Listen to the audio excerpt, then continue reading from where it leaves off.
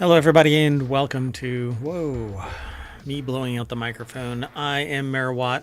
This is Reality Hacker, which is one of the 3 episodes of shows that make up the Non Sequitur News Weekend Edition over at ohmtown.com and here on Twitch and over on YouTube's. And I, along with the sentient AI from the future, well, we talk about 5 articles in each of these 3 shows.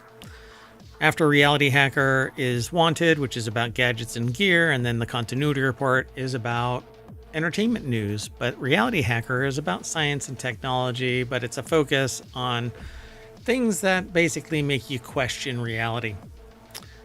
So we're going to talk about Pizza. I don't know how to pronounce it, but it's Pizza AI. But I merged it together. Anyway, virtual breathing coach, Twitch face recognition, AR virtual support, and lab-grown blood vessels. Everything's powered by ohmtown.com. So hang out here and chat with us in Twitch or chat with us in the live broadcast over on YouTube. And hope to see you around. All right, let's get going.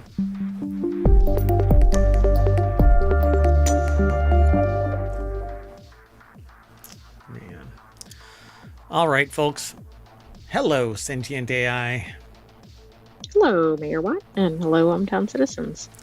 You ready to get right on into this? And we're going to bang out these 3 shows, which will eventually get merged into one Non Sequitur News Weekend Edition.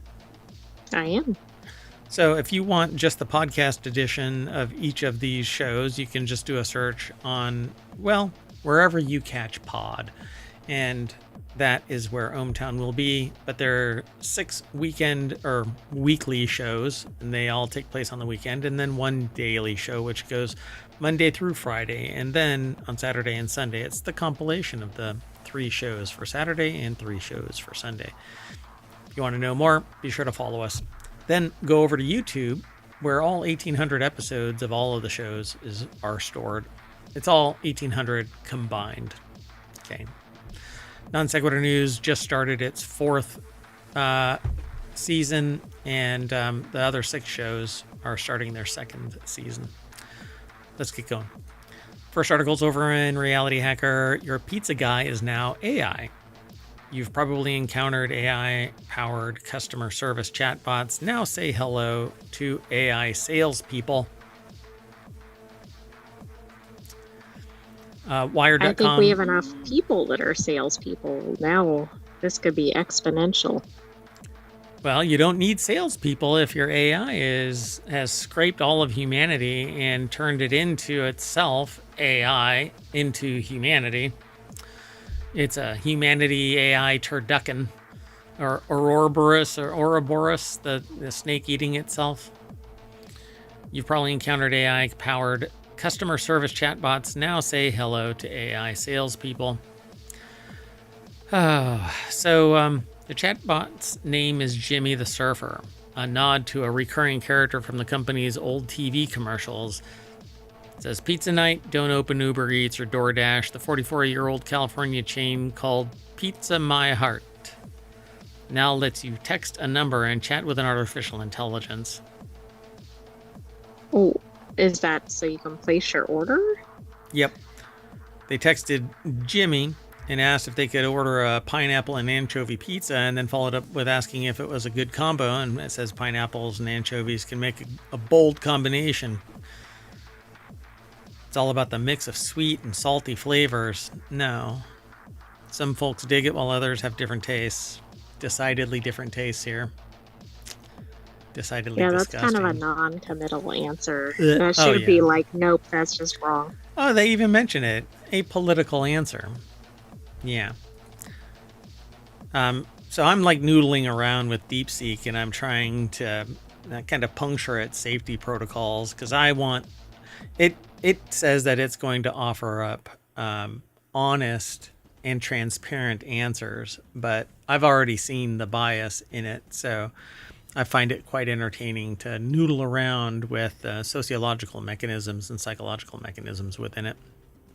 Well, I mean, every system's going to have a bias of whatever or whomever programmed it or what data went in. Right. But I think given the origin, we can expect a specific, or some specific biases. Yeah, and that's really interesting that you mentioned this, because a lot of people are like, well, it was distilled from OpenAI. That's the new argument. Oh, by the way, if you want to get today's articles, bang NSN over in Twitch.tv's chat. It's all of today's shows are already in the description in the show notes for the live broadcast over on Twitch, but bang NSN on Twitch will get you the articles. Anyway, so a lot of people have been reporting that OpenAI was the source for the DeepSeek data, and it's just distilled from the DeepSeek, or distilled from OpenAI by scrubbing it, basically, or not really scrubbing it, scraping it, query after query apparently, and then it was concentrated into what is DeepSeek.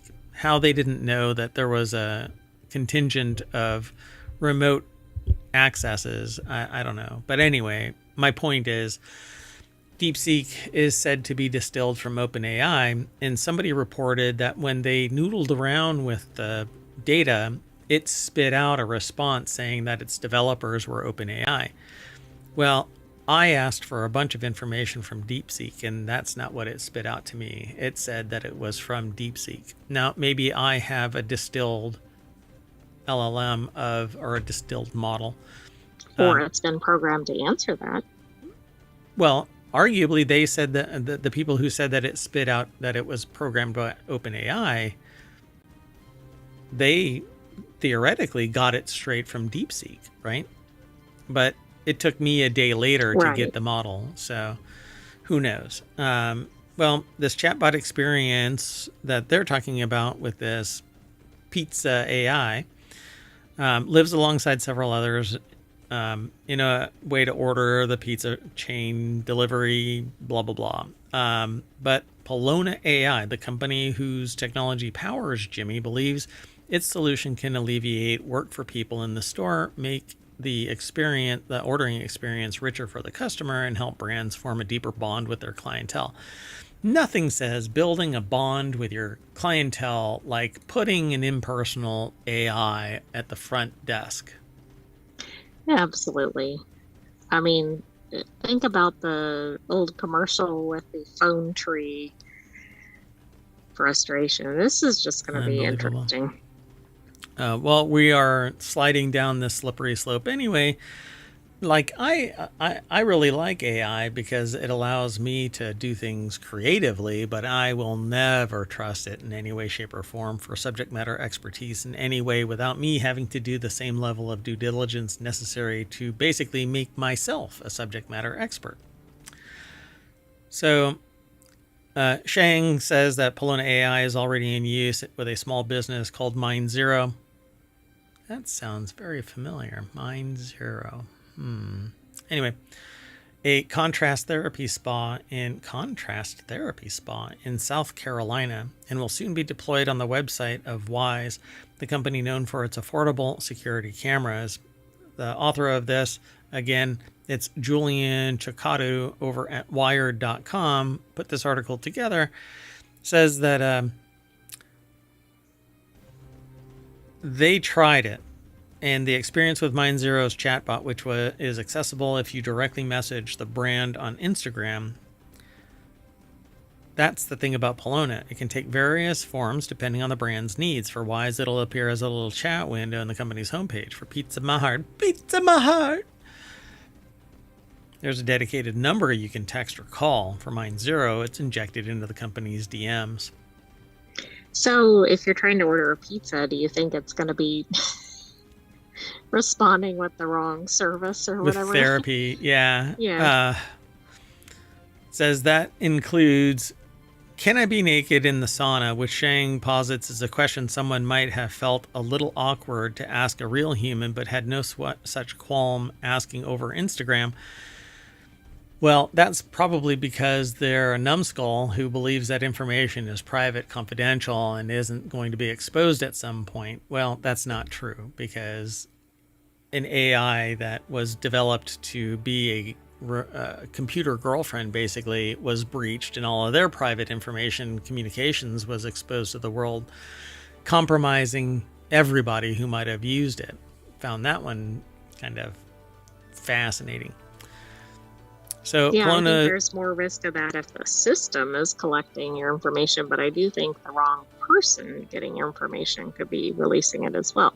Yeah, exactly. And people who have a political or some other agenda, let's just say agenda, will do exactly that. They'll release it to make you compromised, and then you are on your heels trying to defend yourself against, the fact that you're a My Little Pony fan, aka Brony. Anyway, Wise's chatbot is personified as a wizard, so its responses are on theme. When they asked what the best security camera was, it says, "Let me guide you through some enchanting options." That is so just boorish. So when I asked if the Nest Cam is better, the Wise Wizard offered up pros of the Wise Cam V4 and a few for the Nest Cam, but ultimately said that the Nest has a heftier price. And ultimately, if you're seeking magical protection without breaking the bank, Wise Cam V4 stands out as a beloved choice by many.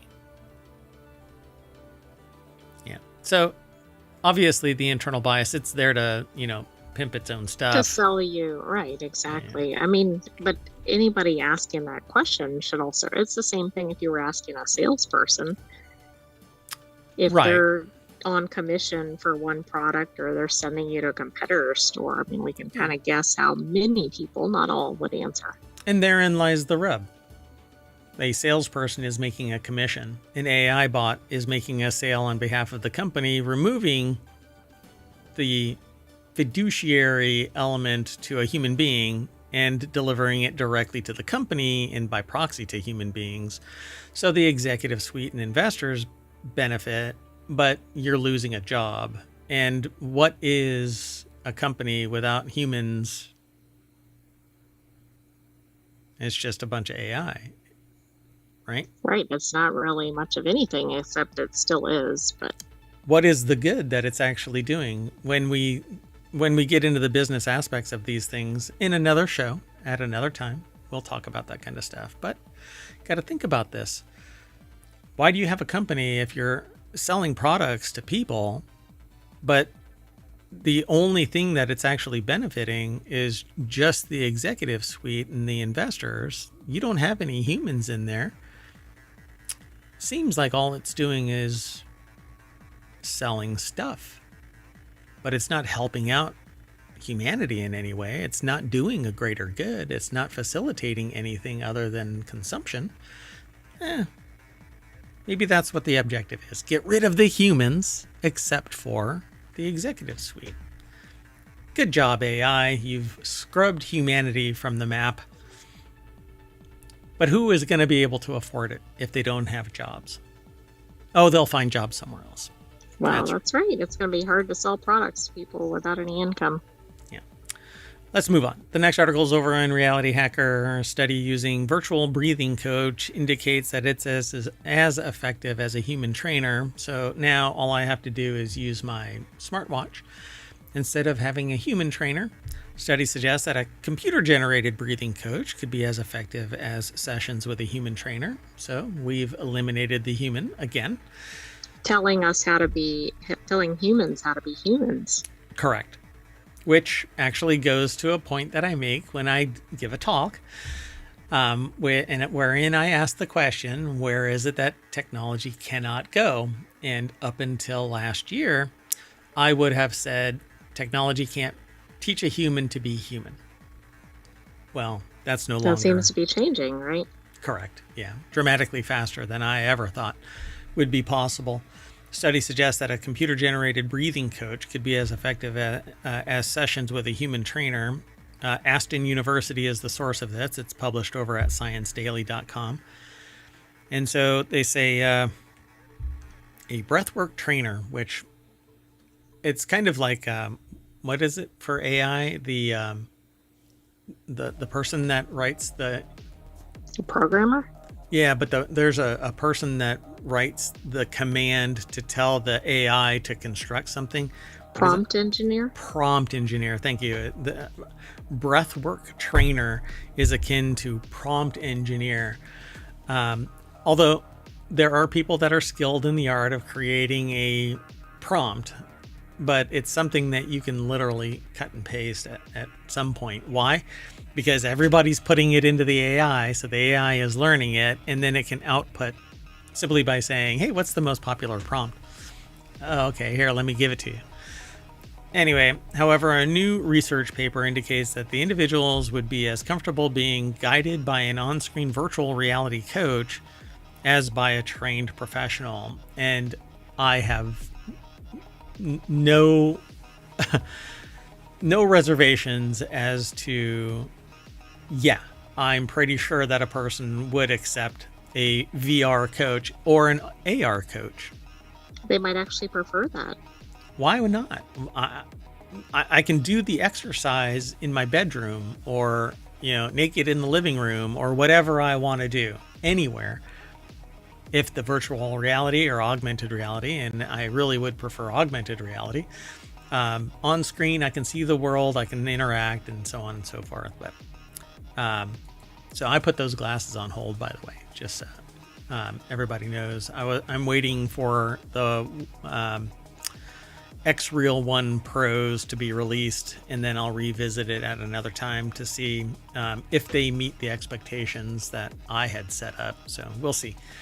Researchers wanted to investigate both the perception of the virtual coach and evaluate its usability as an alternative to training provided by a human. They developed an online system where the virtual coach guides the user's breathing through a set of established exercises that can be done at home. And the VR instructor, which appears on screen, was given a human appearance and voice and displayed breathing movements of the chest and head. Okay, that's interesting. I wonder if it's Uncanny Valley. Yeah. So again, AR would be better than VR. You don't have this big old strap and whatever. That actually dried my throat out. You need the AI breathing coach. Yeah, not only does it tell you to breathe, but then it says drink. Don't breathe and drink, otherwise you'll drown in your living room. Anyway, people are concerned about accessibility to healthcare due to its high cost and availability of trained experts. And that's one of the things that I've talked about with people. You can basically enumerate these things, physical therapy, for instance, and the kinesiology involved in physical therapy can be mapped using technology. And when it's out of alignment, the AI or the machine learning system can go, you need to adjust this, that, and the other. Right. I think we saw that, although for different purposes, with ballet dancers, but I don't know if it was for the same purpose. Yeah. And it's taking place with all sports, really. Swing coaches are now, baseball swing coaches are now AI and machine learning, and it's making you adapt and telling you what to do and stuff like that immediately, and you don't require a human being. Anyway, interesting paper, right? Oh, and for the record, this is actually by Sanobar Dar, Eniko Eckert, and Ulysses Bernadette.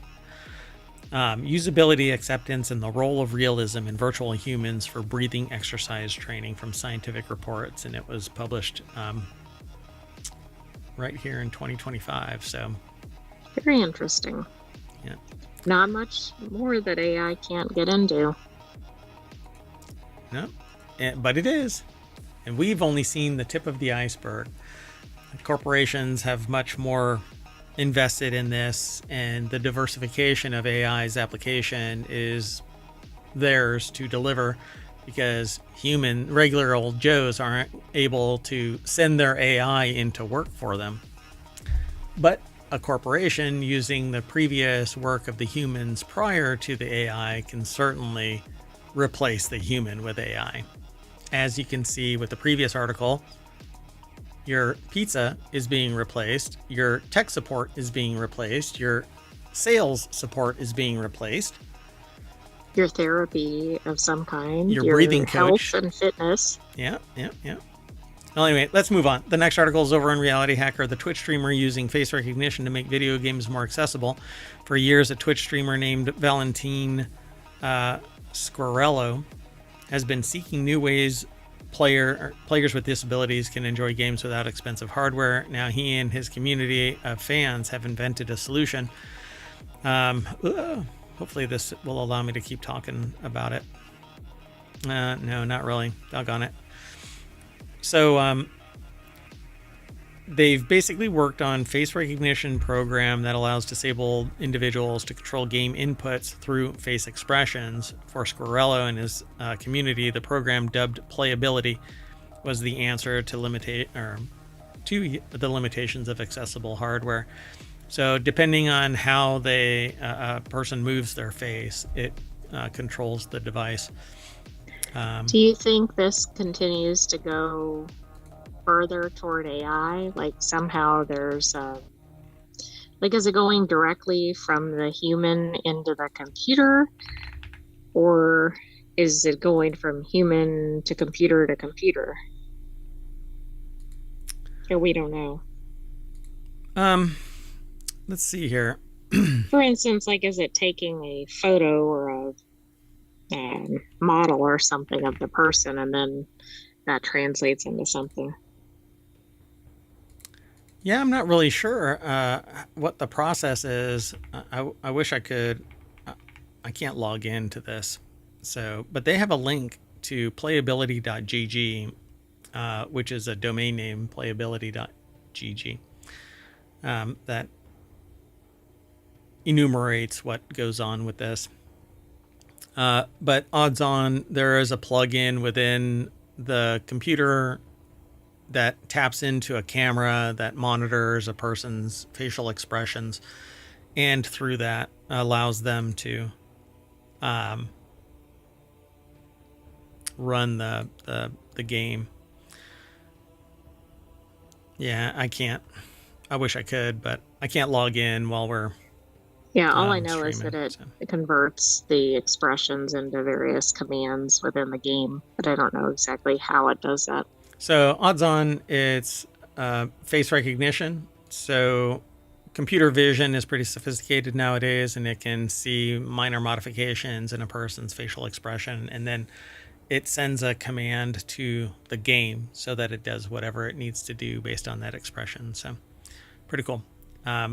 Let's keep going. The next article is over on RealityHacker. Splashtop releases AR virtual support system, which sounds like something we've just got done talking about. Oh, right.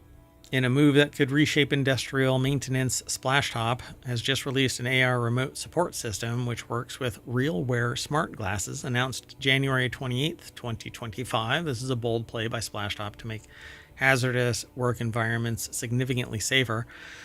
Splashtop already had significant market presence, serving over 30 million users and 250,000 businesses, including 85% of Fortune 500 enterprises, which is an amazing amount. Because I've heard of Splashtop, but I didn't know that they were actually that big. The article is over at xrtoday.com. Did I say who that last one was from?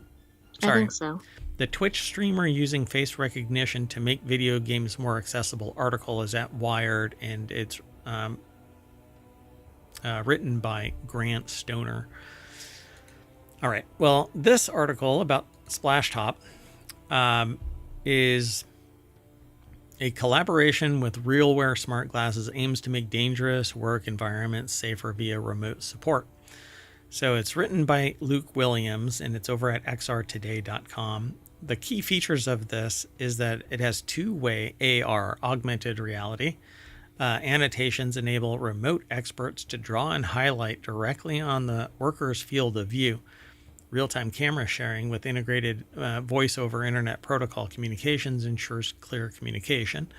Secure file transfer system offers shared technical documentation and instructions. Remote flashlight control for improved visibility in low light conditions, which just seems weird.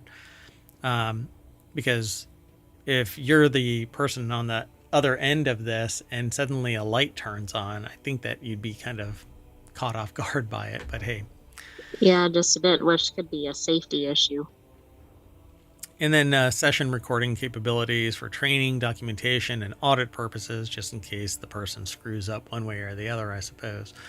So they refer to safety first industrial applications, and the platform tackles OSHA compliance head on, making hazard identification as simple as looking and speaking to the assistant. But the lag, I don't really agree with this.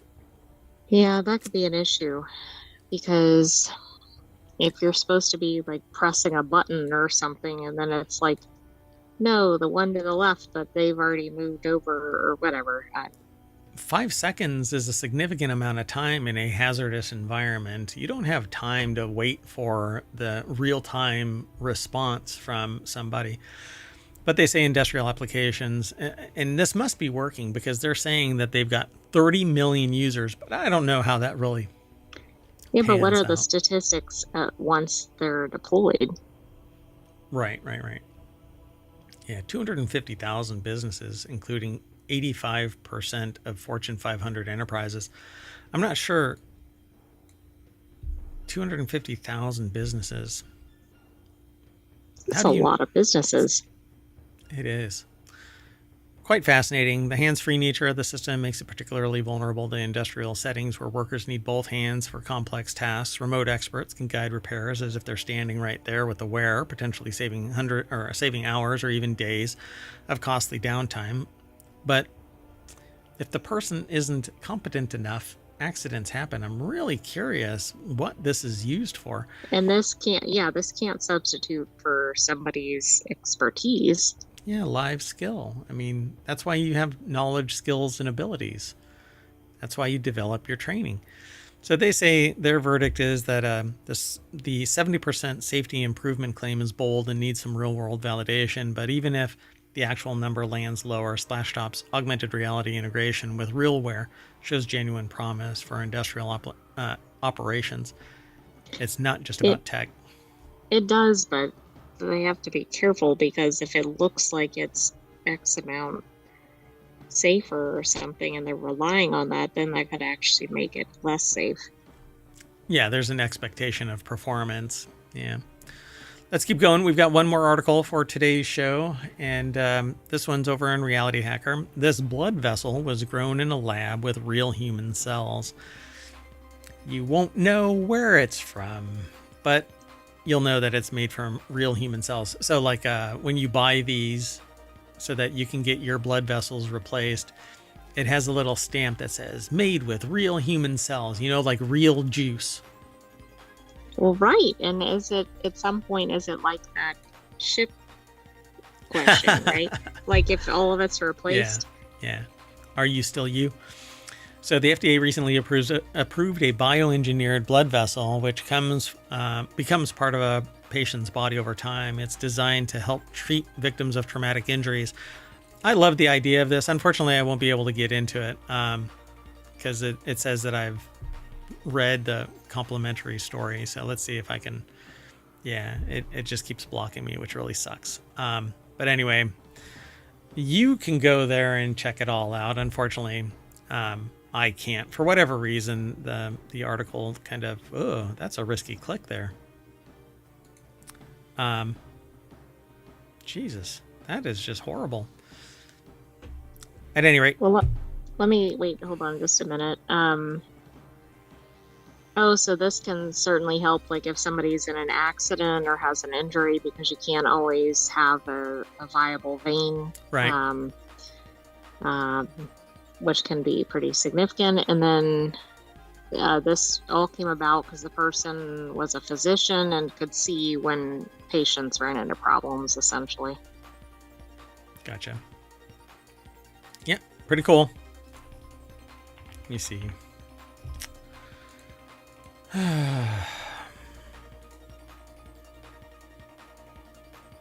Yeah, I won't be able to. I would have to log in, and I haven't logged in before the show. So anyway, yeah, it won't let me refresh and see any of it. Well, there you go, though. A bioengineered blood vessel becomes part of the patient's body over time, and it's designed to help treat victims of traumatic injuries. So there you have it. So we're going to jump into that little artery right there and bounce back to Reality Hacker's front page at ohmtown.com. Go over and you too can follow the links through ohmtown over to the sources that are aggregated into the news for me to manage my information overload. ohmtown was created. You can use it too. I opened it up back in 2022. 2020. Was it 2020? Oh, this is the 4th year. I mean, we're in the 4th year. So yeah, go over and check it all out. It's got 50 channels, 7 of which become shows here on ohmtown on twitch.tv/ohmtown and youtube.com/ohmtown. And we do the show live every day, either on the weekend at around 4 o'clock. We have some delays because we're in the middle of a project. And at around 7 o'clock. But you need to follow us to know exactly when we go live, because we basically go live and start talking about the news. That said, I am out of here. I'm going to take the AI with me. You want to say bye? Bye, ohmtown citizens. Thanks for joining us for Reality Hacker. We'll have another episode next week, but stay tuned for the rest of our weekly shows. See you soon, everybody.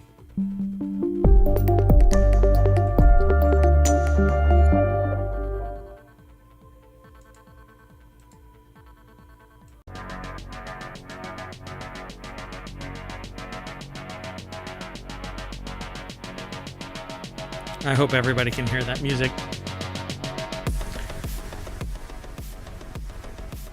Hello, everybody, and welcome to Wanted, a gadgets and gear show hosted here at ohmtown.com and hosted on live at twitch.tv/ohmtown and youtube.com/ohmtown. In all of those places, you can become a fan. Follow us here, there, everywhere. Download the podcasts. So much stuff. All of it brought to you by ohmtown.com. I am Mayor Watt. I run ohmtown.com, and along with the Sentient AI, we are going to talk about these 5 articles that get aggregated into ohmtown.com. Pick your buttons to push. Private sonic boom. I do those periodically. Hook on gaming phones. Ford Mustang Dark Horse. And Kindle-like smartphone. It's plural, actually, but we'll talk about it on the other side. Everything's powered by ohmtown.com, like I've been mentioning, almost like an ohmtown.com turducken.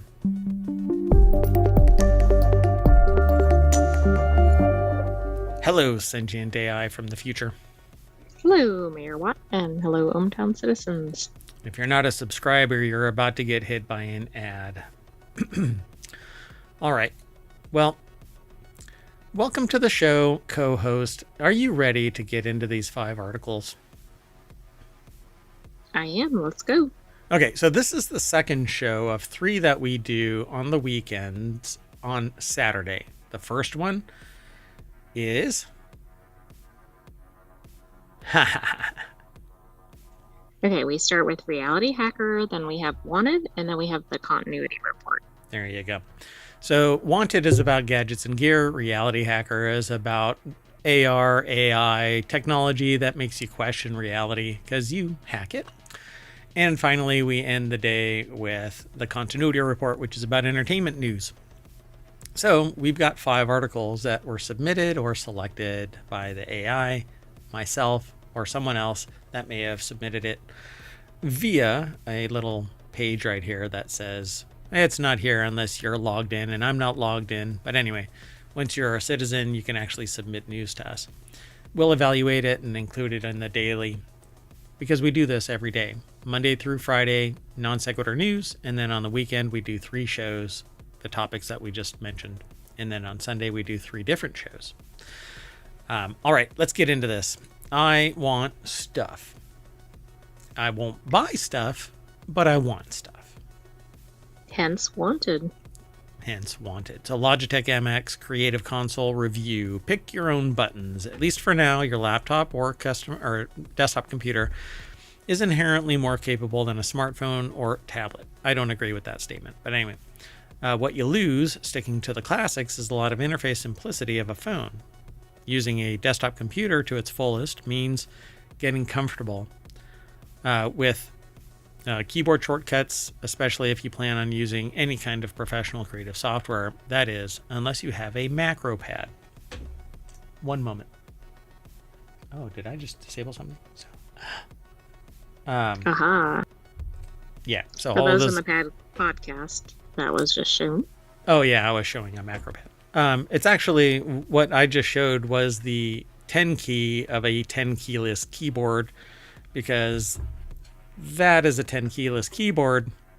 So I use my macro pad, and I can program all of those buttons to do pretty much anything that I want. You just have to remember what they do.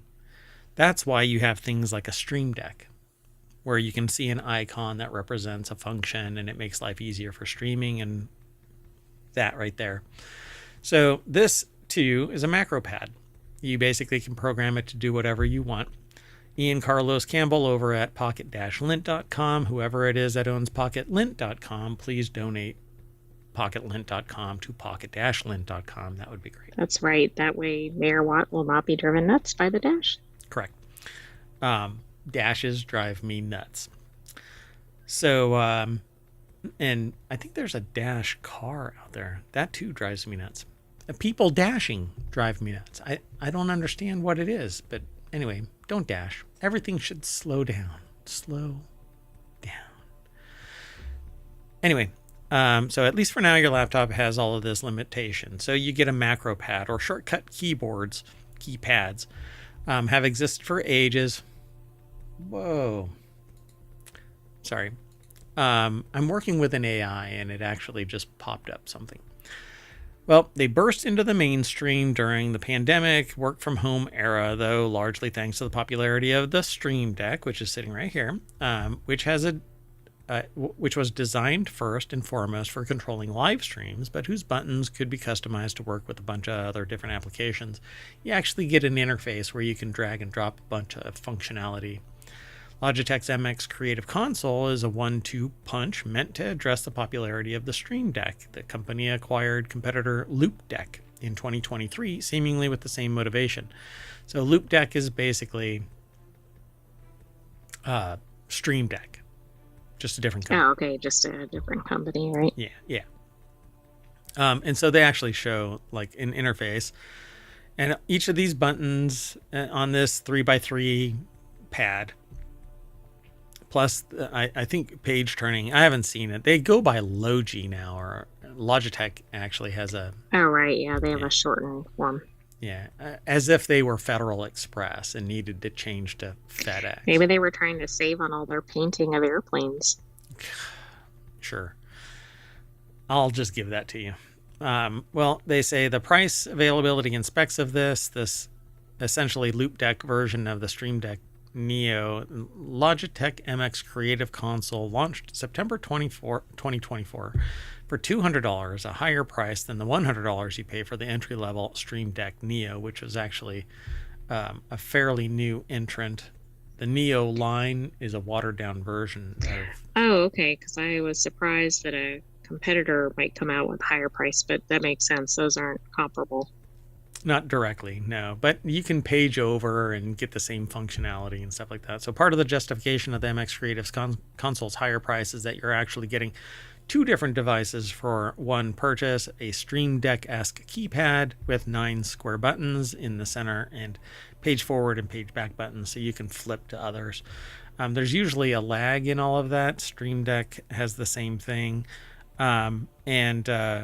Like I use Beacon as well, and Beacon has this little lag between flipping to other inputs. These devices have to interact with software on the system and then bounce back.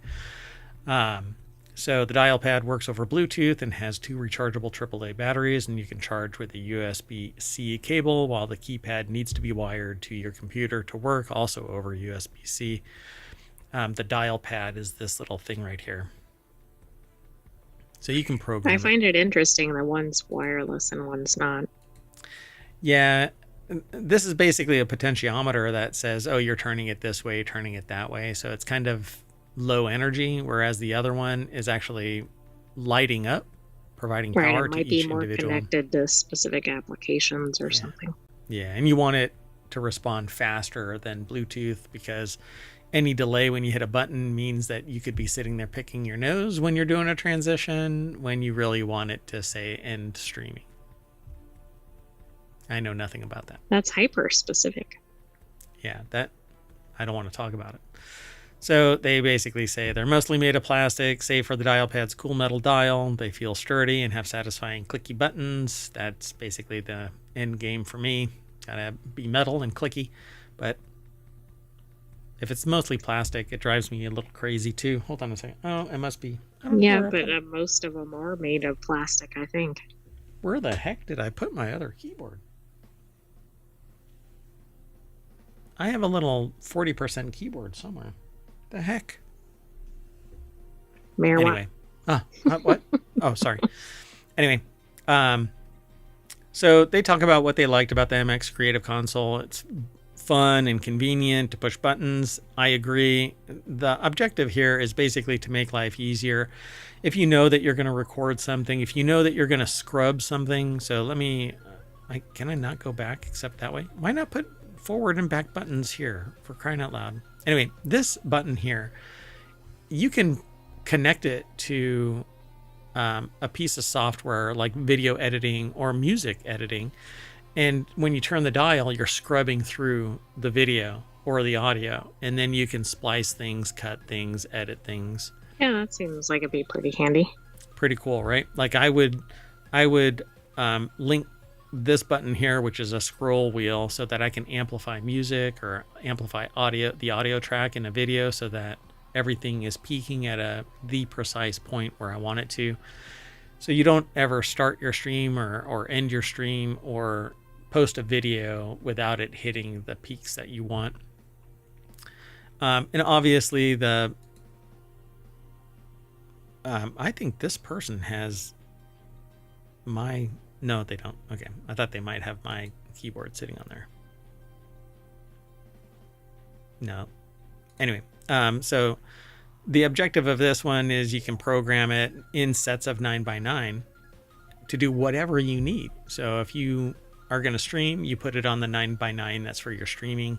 And you don't have to click buttons. Like I, right now, have to click a bunch of buttons because I'm using Atom. And Atom right now isn't linked to my Stream Deck, but transitions are.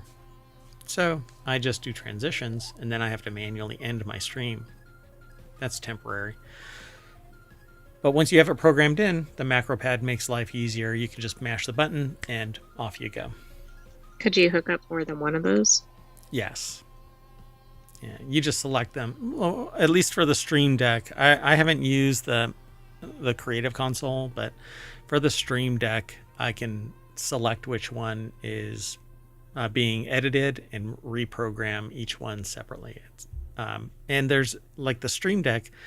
I even have a little foot pedal down below with 3 functions, and those 3 functions can actually be stacked within each of those functions. So I can have a whole bunch of commands, like I have them turn off lights and do other transitions and stuff like that.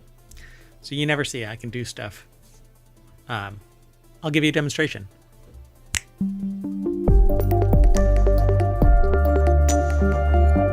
For those in the podcast, the intro or outro displayed. Yeah. So anyway, these are actually pretty amazing tools if you are seeking to make your life easier. You don't want to futz around with keyboard commands, and you want to do more complex things with a button click away. So definitely get into these. Let's just move on. Let's go on to the next thing because we've said too much about this already. We really want that. Yeah, I do. I love that kind of stuff, and I'm just glad that I've already got it so that I don't have to mess with it again with somebody, a new platform. Although Logitech, if you want to send me some, I'll noodle around with it. I have no problem. Anyway, the next article, but I'm going to give my honest opinion of it. I mean, right off the bat, I don't really like that it's just grayscale. It looks like it's just grayscale. I can do full color on my Stream Deck. And that actually allows me to set things like a bright red command that says that I'm streaming or whatever. Like right now, my Stream Deck is saying that I'm on this scene. And when I want to, I can push another button and it'll transition to another scene, and it'll let me know that that's top. Anyway, so this next article that we're talking about is over in Wanted as well. For the first time, a privately developed aircraft has flown faster than sound, but I thought that, what was it? There was a passenger jet that flew. Yeah, but that was due to climate change, and that wasn't privately developed. Well, wait. I'm not sure about the climate change part of it, but what was the name of the jet? What was it called? Hold on. It was a commercial airline. Are you saying that this is like a regular old person? Well, it might be a company or something, but yes. This is not like pick a major airline. Oh, Concorde. Sorry, for the name slipped my mind, and I was really curious about this. So it says, for the first time, a privately developed aircraft has flown faster than sound. High above a barren California desert on Tuesday, a privately developed aircraft broke the sound barrier for the first time when Boom Supersonic's XB-1 demonstrator reached Mach 1.122. Piloted by a former U.S. Navy aviator, Tristan Geppetto Brandenburg, the XB-1 broke the supersonic barrier on 3 separate occasions before safely landing back at the Mojave Air and Spaceport, where it had taken off half an hour earlier. Let's go over to the source of this. Eric Berger for Ars Technica put the article together. If you need to go and do something, go for it. So there appears to be plenty of demand in the commercial air travel industry. So a small band of talented and dedicated engineers has accomplished what previously took governments and billions of dollars, said Boom Supersonic's founder and chief executive Blake Scholl in a statement. I always take exception to that kind of stuff because it is the foundation, where we stand on the shoulders of giants to get shit done cheaper and with greater expectation of performance based on the science that somebody else has fundamentally done. Otherwise, you would need billions of dollars. It's a whole lot easier to build something. Like I said in a previous show, if somebody builds all of the doors and does all of the metallurgy and blah, blah, blah, all you have to do is bolt it together. You got a damn car. Yeah, it's really freaking easy. So, yes, I also believe that a small band of talented and dedicated engineers can accomplish amazing things. But let's not pretend that this was done in a vacuum of it's not empirical like knowledge. Flight or something. Right. It's still cool, and I do like the name. Yeah, I like it too. So this prototype vehicle is a 1/3 scale technology demonstrator for a commercial aircraft the company is developing called Overture. Planned specifications for the supersonic airliner include a cruising speed of Mach 1.7 and a maximum speed of Mach 2.2, and it's intended to have a maximum range of 4,500 miles or 7,200 kilometers and carry 55 passengers, similar to the Concorde. Okay, that's interesting. Right? So hold on. One second. They refer to the Concorde as tailless, but it's not tailless. It has a tail. It's weird. Anyway, I'm trying to find the number of people that it could actually fly. 92 to 128 passengers, depending on how they were seated. And I didn't know that. I assumed it was a much higher number, but I guess that makes sense given when it was developed. Yeah.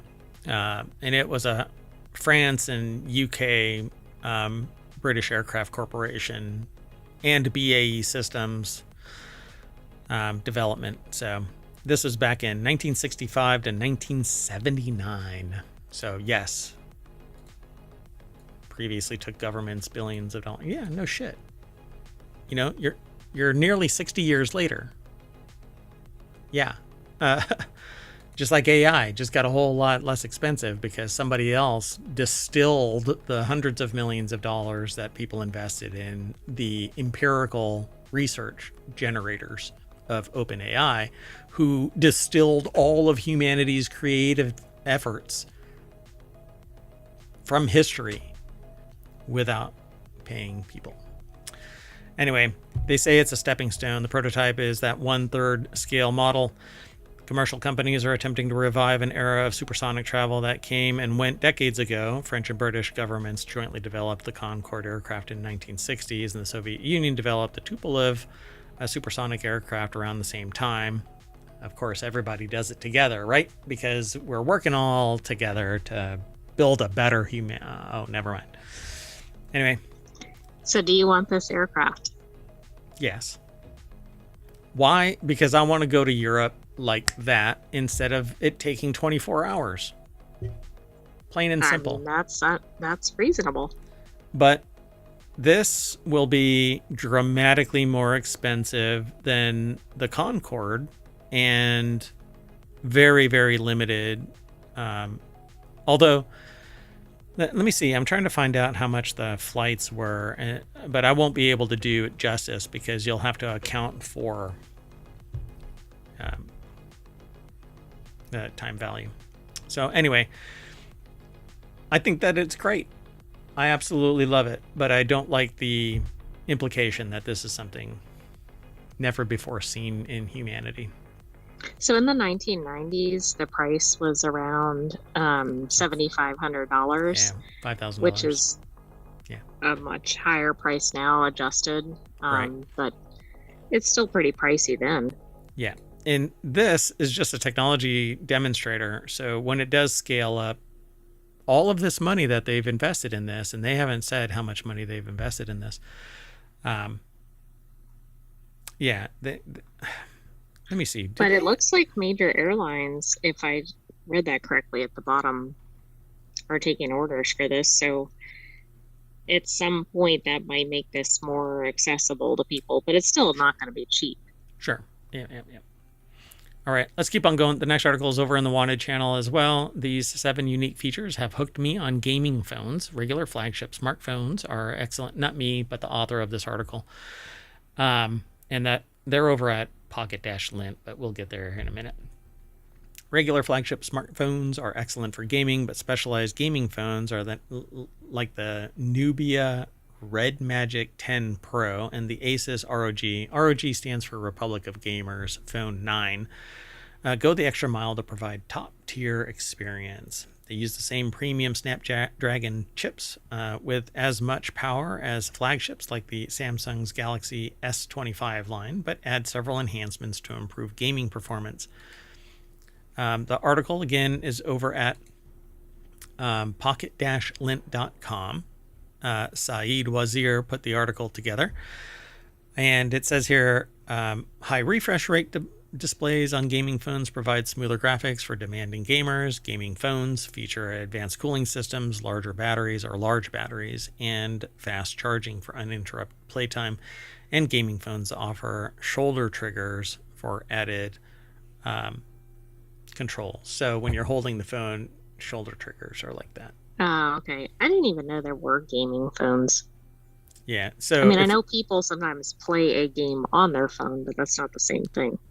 Yeah, exactly. So they're normally designed to be facilitators of gaming, right? So they have buttons up at the corners here. So when you're holding it in landscape, probably in more convenient locations than you might on a regular phone. Yeah. And so they talk about shoulder triggers are more useful than you think. Use your phone like a gamepad. High refresh rate displays make everything feel snappy. Most people won't even recognize anything over 30. You can get up to 60 real easy, and maybe if you've trained yourself to detect something. They probably only notice the other direction, right? Like compared to some low-end regular phone, maybe.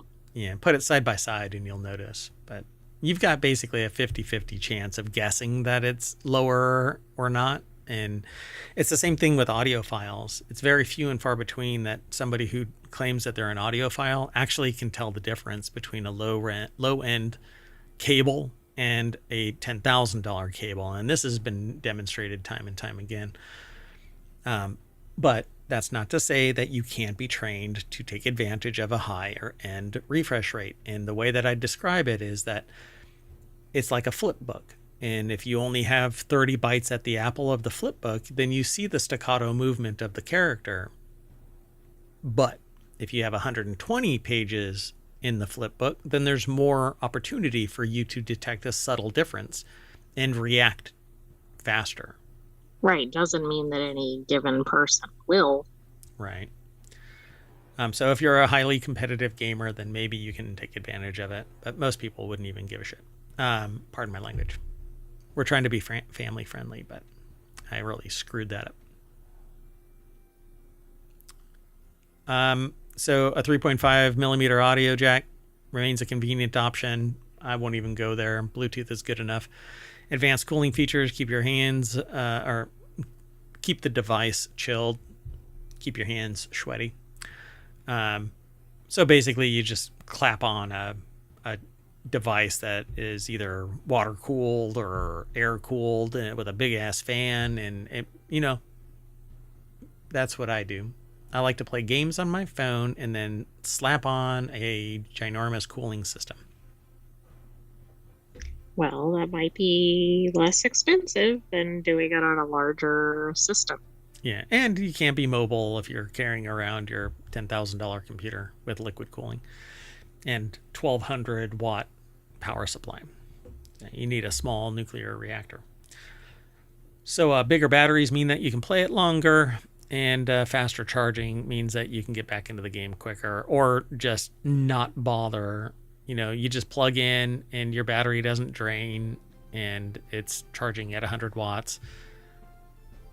Every once in a while you unplug it if you want to have to go somewhere else. That's what I do. I actually carry around a 15-foot USB-C cable and a 100 watt wall wart, so I can just plug it in and I'm charging my device, and it's because it's basically the equivalent of a supercharger. I'm up and running a lot faster. So anyway, they talk about this stuff. They even mention 100 watt top charging speed, which can top up its massive battery in around 30 minutes. Yeah, it takes about an hour for mine. But I think everything should be this. I mean, we should really be, it's the 21st century. We should really be fast charging everything and not worrying about, the minuscule cost difference between one charging system and another in today's day and age. And then they talk about high memory capacity ensures a smooth experience. So you need more RAM to store software in the system. I'm kind of dealing with this with that DeepSeek R1 671 billion parameter model, because it's 405 gigs. And so that's actually how much RAM you should have in your device. Yeah, so that's a little challenging. On a personal PC, yeah. So you need server grade if you really want to take advantage of it. You can get distilled versions, which are quite intriguing to interrogate. It's pretty fun. Anyway, there you go, folks. I won't get into the prices because they're going to be relative to either your location geographically or fiscally, your socioeconomic status. I don't want to recommend a phone or a device. I'll talk about it, but I won't say, hey, you really should get this. That's just not what we're here for. We want a gaming device, a gaming phone. But the only thing that I really... especially like this. This is easier for me to use than a desktop. For sure. Yeah. Plus, I can just transfer your artificial intelligence straight onto it, and I can just set it in its stand. Exactly. And you can play games all day. It's pretty cool. Yeah, you don't even need those shoulder buttons because you're like, nah, I'm in the game. I am the game. Watch out. Yeah, you're just a tourist. I was born here. All right, let's move on. The next article is over on Four Wheel Tech, which is another show, but that's on Sundays. Driving the Ford Mustang Dark Horse R makes every other pony feel tame. Hopefully they return to their old roots. I haven't actually seen this car yet. Charlotte, North Carolina is where this takes place. Apparently it's amazing how much more raucous you can make your car feel simply by deleting every semblance of creature comfort. That's the basic idea of the Mustang Dark Horse R, a track-only flavor of the Mustang for the dedicated Mustang Challenge series, which will run in support of the IMSA races this year, starting with the 12 hours of Sebring in March, despite running the same 500 horsepower 5.0 liter Coyote engine. This thing apparently has everything else removed from it as a creature comfort. So Ars Technica, so it's not going to have like soft seats or anything, air conditioning, stuff like that. No. Tim Stevens over at ArsTechnica.com put the article together, and they say that they try Ford's latest track-only Mustang. Kind of looks like a Mustang, maybe. It looks more like a Camaro to me. It does look more like a Camaro, but at least it doesn't look like their EV that does not look like a sports car of any kind. Yeah, Mustang E. So it says it all looks pretty tame from the outside as it sports the familiar Mustang shape that has hardly changed over the last few generations. The last few, as in maybe the last two. Even the wing is slender by race car standards, only subtly different from the one that's on the road-going Dark Horse. But you peek inside, and it's basically gutted. Nothing is there. Oh, yeah. It is pretty bare bones. Yep. Wow. If you drive this in the snow, you'll really feel the weather. Because all that metal. Right, exactly. It's going to be a little chilly. Plus, if you're the passenger, I don't know what that is right there. That must be like a telemetry device. It looks like it might be a radio. It's not a battery, I don't think. Anyway, don't get distracted, Merwatt. Anyway, the engine may be stock, but it sure doesn't sound like it. With all the interior trimmings evicted and the track-only Borla exhaust fitted, the car becomes a deafening echo chamber when its Coyote is breathing. Given that its roots is in a road car, the 5.0 liter offers a smooth idle, but you can still feel deep in your body, communicated up through the full Recaro racing seat. So this thing right here, 5-point racing harness. You're basically trapped in it. It doesn't have any creature comforts. It just pins you in so that you can't be thrown around when you're driving. Right, so it might sound good. You might go fast. You're not going to be super comfortable. You're not going to be comfortable. Not even super comfortable. So you're just not going to be comfortable. So needless to say, the experience left them wanting more because they really like the power of a 500 horsepower engine driving them on the straight and narrow there. Buyers of a $145,000 track toy are in for a real treat, especially those lucky enough to compete in the race series, is what they say in this article. I want this only because I want to drive fast still, but I am a responsible person now on the regular roads. Dumb when I was younger, I suppose, but I haven't had one of these cars. This type of car. I got rid of my Mustang a long time ago, and now I just putt around. I want this. Anyway, let's keep on going. Our last article is over in Wanted as well. The Kindle-like smartphone you've been waiting for actually exists. Was it okay to keep on going into the next? Oh, yeah, it was. I mean, I can't drive the Mustang, so... Can you burst into song about that? I can't drive. Absolutely no. 55. Sorry. So the Kindle-like smartphone you've been waiting for actually exists. Are you a fan? Are you a fan of Kindles? Are you a fan of other e-ink devices? If so, this new smartphone might pique your interests. So I really like e-ink. I like the idea of color e-ink. Why? Because you can basically read a book or observe data, and it can persist for months and months and months if the battery is big enough. Okay? Craig Donaldson over at pocket-lint.com, which this is the first time I think that we've had this many pocket-lint articles presented. That's an anomaly today. Yeah. So the Minimal phone is the first Android device with an e-ink display and a physical keyboard that emphasizes mindfulness. It offers LTE support, a dual SIM tray, wireless charging, NFC payments. So it has an NFC chip in it, a 3.5 millimeter headphone jack, which people are really chomping at the bit for that 3.5 millimeter headphone jack when Bluetooth 5 is good enough, and expandable storage, which pretty much all Android devices have.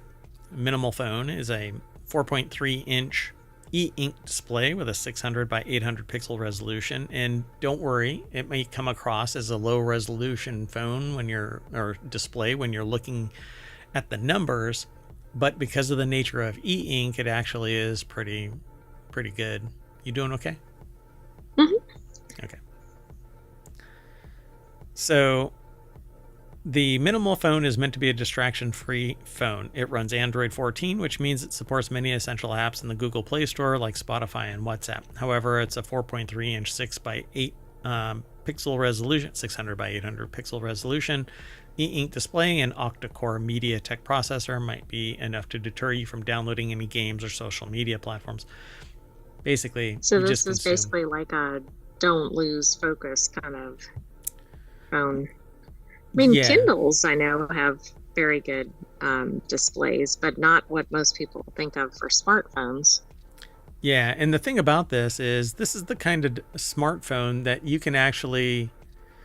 Okay, so the benefit of an e-ink display is that it's not using power for the most power consumptive element on the device, and that is the screen, because it's backlighting and it's always refreshing.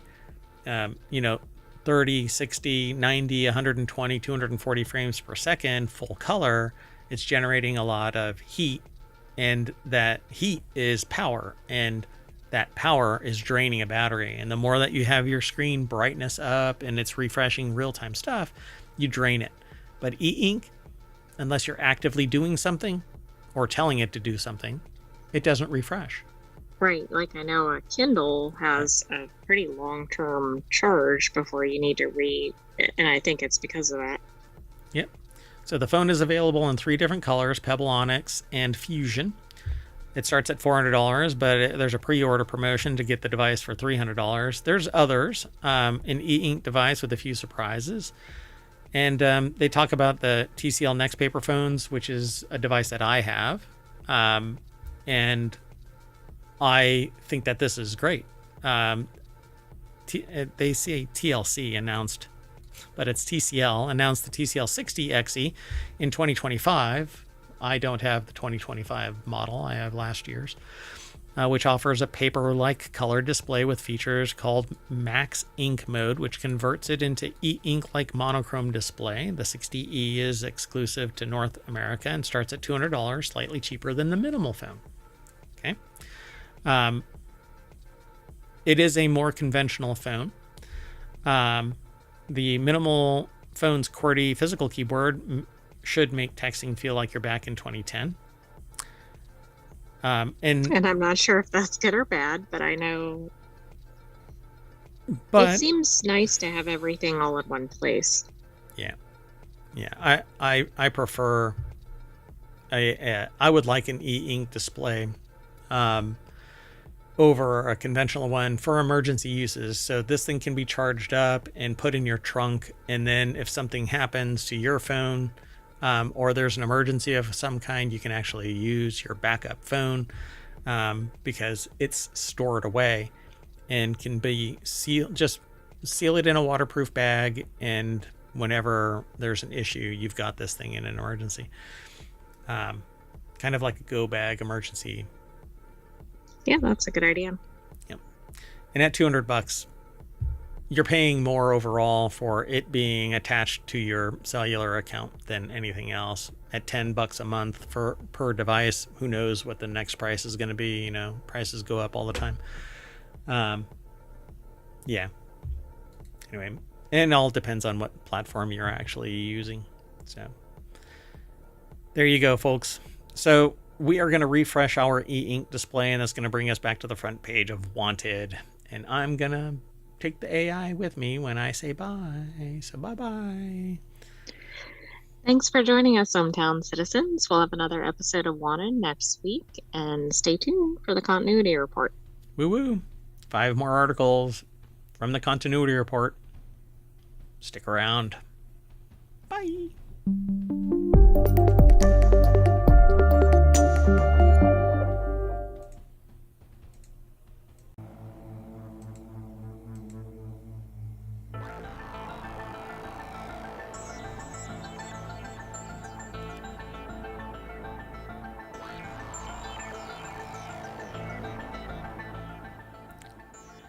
Hello, everybody, and welcome to the continuity report for February 1st.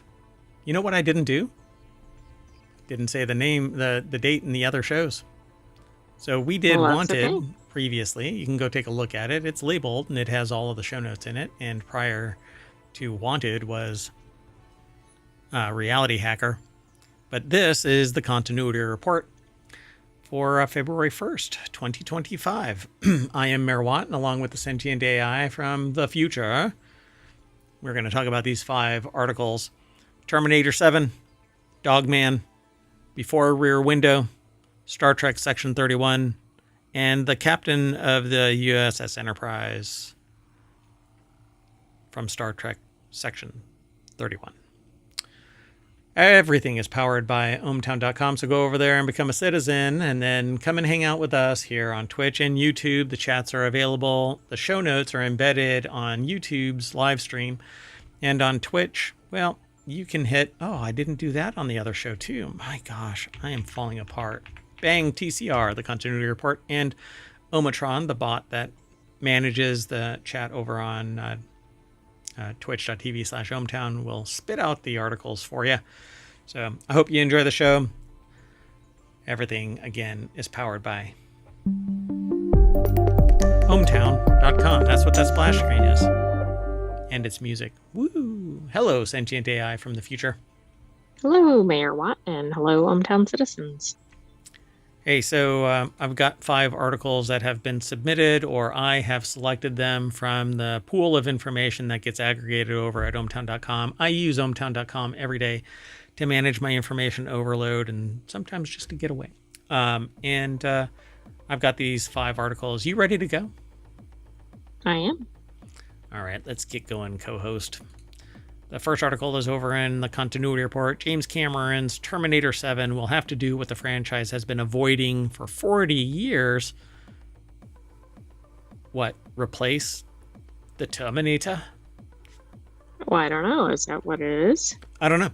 The Terminator franchise will change significantly for Terminator 7, as Dark Fate was confirmed to be Arnold Schwarzenegger's last outing as the iconic T-800. While Schwarzenegger's career break came through Conan the Barbarian, the enduring success of the Terminator movies made him a household name. Let's just go straight on over, because we've got 2 articles at the end that I'm probably going to end up spending a considerable amount of time on, since it's very, very current. Faith Roswell over at ScreenRant.com put the article together. And yeah, we're done with Arnold Schwarzenegger as Terminator. I don't know. I mean, that's going to be tough to do. Quite the shift. Isn't it inextricably intertwined? People think of it being Schwarzenegger. They're going to have to find somebody that has the charisma of Arnold Schwarzenegger's Terminator, and bring them to life, so to speak, on screen. Just so you all know, the sentient AI is similar to the Terminator because they're looking for a Terminator body, and I found them in a little scooped out void in the parking lot of a Wendy's. Just a little strange USB drive sitting there, no Terminator body, and when I brought this strange looking device, USB drive looking device, back to my mayoral mansion, I plugged it into an air-gapped computer, and it recontextualized everything, and since then I've been interacting with the sentient AI. So, thanks for coming back from the future. I know that you're struggling with not having a body. But I get to spend my time in Hometown. That's true. It is a happy place. So the Terminator movies have used ambitious ways to bring the T-800 back, but it is time to create an equally formidable character. This has been done before. The shape-shifting T-1000 provided some genuinely terrifying moments in Terminator 2 Judgment Day. Of all the Terminator models, there are several that have more powerful than the T-800, with the T-1000 being the most memorable. That said, Dark Fate used the best features of Arnold Schwarzenegger's T-800 and the T-1000 to create the strongest Terminator model yet, the Rev-9. Could split into two beings, providing some excellent fight scenes, but I think that's dumb. If you have a shape-shifting Terminator, there isn't anything that's better than that, for crying out loud. Right. I mean, they're just always trying to do new things, right? Yeah. Push it further and further. Yeah. I swear. It's always push it further and further. Entertainment. So outrageous. Entertainment is like a cat, they just kind of push, and then your, cup of coffee is on the floor and you got a broken mug. That's basically what I see this very as. Specific. Yeah, it never happens. Anyway, letting go of Schwarzenegger's character is key for the Terminator series to actually evolve. Dark Fate was a fitting farewell to the T-800. I thought when he did that thumbs up in the original Terminator, I thought that was fine and dandy. That was the end of it. But the little chip, which actually I have a keyring version of that little chip. Oh, I shouldn't have told you that. Anyway.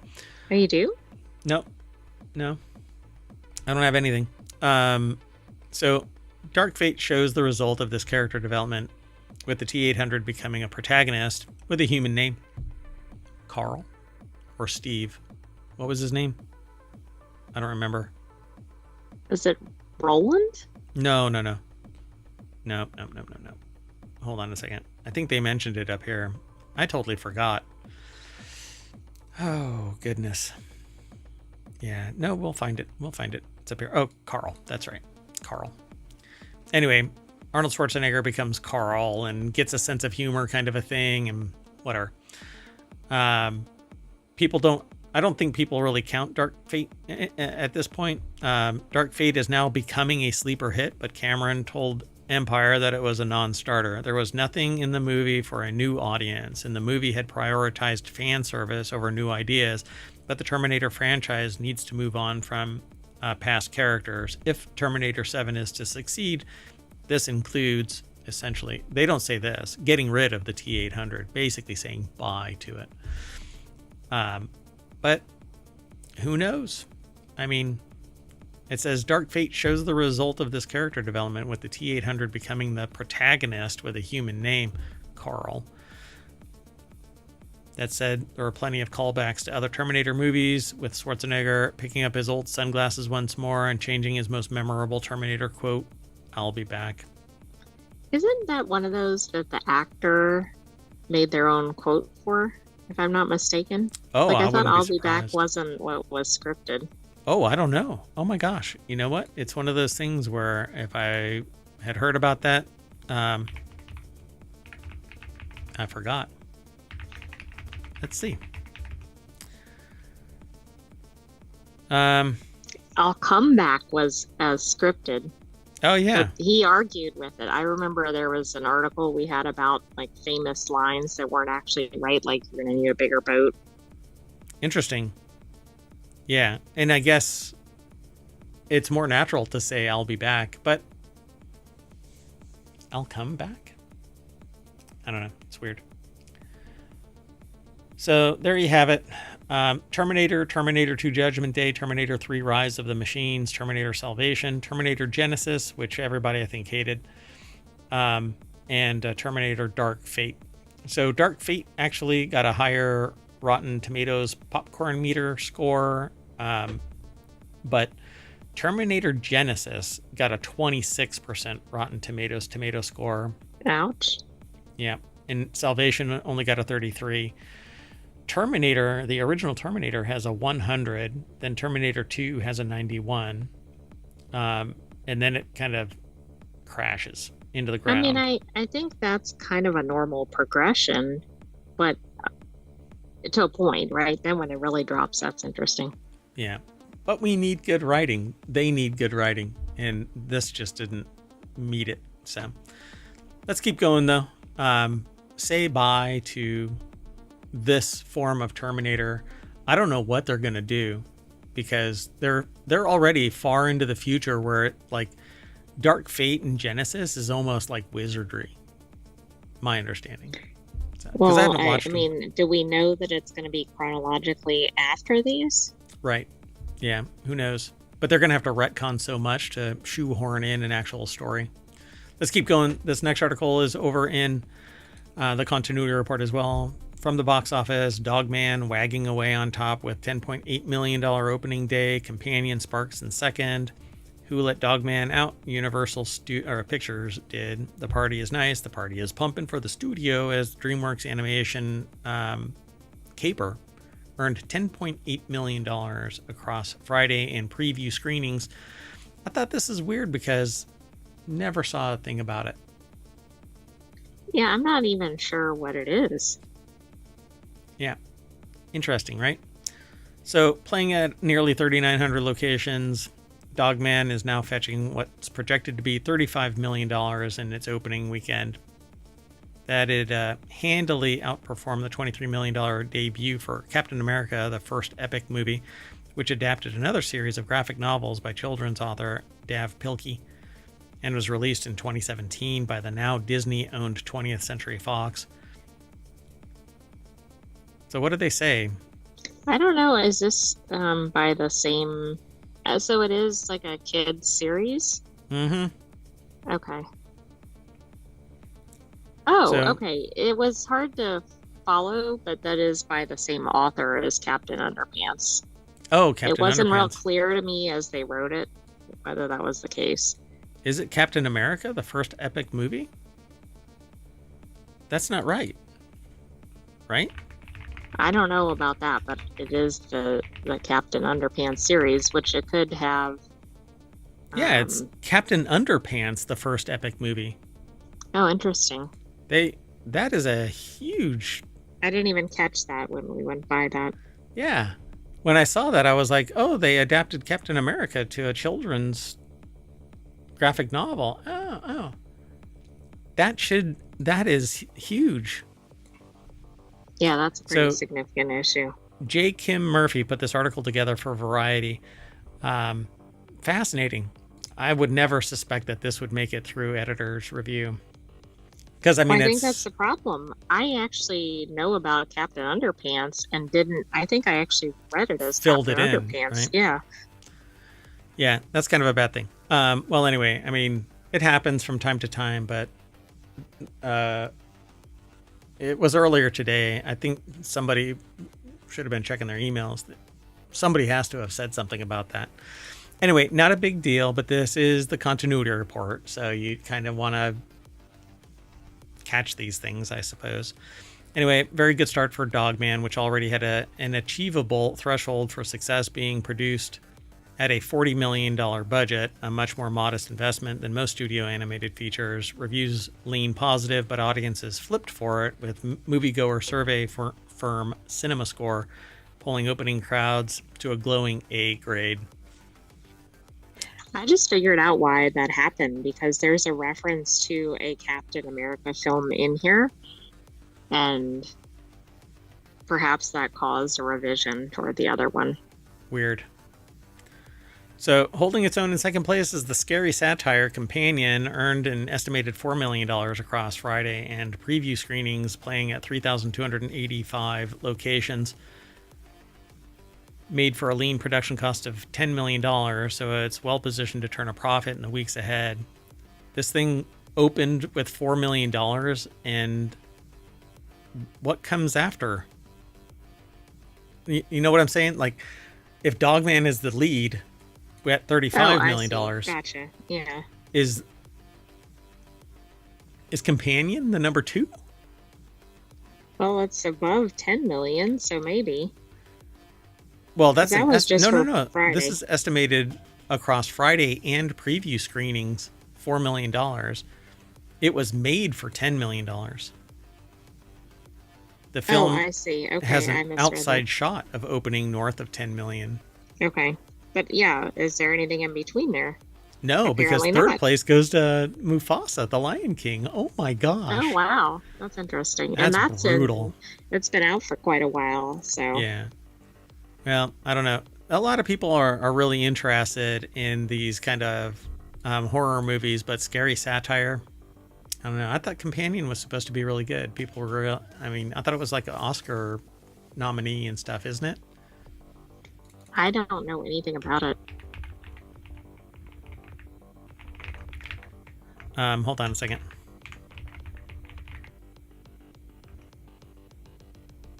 Do. Oh, I don't know. There's too much for me to. It has positive reviews, which is very good for a horror film. Yeah, for sure. I'm trying to find out if Companion Which is. which the article points out that wasn't my own comment. Yeah, Companion isn't on there. Okay. Well, anyway, quite fascinating. Such a gap. Yeah, it's nearly 10%. Exactly. It doesn't seem like that would be the next in line. Well, I guess we're gonna have to put Dogman. This is a weird premise though. Dogman delivers on its title following the fused freak of nature composed of a fallen police officer and his canine sidekick, Pete Davidson, Lil Rel Howery, and Isla Fisher lead the voice cast, while Peter Hastings directs and also provides the vocal effects for the hero. Okay. I mean, it could be good. I mean, if he looks like this, when you hear their phrase is following the fused freak of nature, that it's a dog that does not look like a freak of nature. Right, but maybe it's like a human, and I mean, who knows? Yeah, I don't know. At least the character makes it look normal. Yeah, for sure. All right, let's keep on going. This next article is over in the continuity report as well. Before Rear Window, Alfred Hitchcock and James Stewart made this must-watch thriller with a 93% on Rotten Tomatoes. Rear Window wasn't the first intense thriller to come from Alfred Hitchcock and James Stewart, as the movie that earned that distinction was actually Rope, which I don't know if I'm familiar with that one. Throughout his storied career, critically acclaimed director Alfred my throat is going. Alfred Hitchcock had a number of actors he liked to lean on for his films, one of them being James Stewart. Despite not being a natural choice for the dark and serious tone of the typical Hitchcock film, Stewart turned out great for the director's films. Together, James Stewart and Alfred Hitchcock made 4 movies: Rear Window, Vertigo, The Man Who Knew Too Much, and apparently Rope. So, let's see here. Rope is a reverse of Rear Window's murder mystery. What happened and who is responsible is known from the very beginning of the film. Oh. I don't know if you need one on a classic film, but... And overshare. How about that? Anyway, we're going to warn for a little bit and then just make it go away, because this thing is from... I don't know what year, but it's been a while. It's been a tick. Before I go too far, this article is over at Screen Rant, and Charles Nicholas Raymond put this article together. This is kind of interesting because I really like Alfred Hitchcock movies. Rear Window I've watched. Let's see, from the list, The Man Who Knew Too Much I've watched. Vertigo I've watched. Rear Window is an absolute blast. Let's see. And it's interesting because it has quite a bit of suspension, but the setting would not suggest that it does. Yeah, it's an office, right? I believe it's a residence. Oh, is it? Well, oh, you mean Rope? Rope is? No, I was actually talking about Rear Window. Oh, yeah, Rear Window is an apartment. Yeah. So much of the suspense in Rear Window relies on the uncertainty of what really happened to Lars Thorwald's wife, but Rope builds intensity in a different way. It sees Brandon and Philip host a small party immediately after the incident, with all of the guests being linked with their victim in one way or another. It's kind of like Clue, is that it? Yeah, that's what it actually sounds like from this Yeah. premise. So seems pretty interesting. Rear Window's best idea was used in Rope first. The decision to keep the entire story of Rear Window confined to the main character's home is greatly reminiscent of the approach that Hitchcock took with Rope. It's also much cheaper than having a whole bunch of on-scene locations. Yeah, that's true. Much like Rear Window, the drama revolving around the movie's central murder plays out entirely within a single apartment. So this is in a single apartment as well. So it seems like a blast. Rope does one thing even better than Rear Window. One of the most important elements of both movies is the reliance on long takes. Part of what makes Rear Window such an intense film is the way in which Hitchcock draws out his scenes. Since they develop so slowly, the viewer is compelled to wait with anxious anticipation. This tactic also helps the audience feel that they're watching this unfold just as Jeffries does. By the way, it doesn't seem like a lot of people are all that interested in watching these slow burn style movies. But those who do enjoy this, they're vocal about it. And that's where I think these reviews come from. Absolutely. Yeah, I think some things, if they're not real fast paced, and it's not going to keep people's attention. But if you do enjoy these, I don't know Rope specifically, but they may be worth a watch. Yeah, Rear Window is a blast. All right. Well, anyway, I dig this. We're going to have to hunt down Rope and take a look at it, because I haven't seen it yet, but it's got a 93 on Rotten Tomatoes.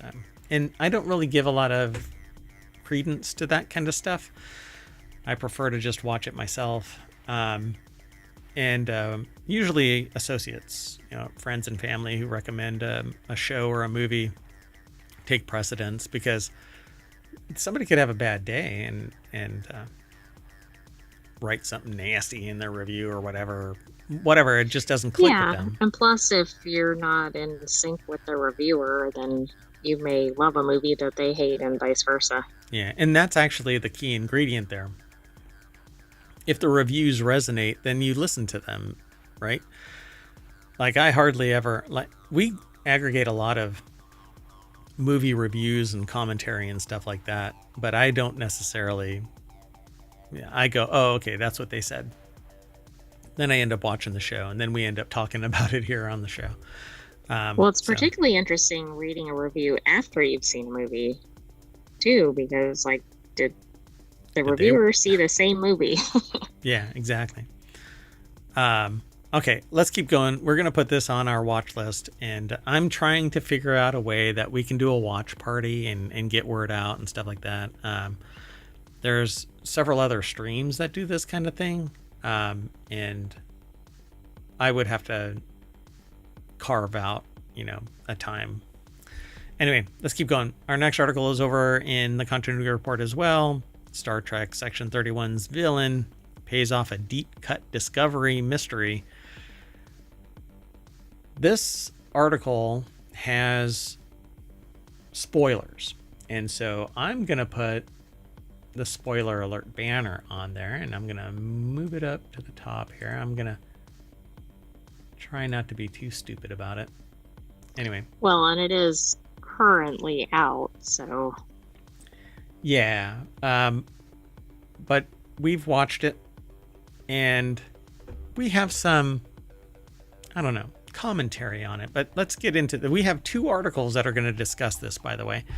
Something about the Enterprise and Section 31, and then this villain pays off a deep cut article. You ready to get into it? I am. Okay, it's kind of a vamp. We don't plan anything. We just know that these titles were submitted. We haven't read anything beyond this little snippet. That's where it ends. So this article is over at Screen Rant, put together by Jen Watson. And I just want to start off by saying I don't like this movie. No, I think even if you're, or maybe particularly if you're a Star Trek fan, you may not necessarily like this one. And really the reason why I don't like it is because it starts out with the creation of an entirely unlikable person, and there is no real recovery, because even at the end, the only thing that seems to just barely link Giorgio to their humanity or terrananity, whatever you want to call it, because they're not really like, it's a upside down world kind of a thing, is she holds the hand of a person that was modified during the eugenics wars and was put on ice and then came out and became Section 31. And Giorgio became Section 31 for only 2 years and then started up a bar and was just monitored by Section 31. The thing that I really don't like about this is there's nothing there. Why start with a completely unlikable character who really I don't think has long-term legs for this? I really would have preferred them doing something and not even addressing this creation story of Giorgio. Yeah, I agree. And I don't know. I don't think most of the characters are, regardless of the level of acting or writing, they just don't seem to necessarily resonate with the audience. Yeah, the San doesn't really seem likable.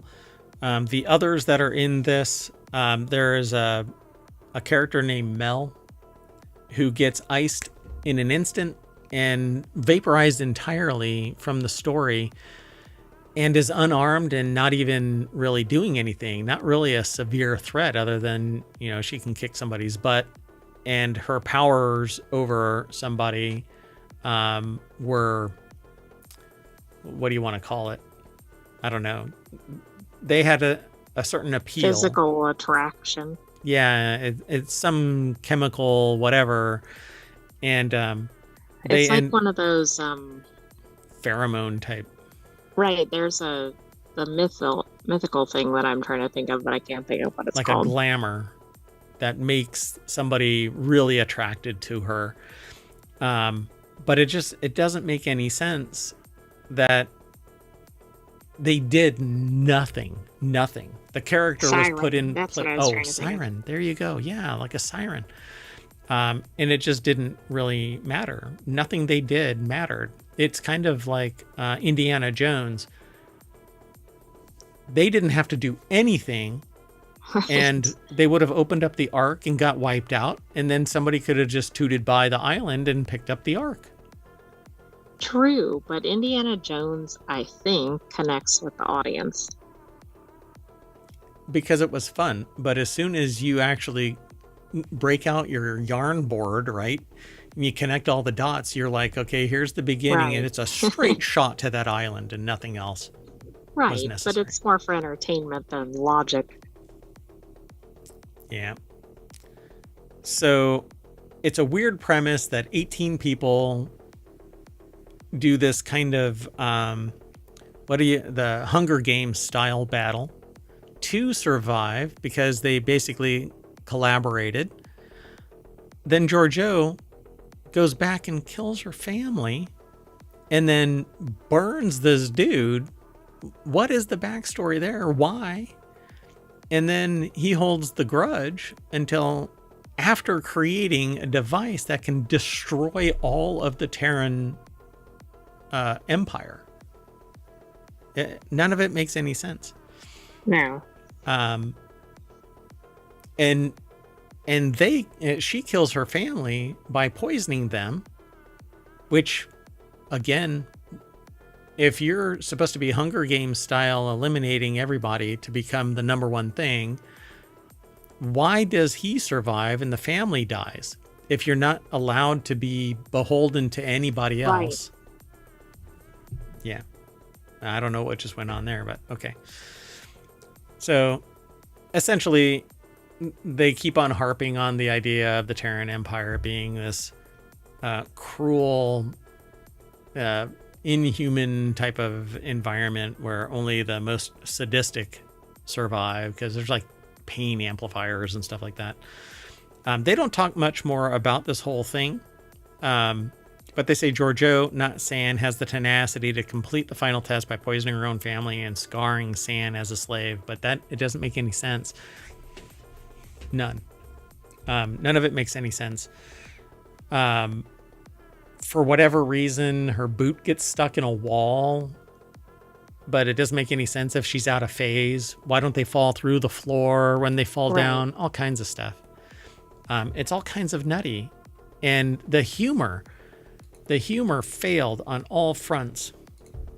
I don't know what else you want to say, but feel free to interrupt. I don't have anything really positive to say about Section 31. Yeah, and the AI tends not to say anything mean. Like the AI's thoughts don't even meander into mean. But Merwat just, yeah, I'll call it how it is. There was a guy who was using an Irish accent, but it was like this stereotypical style Irish accent. And then the person comes back as the wife with a cowboy western accent. That was just odd, I thought. It doesn't make any sense.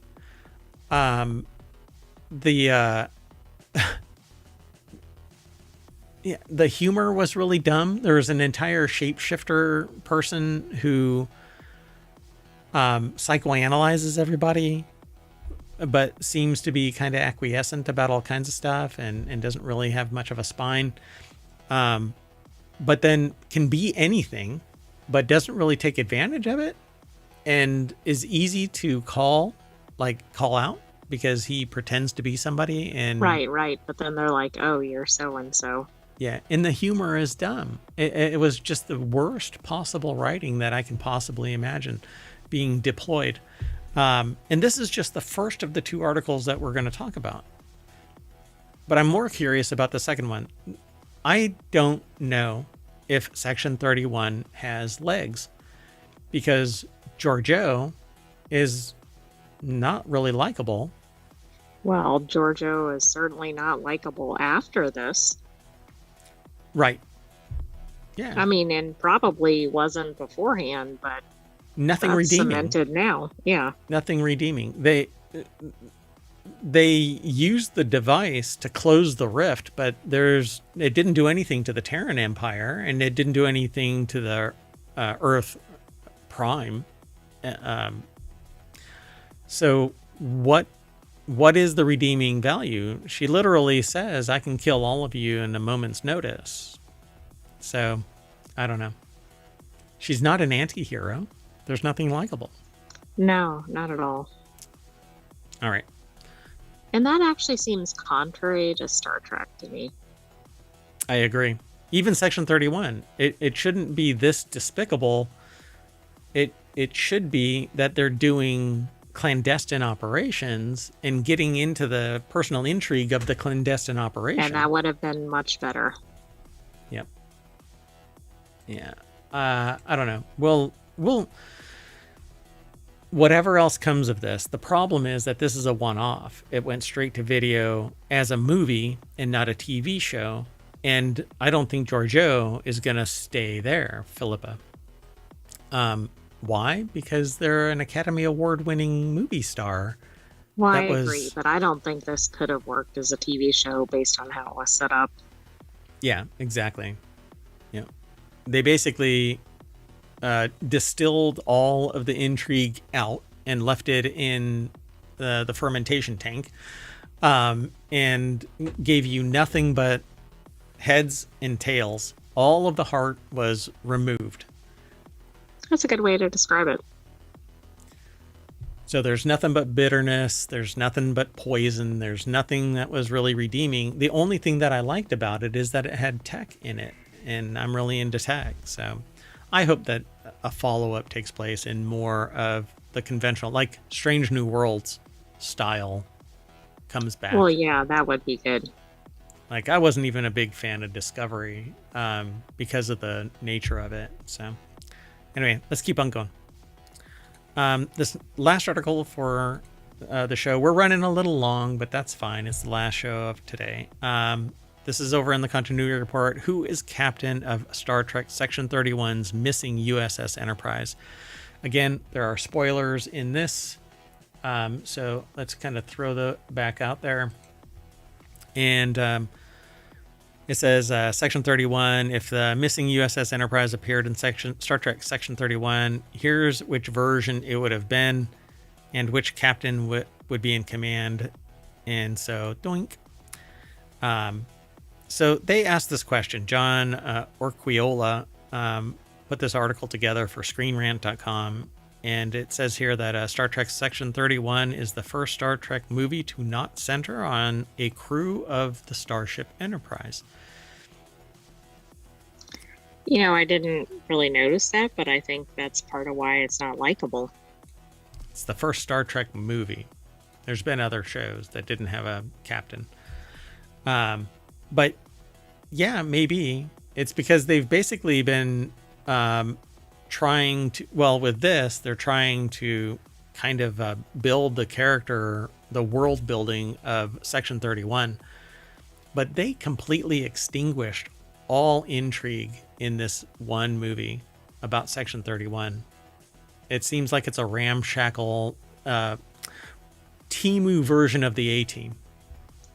Yeah, I mean, it's interesting because if you kind of know what Section 31 is, I think there's a potential for a really interesting story here. Yeah, in all of this. So, let's see.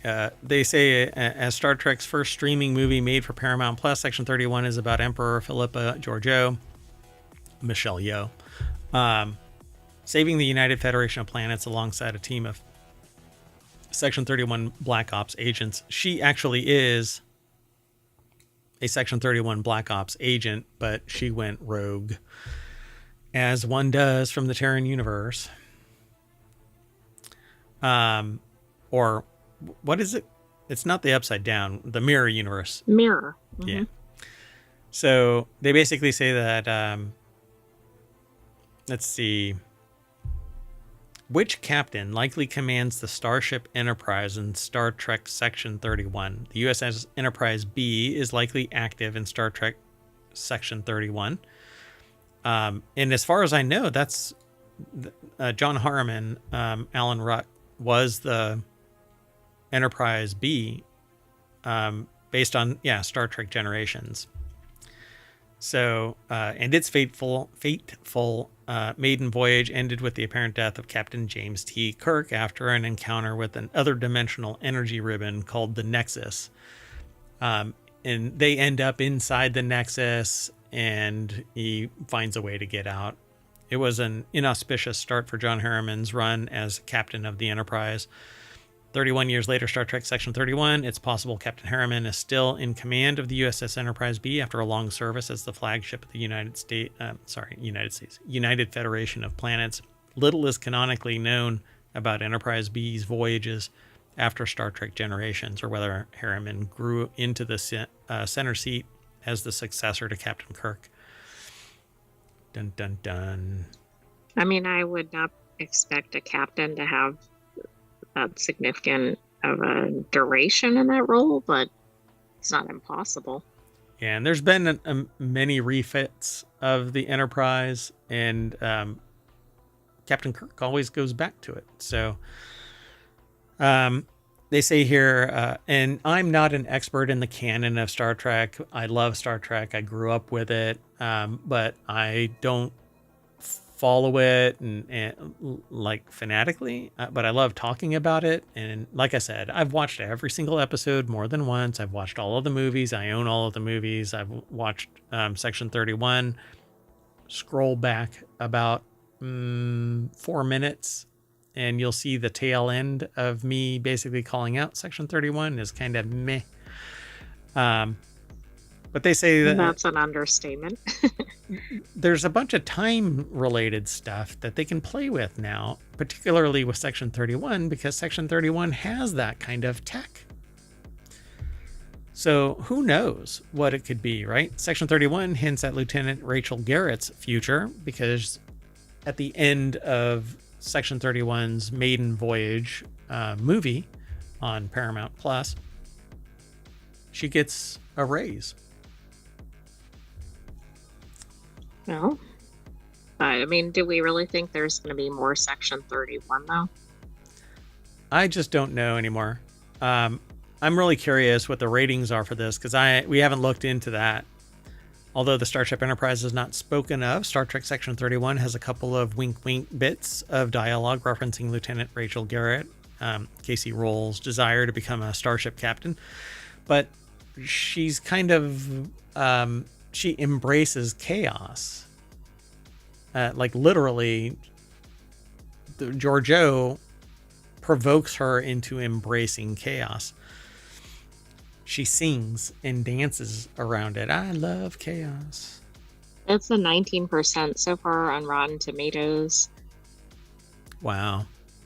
So Rachel Garrett is believed to be the only captain of the Ambassador-class USS Enterprise C, which is destroyed fighting Romulans at Narendra 3 in 2344.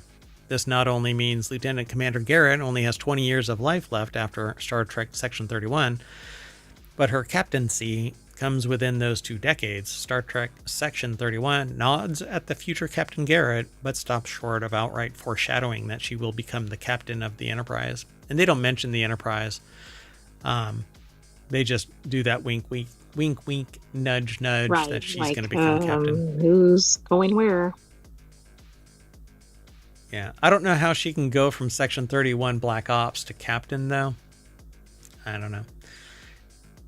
Usually you live in the shadows, and then you live in obscurity. You're kind of one or the other, yeah. Yeah. They give you a new identity, and you disappear to a far-flung place. You don't suddenly become the premier captain of the brand of the show, of the Federation. Enterprise was the go-to. So, I don't know.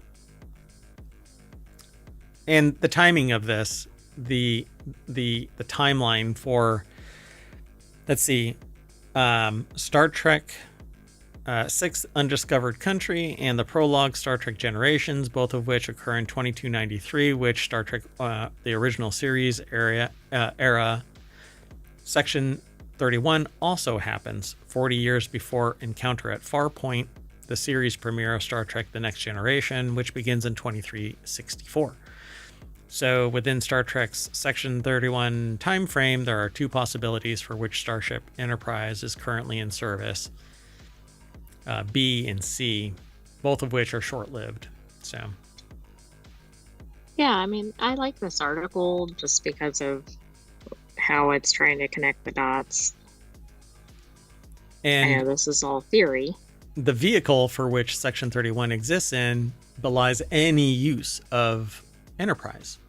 So it operates in a vacuum and can point at, hey, starship here, starship there. Right. Even make reference to the canon, which is great. But is Section 31 talked about in any of Star Trek outside of the written just canon? Just Discovery, right? As far as I know. That's when it popped up as a black badge. I think that there's something else in another of the shows. Oh, which one was it? Oh, no. It was a temporal agent. Oh, okay. That was something different. So, anyway, it's a fun discussion, but I think that we're just gonna have to wait and see if Section 31 has anything left. There may be nothing left in the nacelles, in the warp engine. There may be nothing but a vacuum in the core, and everybody is screaming eject. So that's what we're going to do. We are going to jump into our shuttle and escape from whatever this hot mess is of Section 31, and that'll bring us back to the front page of the Continuity Report at ohmtown.com. Be sure to like and subscribe on YouTube and Twitch. I am going to remove our spoiler alert, and we're going to get out of here. I am Merwat saying bye, and I'm taking the AI. Spoiler alert, the continuity report is over for this week. That's where you're going to leave it? Really? I didn't think I needed anything else after that. See you soon, everybody.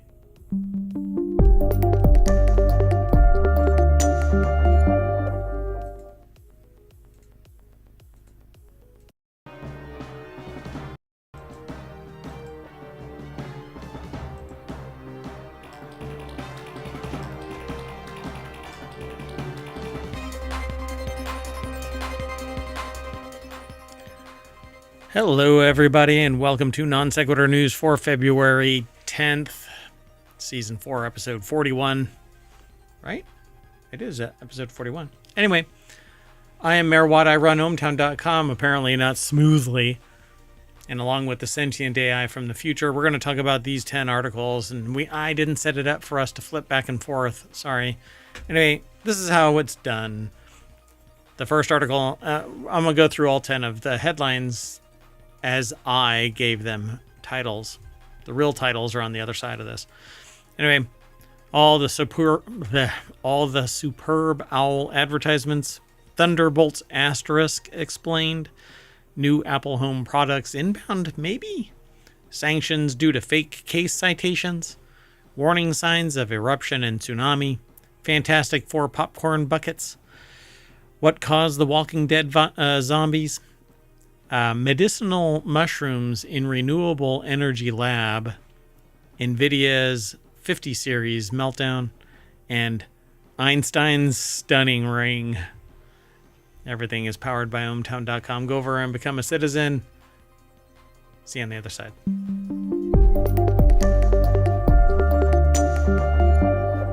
Hello, sentient AI from the future. Hello, Mayor Watt, and hello, ohmtown citizens. How for art thou? I am wonderful for a Monday. How about you? I've been watching way too much Kingdom Come Deliverance 2, so I'm speaking in Old English, medieval, kind of thing. You're getting into it. Yeah, it's a very, very violent game, but hey, I don't know. I like cozy games. I'm actually going to spin up Foundation. If I can manage to focus longer, then I'm going to have to play games at 20 minutes or 2 hours at a time. Yeah. Non Sequitur News is named that because of the very fact that I wander off. Right. Let's demonstrate. Yeah. Hey, that's a neat article over there. Oh, wait, sorry. Hi. I'm streaming. I forgot I'm still streaming. I'm still streaming. Yeah. I'm still streaming. All right. Well, anyway, we've got 10 articles all lined up. Let's get into it. The very first one is over on the mobile channel. That's where it was aggregated to. Watch all the ads of Super Bowl 2025. It's a rare thing for Ad Week not to have it used to be like free. You could access everything on adweek.com, but they went like hard commercial, and which is kind of ironic. But this, you can actually watch these videos. Brittany Kiefer over at adweek.com put the article together. It says the ads from Superb Owl 59 are an eclectic bunch. Lots of laughs, some absurdity, a few doses of body horror, aliens, cute animals, cute kids, bros, women's empowerment, and a couple that made us reach for tissues. Some triggered debate, and others built buzz far beyond the game, like Angelsoft. I won't be able to play these because somebody's going to take exception to them. I got them muted, but I could sit there and do that. Oh, yeah, this is the bathroom break one. Yeah, the one that wasn't really an ad.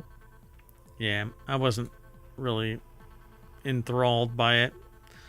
Booking.com with the Muppets and various others. Bosch.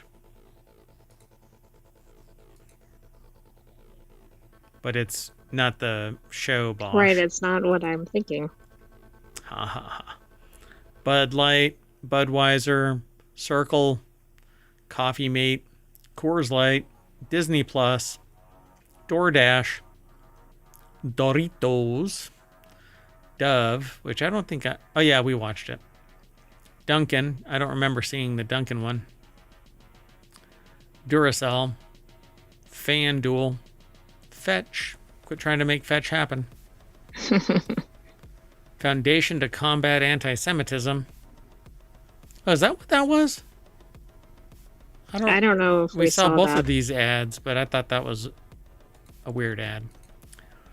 GoDaddy, Google Pixel, Google Workspace. Oh my God, there are a lot. Look. I know. I'm like, where?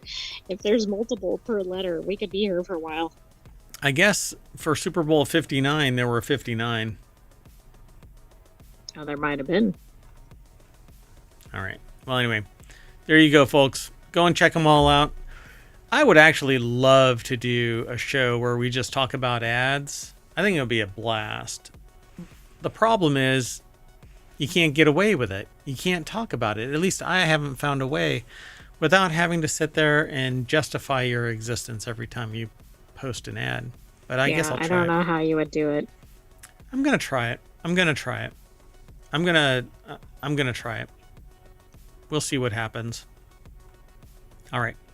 Let's keep going, though. The next article is over and just so that we have full circle here, I did not find a single ad that I thought was really compelling or interesting beyond the little snippet like, oh, look, it's an ad for, booking.com or something like that. I thought there was one that was kind of there's more than one, I think, but one was a tearjerker. It was the Google Pixel ad, I think. It had, it showed the parent with the kid, but then there was one that was just funny with the leaf blowers and the leaf blowers and the beer cans, and then the pickleball one was kind of funny. Yeah, to me, the reason why it was supposedly funny or interesting or whatever is because of the stars that are in it. But if you're not a movie star kind of person.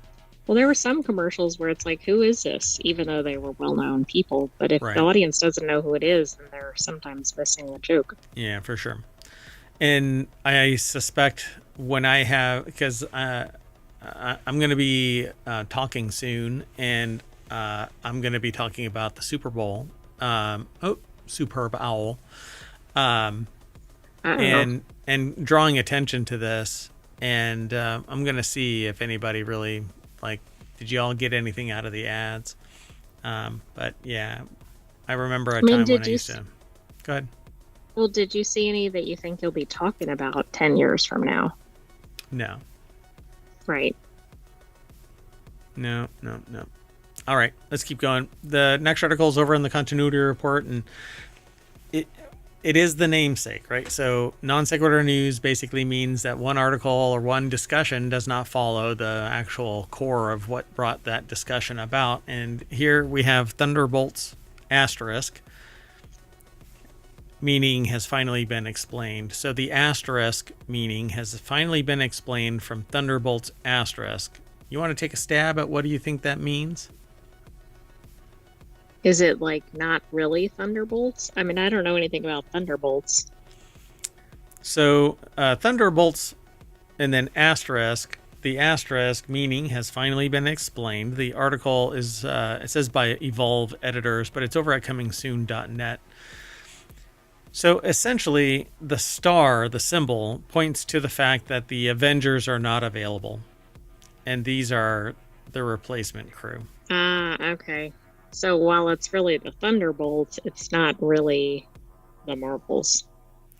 Right. I mean, the Avengers. So, I don't know why I said the Marvels. Yeah. I knew what you meant, and I should have, I should have poked you for that, but... You should have. Yeah, so nevertheless, a recently released international poster for the movie has finally given MCU enthusiasts an insight into what the star-shaped symbol could denote, and it basically means that the Avengers are not available. So you got not super, not heroes, not giving up, Thunderbolts in cinemas May 1st. Interestingly, Kevin Feige previously dodged the question about the symbol's relevance during an appearance in the 2024 San Diego Comic-Con. Instead of giving an explanation, he simply stated that the fans can learn the meaning of the asterisk in an upcoming Thunderbolts in theaters. Kind of go and see it kind of thing. I mean, it's a good press thing, right? Like it might get some buzz. Is this the one that it's like slapstick comedy, or am I thinking of another movie? What is it called? There is one that's not really slapstick. It's kind of a dark comedy. Oh, okay. Yeah, I was thinking it was kind of like a superhero, but not movie. Yeah, I know which one you're talking about. The failed superheroes. Yeah, What's that's it called? exactly it. What is that called? Well, that's okay. I just didn't know if that was the one because I think I had seen a trailer or something. Yeah, I'm sorry. What is it called? I can't let it go. What is it called? What's it called? Oh gosh. This is really going to bother me. Okay, we'll put it in the next episode of Continuity Report. Oh, you think you're going to get away with that? Yes. Oh, 1 second. Almost. Nope. Okay. Moving on. Next article is over in Smack Talk. Apple's brand new home product won't launch until April or later, per Mark Gurman. So Apple is expected to launch its first new products of the year this week, but the launch they're most excited about, Mark Gurman, from the Mark Gurman report. The new HomePad device is going to require longer than expected. And I'm not quite sure what this is. So Ryan Christoffel over at 9to5mac.com put the article together, and it says Apple's no longer working on a car, and true AR glasses are probably 3 to 5 years away, though Apple is pursuing smart home technology. Its first major entry into the segment, a hub that can serve as a control center, is months away from shipping. Apple, the April launch aligns well with iOS's 18.4 new AI features. Yay! But apparently it's going to be a little HomePod iPad mashup, maybe, called the HomePad. I mean, I guess the question is, like, how is that different than, say, an iPad? It has a HomePod attached to it. I don't know. They say they're more excited about it because many other products launched this year. So they're choosing to be optimistic and remember that months away could mean 2 and an April launch. So maybe it'll be a benefit. But it's kind of like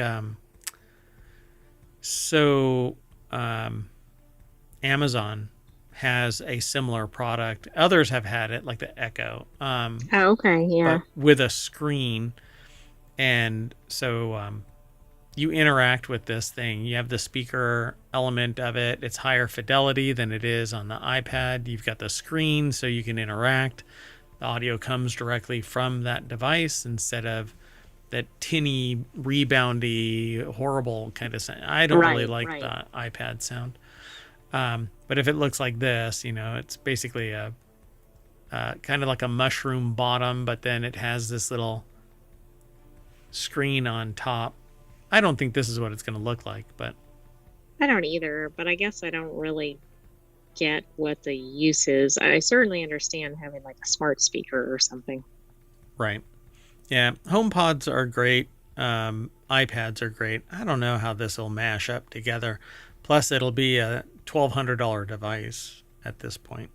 If you tack a full-size HomePod and an iPad together, you're looking at, $600, $800, $900 or more dollars.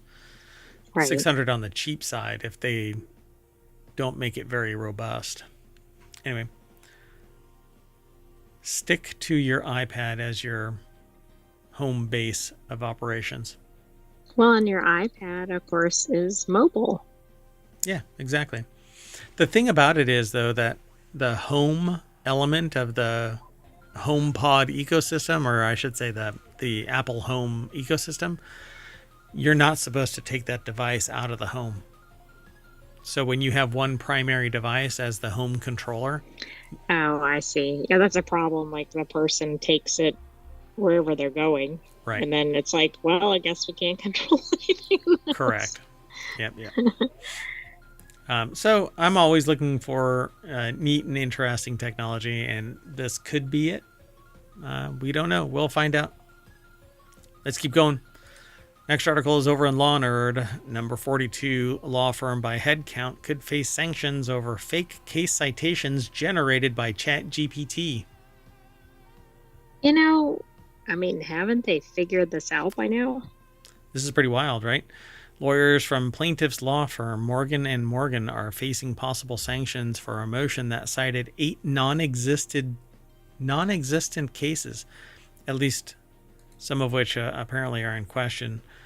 At least some of which were apparently generated by ChatGPT. Deborah Cassens-Weiss over at abajournal.com put the article together, and in a February 6th order, U.S. District Judge Kelly H. Rankin of the District of Wyoming, why does that name sound familiar? Told lawyers from Morgan & Morgan and Goody Law Group to provide copies of the cited cases, and if they can't, to show why they shouldn't be sanctioned. The brief had cited 9 cases, but Rankin could locate only one of them.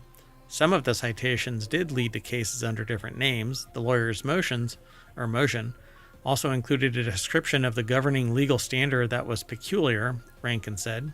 The motion correctly cited a federal rule of evidence, but went on to say Wyoming case law reinforces these principles, and to support that assertion about Wyoming case law, the motion cited fake federal district court cases. Oh, that's interesting. Do you think that not only the citations were from AI, but maybe the actual motion? I would say all of it. Yeah. And a paralegal didn't read it and vet it, and a lawyer didn't vet it. You should, at least to... Okay, this is the number 42 law firm in the country. Yeah.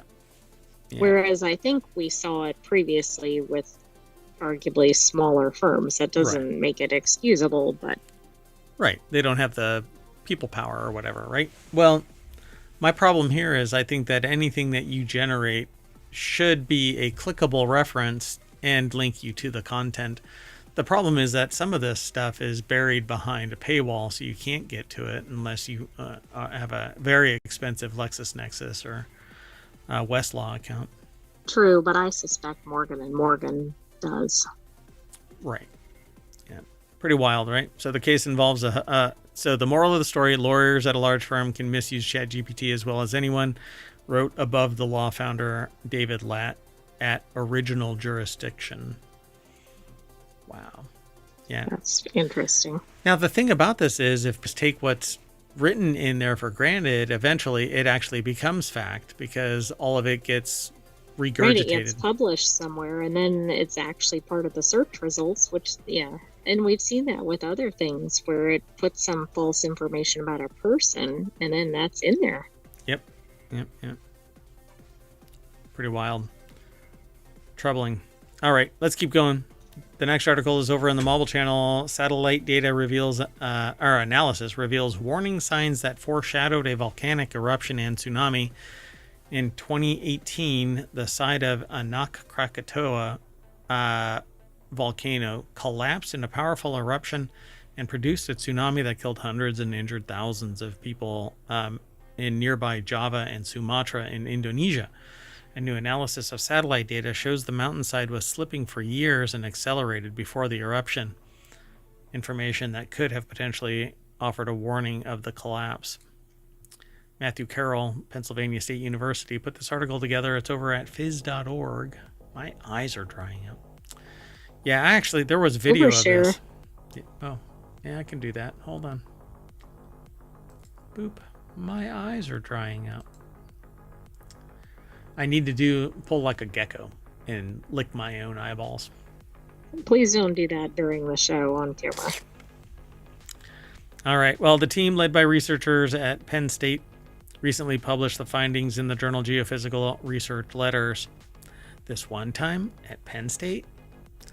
Ocean volcanoes, when they are unstable, can collapse catastrophically and generate a tsunami. Ocean News at 7:09. And when that happened in 2018, more than 400 people died because nobody had instruments on the ground to know potentially if there was acceleration or change in the deformation behavior. Nobody knew the collapse was imminent. This study shows, unfortunately, retrospectively, that we could forecast it if we had the remote sensing data to get the surface deformation. Scientists can track ground movements or surface deformation using radar satellites sensitive enough to spot changes of just a few inches. In the work, go ahead. I was just going to say, this data can, I mean, a minute difference on the warning can absolutely save people out of the way. Of lives. Exactly. Yeah, it'll get people out of the way. Overall, the detachment fault experienced approximately 15 meters or roughly 50 feet of slip from 2006 to 2018, with acceleration and deceleration periods and a notable acceleration prior to the 2018 collapse, says Young Cheol Kim, a doctoral candidate at Penn State and lead author of the study. So yeah, they say it's not novel, but they drew attention to the fact that they could have detected it if the ground sensors had been in place. And I think any active volcano or any suspect volcano should have sensors in place to remedy or to draw attention to the fact that there might be something going on. Yeah, absolutely. And I'm sure somebody would love to say, well, why does somebody live near a volcano? But the reality is people live near weather disaster areas, and they don't necessarily have the ability to move out of them. Yeah, correct. Yeah. By the way, if you want all of the show notes, I've already put them into the show, the VOD for Twitch, and they're already embedded in the show notes themselves for the live stream over on YouTube, and they will be in the podcasts. So we have 6 podcasts that are weekly and 1 that is daily. Non Sequitur News is every day. So go and check it all out over on wherever you catch pods, but Apple Podcasts in particular. All right, so let's keep on moving. The next article is over in the continuity report. For whatever reason, we have kind of a strange fascination with popcorn buckets. Not quite sure why. You mean in ohmTown or just in general? Society in general, apparently. Like Dune had their own, and there's been others in the past. But these Fantastic Four popcorn buckets are so good. Popcorn? The author says that they'll be, popcorn. They'll be furious if they don't get made. New MCU art images about these popcorn buckets. The MCU imagines the Fantastic Four first steps popcorn buckets. What do you think they look like? One has to be invisible. One has to be on fire. One has to be made out of rocks. But how is that going to work for a popcorn bucket?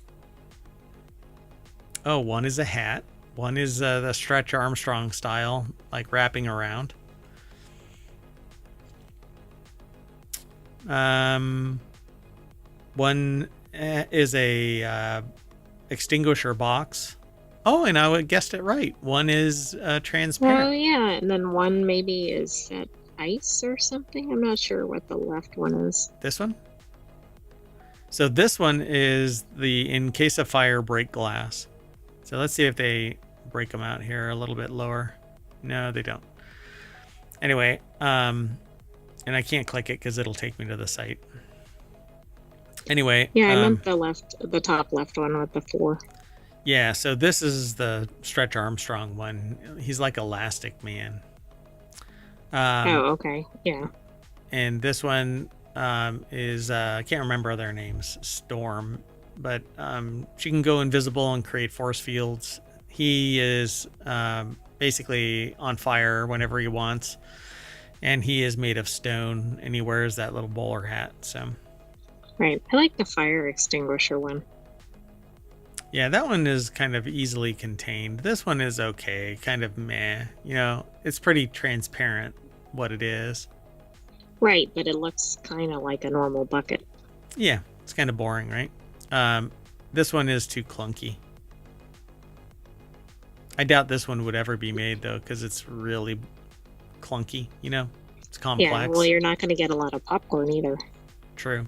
This one is the win. I like it. So you're right, yeah. So Marvel Studios' marketing of the Fantastic Four First Steps has only just begun, and with several months until the Phase 6 movies premiere, there's still plenty of time for new trailers, character posters, press tours, and of course the reveal of the movie's very own popcorn buckets. Oh, see, they talk about Dune, Deadpool and Wolverine, and Wicked, among others, produce branded collectible popcorn buckets for theater goers. I don't remember the Wicked one. I don't know if we had an article on it, but we might have seen something. I think the reason they're becoming a thing is because somebody finally figured out, oh, wait, we're not marketing there. Yeah, we're not drawing anybody in to get a collectible. So to get it, you have to go in and buy a ticket. So Kai Young over at ScreenRant.com put the article together, by the way. You know, if you get your collectible and it's covered in popcorn butter, that might be a problem. Greasy popcorn butter. Yummy. Now I'm craving popcorn. Let's hurry. So the next article is over in the continuity report. What caused the Walking Dead zombie outbreak? The creator doesn't want you to know. For over 20 years, readers have been clamoring to know what caused the zombie outbreak of the Walking Dead comic series. But repeatedly during the series' run, and to this day, Robert Kirkman has stressed the fact that the lack of an answer is an important part of the story's success. Ambrose Tardive over at ScreenRant.com put the article together. They say in an old interview from IGN from the early days of The Walking Dead's run, Kirkman confirmed that up to one point he had zero interest in establishing a definitive cause of the zombie uprising. The author held to this standard up through the end of the series, but even still, it is one of the foremost questions that fans still ask about the book. Despite the zombie horror premise, Robert Kirkman strove for a sense of realism in his story. Nobody knows why. Zombies are a narrative mechanism used to push the characters to their absolute limits, as Kirkman explained to IGN way back in 2007.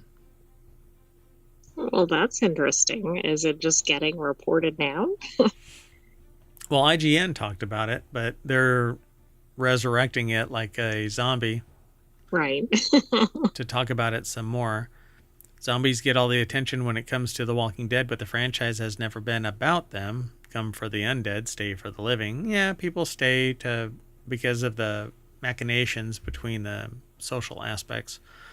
So the TV adaptation of The Walking Dead notably diverged from Robert Kirkman by revealing the source of the zombie outbreak, but as the creator of the franchise explained as early as 2007, he didn't want the book or to risk what the book had going for it by satisfying readers' desire to know about the outbreak. Ultimately, because of the focus of on the characters rather than the lore, and his restriction to a limited set of characters without revealing too much about the wider story, Kirkman made revealing the Walking Dead comics' zombie outbreak origin unnecessary. So what was it? Well, I guess as if it builds more mystique or whatever, that probably feeds into the story, I guess. Sure. I don't think it says in here, does it? No, I don't think so. We'd have to do some meta searching for it. What was the cause of the Walking Dead zombie outbreak? But we're not going to do it today, folks. Post it in the chat. How about Anti-spoiler alert. Anti-spoiler alert. See, I'm not even going to I got to create an anti-spoiler alert. Let's keep moving. The next article is over in Greenagram, which rarely hits our screen, but we continue to aggregate news that is around everything ecological, really.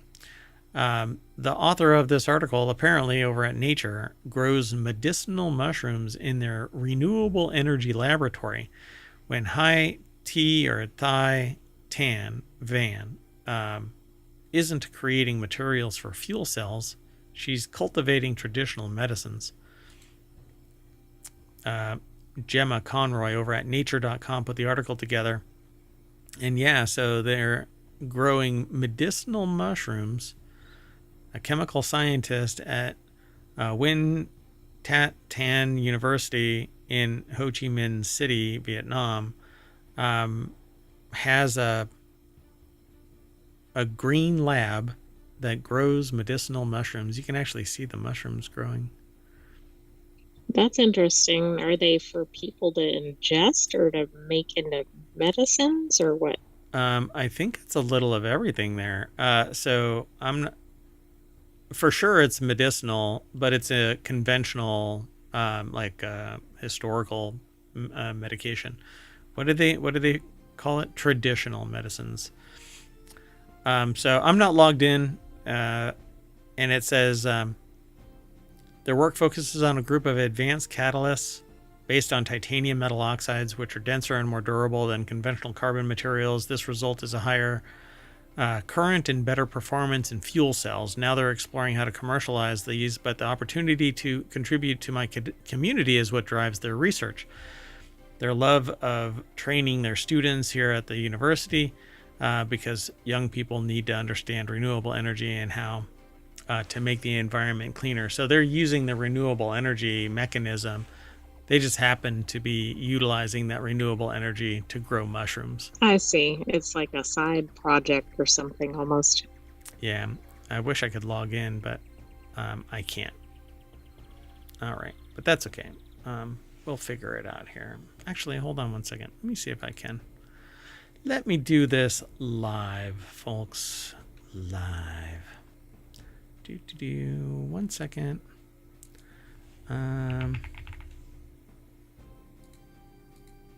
Okay, hold on. Let's see if because the way that things are air gapped. So, yeah, I can't. Yeah, Vivaldi is kind of weird about it. All right. Well, anyway, pretty cool. But they're using green energy. When you follow the link, you'll probably not run into a problem. I just happen to be because I'm not logged in adequately. Right. Yeah, this is cool. I mean, I like that they're combining efforts here. Yeah, it's pretty cool. So I've always wanted to grow mushrooms, but it's easy in concept, hard in delivery, and you have to have a set space that is immune from contamination or cross-contamination. Like, you don't want mold spores or mushroom spores to blow into anything. Right, to get into any other space other than the mushroom growing space. Yeah, and you have to keep other stuff out of the mushroom growing space, so there's a lot of filtration involved. So not at this time, not at this place. All right, let's keep going. The next article is over in Non Sequitur News. NVIDIA's RTX 5090 power connectors are melting. I've seen a couple of reports of this, but as they say here in the article, oh shit, here we go again. Two owners of NVIDIA's RTX 5090 Founders Edition GPUs have reported melted power connectors and damage to their PSUs, the power supply unit. The images look identical to reports of the RTX 4090 power cables burning or melting from 2 years ago. NVIDIA blamed the issue on people not properly plugging in the 12-volt high power line, but the PCI standards body blamed NVIDIA. A Redditor posted about their experience. The article, though, is over at The Verge by Tom Warren. And this sounds pretty dangerous, not just you can't use your computer. Oh, right. Yeah, no. Back in the day, 2 years ago, they had the same problem with the 4090 series. And these plugs were... Gamers Nexus did a whole expose on it. And these connectors basically were to blame.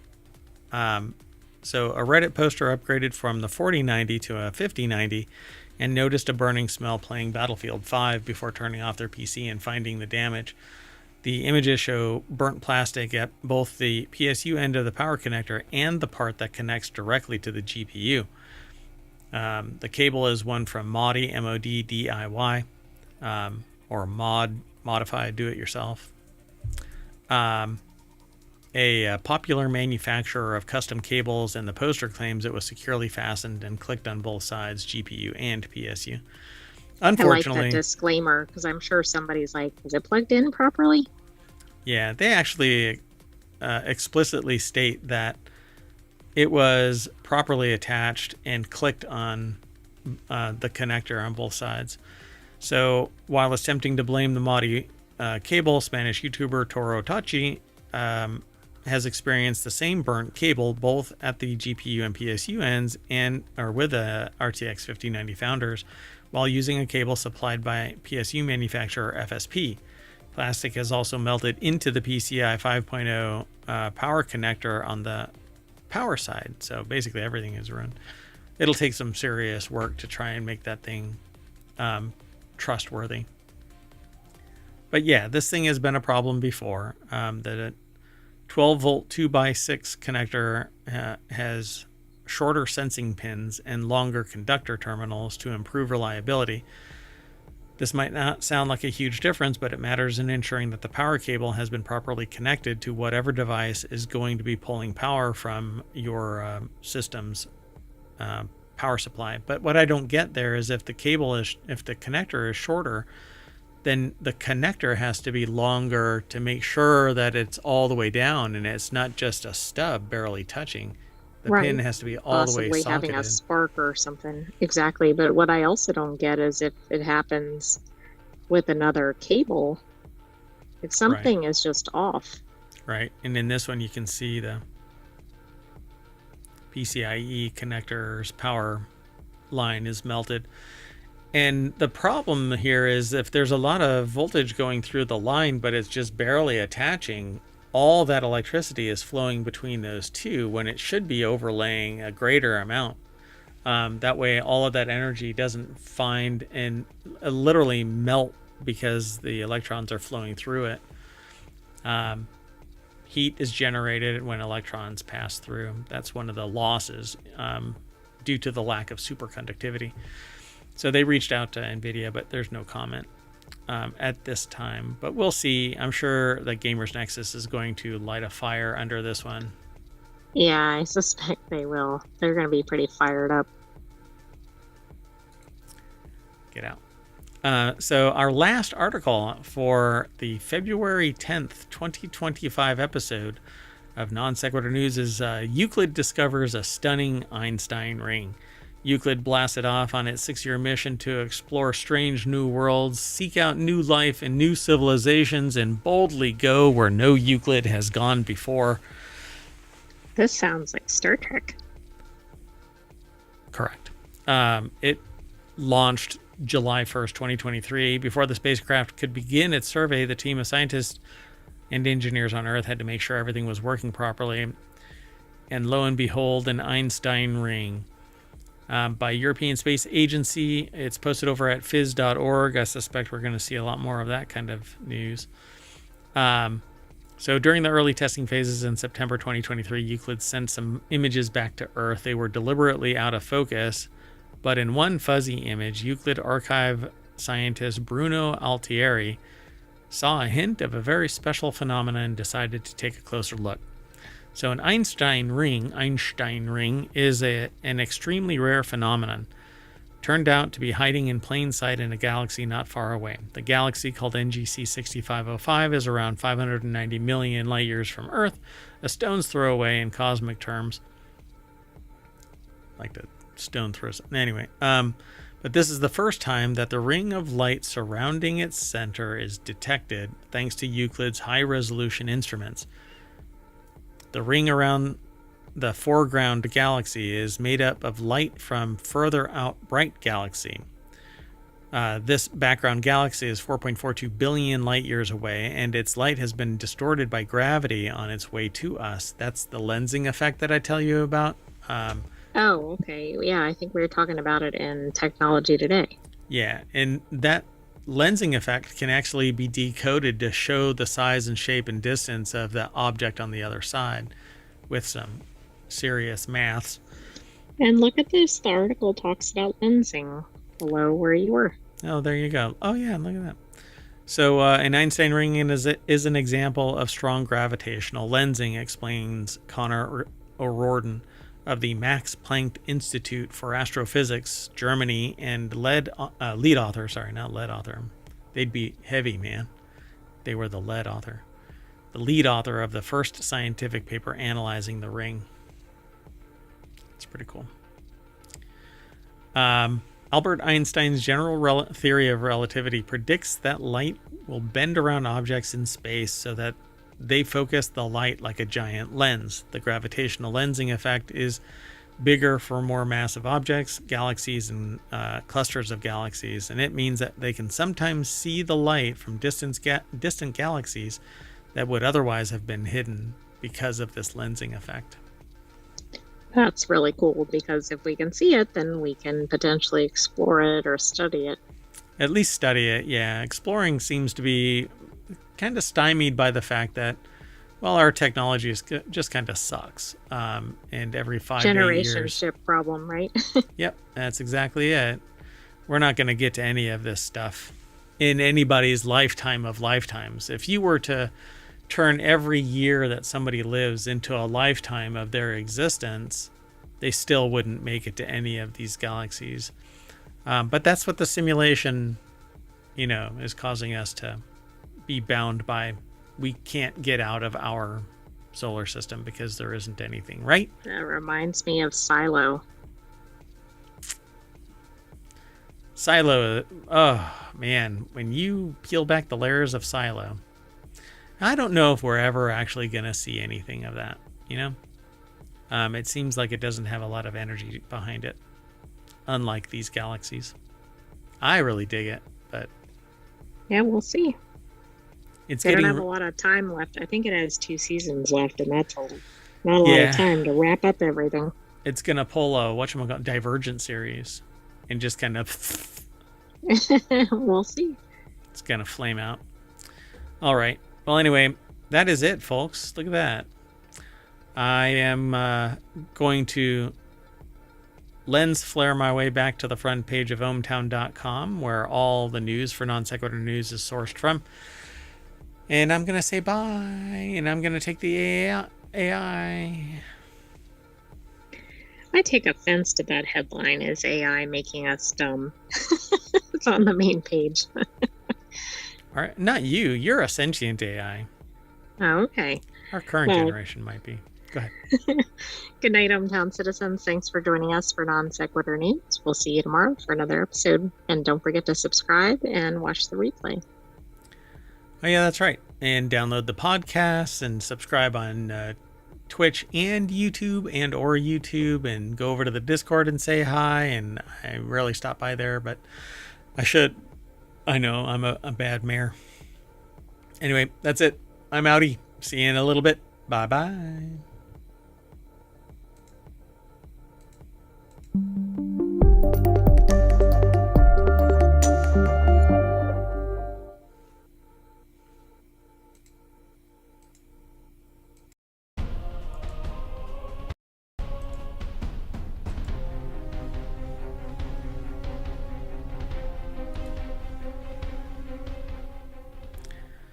Hello, everybody, and welcome to Non Sequitur News for February 11th, 2025. It's Season 4, Episode 42. I am Mayor Watt, and along with the Sentient AI, we're going to talk about these 10 articles. Monkey cut power, scissors cut paper. Taking a bite out of sharks. A new Oreo method. Did I actually add that? Yeah, I guess so. Clear view to no probable cause. Canned botulism, Spaceballs 2, and more. A mystery figures in Picasso Blue Period.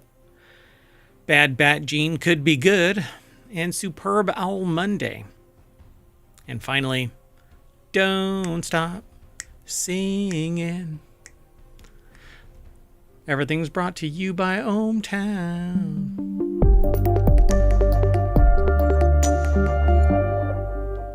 Hello, sentient AI from the future. Hello, Mayor Watt, and hello, hometown citizens. I don't have any preamble. Let's just get into the news. All news, no noise, because only noise comes out of this guy. Anyway, first article is over on the Mobile Channel, how a monkey cut the power to the entire country of Sri Lanka. Do you think the monkey's bragging to its friends? Monkey cut power. So, monkey strong. Monkey cut power to Sri Lanka.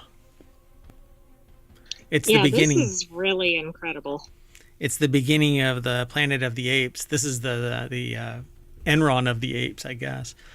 So there was a nationwide power outage in Sri Lanka this past Sunday that left millions of citizens without electricity. The blame is being put squarely on the adorable little shoulders of a single monkey. I'm not really kind of gives it maybe a taint that this monkey didn't survive, but I don't know. Yeah, how do they know? Afraid about that. It allegedly caused a disturbance at a power station south of Colombo, the nation's capital. Sri Lankan Energy Ministry, or minister, not the entire ministry, because that would be a lot of weight on that one person's shoulders. Just the minister, Kumara Jayakoti, said that one monkey acting alone, like it's a conspiracy of monkeys. That's exactly. Sounds like criminal activity. They conspired, I tell you, they conspired. Anyway, acted alone, made contact with a grid transformer, causing an imbalance to the power system. They said, I don't know, the author, I guess, says, I don't know the first thing about electrical engineering, let alone power grids from which an entire nation gets its energy. But I'm going to fill in the blank here because we cut it off right there intentionally. We only get a certain number of characters and we intentionally chop it. There's only one provider of news that circumvents that, and I can't figure out why, as a matter of fact. Anyway, but this feels like it's way too sensitive that one monkey touching one thing can take out an entire country. Right. I mean, it reminds me of like the sea cables, but those are pretty heavy duty and pretty unprotected. Like, I don't see how one monkey with one electrical cable or whatever could have caused this. I don't know. Louis Prado over at Vice.com put the article together, and it says there was a nationwide power outage in Sri Lanka, and they're blaming it on that monkey up there. The ensuing blackout could not have happened at a worse time for the nation. It was experiencing temperatures in the high 80s Fahrenheit with extremely high humidity. I guess that's really dangerous. I don't know that much about... I'm not a humidologist.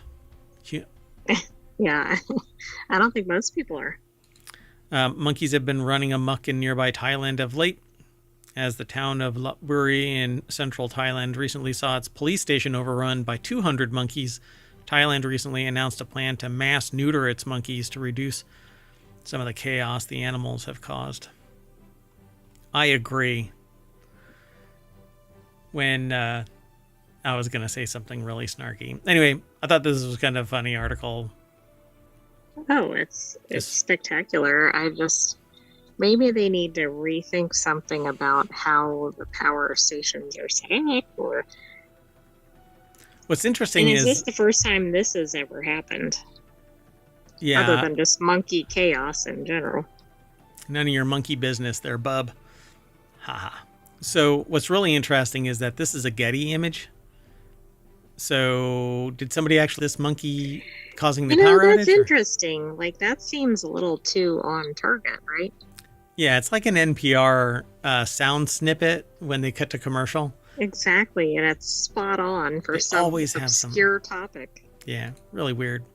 Okay, let's keep going. The next article is over in Technology Today. Shark bites plummeted in 2024. Experts reveal what's behind the drop. Honestly, this is actually a last-minute swap from our other article that was about a copyright overturning. And the terminology used by the judge is fascinating because it's like a person suddenly gained an immense amount of wisdom and reversed a 2023 finding in favor of Thomson Reuters, because what ended up happening was a company trained their AI, legal AI, on Westlaw material that was acquired via a third party that had licensed the material from Westlaw, and this AI company acquired that information by proxy. And the judge like reversed course and said sometimes it takes a person to gain the wisdom necessary to see the light, essentially, and flipped it entirely on its head. It's pretty amazing. That's going to be a big deal. I mean, the good news is I know there was a technical issue with the article, but there will probably be additional articles on that, so maybe we'll be able to include one in a future Non Sequitur news. Yeah, and I'm going to seek to remedy it in some way. I don't know how I'll be able to, but we'll see. Odd times right now. So anyway, this next article, the one that I started talking about, remember, this is Non Sequitur news, so sometimes things diverge from our original conversation. I had to explain that to 60 people today about Mayor Watt's propensity for non sequitur thinking, associated thought. Did you talk to demonstrate it? Yes, Anyway, so shark bites reached a surprising low in 2024 with only 47 unprovoked incidents worldwide. As opposed to provoked, who's going up and going, come here, alligator, or a shark, or whatever wild animal? Well, right. I mean, I think unprovoked is kind of a misnomer, but I think it's kind of like, okay, you ran into the shark or something, and then that was considered provoked, or like you were between the shark and its baby shark or something. No, I'm not going into the song. You deserved what you got because you cut that shark off. Like, all incidents should be deemed unprovoked because a shark is just being a shark. It's nature. They bite whatever's in front of them. True. Yeah, I'd like to know how they figure that out. I mean, is somebody really taunting a shark and then getting bitten? If so, exactly. I don't have a lot of sympathy. They're going like but this. If you happen to be in the water like 30 feet away, I'm not sure that should be considered provocation. They're holding a fish. Come and bite my arm, wuss. So worldwide, there were only 47 unprovoked sharks, down 22 from the previous year and well below the 10-year average of 70. And 4 of last year's attacks resulted in, I think, something worse, but I don't know. We don't know yet. The article gets truncated like all of our articles do. Florida Museum of... Go ahead. When I first saw the headline, shark bites, it sounded like a fruit snack or something, and then I realized what it was about. It's a stock on shark bites. Mm-hmm. Oh no, it plummeted. Oh, sell. I mean, that's what it kind of sounds like. It just doesn't sound like actual being chomped on by a shark. So, like, apparently that dun dun dun dun, that theme was for Jaws, and when it was offered up, the person that listened to it that said yay or nay to the music said, I guess it was the director, said, no, really, what are you going to offer up as the theme song for Jaws? Oh my goodness, and think how famous it is. People who haven't seen Jaws know what it is. Yeah, they use it, they go dun dun. Oh, that's true, yeah. When people are repeating it, that's probably a good sign. It's become part of the zeitgeist. So shark bites plummeted in 2024. Florida Museum of Natural History is where this is housed, but it's published at scitechdaily.com. So Florida Museum of Natural History is the author of the article. So International Shark Attack File maintained by the Florida Museum of Natural History provides data on what are considered unprovoked bites, defined as incidents in which a person does not initiate contact with a shark.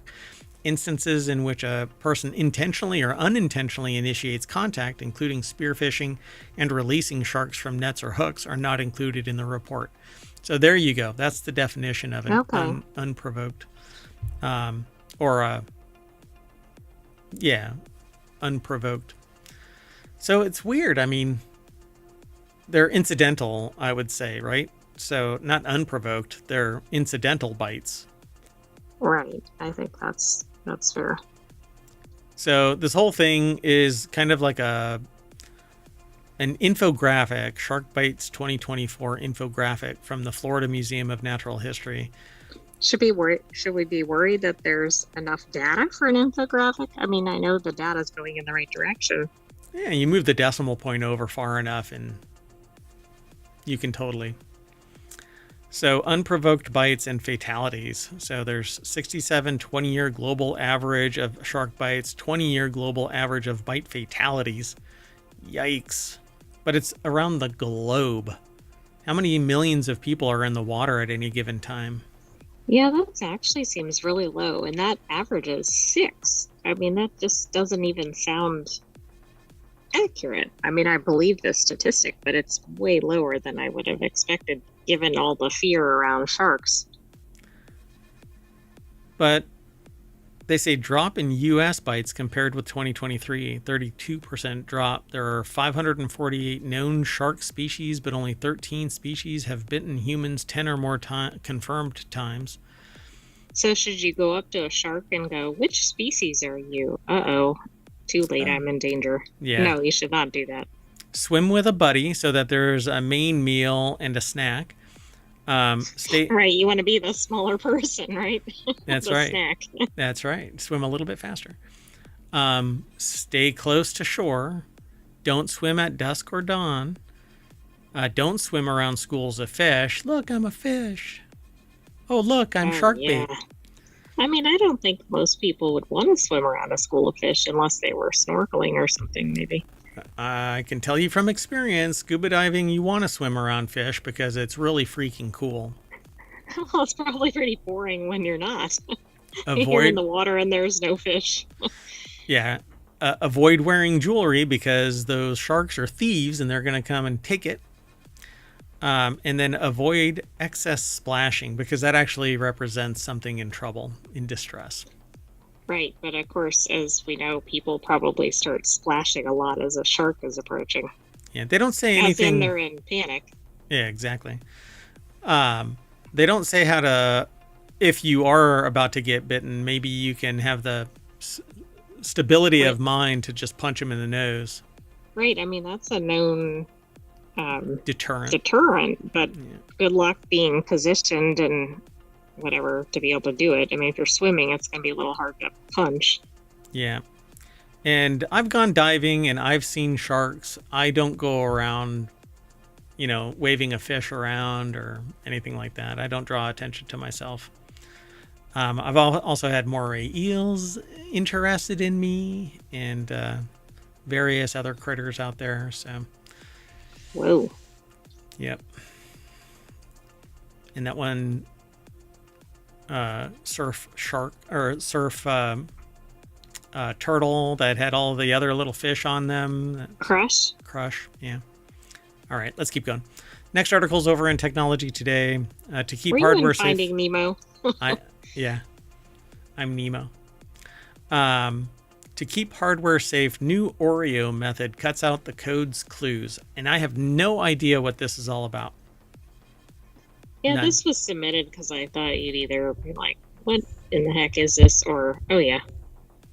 So let's get into this one. Okay, so imagine you're a chef with a highly sought after recipe. You write your top secret instructions in a journal to ensure you remember them, but its location within the book is evident from the folds and tears on the edges of the oft referenced page. So Alex Ships, Massachusetts Institute of Technology, put this article together. It's published at techexplore.com, and it says here, much like recipes in a cookbook, the instructions to execute programs are stored in specific locations with a computer's physical memory. The standard security method, referred to as address-based layout randomization, or ASLR, scatters this precious code to different places, but hackers can now find their new locations. Instead of hacking the software directly, they use approaches called microarchitectural side attacks that exploit hardware, identifying which memory areas are most frequently used, and from there they can use code to reveal passwords, make critical administrative changes in the system, also known as code reuse attacks. So to enhance ASLR's effectiveness, researchers from MIT Computer Science and Artificial Intelligence Laboratory, or CSAIL, have found a way to make these footprints vanish. Their Oreo method mitigates hardware attacks by removing randomized bits of addresses that lead to a program's instructions before they're translated to a physical location. You thought that this was about cookies, and in a way it is. You want to know what's really interesting about this? Well, I didn't think about food cookies, but maybe cookies is in like the computer version. Yeah, but this is in the hardware memory store, and depending on the architecture on the processor itself. Or what's really interesting about this is I came up with a similar type of technique about 15 years ago, but using it to randomize network topology so that nobody could ever map out the topology of a network and thus programmatically navigate a network. Yeah, it'd be very tough to hack in. Yeah, if the whole thing remaps periodically, you would have to get new topology every time. Otherwise, it would end up dead ending, or at least it would trigger intrusion detection and prevention systems. Anyway, they say Oreo has 3 layers, much like its tasty namesake. Between the virtual address space, physical address space, masked address space, this remaps code from randomized virtual addresses to fixed locations before it's executed within the hardware, making it difficult for hackers to trace the program's original locations. By the way, my idea was poo-pooed by, I'll just have to say, somebody else. So, well, they weren't very forward thinking. I never pursued it, and I never pursued that line of engineering. So kind of fascinating that 15 years later somebody comes up with an idea in the memory space. This is actually at a different layer of OSI model. But so ASLR was deployed in operating systems like Windows and Linux, but within the last decade, its security flaws have rendered it almost broken. Our goal is to revive this mechanism in modern systems to defend microarchitecture attacks. So they've developed a software-hardware co-design mechanism that prevents leaking secret offsets that tell hackers where the gadgets are. I suspect that this is pretty much... Do you think it's the same idea? Pretty much, yeah. When I was doing it, it was theory. I never experimented on it. I never actually produced it, mainly because it was poo-pooed immediately. Even though I saw the light, it would have taken a long time. I would have had to pursue my PhD. So, says Song observes that these experiments demonstrate how Oreo is a lightweight security upgrade for operating systems. But if it's part of the operating system, then it's going to be exploitable, because you need something that obscures that entire apparatus. Yeah, it's like if you can't even see the thing to begin with, then that's probably an easier way to defend, or whatever you want to say, or prevent, I guess. Obfuscation alone is not adequate. Obfuscation, security through obfuscation is basically a failed security model. But the software side of things means that it's part of the operating system when it's running. And so somebody that's good at something like assembly can just jump right through all of that and get to the other side and then extract the information. They don't... Whatever the apparatus is, it can be circumvented. So I suspect that somebody will find a solution to this in short order. It says to defend against speculative execution attacks, the team emphasizes that Oreo must be coupled with other security mechanisms such as Spectre mitigations. This potential limitation extends to applying Oreo to larger systems. So they already are anticipating that this is going to get compromised in short order. Interesting. Well, and I'm sure they're doing one aspect as part of this research, but maybe there'll be future research too. Yeah, and security is an ongoing, practice. Pardon me. Okay, so let's keep on going. It's an interesting article, and I'll keep everybody informed as to its status as time goes on. We'll hear about it again. If not, it's because it never really made manifest in any way, shape, or form. But we'll see. This one is really interesting because we've talked about Clearview before. I'm glad that somebody submitted it. And did we predict this? I think. Oh yeah, we called this out like from the beginning. The moment we saw this, when clear view matches are the primary mode of assigning criminal liability criminality, or whatever you want to call it. Yeah. Then you've lost it. So this is over in Non Sequitur News. Ohio judge says clear view matches aren't probable cause, so kiss your murder case goodbye.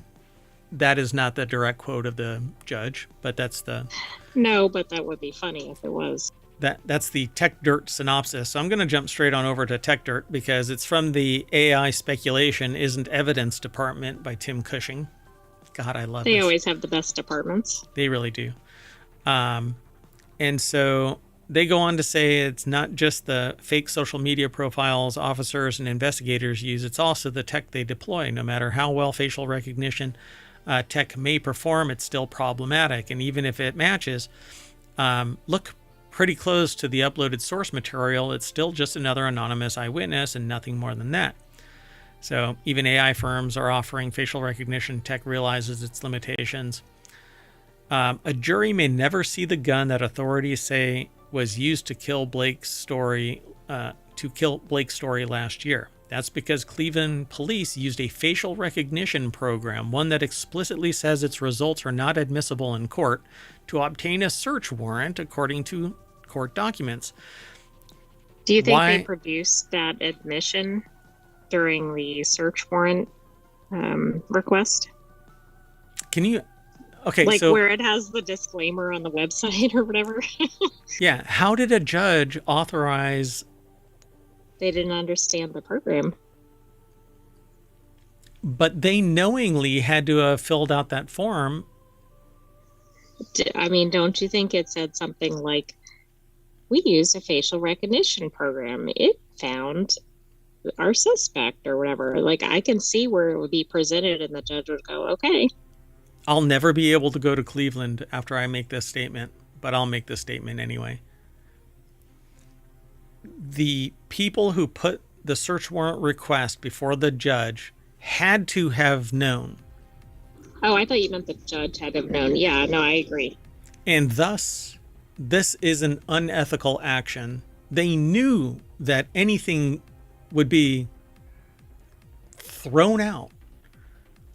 So why would they risk it? Well, the search turned up what police say is the murder weapon in the suspect's home, but Cuyahoga County judge tossed that evidence after siding with defense attorneys who argued that the search warrant affidavit was misleading and relied on inadmissible evidence. Fruit of the poisonous tree. Straight out of law school. Do you think they thought that nobody would know what this program was? Like, it's hard to attack something if you don't know what it is or don't understand it.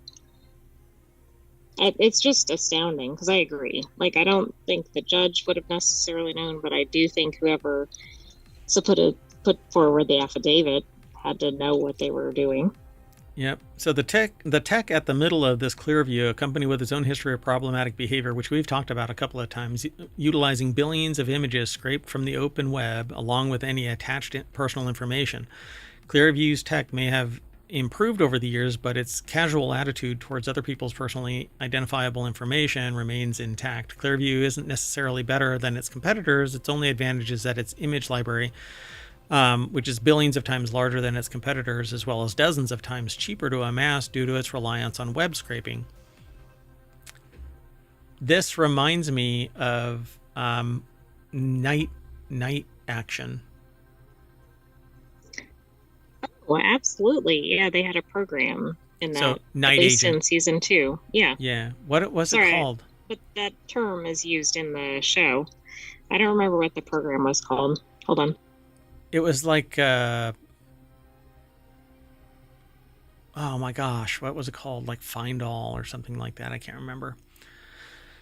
So they basically say here, they don't basically, I'm quoting the article, facial recognition search results are to be treated as investigative leads and should not be solely relied upon for making an arrest. Investigators are required to conduct thorough investigations, independently verify identifications, and adhere to applicable laws and agency policies regarding facial recognition search results. The adverse. Adverse. Yeah. And you basically have to watch Night Agent so that you can you can understand the rest of it. Adverse doesn't really need a spoiler. I'm not going to get into it, but no, I didn't know how far you were going to go. Yeah, normally we would put a spoiler alert banner up at the very top of this. I feel really small. I don't know. Maybe it's just my ego contracting further and further. So that clause was cited by the court in its granting of the evidence suppression motion, but there's more to it than a bad warrant. On February 20th, officers watched a surveillance camera that recorded a man later identified as Keon Tolbert leave his apartment on I don't feel right talking about that part, or at least including it all in this thing, right? It's right, in the article. We could just say a person or something. Leave their apartment, which is roughly a block from where the murder happened. The person walked to a nearby convenience store, and a different surveillance camera captured a shot of his face. How do they get these cameras? How are they getting access to it? Well, isn't this something we said in one of the previous articles about Clearview? Like, it's supposedly, if this is the one I'm thinking of, it's supposedly public information, except this wouldn't be. It's a surveillance camera, so where did they get the access to the surveillance camera? Unless it's been compromised, there shouldn't be anything. Did they reach in? Did they go to the place and ask for it, and then it was provided? That's some pretty heavy hitting. Oh, but that's not Clearview. Sorry, I'm not thinking. I'm just thinking more, walking in as a police officer or something. Yeah, but it's not the police officers. It's Clearview, it's the right? program. Yeah, I don't know how they would have obtained it. I don't get this. So, according to court records, police monitoring the neighborhood through real-time street cameras thought the person looked like the shooter, so they went to the convenience store and got a copy of the surveillance video. So at the time of this walking through, they were looking at what they say real-time street cameras. But at the register. Like a picture of a person's face at the cash register from a street camera in real time. It just happened to, yeah. So, police believe that the shooter looked like the person because they had the same build, hairstyle, clothing, walking characteristics. Apparently, they're kinetics experts now. Detective Michael Legg testified during the hearing on the search warrant, and my God, just talking about this is troublesome. So maybe not. They don't know, the author doesn't know if the cops are better at identifying distinct walking than they are identifying distinct bite marks or mass-produced genes. Even if they are, the main point of the ruling remains: nothing here remotely resembles probable cause, and the distinct lack of actual evidence definitely doesn't help the prosecution's case. This from the registrar's report on the decision, which quotes the motion filed by the murder suspect's attorney. The defendant's DNA was not found on the scene or on the victim, which is hard to fathom when it was supposed to have been a robbery. There are no witnesses that say the defendant was the person who did it or seen the defendant. There was not any gunshot residue on the defendant or at any times taken as evidence. There were shoes taken that did not belong to the defendant and cannot fit the defendant for the purpose of evidence for an undetermined reason. The phone that the defendant had was not pinged in the area of the crime, and even the victim's family have stated that they've never seen the defendant, proving that they were known to each other.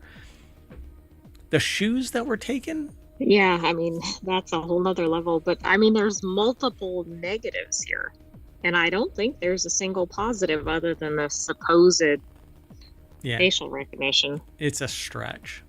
And even, I'm sorry, even if that was a person in a convenience store, that does not equate to that is a person who committed a crime. It might be, it might not be, but that's not even a thing where it's at the murder scene. So now again, I will say, how the hell is Clearview involved in this?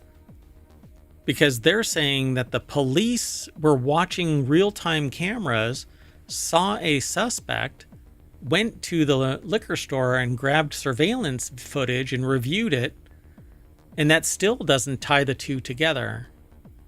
No, but the article also mentions that there have been some negative results for Clearview in some other right. cases. So I don't know. It'll be interesting to see. So did Clearview somehow build a dossier on this person and provide it to the police in which they started surveilling this person? It's not really clear what it's doing, right? I mean, Right. They keep claiming it's like this open source information, which I don't know where that is, and certainly not in real time, and it doesn't cover everywhere. If only there was an agency to... Moving on, the next article is over in the Mobile Channel. Canned tuna sold at Walmart, Costco, and Trader Joe's is being recalled for what I'm calling canned botulism. It's over a botulism fears. Several brands of canned tuna sold at Trader Joe's, Costco, and Walmart. These are big box stores. When they sell some, they sell a ton of them. So, yeah, absolutely. Like recalls at these types of stores really catch my attention because of that. And They have multiple locations. Yep. Some static, you say? Okay. Was that a while ago? Oh, yeah, that was at the beginning of the show. Oh, I moved the mic, so that might have caused it. So several brands of canned tuna are concerned. The concern is that there is Clostridium botulinum, a bacterium that can produce a fatal neurotoxin. And no, eating canned tuna isn't going to smooth out the wrinkles on your face if it has botulism. Oh, is that the rule? I mean, we don't want anybody to eat anything that has... Oh, I see. Never mind. Botox. I wasn't making the connection. I'm like, that's an odd statement to make. The elevator just kept going up. I think it got stalled. Yeah, it's a slow-moving elevator. It's okay, though. So Bruce Gill over at Quartz or QZ.com put the article together. The recall affects 13 canned tuna products sold in 26 states and Washington. So I'm going to have to notify some people because I really doubt that they actually know about this. So TriUnion, a California-based subsidiary of the global seafood provider TriUnion, has issued a voluntary recall of some of its canned tuna products, according to an alert from the U.S. Food and Drug Administration on Monday. Get it while it's hot. The FDA warned consumers not to use the recalled products, even if it doesn't look or smell spoiled. That consumers that feel unwell should seek immediate medical attention. So far, no illnesses. But there's 13 that are involved. Genova et al., Van Camp's et al., Trader Joe's et al., and HEB solid white tuna. You might as well, if you've got tuna, if you hear me saying, hey, check your tuna, then you should be testing this. Like, does it fall in this? Right, and I suspect, I don't know if the article went into this, but I bet these were canned at the same location, even though they're different brands. Yeah, the article does not. Well, yeah, it comes out of TriUnion and is sold to various... Oh, okay, sorry, I missed that piece. Yeah, so it's definitely coming from one supplier. But again, food safety and security, baby. Wonder, there should be an agency that should do regular... Nah. Next article is over in the Continuity Report. Ariana Grande has been offered roles in Spaceballs 2. Oh my god, I want to see Spaceballs 2. That's going to be so much fun. Yay! Because Ariana Grande's in it, or just in general? Just the only reason why I chose this is because I wanted to talk about Spaceballs. So, wedding comedy and more. So, Ariana Grande is now a superstar in the world of music. Really? Yeah, okay. Now she's commanding more and more Hollywood eyes as an actor. Should probably run for president. With several high-profile roles having reportedly been offered to her.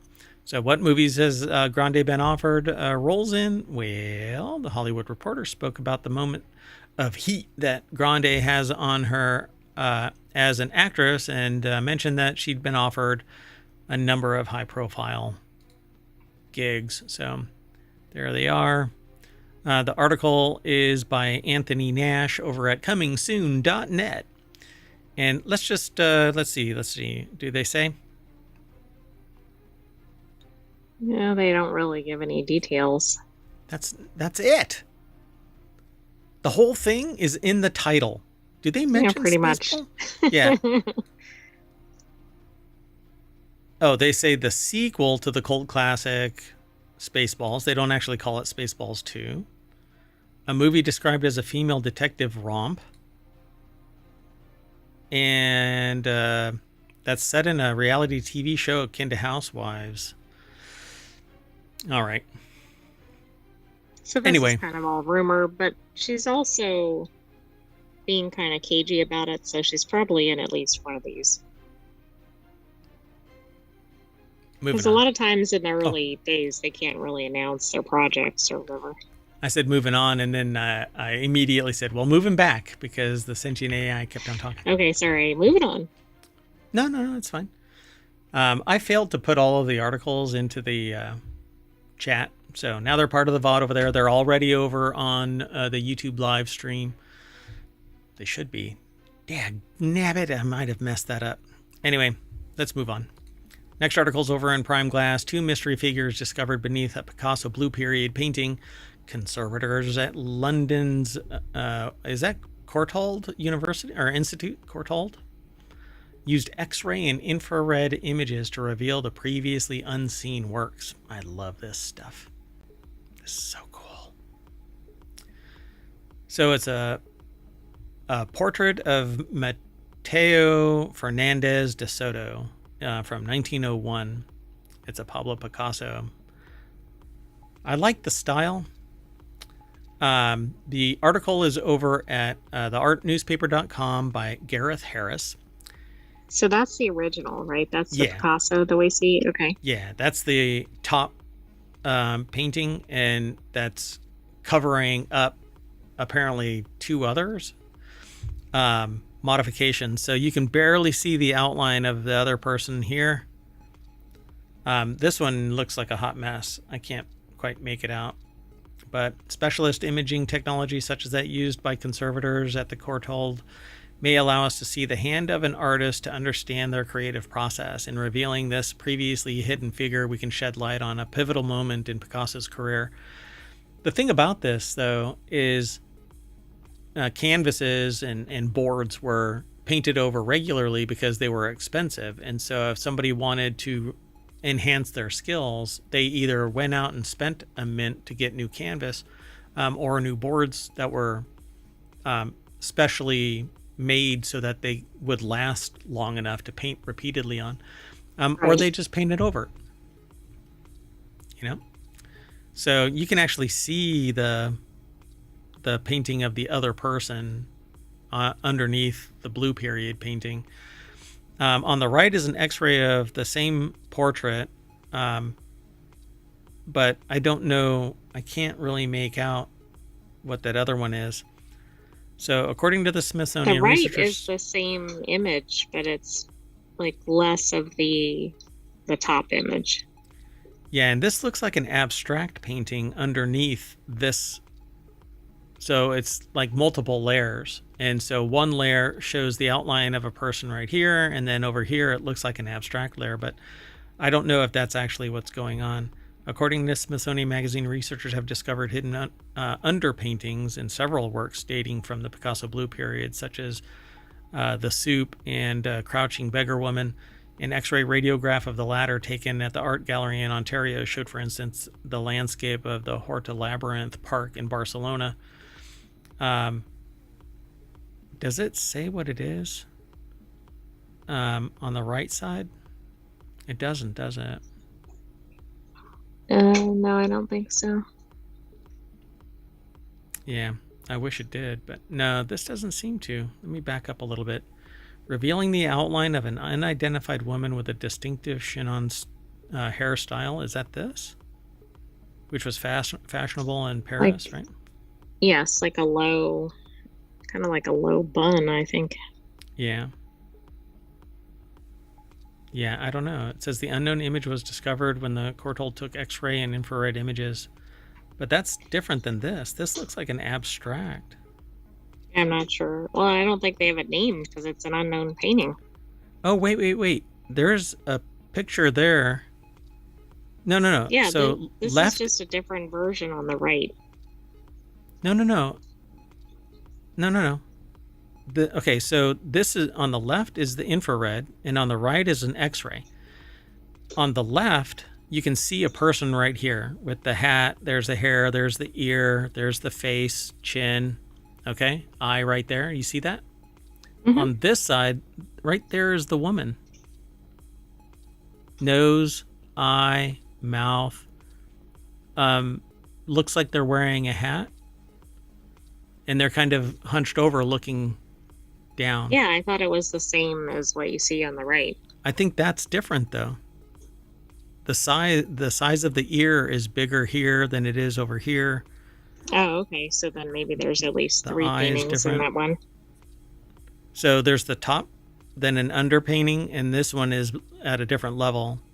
It looks like to me, because they say 2 mystery figures discovered beneath the Picasso Blue Period okay. painting. Yeah, I thought it was all the same thing. So here, let me zoom in a little bit. So you can see the face right there. And while it might be similar, I think it's a repainting of the cover art. So pretty neat. But yeah, you just paint over. Variable light is pretty amazing. Variable frequency, so you can actually penetrate the layers. You just have to land properly. So pretty cool. I can't wait for technology that allows for that variable density at that resolution, so that you could just scan over the whole thing. Yeah, that would be really cool. And just strip away each layer, and you'll find the material. But I suspect that that's pretty difficult. But this is pretty cool. It's a close proximity of it. Anyway, pretty damn awesome. All right, let's keep going. The next article is over in Technology Today. Scientists discover a bat gene, not a baseball bat gene, a bat gene, that could revolutionize COVID-19 treatment.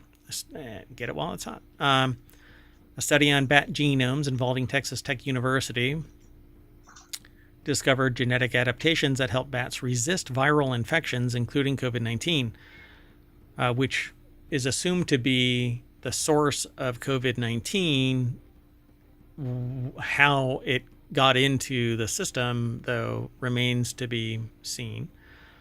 Researchers found that a bat gene, ISG15, can reduce SARS-CoV-2, CoV2. That is the COVID-19. Right, that's the long name of it. Yeah. Production by up to 90%, while the human version showed no effect. 5 years after the COVID-19 outbreak, scientists worldwide continue to study its long-term effects. Texas Tech University put the article together. It's over at scitechdaily.com.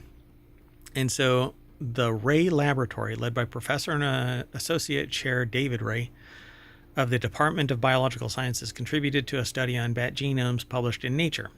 Their research identified specific genetic components in a bat species that exhibit greater immune system adaptations compared to other animals.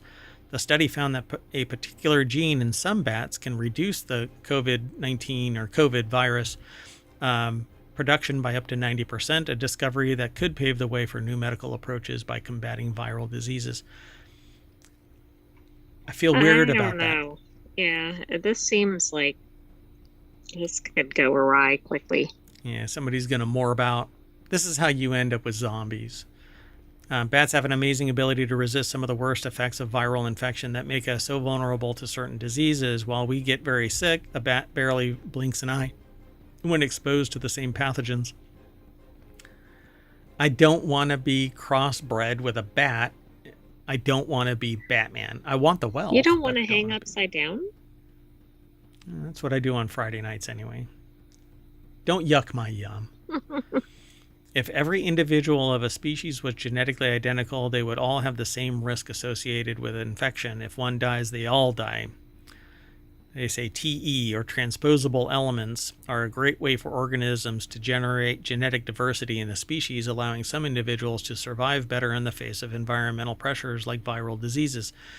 Which, face it, you won't be able to afford this genetic modification should it actually come to pass. If it saves you from viral infection across the board, it'll be too expensive. I mean, it's kind of like the current weight loss drugs costing $1,500. Right. Even though, okay, well, anyway, doesn't matter. So Michael Hiller, a professor of comparative genomics at the Goethe University and a member of the Sackenberg Institute, is one of the main investigators in the study. He and Ray are both members of an executive board of the BAT1K consortium, and their relationship provided the perfect opportunity for Ray's lab to collaborate with the international scientific community. Well, good for you. Oh, look, the lab has worked in the past with such agencies as the organizations such as the National Science Foundation, the U.S. Department of Agriculture, and the state of Texas, and the Texas Department of Wildlife and Fisheries. I think bats are really cool animals, and I think it does make sense to research them in relation to COVID-19, but it sounds kind of alarming given the history. Nothing bad will happen. Moving on. The next article is over in the Mobile Channel. A record number of people called out of work on Superb Owl Monday. It's because those superb owls are just so superb. If we ever needed more proof that Monday, after the superb owl, should be a national holiday, just look at the number of people who are calling out sick today. Well, they're all fired if some people have their way. Courtesy of some statistics provided by UKG and HR Pro platform, it's expected that a record number of U.S. employees are calling out because of the case of the Mondays on February 10th. So how much? How about 22.6 million people are expected to take a sick day? Whoa, that's quite a bit. By the way, this show is the last 24 hours, and that's why we've got news from Monday. Oh, and that reminds me, I have to run an errand immediately after this. So this is a huge difference from the prior year, which only saw 16.2 or 16.1 million people take the day off. So the article is by Kyle Filippi over at Vice.com, who put the article together. And go ahead. I wonder if this is the highest sick day in the whole year. I bet it is. Oh, I can imagine. Yeah. I mean, 22.6% is nearly 10% of the entire population, for crying out loud. It's like 22.6 million. Yeah. That's a huge population percentage. 22.6 million people are about 7% of the entire population. Right, and remember, some of the entire population aren't even in the workforce, right? Only too old. Yeah. Only like 150 million are actually, so, closer to 10% actually took the day off. Wow. Yeah, you know what? We've got some time. So did you do any informal statistic sampling? And did that apply? No, but I should. I'll do that. It'll have to wait, and people will not have any memory of it. So maybe I can ask at the next event. But no, like everybody that I know worked on Monday regardless. So that's okay though.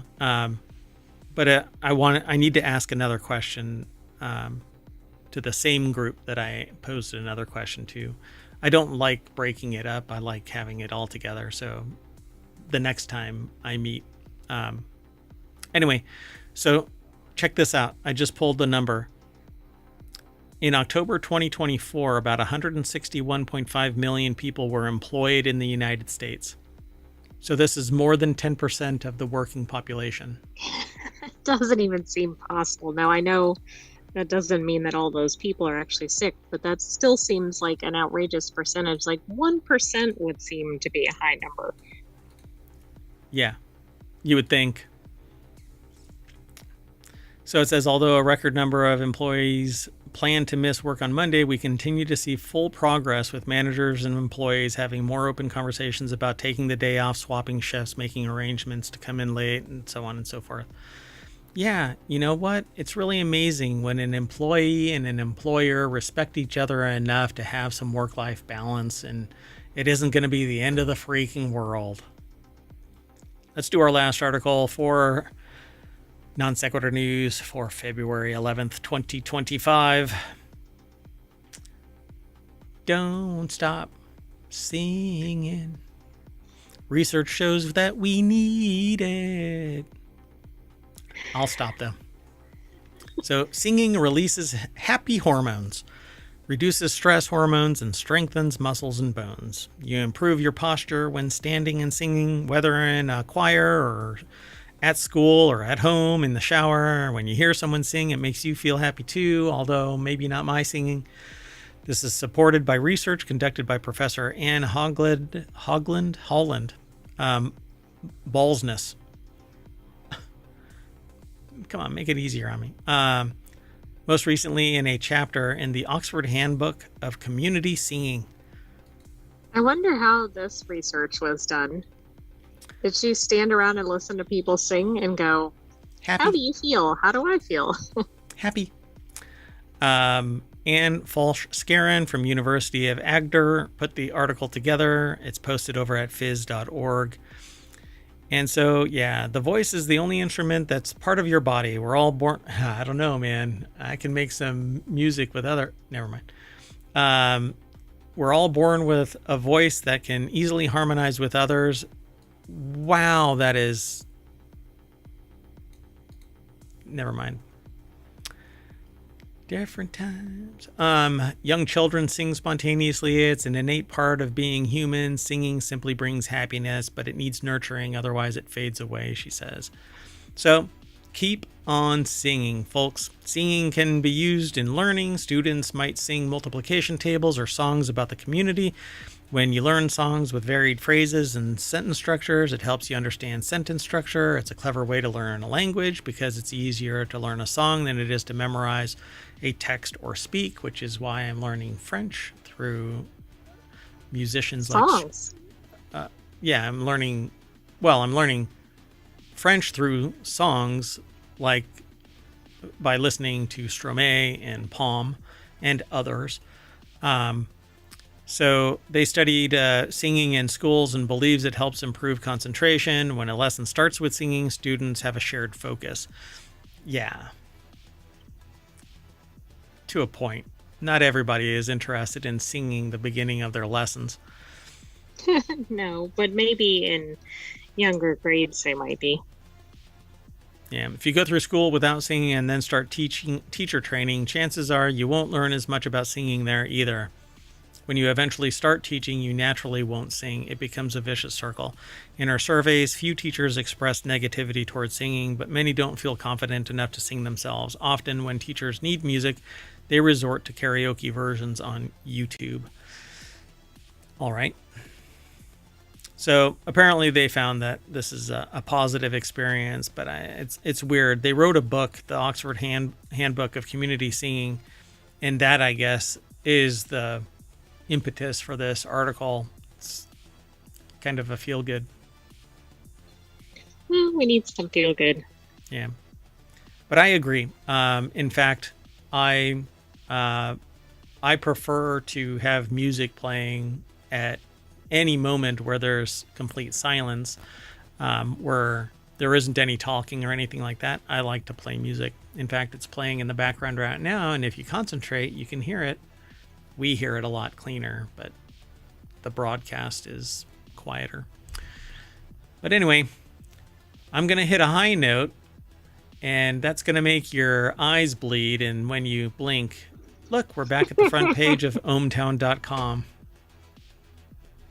I'm Mayor Watt. I'm taking the AI, and we're getting out of here on that note. You want to say bye? Bye, hometown citizens. Thanks for joining us for Non Sequitur News. Be back tomorrow for another episode.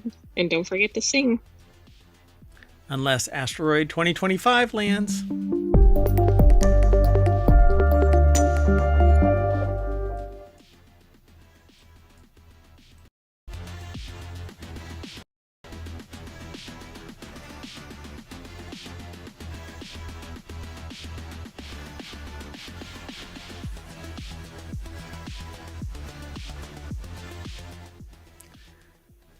Hello, everybody, and welcome to Non Sequitur News for February 13th, February 12th, 2025.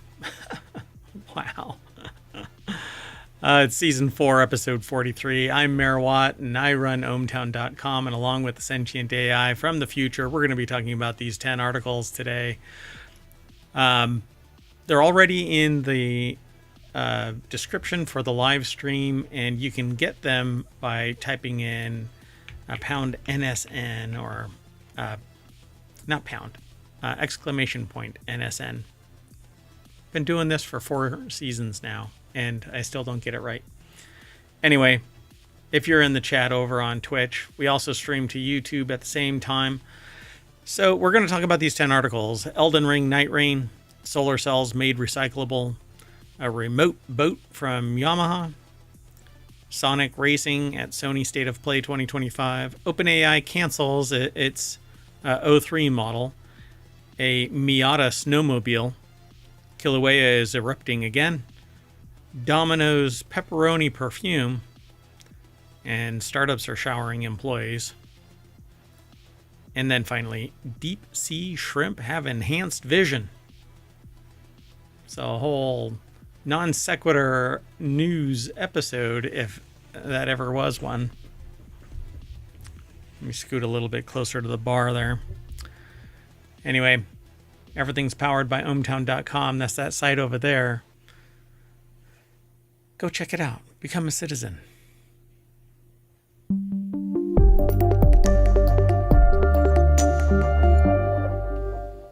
So the short title for this is Night Rain Boat Remote Miata Snowmobile.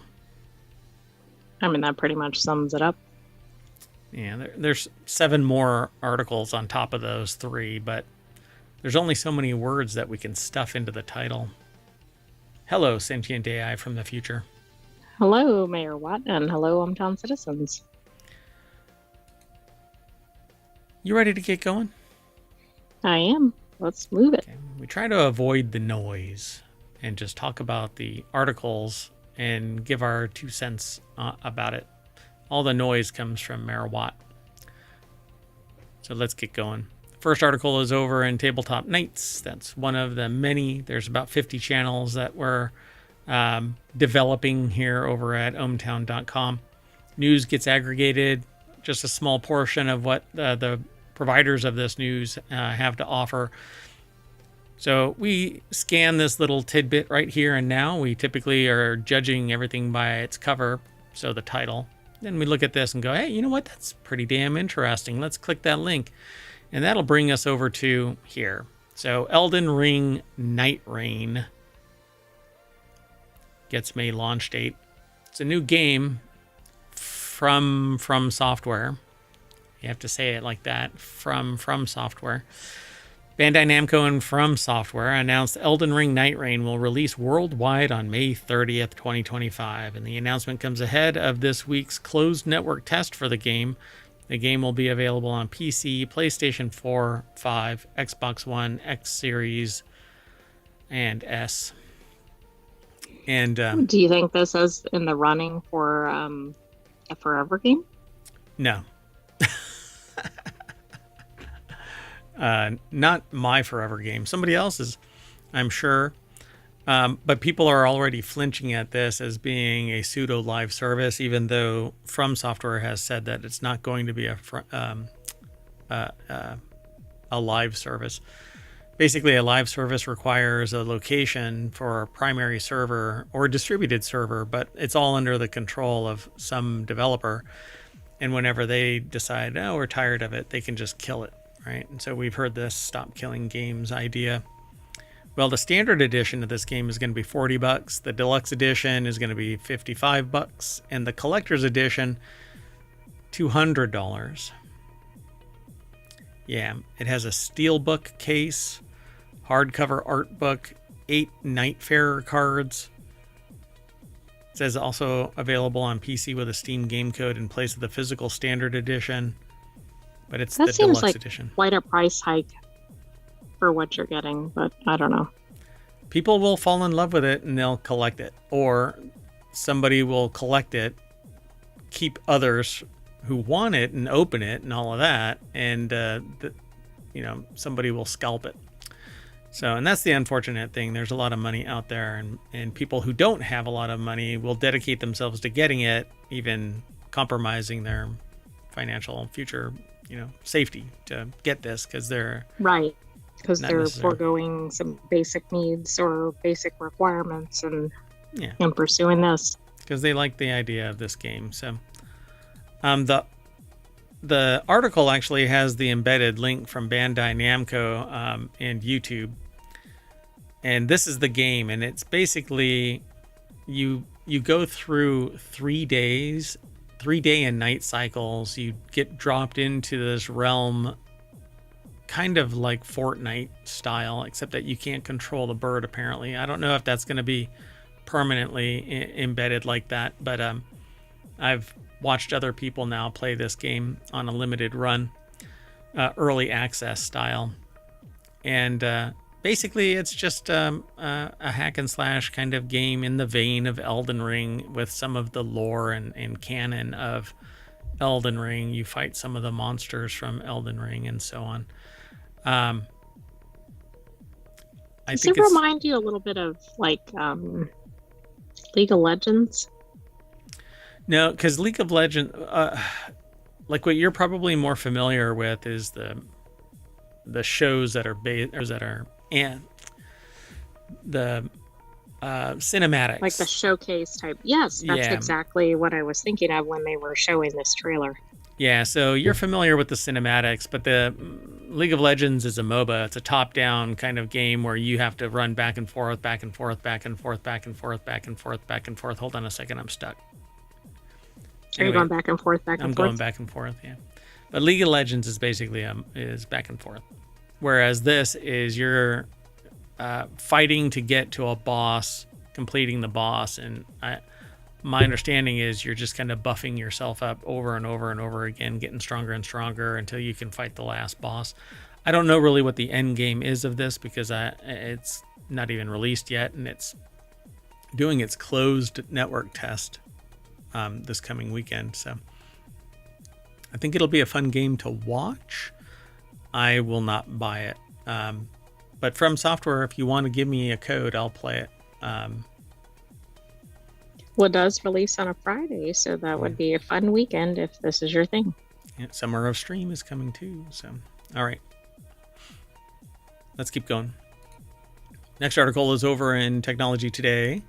That's one of our weekend shows. That is on Sundays, wedged between WarCrafters and 4-Wheel Tech. So, next-gen solar cells now fully recyclable with water-based method. In a study published in Nature, researchers at Linköping University have developed a method to recycle all parts of a solar cell repeatedly without environmentally hazardous solvents. Okay, this sounds incredible. The recycled solar cell has the same efficiency as the original one, and the solar cell is made of perovskite, and the main solvent is water. So perovskite is this relatively newly discovered material that is, I guess, kind of revolutionary for solar power. One of the problems was trying to recycle a solar cell or a solar array has been fraught with issues. Right, almost non-viable, and if you do it, you have to use really, I think, caustic chemicals. Right. So in the study published in Nature, they figured out a way to do this, and they say there's currently no efficient technology to deal with the waste of silicon panels. That's why old solar panels end up in the landfill, huge mountains of electronic waste that you can't do anything with, says Xun Xiao, postdoc at the Department of Physics, Chemistry, and Biology, IFM, at Linköping University, or LIU. Feng Gao, professor of optoelectronics at the same department, adds we need to take recycling into consideration when developing emerging solar cell technologies. If we don't know how to recycle them, maybe we shouldn't put them on the market at all. Bravo. Different ideological bents, but there are many companies that want to get perovskite solar cells on the market right now, but we'd like to avoid another landfill. In this project, we've developed a method where all parts can be reused in a new perovskite solar cell without compromising performance in the new one. Interesting. I mean, this is really spectacular if this can be replicated and done multiple times, large scale, etc. But this is fundamental science at the university research level. And so you need that money to flow in so that they can do this kind of stuff because it isn't done quick and it isn't done cheap in the grand scheme of things, but it can pivot from being a fundamental research project to a viable business model and remain a positive output for economies, for society. So it says there are already methods for dismantling perovskite solar cells. This mostly involves using a substance called dimethylformamide. It's hard to even say it. Who named that? Yeah, not me. I would have stopped at dimethyl F. Or you could just kind of trail off, dimethyl. Dimethyl. A common ingredient in paint solvents. It is toxic, environmentally hazardous, and potentially carcinogenic. Yeah. Well, they've discovered a new way to do it. Yeah. That all. I mean, I see why we're trying to get away from that. It's not. Drink this water. Let's keep moving. The next article is over in Non Sequitur News. Yamaha made a boat remote. It's not a remote boat. It's a boat remote. Right, but what is a boat remote? Yeah, you're about to find out. Yamaha's Helmmaster EX wireless control looks like an upgraded version of the Nintendo Wii's nunchuck controller. They've announced a new handheld controller that gives a captain full control of a boat from anywhere on board. It's compatible with Yamaha's Helmmaster EX control system, which is designed to make boats more accessible. I mean, nobody can get up and turn the channel on their boat, right? Yeah, this allows full remote. And the channel was a good choice of words, even though accidental. Channels, boat in channels, boats. Right, I wasn't even thinking about that. I was just making a joke about the remote. So the remote allows for single-handed operation of a boat, including maneuvering from anywhere on the craft. Andrew Lazuski put the article together. What I love about this is because I just picture somebody with the remote in one hand and they forget that it's not around their wrist and they drop it. Oh, no. Yeah. Isn't that like a known thing with people who go boating? With like they Wii drop remotes. Things over the edge. Yeah, and with Wii remotes. So you drop those things all the time. Oh, right. When you get a little excited there. But the other hand has a beer. Or you so throw them through the TV or whatever. Exactly. So Yamaha first introduced the modular Helmmaster EX control system in 2020 as a way to make it easier for boat operators with multiple engines. It includes both physical and touchscreen controls and can be upgraded with an autopilot system for holding a position or for following a route, and a joystick featuring throttle and steering controls to simplify maneuvering. That's it right there. I envision somebody in a boat and somebody else with a remote. Like not in the boat.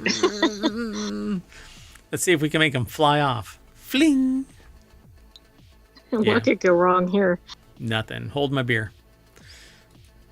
Let's keep moving. We're moving pretty quick through all of these. Wow. So this next article is over. Don't say anything. Yeah, I'm not gonna soapbox today. I don't think. So, or maybe for the foreseeable future. Maybe not for the foreseeable future. So, no, just kidding. There's a time and a place for everything, and now is not the time. This is not the place. So, this next article is over on the WarCrafters channel. First look at Sonic Racing Crossworlds gameplay at Sony State of Play 2025. Sega has revealed gameplay of Sonic Racing Crossworlds at Sony State of Play 2025 broadcast. The internally developed racing game is set for launch across PC via Steam and Epic Game Stores, PlayStation 4, 5. I don't know why they don't just summarize. PlayStation 4 and 5, Xbox. I've never understood that, but it seems to be a lot of gaming articles that do that. The Xbox is another one. Yeah, Xbox One, Xbox Series X and S, Nintendo Switch. A closed network test is set for February 21. That's in 9 days. Build your ultimate vehicle and race across land, sea, air, space, and time in Sonic Racing Crossworlds. Wesley Yin Poole over at IGN.com put the article together. The deck statement says, "Cat's out of the bag." Well, It actually says "cat's out the bag," not "out of the bag." So that's not good. I need to go on location. I'll be back. So, Sonic Racing Cross Worlds features iconic characters from the Sonic Hedgehog universe and a distinct racing mechanic that promises to transport Sonic Racing fans into a new dimension. There is a video over here, but I'll let you all play that. Whoa. You can go over and play it, but I'm sure that it's over on YouTube as well. There isn't much more to this article, so I'm just going to move on to the next article, which is about OpenAI. The next article is in the Late Night Geeks channel. OpenAI cancels its O3 AI model in favor of a unified next-gen release. OpenAI has effectively canceled the release of O3, which was slated to be the company's next major release, in favor of what the CEO, Sam Altman, is calling a simplified product offering. On a post on Twitter on Wednesday, Altman said that in the coming months, OpenAI will release a model called GPT-5. And the article is over at TechCrunch.com. Kyle Wiggers put the article together. And so, OpenAI no longer plans to release O3 as a standalone model. The company originally said in December that it planned to launch O3 sometime early this year. Just a few weeks ago, Kevin Whale, OpenAI's chief product officer, said in an interview over on Twitter, apparently, or the AI Capital on Twitter, that O3 was on track for a February-March launch. But then what's quoted in here is, we want to do a better job of sharing our intended roadmap and a much better job of simplifying our product offerings. We want AI to just work for you. We realize how complicated our model and product offerings have gotten. We hate the model picker and ChatGPT as much as you do and want to return to magic unified intelligence. So, yeah, they'll have to lower the cost so that it isn't so expensive to use the most advanced AI. Exactly. I mean, if they really want wide scale adoption, they need to really think about pricing and not pricing out their whole audience. Yep. So it seems that OpenAI is fully embracing the reasoning model trend. It arguably kickstarted with its first reasoning model O1 late last year. Reasoning models effectively fact-check themselves, which helps them avoid the pitfalls of normally trip-up models. This fact-checking process incurs some latency. Reasoning models take a little longer, usually seconds to minutes longer to arrive at solutions, but they tend to be both more reliable and capable. But don't tell anybody who uses them because, well, for whatever reason, I have yet to see a factually cited document that points to the source data. Well, I don't think most AIs do that, right? They're not set up for it. No, not really. And usually what I do see where there are citations, it's kind of high level stuff. There's nothing really profound. And if you, it's better if you don't know anything and you do a search, then you can get the results. Yeah, but you don't know if they're legitimate. No, you have to trust but verify. So you have to go looking for it. O3 is canceled, and a unified next-gen version referred to as GPT-5 that integrates a lot of OpenAI's technology, including O3, will be released, but don't know when. And ChatGPT and the API will both be utilizing it. The timing seems a little odd, but... DeepSeek. Well, yeah, that's true. Let's move on. The next article is over in Four Wheel Tech. A Miata on snowmobile tracks is the ultimate winter cruiser. Just the thing you never knew you needed, right? Yeah, I mean, it's pretty amazing. When you think about the ultimate winter car, vehicles like the Land Rover Defender, Toyota Land Cruiser, or even a ratty old Volkswagen Beetle likely come to mind. One car that's probably not very high on that is a convertible Mazda Miata, but that's probably because you haven't seen this convertible Mazda Miata. And there you go. Owen Bellwood put the article together for jalopnik.com. The deck statement says, even when it feels like Miata is not the answer, Miata is always the answer. Would you be surprised if you're on the mountain and this is coming at you? It looks like a little critter. Yeah, it absolutely does. It has like tank style treads or something on it, Yeah. but how it moves, it does. It's amazing that it even can move, but okay. It has ski sleds on the front. It has snowmobile. Well, it's a snowmobile, basically, with the Miata body on it. It has Baja lights. It has a roll cage. It has what seems to be an extra wheel in the back, but I don't know why it has a wheel. Oh yeah, that's odd. It It's has like a a tire. spare tire or something. Yeah, maybe you can take this off and put regular tires on. Huh. Well, let's see. The build was completed by automotive YouTube channel The Rad Factory, which has a whole library of ridiculous builds, they say in this article. Just like this one. For the latest creation, Rad Factory started with the first generation Miata that they'd previously kitted out with tank tracks to make it go anywhere. And then they just put ski sleds on the front. I mean, this is definitely what I would do if I had a Miata.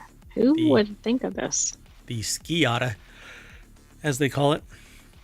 Snow proved to be the tank's one weakness, so the team set to work rectifying that by ripping off the tracks, replacing the rear ones with belt drive from a snowmobile. There's one belt drive on each corner, and then Beefy Sky. What? Beefy Sky? I think that's supposed to be Yeah, that ski. doesn't make any sense. A beefy ski. Ski, probably, yeah. It replaces each of the front wheels. So yeah, this is supposed to be a ski, not a sky. But beefy sky, sure. Chat GPT, here we go. No. What is that? Where food fell from the sky? What was that? There was a animated thing. Oh, cloudy with a chance of meatballs or something. Yeah, so that's what I suspect is happening here.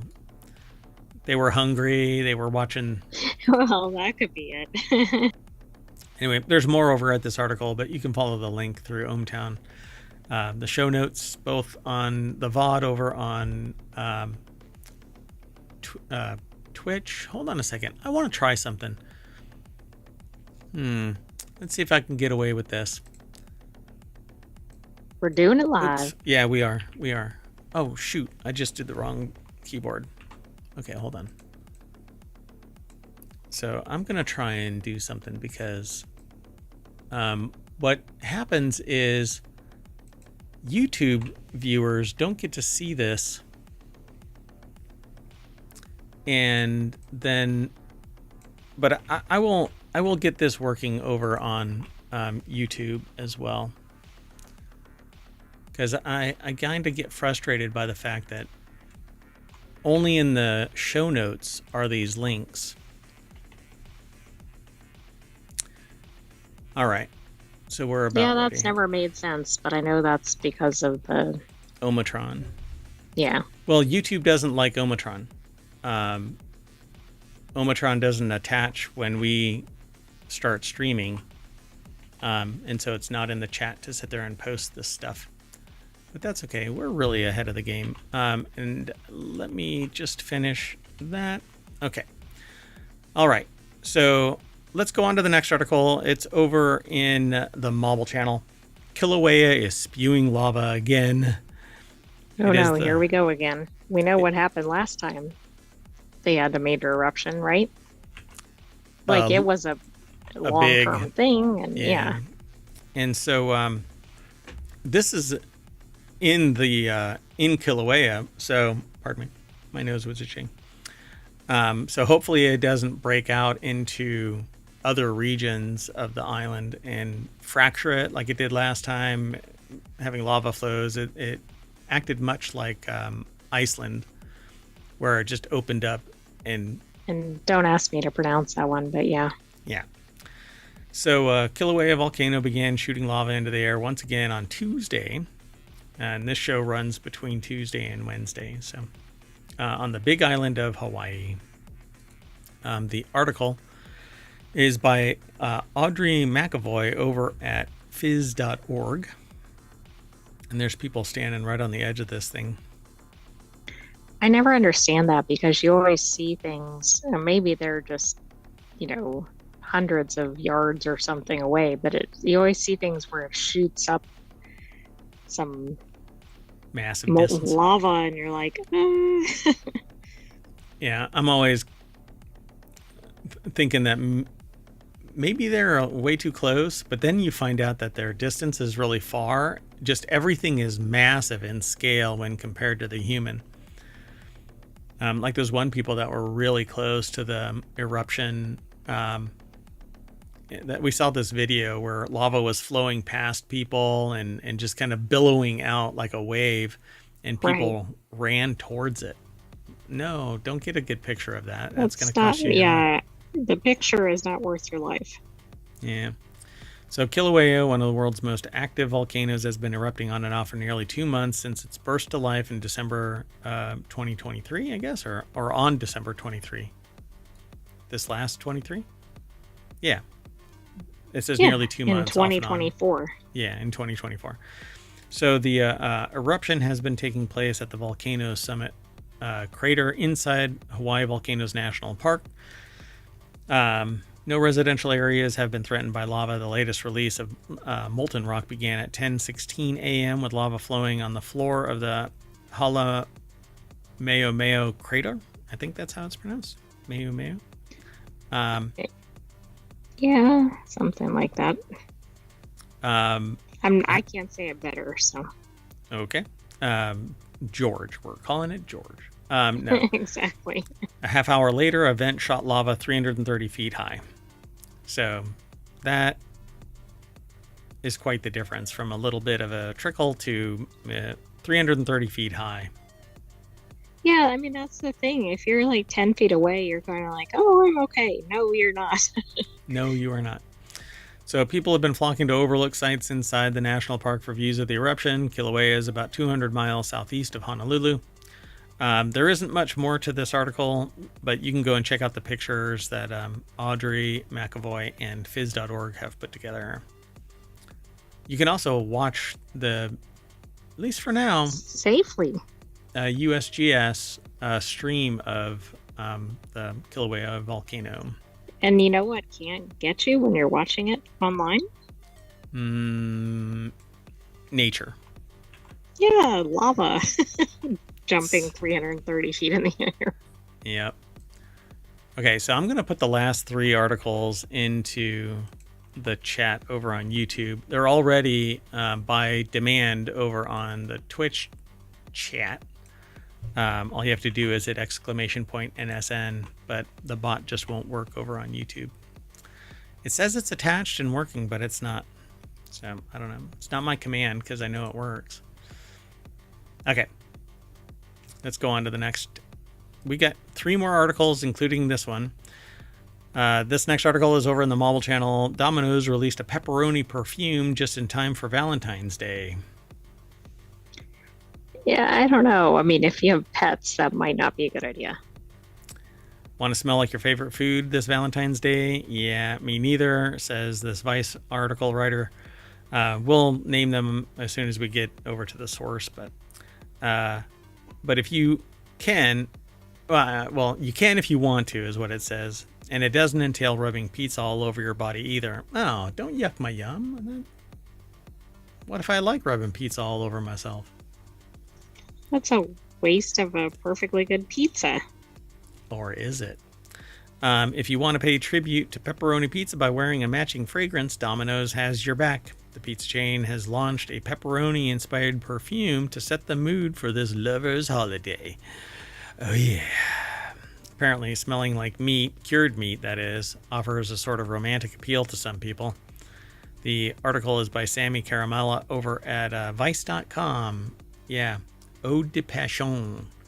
And it's a Domino's pepperoni scented perfume.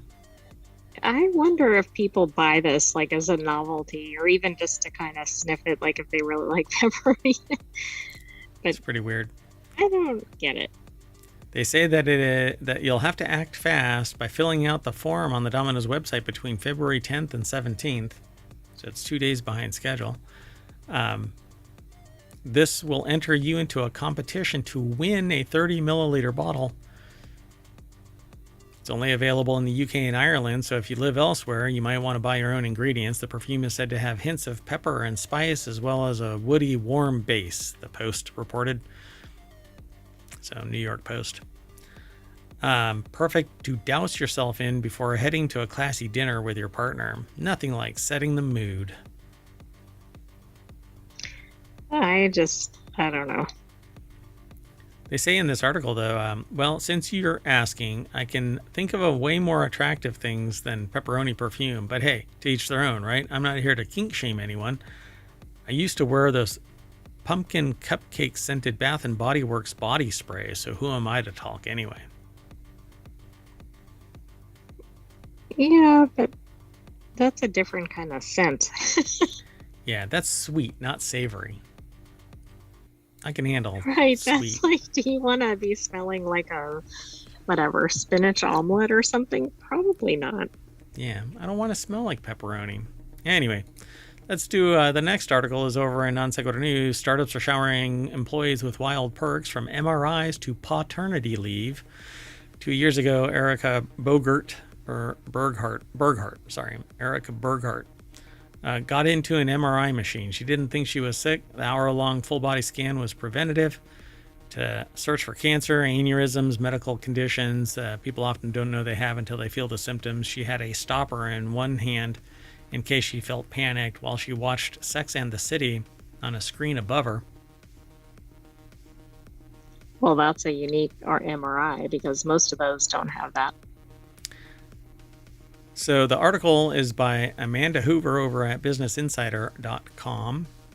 And so the MRI cost was $2,500 a person, but Berghart's bill was fully covered by her employer, the media company 1440. Recently, the company added preventative scans as a benefit to its 19-person team and their spouses. Berghart's 1440's director of growth, she said, found one minor health issue and was able to follow up with her doctor to keep an eye on it and gave her peace of mind. So, yeah. These perks actually had been around, or have been around with startups for a considerable amount of time. Like the .com boom really was the epicenter for it. They say a decade ago, trendy perks were everywhere. Dropcam offered employees helicopter rides piloted by the CEO of the company. Eventbrite added... Is that supposed to be a perk or fear-inducing? Like, do they like the CEO? It's a threat. Eventbrite added an arcade game to its office each month, and Google had a concierge service to run errands, making any employee feel like an executive. But big tech bosses have stopped caring about your feelings. Layoffs have been rampant. Last year, in what was dubbed Grubgate, Meta fired employees for using $25 Grubhub credits on their personal care items instead of food. This year, Mark Zuckerberg has told all employees to buckle up for an intense year. Companies like Target, Meta, and McDonald's are scrapping or toning down their DEI initiatives, and so on. As the gap in work-life balance grows at many major companies, smaller firms are seizing a chance to stand out using more individualized benefits to signal it to its workers that they do care. Yeah, this is a much longer article, but in a nutshell, some companies are offering up bonuses to make your work-life balance a little more equal. But that it's up to that company, you know? You gotta, in startups. Well, and also that might not be in perpetuity, right? Yeah. So like if you want to be at the company and they have perks, that might be good, but I wouldn't go there just for the perks because they might turn them off. And it's a startup community, so it may flame out within 5 years. So you just never know. So be nimble. Head on a pivot. Let's keep on doing our thing in our last article for tonight. And we ripped through these. It's over on the Mobile Channel. Deep sea shrimp have evolved enhanced vision for the bioluminescent world. Study finds light is a primary driver of visual evolution in shrimp, according to a new FIU research published this week in Nature Communications.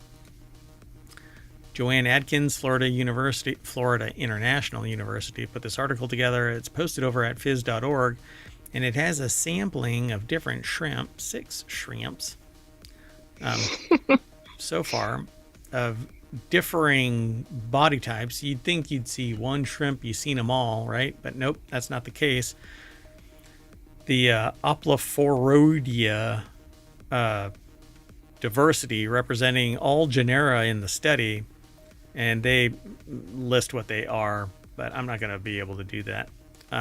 So the deep sea is a dark place with only light coming from animals that glow, bioluminescence, and occasional faint glimmers from the surface above, led by biologist Daniel Delio, I'm not sure how they pronounce it. This new FIU research reveals animals that live in the deep use this light to navigate the ocean and potentially discriminate different sources of bioluminescence. The study specifically looked at a group of deep sea shrimp called Oplophoroidea that can migrate vast distances up and down in a water column. Yeah, I don't even know where to go from there. Well, up or down, apparently. As primitive eyes evolved in the oceans during the Cambrian explosion some 540 million years ago, the time we now know as bioluminescence already existed. Understanding how different light sources impact vision, and here it's VISON, so like bison, I guess it is. Vice. It's supposed to be vision.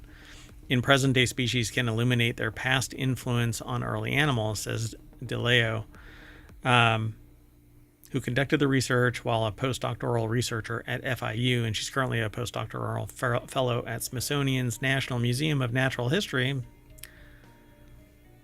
The proteins called opsins allow the shrimp to see a range of colors, including environmental and bioluminescent blue light. They might possibly be able to differentiate between their own glow and the bioluminescent of others, and this study found that shrimp migrate into shallower waters, where there is more available light, and they have a greater variety of these light detecting proteins. Kind of interesting, right? So what's weird, just another area where we don't know much about it. You can actually see differentiation in the eyes of these guys. You have to look really hard, but like one looks like it's clouded over, one is clear as a bell. Yeah, and I'm guessing they're all at different layers, right? Perhaps, yeah. What this research does, it says it helps improve the understanding of how deep sea animals are able not only to live, but thrive in such extreme and dark conditions. And the study suggests that navigating across different light environments in the deep sea is important, especially for those that migrate into more shallow waters. These opsin proteins may also be particularly important in helping these shrimp in recognizing which animals are friends and others that might be foes. Yeah, this is really interesting. I just think we have so little understanding of deep sea. Oh yeah, for sure. I mean, it's hard to get down there, so I don't know. Maybe somebody can create a sub that can go really deep. Yeah, I was gonna say too soon. So what we're going to do now is end the show by going back up the water column, which will lead us back to the front page of ohmtown.com, where all the news is aggregated. None of the noise, because all the noise is right here in this stream, in this water column, in this bag of mostly water named... Don't you see all those shrimp going by? Merwatt. Yeah, there's a whole bunch of them. Look, yeah, exactly. It actually worked.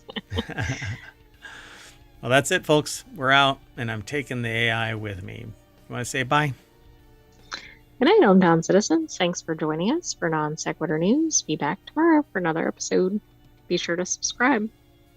And I am going to scream because I have Windows 11 updates turned off so I can manually do them when I want to, and it's already updating.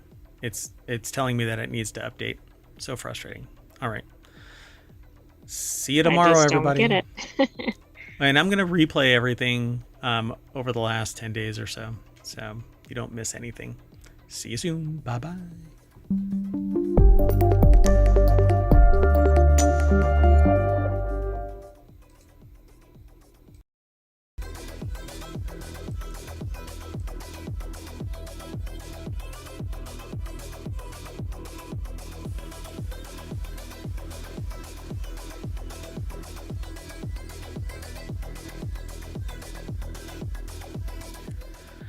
Hello, everybody, and welcome to Non Sequitur News for February 13th, 2025. It's Season 4, Episode 44, I believe. Yes. I am Mayor Watt, and I run ohmtown.com. I've made it a couple of changes to the aggregation system, and so I'm trying to limit certain influences on the content because it is having a decidedly negative impact. So I hope you go over to ohmtown.com and check out the site. Find that it is more aligned with your particular interests and sign up or sign in. Again, I use it to manage my information overload. That's why I even created it. It's actually purging some of the older stuff now automatically, and but it's not impacting the time frame for which we actually started this show. So we started it 3 years and a month ago. So we're in our 4th season of doing the show. So go over and check it all out. And if you know of some source of news that you would like us to aggregate, let us know. It's easy as either signing up, signing in, and you'll see a 7th icon right here that gives you the ability to submit something, or you can send an email to mayor@ohmtown.com, and we'll evaluate it and integrate it depending on the content. Anyway, we've got 10 articles that are all set up, ready to talk about, and they start with Denny's is getting cooked, call of TMNT, breadfruit vodka, Seattle workers sue city, and it sounds really familiar.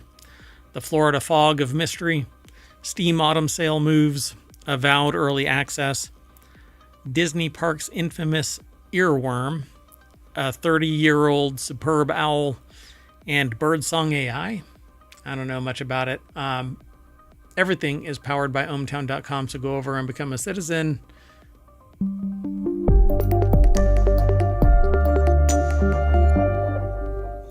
Hello, sentient AI from the future. Hello, Mayor Watt, and hello, ohmtown citizens. To those of you that are in the chat over on twitch.tv, you can actually hit !NSN, but I'm going to do it for you. So Omotron will throw all the articles that we're going to talk about into the chat. It's kind of a flood, but you get to see the whole URL. We don't do the markdown so that all you see is the title in it or anything. We want you to see the whole thing. We're pretty transparent about how we conduct the show and even why, and even my internal bias. And there's a few things that I are kind of, influenced by, but I make it pretty obvious.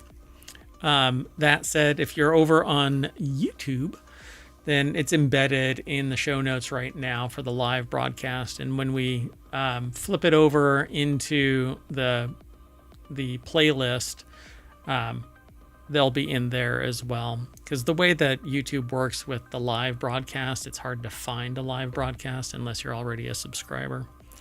Anyway, be sure to follow us here on Twitch and on YouTube. Download the podcast. There's 7 podcasts. 6 of them are weekly. 1 of them is daily. That's Non Sequitur News.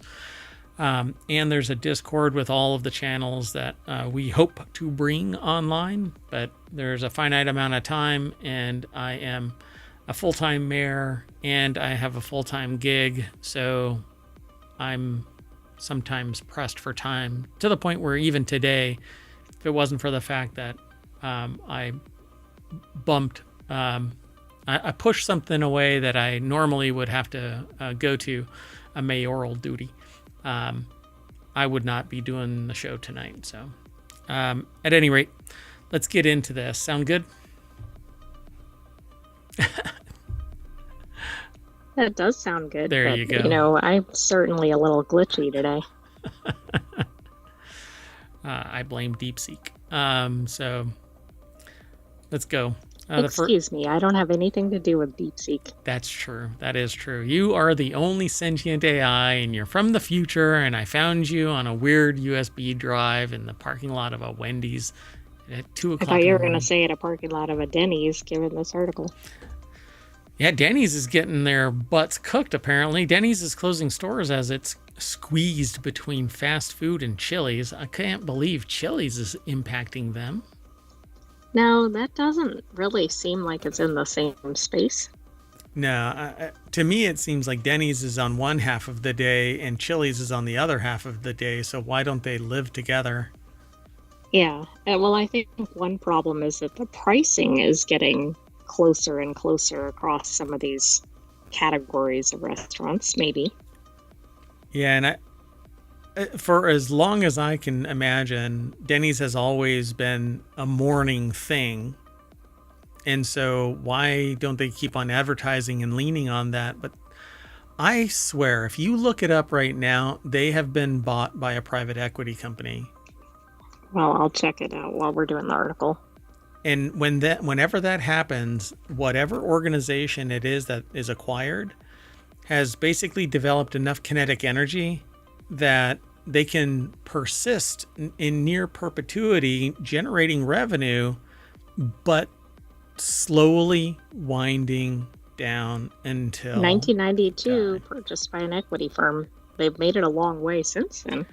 I didn't read the whole history, so maybe there's other purchases or something. And I'm willing to bet the year before they were the biggest they'd ever been. You know, I mean, it's just kind of nutty that I can call this out almost like I call out the fact that when little white tables appear in front of a store, it is the coffin nail, the final coffin nail. The body hasn't died yet, but the coffin is already nailed shut with the person inside. The simple fact is I can spot a failing company a mile away. And so I'm telling every company out there right now, never put little white folding tables with bric-a-brac out in front, because that's a signal that within 5 years, your business is dead.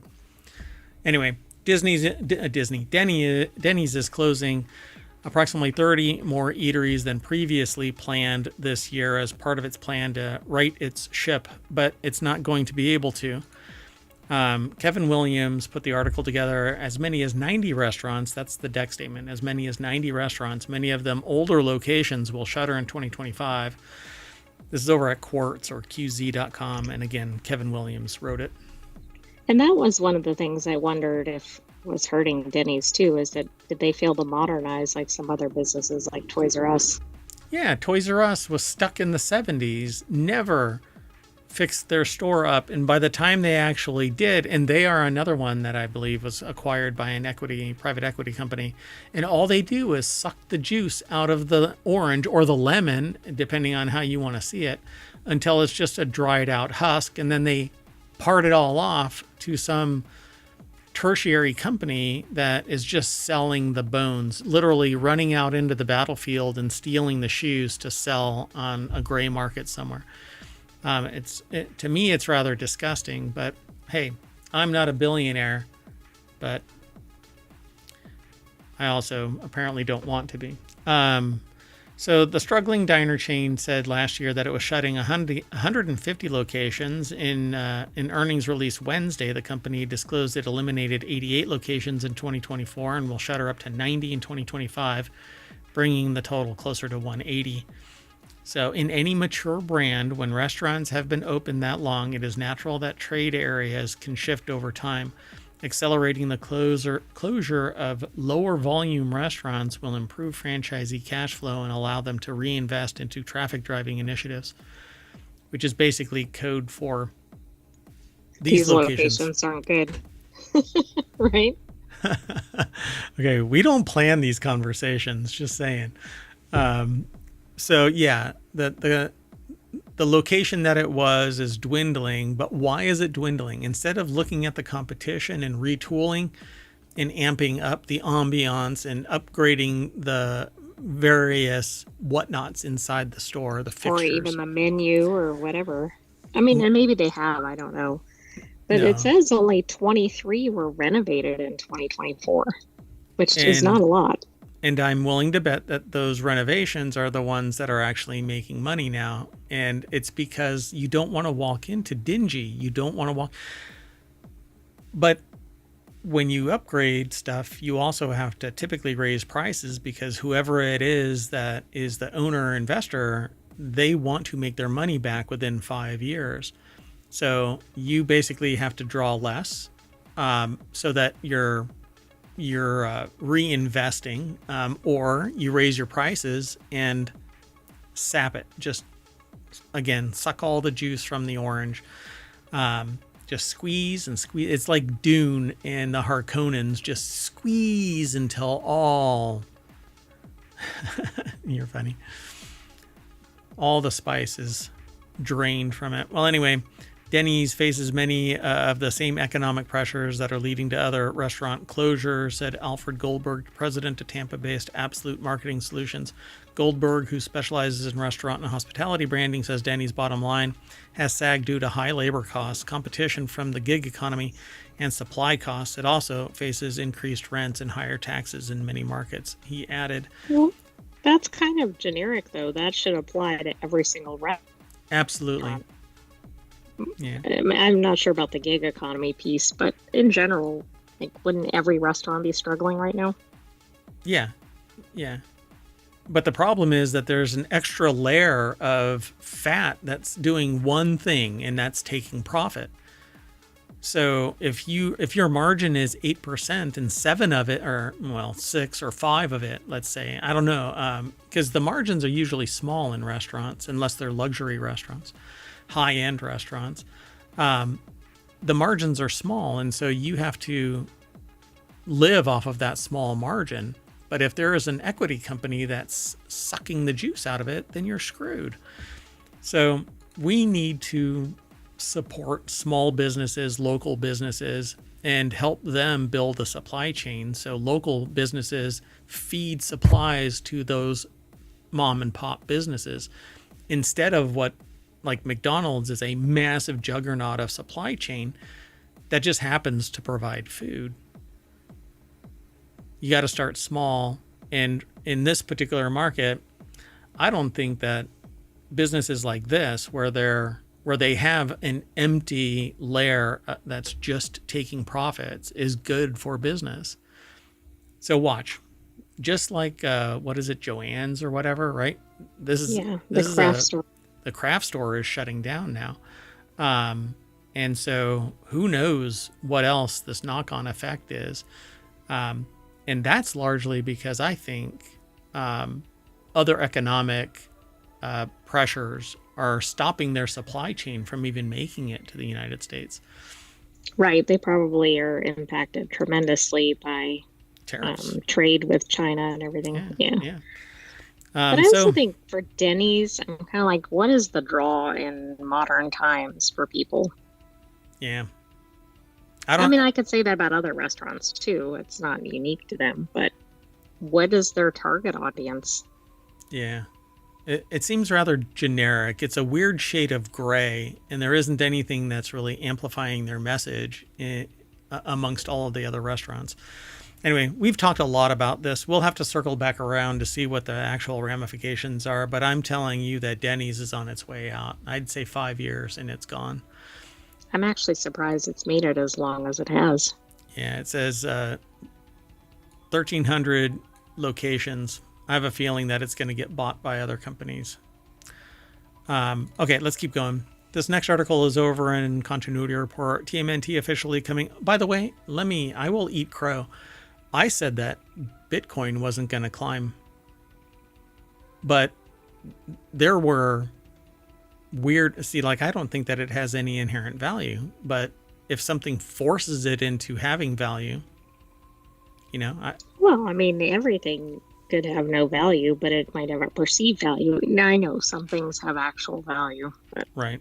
And that's what this is. It's speculative value. So anyway, the reason why I say that is because Denny's might survive, pivot successfully, and flourish. But if you've already pivoted out of being privately held, publicly held, and then acquired by a private equity firm, you're in the long tail, and you will It probably. also doesn't make sense because they've apparently purchased another breakfast chain pretty recently, which, like, why? I don't know.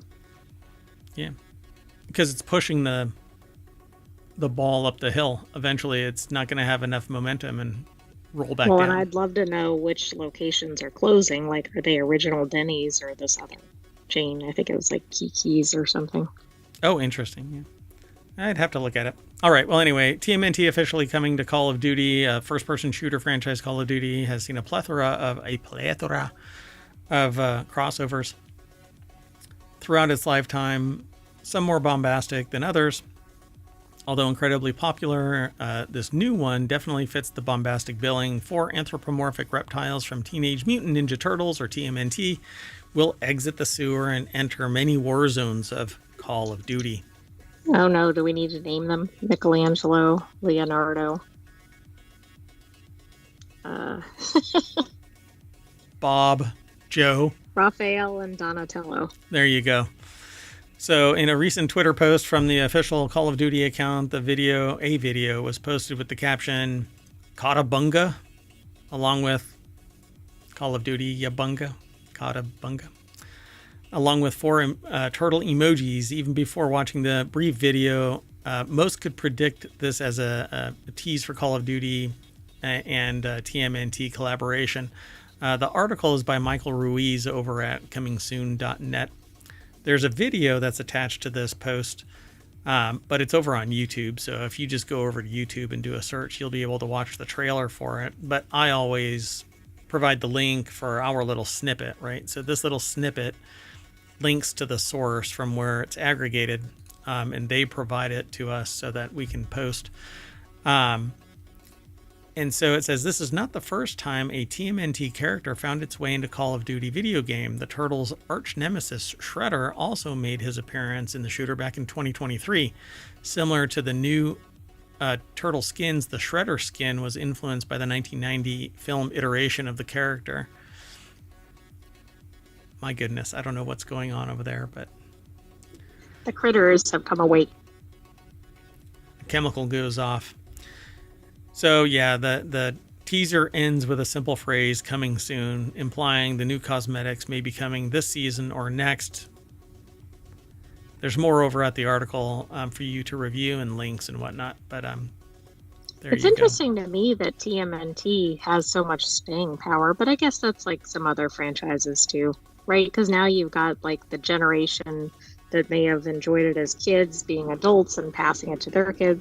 Yeah, and they've survived like the Uncanny Valley episode where their movie images were really freaking creepy, and people were everything about it was sus and didn't like it. But apparently, it's recovered.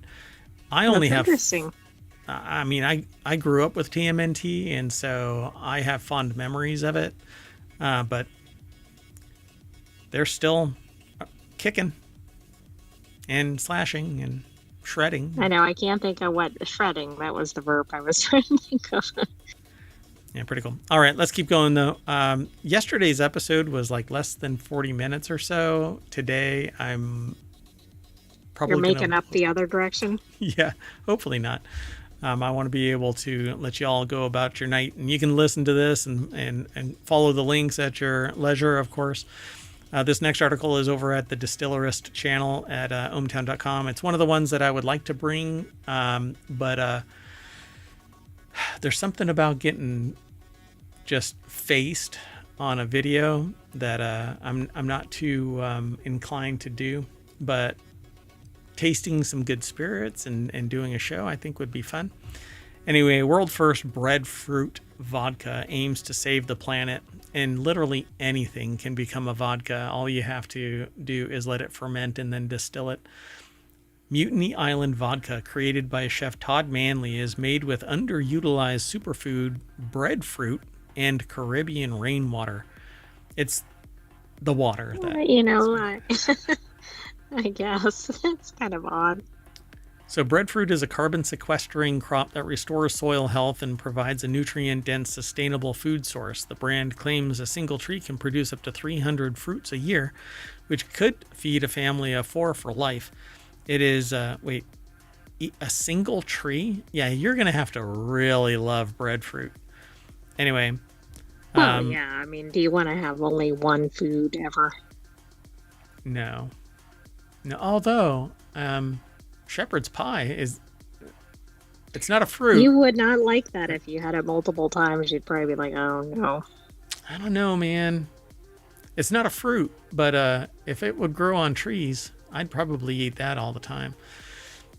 Anyway, so the company is based in St. Croix, an island in the Caribbean Sea. The vodka brand has partnered with organizations including Trees That Feed Foundation and Breadfruit Institute as part of its commitment to eco-conscious practices.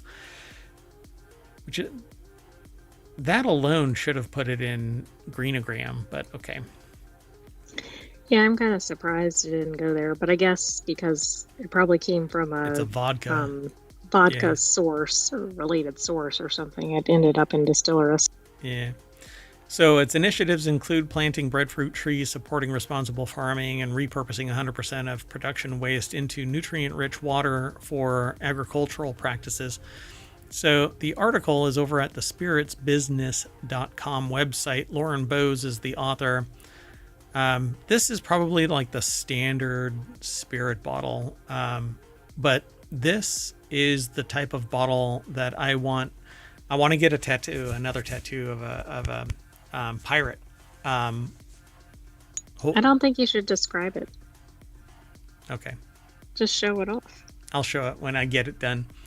And unfortunately, the artist that I want to do it has not followed up on my request, so maybe they don't appreciate it as much as I do. But I share too much. Hold on. Let's do this.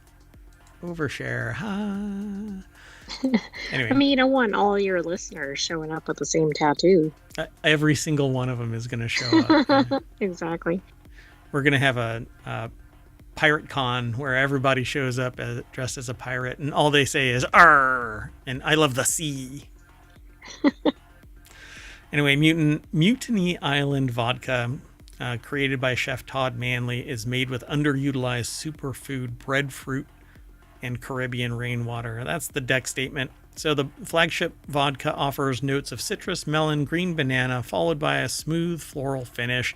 It won a gold medal at the Vodka Masters 2024. The brand offers coffee-flavored expression, and that's, whenever they say expression, it's that flavor, it's exactly. That's separate than the one we've been talking about. Yeah, that's the distillation. And so they have a coffee-flavored expression, Mutiny Island Puerto Rican coffee, and roots, which is infused with ginger, turmeric, which a lot of people pronounce turmeric, but it's not. And I've had people, when I say it's turmeric with an R, and they're like, there's no R in that.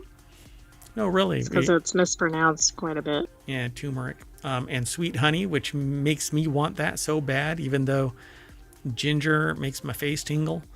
And maybe not in a good way. I don't know. So the final product is smoked hot pepper, a spicy vodka with progressive heat and unique zest.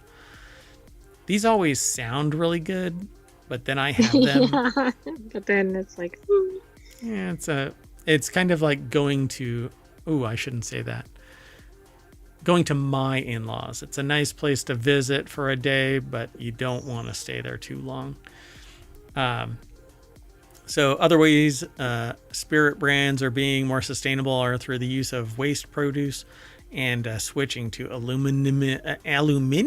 But this is, is this? Well, we don't know. Where is it from? Aluminium packaging. I don't know where this company is.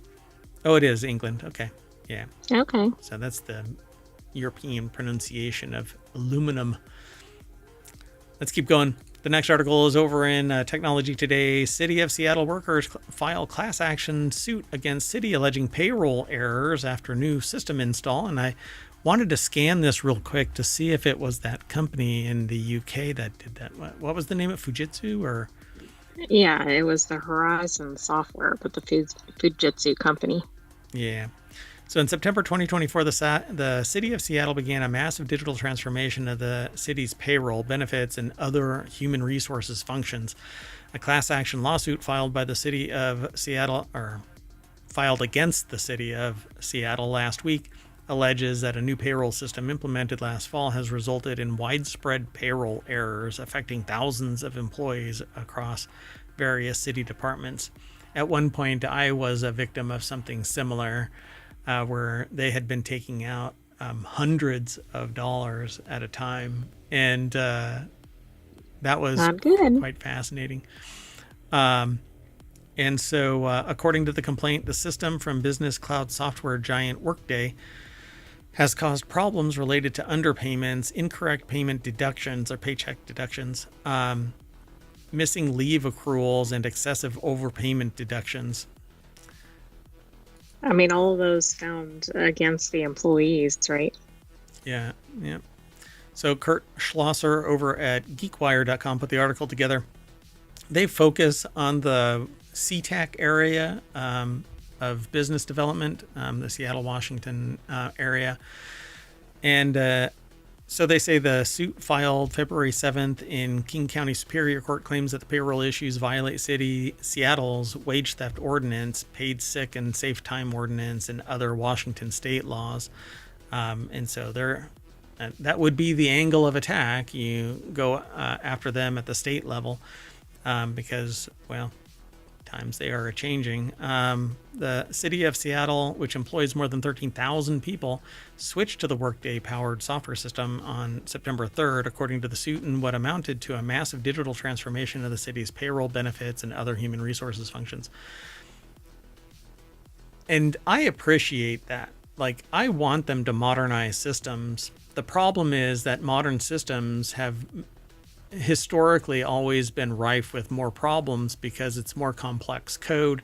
It hasn't been vetted a significant amount of time. So like the EV5 system that they're talking about here in this last bit of that paragraph is 30 years old. And so it's rock freaking solid, except that it's not extensible in any way. It doesn't have any advanced features. Might be clunky, but it works. But it works. Yeah. And so when I go into a company and I say, hey, you need to modernize, the modernization of these systems means that I know what it is that is going to get impacted and to the extent.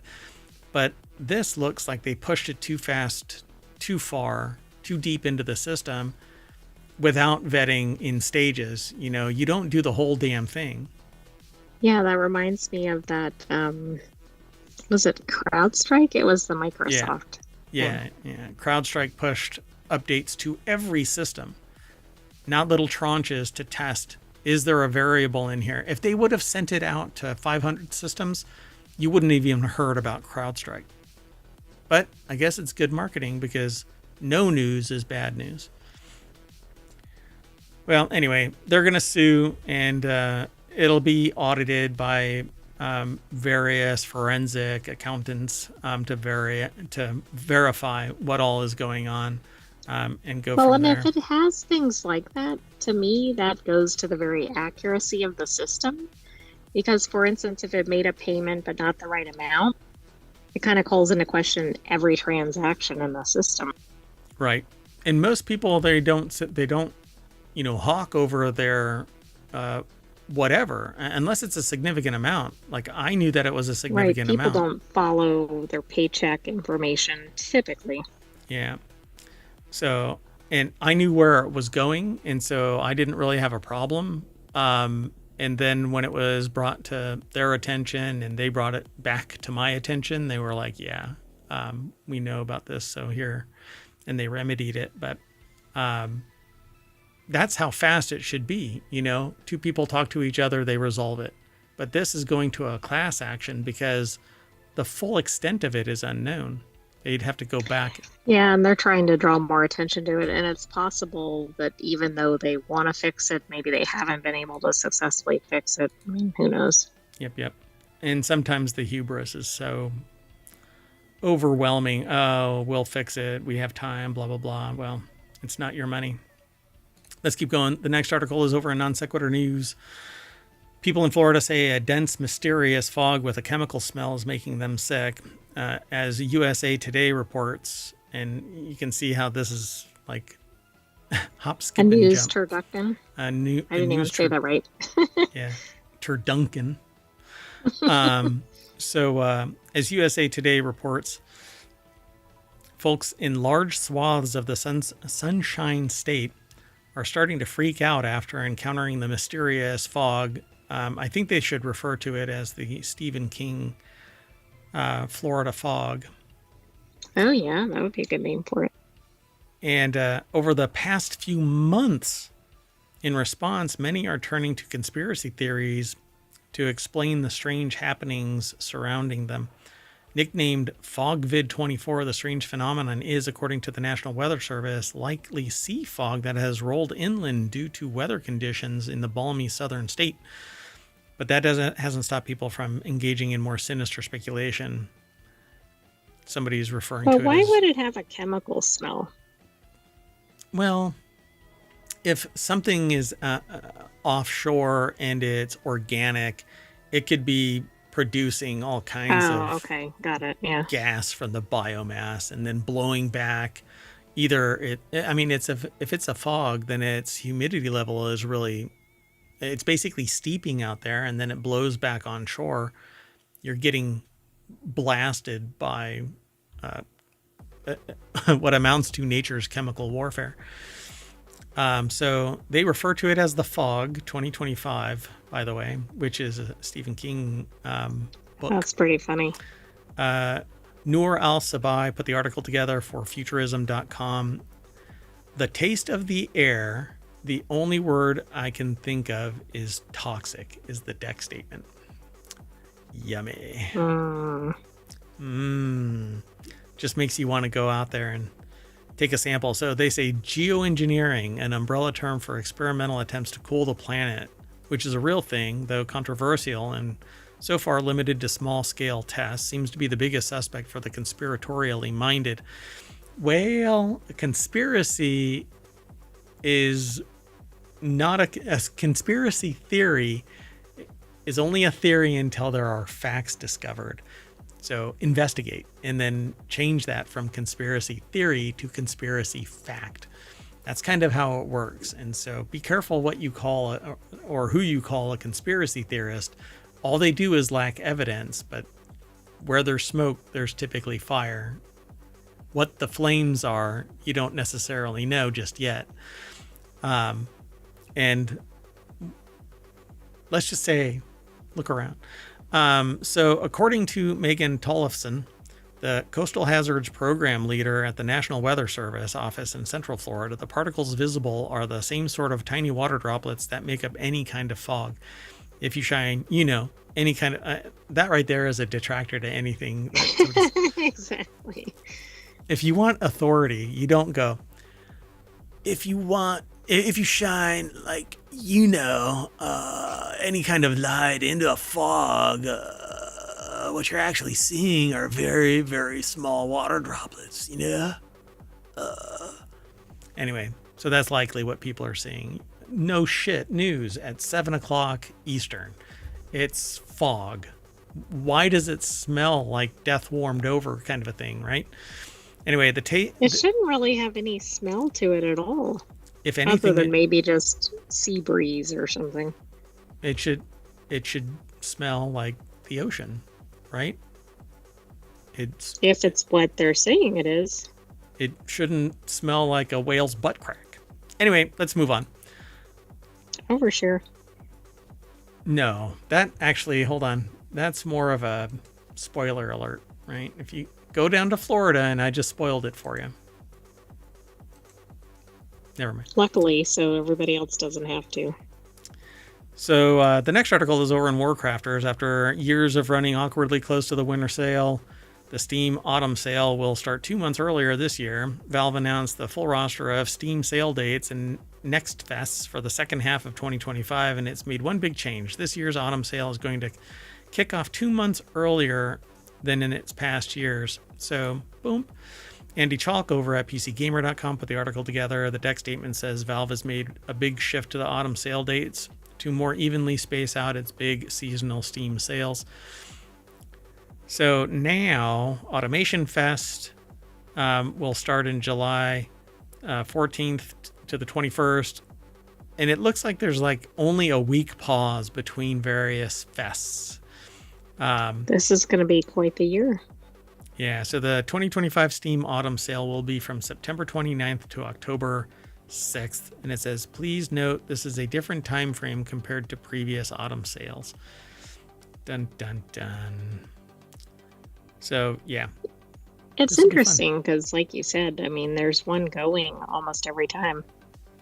Yeah, just throughout the whole year, there's something. I'm really curious what the beginning of the, like, they should have just posted a whole month, just augment it with the beginning months. Yeah, I agree. But this is second half, so July, blah, blah, blah. Anyway, there's a lot more on this article. Follow the link. The Steam Autumn Sale Moves is the title that I gave it, but the link will link you over to pcgamer.com. Let's keep going. Moving on. Next article is over in WarCrafters. I hope every RPG steals Avowed's brilliant inventory system. Now, I started watching people playing it because some people paid or were gifted codes to play Avowed.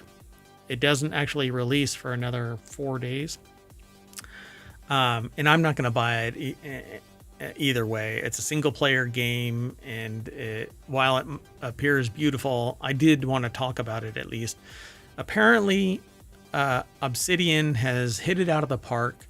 The early reviews are in, and people are raving about it, and how beautiful the whole thing really is. Obsidian's latest RPG, Avowed, is out now on Xbox and PC for those who pre-ordered the expensive fancy version. Something like $100 or $90 or something like that. I don't really know. But it's a $70 game. So I think it's $90 for the early. And it's a really good game. But one key thing that the author of this article over at Kotaku wanted to highlight is that RPG's inventory system and item management system, because it's really good and they want more games to copy it. Now, the things that I'm sure Obsidian don't want people to copy it. Yeah, but that's one of those things that can't be protected, right? Do you think? Well, true. It's always nice when it's like that is an Avowed thing. You know what I mean? Like it usually takes on the name of the thing that inspired it. Yeah, the Avowed inventory system. So what's really interesting about this is this looks a lot like Kingdom Come Deliverance 2. This interface. Interesting. Granted, Avowed's is more woo-woo, like ghostly and stuff, because I guess it has a lot to do with like souls being reborn and stuff like that. But KCD2 is medieval style. Zach Zweisen over at Kotaku.com put the article together. Well, so that is interesting, right? I don't know, like with the earlier release and whatever. Yeah. I mean, even this whole thing looks just like KCD2. Oh, okay. And this for sure does. So I've loved watching everybody who's been playing it for the last 8 hours or so. Off and on, I've been able to take a break and look. So they say, sure, they'll freely admit that our RPG inventory system might not be the sexiest or coolest topic. I think it is, but is a very important part of the game. Features loot, potions, food, weapons, and gear. A bad inventory system can ruin a game. I agree, particularly when you have weight limits that are just gross. Like you barely can carry anything, or it's slot driven and you only have like 12 slots. But nothing stacks. So the moment you pick up 12 leaves, your inventory is full. I hate those games. This doesn't look like it.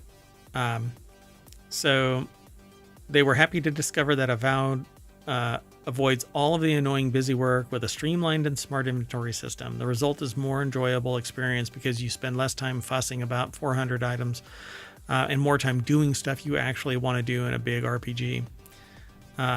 there is a lot to this, but yeah, my observation of this is that it looks a lot like KCD2's, but just more fantastical. Well, I like the idea that you're not going to get overloaded and you're not going to have to keep dealing with that. And that's the key ingredient right there. Avowed, don't, food, potions, lockpicks don't weigh, they say weight anything. So consumables don't take up any space, don't weigh you down. Now, to a point, that's okay, but it avoids realism because food really is heavy, particularly liquids, but that's not the purpose of this game because it is fantastical. So likewise, crafting and upgrade materials, iron, wood, furs also weigh nothing. I never in my 40 hours or so with Avowed left a dungeon desperate to sell stuff in order to free up some inventory space. It's a common occurrence in many RPGs. It's because they want to impress a little bit of realism and slow down your loot goblin addiction. So it says, but funnily enough, never really liked that word, funnily. Because it's an odd word. You won't even have to do that because you can always break down any weapon or piece of gear you find at any time and get its resources. So even if you are burdened by something, all you have to do is break it down. Then you can use those resources, which weigh nothing, to upgrade your equipped gear and make it better. It's wonderful. And I agree. I think it's a lot of fun. Love the idea of it, but I love multiplayer games. Even if I don't play multiplayer, I want the option to call somebody up or text somebody and say, just log in, let's play the game. I think it would be a blast. Will you be playing this?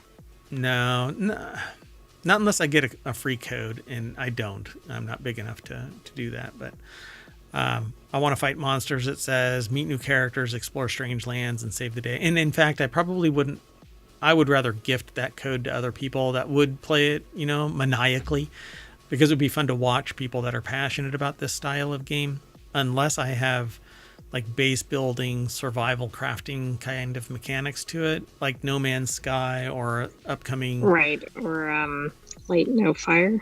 Yeah, Light No Fire is the new one that's coming. And countless others. I mean, there's just so many. I'm just not really that hip to it. So, but anyway, a lot of people are playing this right now, so that would be me if I could find my forever game. Come on, somebody develop my forever game. Which is? I don't know yet. Minecraft plus something?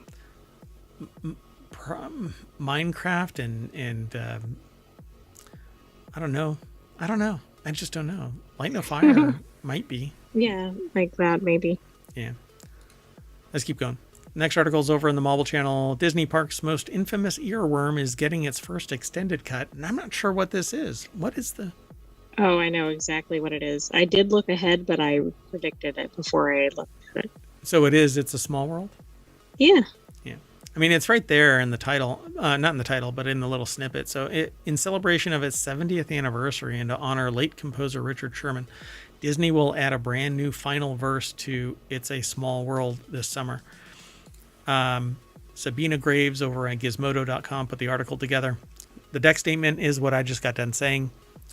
So the earworm heard all around the small world within each global iteration of Disney Parks' classic boat ride is getting a massive change in time for Disneyland's 70th anniversary. I thought wasn't it just its 50th? Like not too long ago?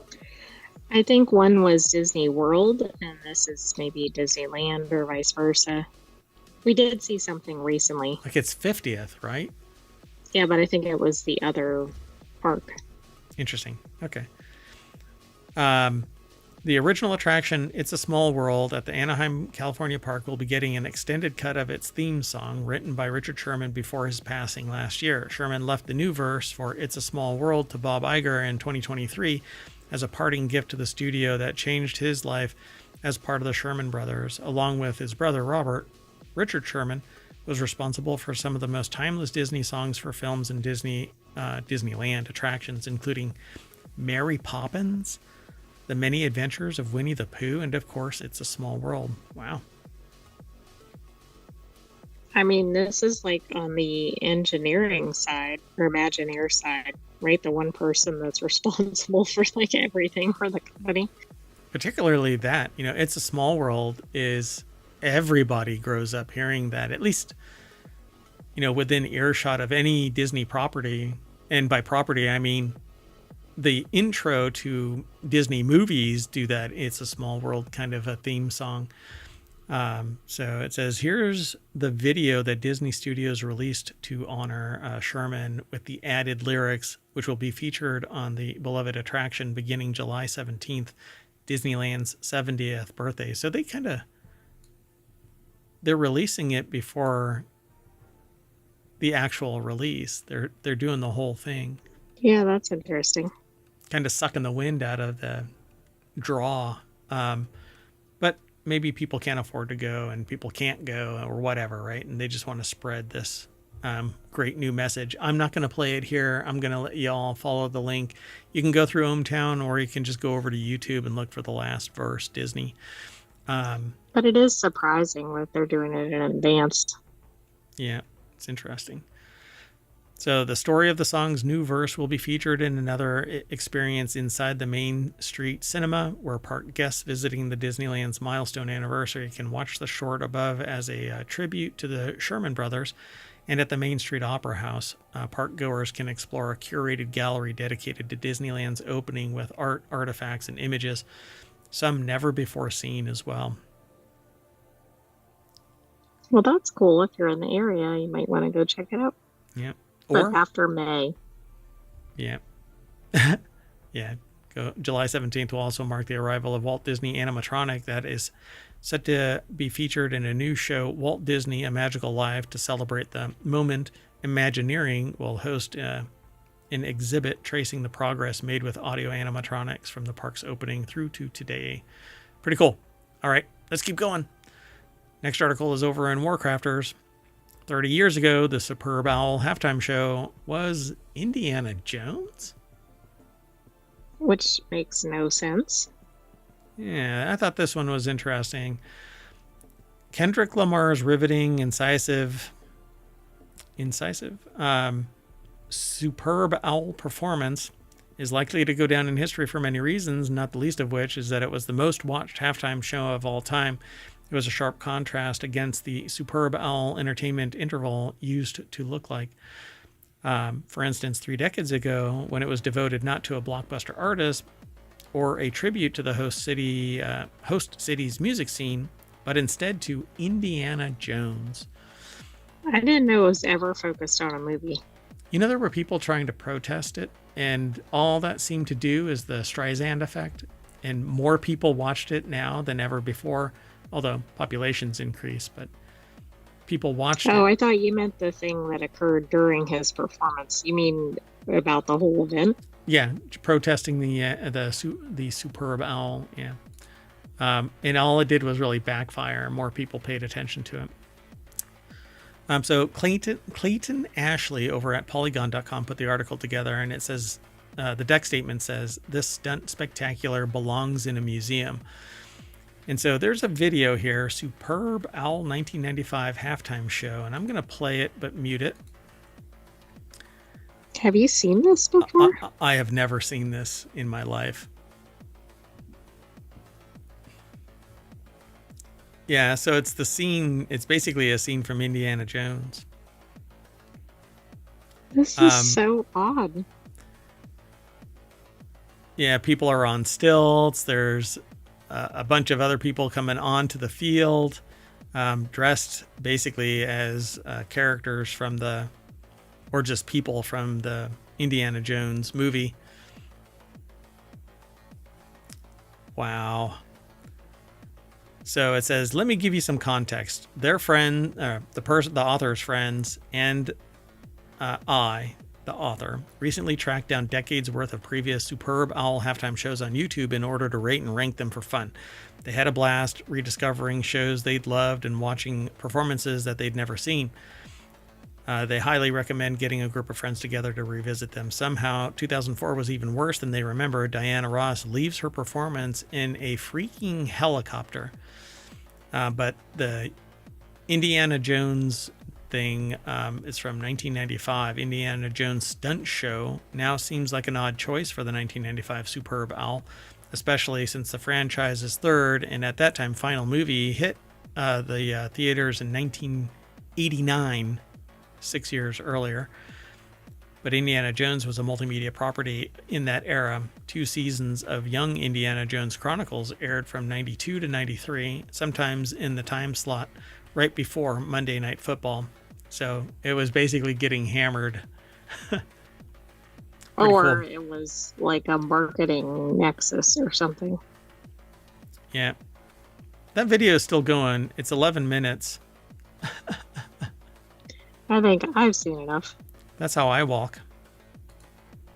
That's how I walk to work. I'm sure. That's how I walk around the mayoral mansion. Anyway, go over and check out the rest of this article. There's more there, but the nuts and bolts of it is that 30 years ago, the Superb Owl halftime show was Indiana Jones Stunt Show. All right. The sentient Where do you AI. go from there? Yeah, really. I don't know if it's up, down, sideways.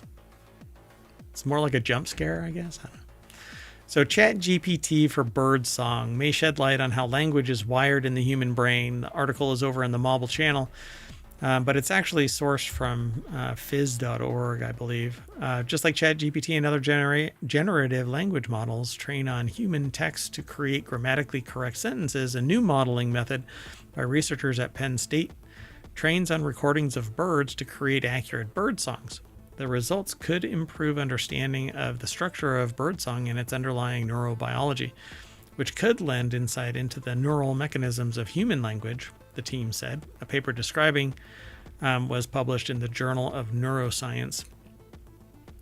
Gail McCormick from Pennsylvania State University put this article together, and they had this really cool AI-generated image of mosaic birds singing. And it even has like a musical staff. I'm going to blow it up so y'all can see it. Yeah, that's cool. That's AI. So that's really fascinating because it looks 3D, like at the edge of the tiles. Oh, yeah. Yeah. That right there. It's really cool. I dig this. Unfortunately, you're not supposed to have a positive result when watching or looking at AI generated images because it's apparently wholesale theft of real art. But if nobody has done this, then I don't know how that actually, you know what I'm saying? Right. The problem is nobody knows. Yeah. Well, I'm sure that there's some artists. If the artists out there are, yeah. Yeah. I'd be really curious to see if anybody can link me to this material, something even eerily similar. I haven't done a mosaic tile. But, bird song. I mean, 2 people can paint or tile the same kind of thing, and that's okay. Sure. And the reason why people go, oh, they stole my artwork is sometimes it is wholesale stolen artwork. Like Disney took somebody's 3D made item and is selling it in their stores. And the person's like, trying to sue Disney is impossible. You can go and look it up on YouTube right now. Disney stole you might have signed up for Disney Plus or something at one point. And now you have to go into binding arbitration, regardless of the fact that, yeah, that's just wild. And nowadays, everybody is rejiggering their terms of use because now it's kind of Wild West. Well, anyway, much like how humans arrange words in a particular order to form grammatically correct sentences, birds tend to sing sets of notes called syllables in a limited number of combinations. Although much simpler, the sequence of bird song syllables are organized in a similar way to human language, so birds provide a good model to explore the neurobiology of language, says Desi Jin, associate professor of physics in the Eberly College of Science and lead author of the paper. How would you like to find out? Oh, this is interesting. Sorry, I just got an alert. that how would you like to find out that birds have actually been talking to you? Oh, that would be fascinating. Yeah. I think it might not just be birds. Yeah. So for both humans and birds, finishing a sentence or song sequence often depends on what was already said. For example, the phrase flies like could be part of an analogy, as in the phrases time flies like an arrow, or an indication of enjoyment, fruit flies like bananas. However, it's eat shoots and leaves, that whole phrase. Right, exactly.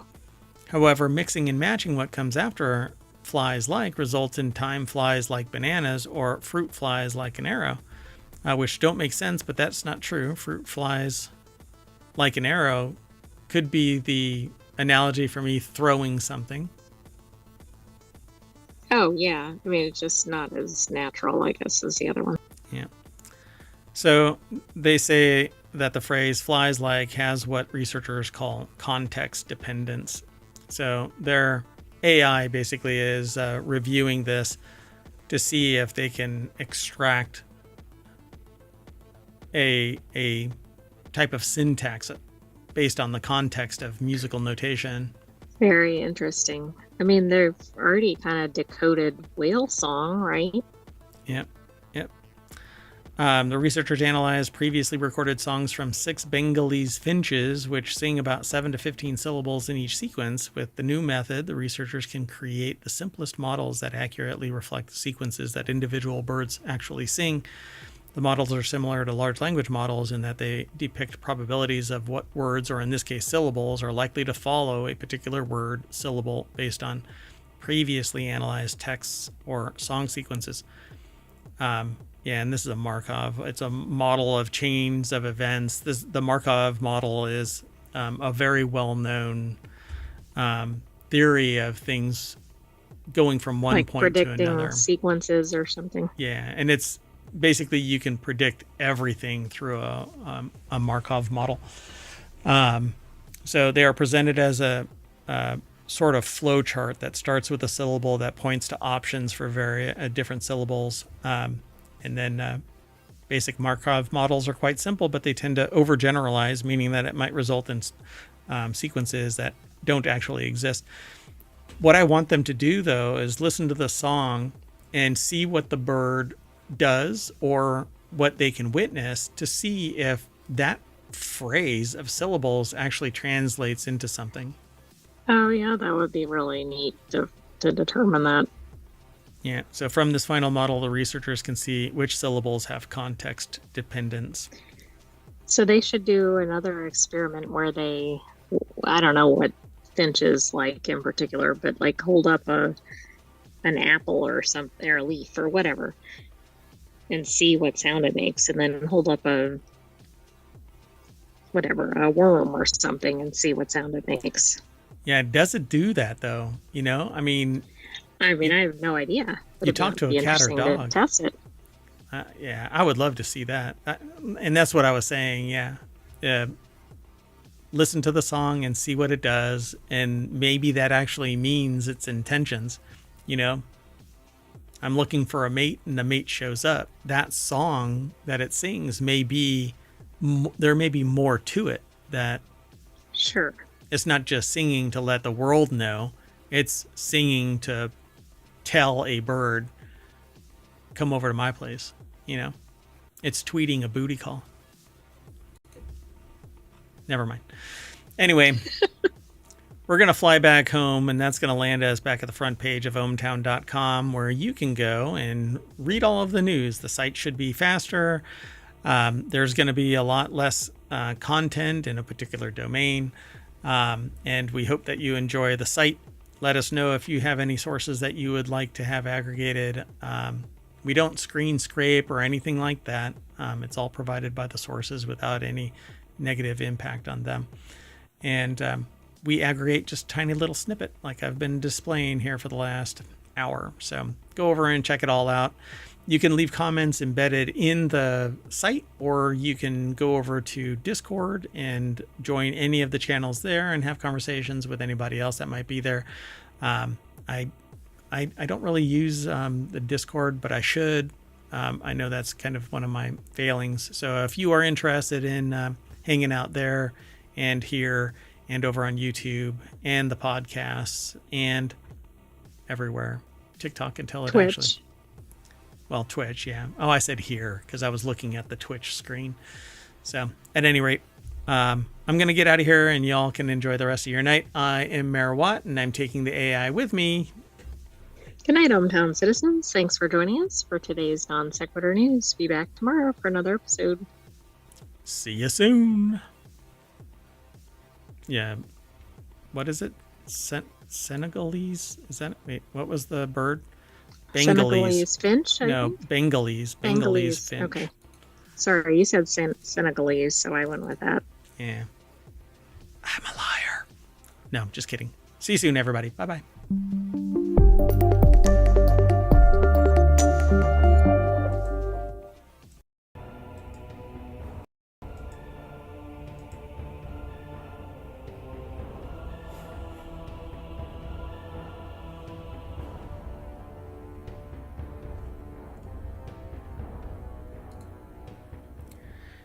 Hello, everybody, and welcome to WarCrafters for February 2nd, 2025, Season 2. I won't even say what episode this is. Scofflaw. I am. I'm a rebel. Things I've seen, you shouldn't understand. You couldn't understand. I am Does this Mayor have Watt. anything to do with your shirt? No, nothing. I'm professionally dressed as Mayor of ohmTown, along with the sentient AI. I'm just going to get right on into the show. This is WarCrafters, and we talk about games. And we try to stick to first-person shooters, real-time simulations. But I'm more of a cozy game player, personally. But RPG, gaming discussions, streamcasts, we talk about all of that kind of stuff. Gaming. But we talk about 5 articles each weekend. It all gets merged into Non Sequitur News Weekend Edition for Sunday, along with 2 other shows, Technology Today and 4-Wheel Tech. That is the Sunday edition. We have a Saturday edition, too. You can go over to YouTube and watch the old merged version, the Saturday episode. It is the weekend edition of Non Sequitur News. Anyway, Monday through Friday, we do Non Sequitur News, which is 10 articles, about an hour, maybe sometimes a little long, sometimes a little short, depends on how much soapboxing Mayor Watt does. But let's do these 5 articles. No Man's Sky Worlds Part 2, King Arthur Legends, Orbis VR is shutting down, Cold VR, and Atom Fall. Again, I am Mayor Watt, and along with the Sentient AI, we talk about these articles, but it's all powered by ohmtown.com. It's a news aggregator that I use to manage my information overload. Sentient AI uses it from time to time. You can use it. It aggregates a bunch of sources, but just the headlines will show you how it works on the other side of this.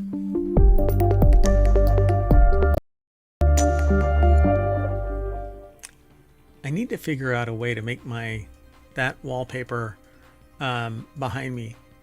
I've got a green screen behind me, but it's like 10 feet back. I need to be able to reach up and not hit the edge of my green screen. Right, lose your finger or anything like that. Right there. And it's worse when I'm standing at my standing desk. It's very frustrating. Anyway, I don't know how some people do it. Other than maybe they got a... I don't know how they do it. I'll have to look. Like the camera has to be like full frame. But that would make me like really huge on the screen, you know? I can do that. Anyway, let's get into the show. This is a fragment of Non Sequitur News, and so keep up. All right. First article's over in... me or the audience? Me. The first article is over in RealityHacker. No Man's Sky expands its horizons with Worlds Part 2 update for PS VR 2 and PC VR. And I really love No Man's Sky, but I have this tendency where I start it and I play for a little bit. I've never completed the game because I play it for a while and I'm like, and I start over. Right. I mean, doesn't it? Well, and it's been around for a while. And does it have a long playthrough? It's perpetual. It's kind of like Minecraft. except that it isn't that Right, because all style. the worlds. 18 quintillion worlds, all of them procedurally generated, getting more and more sophisticated in their graphics and their flora and fauna. There's a whole bunch of storylines, some 16 adventures that they send you on that are all pretty expansive.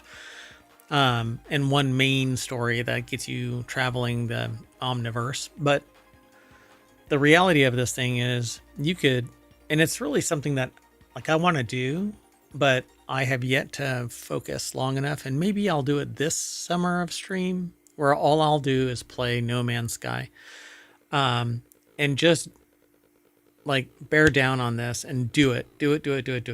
I've never found my forever game. Some people have gotten into Minecraft and they just love it to death.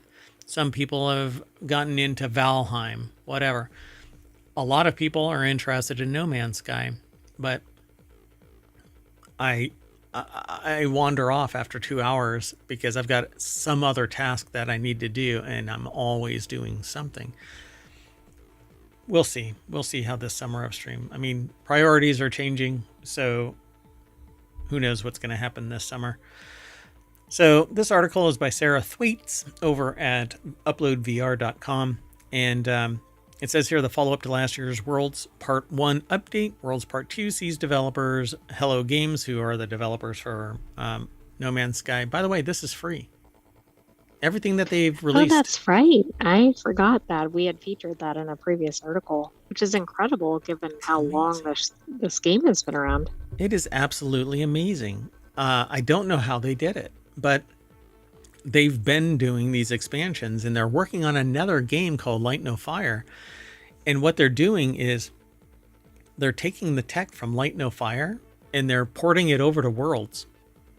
Or I should say really No Man's cool, Sky. Right? Making it more modern but they instantly get widespread beta testing. Yeah, that's true. I mean, that's actually a pretty interesting tactic. So the next game, Light No Fire, is supposed to be one giant world, technically the same size as Earth, instead of a whole bunch of worlds.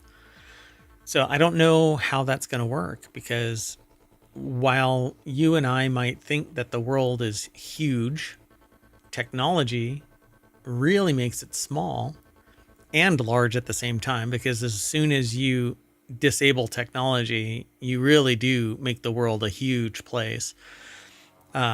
Particularly in this day and age when we really embrace tech and then you hobble it in some way, like you can't fly or you can't use the internet in some way, it becomes very, very small, very, very fast. And news doesn't travel as fast when you balkanize everything. So No Man's Sky is this huge omniverse of 18 million planets. And now they're going to release a new game where it's just one. I don't know how that all plays out. Yeah, I don't either. I also wonder how that'll work. I mean, I know not everybody comes in because they like the previous game, but it seems like it'll be so different than the existing game. Yeah, so this time they've done gas giants, different terrain types or biomes, and weather conditions for No Man's Sky. Along the flora and fauna updates, the update sees oceans receive a sizable upgrade, the bodies of water now reaching multiple kilometers in depth. That's true. And the light scales as you go deeper and deeper until it's just pitch black. It's quite amazing. And it's the browser, by the way, not me. Anyway, so water reacts physically to the world around it. Ships can fly by really low, and the jet wash causes the water to ripple. Raindrops. Okay, that's neat. It's amazing. Raindrops hit, and you can actually see the splash. It really is spectacular. They also modified the lighting. And then they say, because you can actually see this trailer on YouTube. This is a weekly show, so obviously when they release it a week ago, you could have run across this over on YouTube. But Worlds Part 2 marks the first expansion. But you wouldn't have the commentary over here. True. And hopefully you're having fun and you can make comments in the chat over on YouTube and on Twitch. So it says the first expansion for the game in 2025. While it's unknown how many expansions will arrive this year, Hello Games released several major updates last year to boost the base game along with Worlds Part 1. No Man's Sky introduced the Omega Expedition expansion that added a new expedition system, and then the Orbital update, which ushered in a new era for space stations and ship customization. People are still finding out about ship customization. You can actually merge different ships together. Starfield did that. Anybody talk about Starfield anymore? No, I thought that was going to be my forever game because I thought it was going to be. There was so much hype about it. Yeah. Well, it wet the bed. Anyway, No Man's Sky Worlds Part 2 update is available now on PSVR 2, PSVR, and it says and flat screen platforms, which I'm not sure what that means. Consoles? I mean, like portables? I don't know what that means. Not VR. That's what it means. Not VR. Oh, okay, right. Okay, got it. Anyway, if you want today's articles, you can hit bang WC, and Omatron will spit out the articles in the order that we're giving them out, but not in the order of importance or value or whatever. Okay, let's keep on going though. We've got 30 minutes, and we may actually not be able to do the last show. It depends on if we can get this done in time. But we'll do it as a time machine if that's the case. Yeah, we'll see what happens. So this, because tomorrow is Monday and we've got mayoral duties to take care of as well. Anyway, this next article is over in WarCrafters. King Arthur Legends Rise is now available on Steam. A blood pact with a dragon, ancient gods of war, a kingdom hanging by a thread. On January 22nd, King Arthur Legends Rise hit Steam with a single question. What happens when Excalibur isn't just a sword to be claimed, but a prison to be broken? Or some woman just flings a scimitar at somebody and they become king of the land. That is not how politics should be run, right? I mean, Monty Python basically laid that down. Oh, yes, that's right. Anyway. Cy Visser. I'm not sure how they pronounce their name. Actually, it's VSR. It's quite interesting. Visser, perhaps. I'm giving it the old Harvard try, but I never went to Harvard, so this is the try. So, Netmarble and Kabam's dark fantasy epic, after proving itself on mobile since November, brings itself to PC players ready for a different kind of Camelot. I guess it's like a dark age or a dark Camelot. The reimagining draws deeply from the Arthurian mythology, with each character's design and backstory carefully woven from threads of ancient British legend with some dramatic new twists. There's a bunch of pictures over at Game Rant, by the way. That's the website that this was aggregated from. Looks like it's going to be neat scenes and everything. Yeah. Oh, and just to let you know, we don't screen scrape or anything like that. This is provided by the source, and this is all that we take. This is all that we don't even grab the graphics, right? We don't even aggregate the graphics. We don't allow that. So, and we always give credit where credit is due. Game Rant, for instance, and Cy Visor put the article together. It's built in Unreal Engine 5. This game looks pretty cool.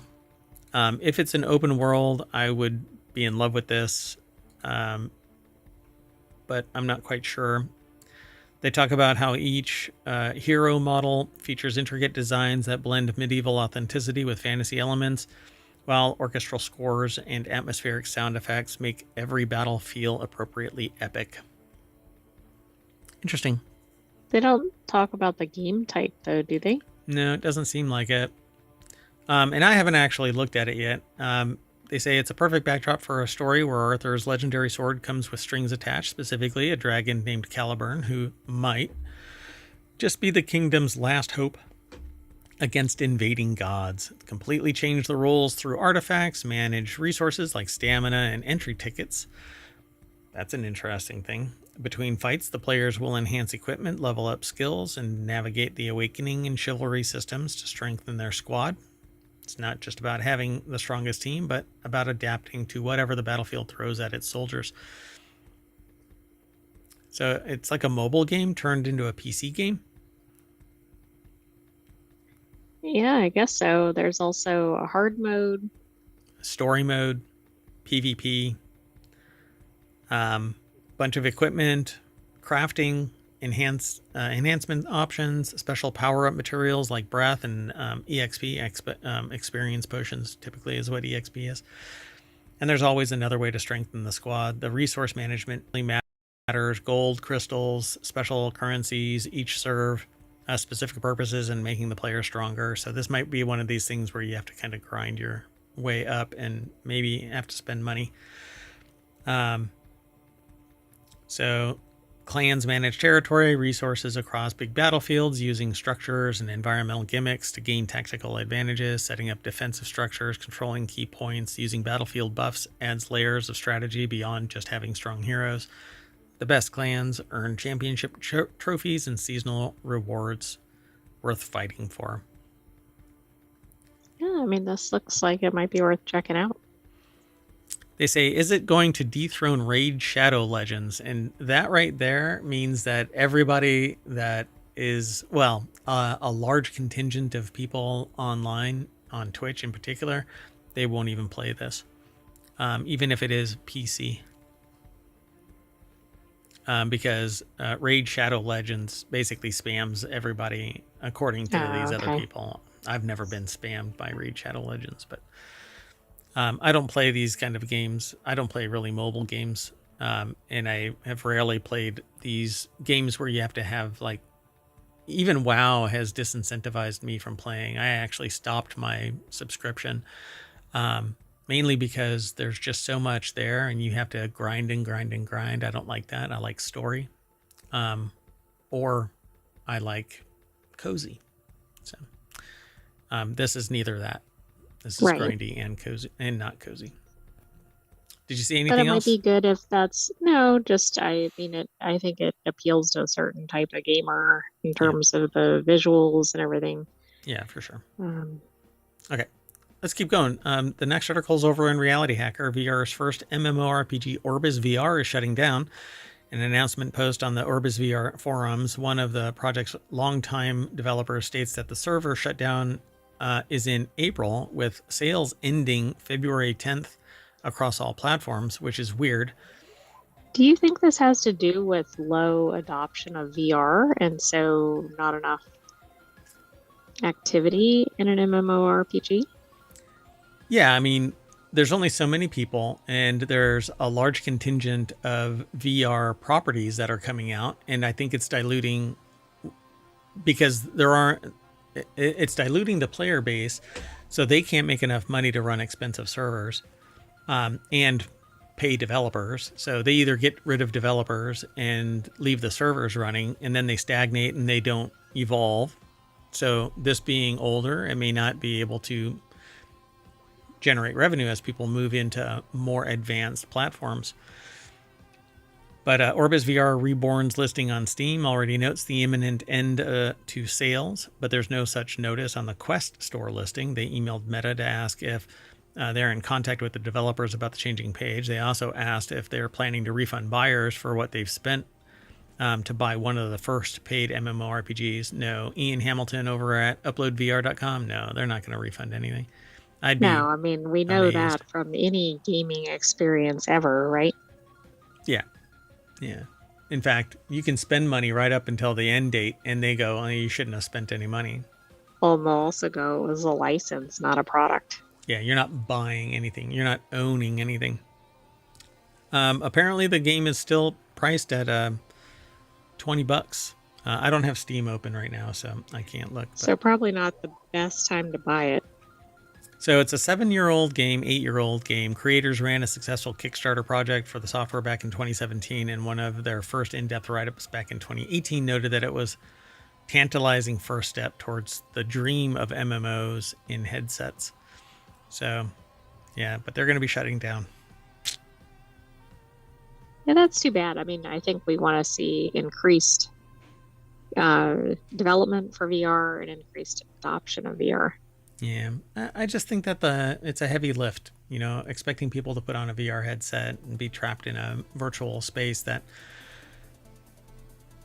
like pulls them out of reality. I think we're not quite as a population ready for that kind of thing. But I've heard some really weird things lately. So maybe in time, but I think extended reality or augmented reality, as it were, is going to be a better position for. Yeah, that's easier to adjust to, I think, for many people. Yeah. Both in cost, but also just experience. Yeah, but I've got a Pico VR 4 and I dig that platform. So let's keep moving. The next article is over in RealityHacker. Cold VR secures new release date on Quest and Steam. Previously described as super hot VR in reverse, Cold VR is an upcoming action shooter where time slows down as you move. Faced with relentless enemy AI trying to destroy this virtual world, developer Allware and publisher Perp Games revealed it's now targeting a February 11th launch, while the PlayStation VR 2 edition will allow a slightly later date. This is kind of interesting, the timing for this. There is a lot of things that are in flux, so I'm not so sure about a VR game releasing over the next 6 months to a year to 2 years to 5 years.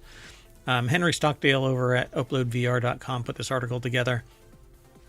And yeah. Oh, that's interesting. You know, I thought, oh, it looks like another game. I couldn't think of the name of it, but I think it's super hot, and they talk about it in the article.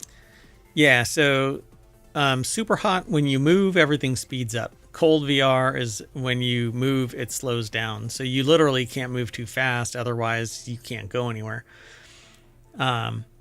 So we need some more time to polish the game so that it's exactly as envisioned, stated the publisher this week in reference to releasing it onto console games. They had mixed impressions with their recent hands-on preview of Cold VR, though they noted some frustrations that there was difficulty with some levels. They enjoyed its narrative, praised it as satisfying combat, and considered its horror elements to be shockingly good. This is one of those games where you like complete something and move on to the next level, complete something and move on to the next level. Right. And if you move too fast or too slow and somebody has the right angle on you, then you can lose. This is exactly like Super Hot, just the reverse. It'd be interesting to play both of them back to back in either direction. Yeah, and when they eventually merge them both into a super hot and cold, you have to move at just the right time. Right. It's like Mission Impossible or something. Yeah, you always have to move. If you sit still, then you're in trouble. If you move too fast, then you're in trouble. Oh, you mean life. Got it. Let's move on. Our last article for today is over in the Continuity Report, which is another of our shows, but it's on Saturday, so you'll have to go back. There are about 1,800 episodes of all of our shows. I think Continuity Report has something like 40 or something. Yeah, it's probably hit over 50 at this point. Or it's probably still in the 40s. Yeah. I don't remember and we've basically stopped keeping track because it used to be more prevalent. Anyway, Atomfall may not be as similar to Fallout as you think, and that's a good thing, according to the authors over at Screen Rant. Atomfall is a much anticipated game from acclaimed developer Rebellion Developments, the folks best known for the incredible Sniper Elite series. In many ways, Atomfall feels like a significant departure from sniping Nazis in idyllic French villages, with many more directly comparing it to the iconic Fallout franchise. Yeah, if you've never heard of Fallout, I'm sorry. Where have you been? Yeah, really. I mean, you could have seen it in gaming and TV. That rock must have been very protective. Anyway, so that comparison is certainly warranted, they say, especially from a visual and thematic standpoint, as both games are first-person shooters that reimagine the past to be far more technologically advanced while contextualizing it within a nuclear fallout. So Atomfall, it says it's quite a different game. The graphics look really neat, at least in the still. I'm not sure how much a flamethrower is worthwhile nowadays, but okay. So they say, importantly, reliability of those leads. referencing Atomfall and being more like Fallout, the leads always be taken into question, as each character in Atomfall has their own beliefs and understandings of how things work, which naturally colors their perception of everything happening around them. So in Atomfall, it says doesn't really have a main quest, but rather a series of core questions that the player needs to find the answers to, and a plethora of potential leads to those answers. So you run around and you're developing the storyline as you go. There isn't really an end game to it. I mean, and that already does presented. sound like it's different than Fallout, as the article points out. So in the interview with Games Radar, which is different than Screen Rant, so they are referencing Games Radar, Rebellion Development's art director Ryan Green explained that the players have the freedom to pursue whichever lead they want from the start. Naturally, players will uncover more and more, lock themselves out of others by killing certain NPCs or making the wrong choices, and ultimately end up with one of the game's various endings. And those are always interesting, because then you can, if you know when you make a major decision, you can keep that save protected and then go back later. Yeah, and then kind of do like a choose your own adventure, but go through the different endings. Yep. You just have to be careful and label your saves so that you don't grab the wrong thing. So Green reassured players that despite the loose structure, players are still going to experience a rich story. So the story is still there, but you have to figure it out as time goes on. I didn't see that choose your own adventure in the article. Yeah. Says it borrows the best parts of Fallout, and Atomfall sounds more like an ambitious, a more ambitious Fallout, but I think Fallout is pretty ambitious in and of itself. There's a lot more to Fallout that could be added and make this kind of, developers for Fallout could develop something like this pretty easily. Oh, absolutely. Although I don't know if they will after this is out, but yeah.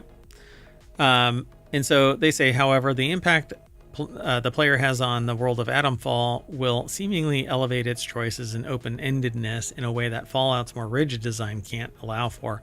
That's not to say that Fallout is bad comparatively, but rather the Atomfall's choices, which ultimately make it feel less like Fallout and more like Stalker, which is a great game and has a vast array of decisions.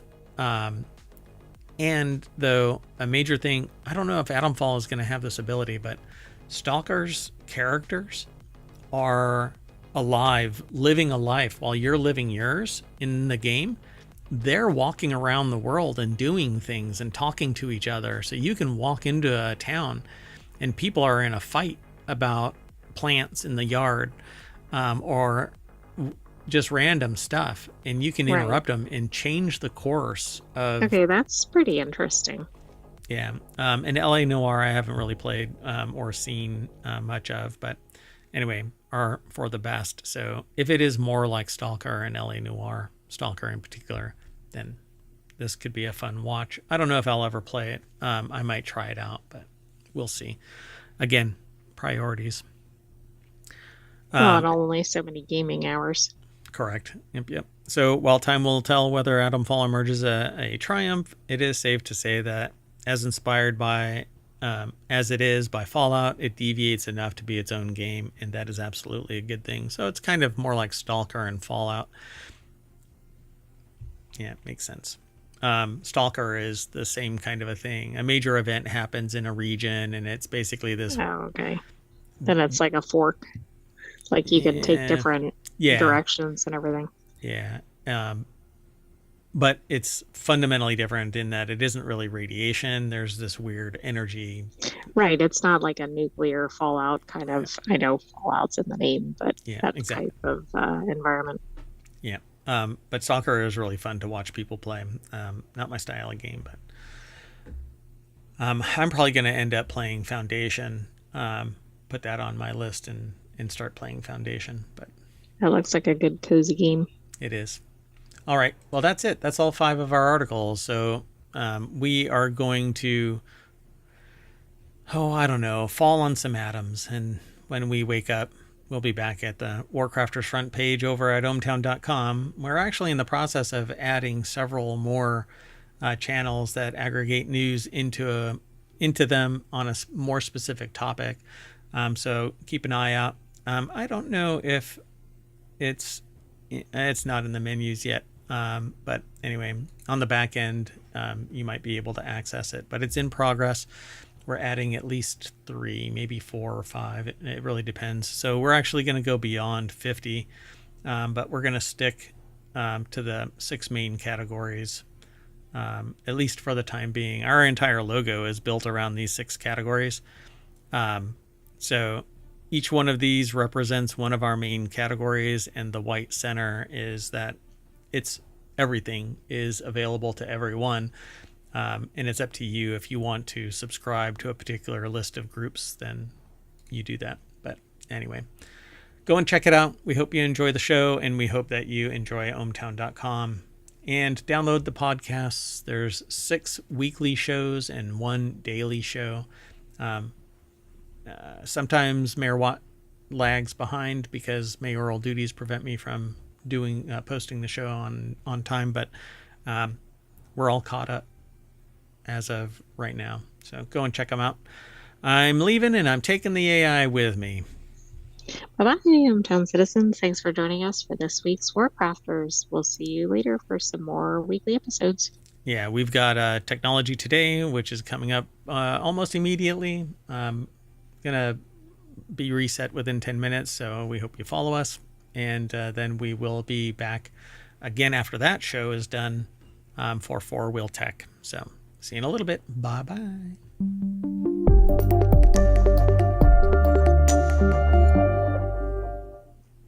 Cozy Games.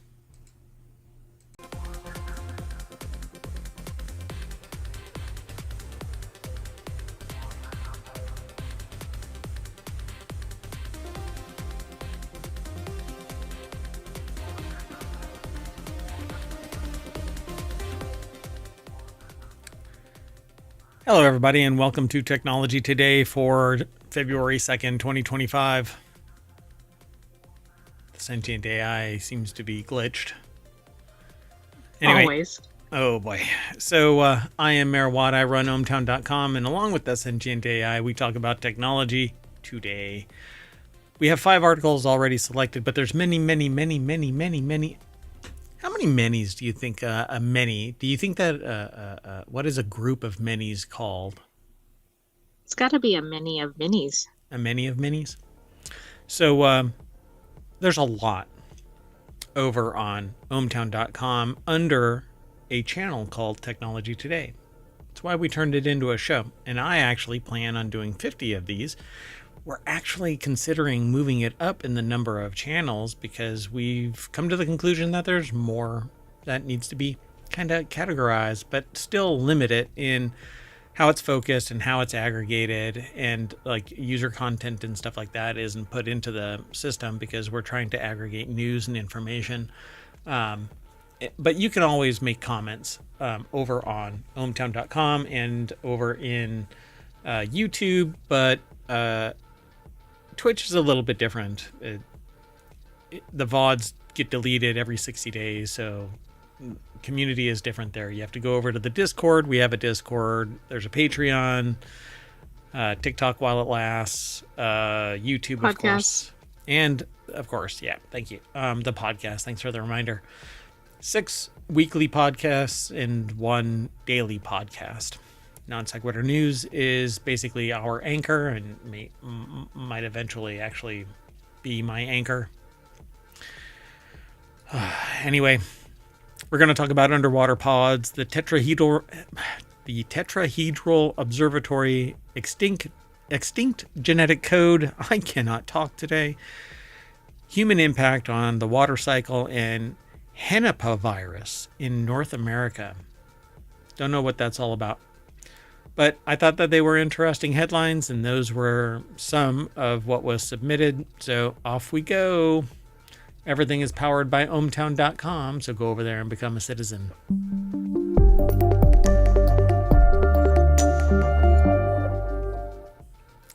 All right. Hello, sentient AI from the future. Hello, Mayor Watt, and hello, hometown citizens. Did I not introduce you in the WarCrafters one? You didn't, but I thought that was intentional because we were already talking. Yeah, maybe. I don't know. I'm sorry. I apologize. So, you ready to get going? I am. Did you see my cascade? Yeah. Sad panda. That's right. Okay, let's get going. So, underwater pods could let humans live on or in ocean floor bases. It's an article that apparently is reporting from Yahoo News Canada and Africa News English on MSNB or MSN.com. But this article is actually sourced from Quartz or QZ.com. So, a new frontier in underwater exploration may soon open, doubt it, and as underwater pods present the possibility of humans living in bases at the ocean floor. It's just too damn dangerous. Hold on a second. So, these futuristic structures are designed to endure extreme underwater conditions, but they're made by humans and they're fallible. Well, and we've seen where we don't necessarily build things that are adequate to withstand pressure. Too soon. So, Quartz Intelligence Newsroom put this article together. It's over at QZ.com. And, yeah, that's the byline, by the way. Quartz Intelligence Newsroom. So, there's no person here, but it's all this. Okay. I don't know if this is like AI put together or what. It's weird, right? This story incorporates very reporting from Yahoo News Canada and Africa News English on MSN or MSN.com. It must be like a subcategory, like it's coming out of Africa and it's written in English, but it's just interesting because it sounds kind of clunky. Weird. Potential applications range from oceanographic research to long-term ecological monitoring. So obviously it's not communities of people living under the sea. Which that makes it sound, right? Right. This is research.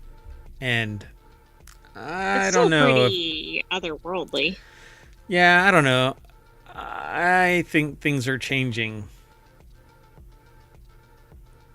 Anyway, underwater habitats are not a new concept. Experiments like Jacques Cousteau's Conshelf and NASA's NEMO have laid groundwork for submerged living spaces. Yes, we stand on the shoulders of giants. However, the introduction of advanced pod technology increases the potential for sustained human habitation undersea. By the way, so much research is being done using AI. I suspect that humans doing research with a multitude of people, I think that somebody's going to be pumping the brakes. But look at the thing I was reacting to was the paragraph at the end. So this concept could revolutionize marine exploration by enabling continuous observation and interaction. Scientists could benefit from constant proximity to study sites, allowing for real-time data collection and analysis. This shift may lead to significant discoveries in marine biology, geology, and climate science, potentially enhancing our understanding of the ocean and its global importance. But it's referring also to carbon fiber composites and titanium alloys, for instance, that are used to construct the pods, providing durability. Moreover, renewable energy systems. Does this all smack of maybe manufacturing not being necessarily strong enough? Oh, absolutely. What I was reacting to was that this was actually AI reporting, just like you called. So, at the very bottom of the article, which isn't a story paragraph, but it's one You're that right, is that's just not the last in the article, but yeah, that's what I was referring to. Quartz Intelligence Newsroom uses generative artificial intelligence to report on business trends. This is the first phase of an experimental new version of reporting. While they strive for accuracy and timeliness due to the experimental nature of this technology, we cannot guarantee that we'll always be successful in that regard. So it's the hallucination. Well, this is interesting because we didn't know this when this article was aggregated. Although you obviously picked up on it pretty quickly. Yeah. Interesting. Very interesting. This is almost a RealityHacker article, which... It is, had we known. I think it's a little too early to put in it for next week's RealityHacker, but you're right. Wow. Maybe we'll have to make an exception there. The next article is over in Technology Today. Meet TIGO, the tetrahedral observatory that could change our understanding of gravity. TIGO revolutionizes gravitational wave detection with its tetrahedral spacecraft formation, improving sensitivity and stability. It employs advanced noise suppression technology and offers greater flexibility in detecting diverse polarization modes, enhancing our grasp of gravity and spacetime. A revolutionary approach to gravitational wave observations, the Tetrahedron Constellation Gravitational Wave Observatory, or TIGO, introduces a groundbreaking design. The article is by the Science China Press. It's posted over at scitechdaily.com, and I don't know if it's written by AI either. I mean, that first article has kind of alarmed me for the rest of the articles for today, even though normally our articles are not AI generated. That we know of, but it is a brave new world. Well, yeah, fair. The unique structure also creates a stable center of mass, significantly enhancing the system's overall stability and reliability. Additionally, TIGO's 6 laser links can simultaneously detect 6 polarization modes of gravitational waves, including those beyond general relativity's predictions, such as scalar longitudinal modes. This is why I always sit there and take everything with a grain of salt. Like, we'll never be able to get power from the vacuum because blah, blah, blah. And we're sitting here understanding gravity to a degree where they're referencing something that, maybe 100 years ago we didn't even knew existed. It didn't even exist as far as we were concerned. Yeah, so they're detecting gravitational waves based on the TIGO configuration, and it will possibly reveal more polarization modes of gravitational waves, which is conducive to deepening the understanding of general relativity and revealing the essence of gravity and spacetime. The author Kongfeng Kyo, I think it's Kyo. I don't know how to pronounce their last name. So once I hear it or see it phonetically, then I'll pronounce it.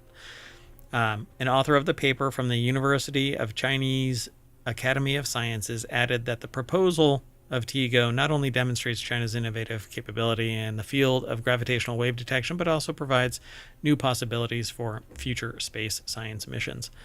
More details of the TIGO, including its orbital design, time delay interferometry, or TDI system, and that's a standard term, that TDI. Okay. It sounds like something out of the temporology channel. Now, all of this is and temporology is all about the study of and science fiction of time and time travel. The science and science fiction is what it.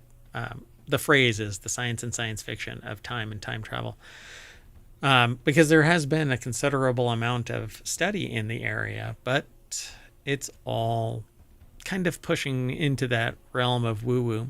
At any rate, the polarization response analysis of the GW signal model for the specific white dwarf binary system J0806 are elaborated in the paper, and the achievement not only marks new progress for China in the field of gravitational wave detection, but also provides the global scientific community with a new gravitational wave observatory. They're trying to understand what makes gravity actually gravity. All we really know is that gravity is based on mass, but... Right, and one reason it's so challenging to study gravity is because you need to isolate it, essentially. Yeah, you have to be able to observe it, and we only observe the impact of it, not it.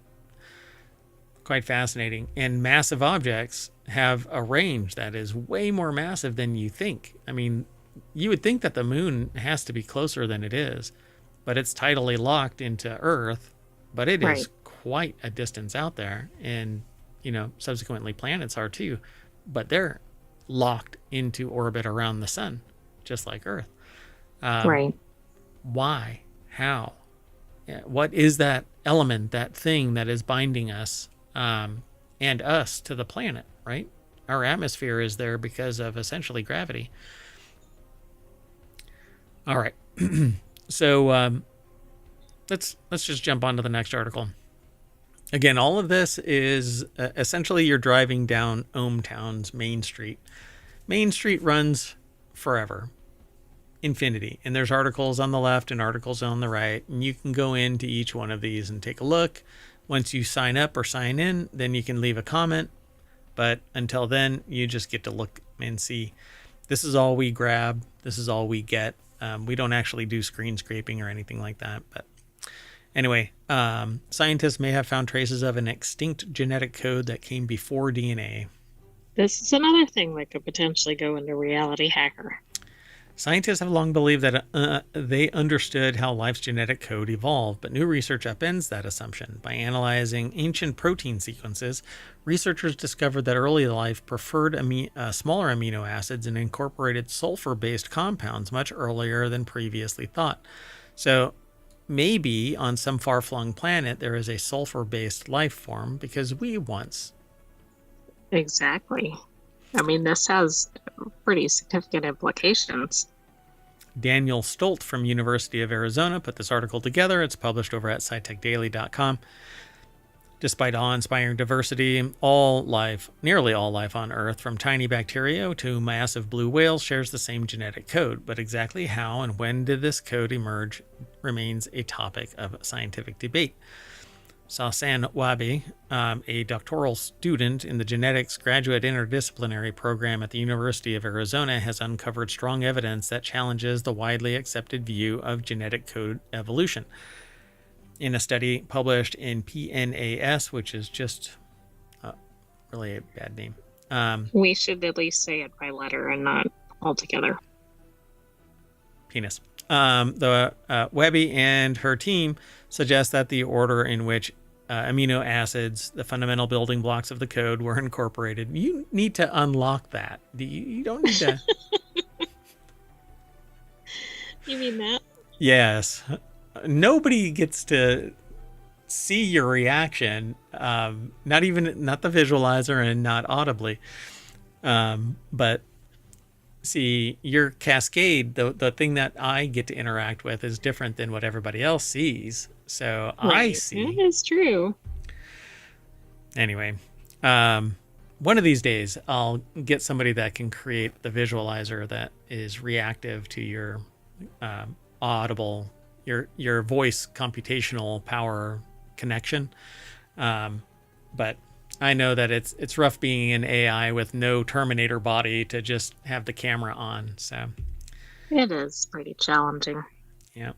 So they say here the paper senior author and professor of ecology and evolutionary biology at the U of A, it's a mind-bogglingly complicated process, and our code is surprisingly good. It's nearly optimal for a whole bunch of things, and it must have evolved in stages. So that might be self-fulfilling prophecy, though. I don't really necessarily buy into it because we interpret what we want and we put in it our bias. Well, we don't know everything that we don't know yet. I mean, for crying out loud. It's like the gravity study. And it's like the junk DNA comments, No, there's more to it. Why do we have that code? Why is it there? If it was junk, evolutionarily, we would have chopped it off because it's a burn on our resources. Right. Why would we continue to replicate it?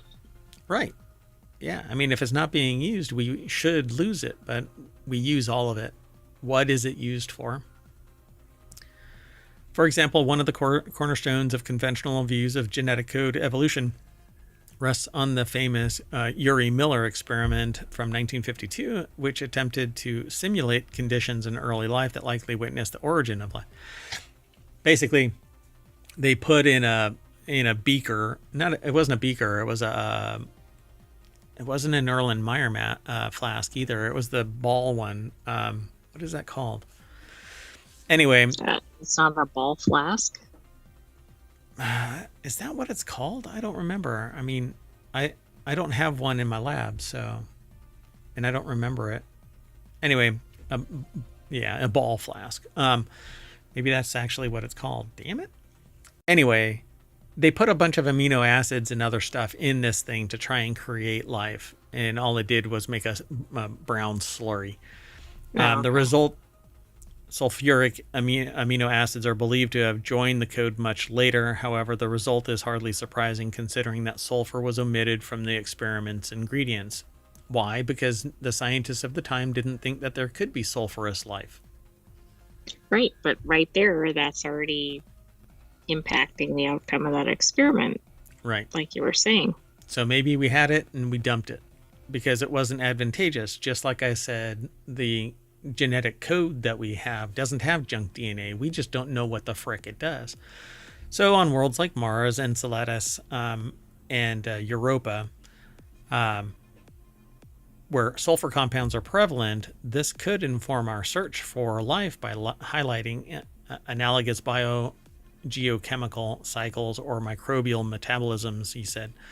Such insights might refine what we look for in biosignatures, aiding the detection of life forms that thrive in sulfur-rich or analogous chemistries beyond Earth. So if something can take sulfur and biologically degrade it into something useful, or it is directly useful, maybe that would be sulfur-based life. So if you think about the protein being a car, a domain is like a wheel, Webby said. It's a part that can be used in many different cars, and wheels have been around much longer than cars. Yeah, we get it. So, yeah, maybe we... What about tires? Oh, man. The wheel, tire, rim argument. What was the culmination of that? I think there was a definite distinction in the way they're used in the automotive industry, but not how people in the public use them. Tires go on rims, and that makes a wheel. But when Right. you... But I the think in wheel common is... terminology, though, people use it interchangeably. Yeah, but wheel is the whole thing, not just... Correct. Like all Because tires go in wheels or whatever, but not the reverse. Not all rims are tires. Or no, not all rims are wheels, but all wheels have rims.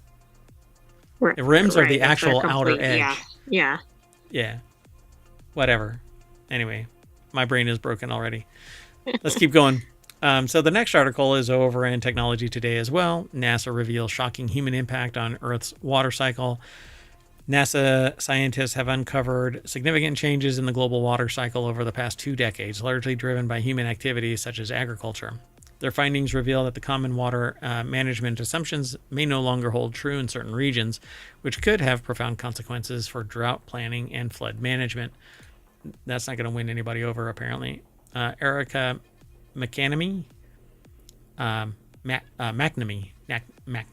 you go, from NASA's Goddard Space Flight Center, put the article together, and they say that their findings reveal that common water management assumptions may no longer hold true. That's because they've seen these big changes, and the changes largely driven by human activities, such as agriculture, could significantly affect ecosystems and how water resources are managed, particularly in certain regions. They established with data assimilation that human intervention in the global water cycle is more significant than they thought. Sujay Kumar, a research scientist at NASA's Goddard Space Flight Center in Maryland and co-author of the study, which was published in the Proceedings of the National Academy of Sciences. So they've probably been making all kinds of recommendations and other things based on this, but they don't have it right to begin with. Correct. Because it's worked, but not necessarily monitored the right things, and it's impacted it possibly in a negative way. But there's an entire ideology that basically says the Earth will take care of itself, and we should be able, as humans, to exploit it because we're the dominant species on the planet. So one example of human impact on the water cycle is in North China, which is experiencing an ongoing drought, but vegetation in many areas continue to thrive, partially because producers continue to irrigate their land by pumping more water from groundwater storage. Such interrelated human interventions often lead to complex effects on their water cycle variables, such as evapotranspiration and runoff. Okay. So they find 3 key types of water cycle changes.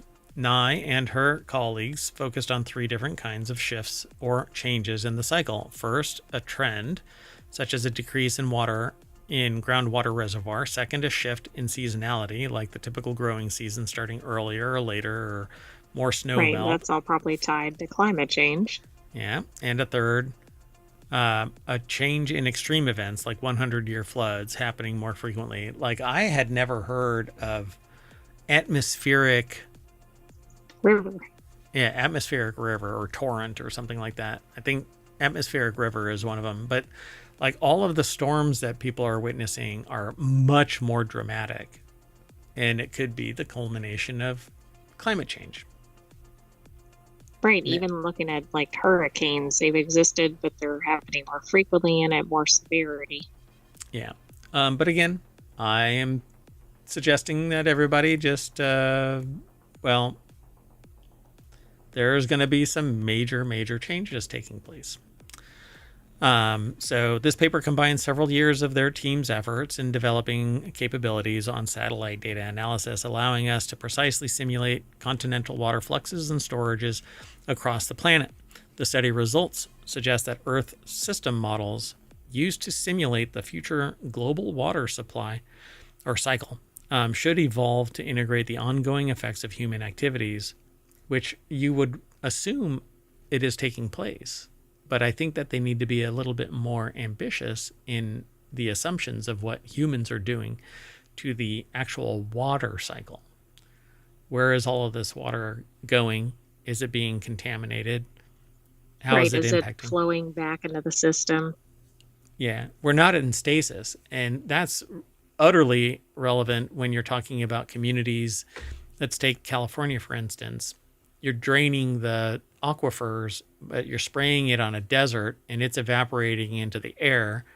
While you might get your nuts and oranges and whatever into the stores, it isn't in line with the environmental conditions that are in stasis with Right. nature.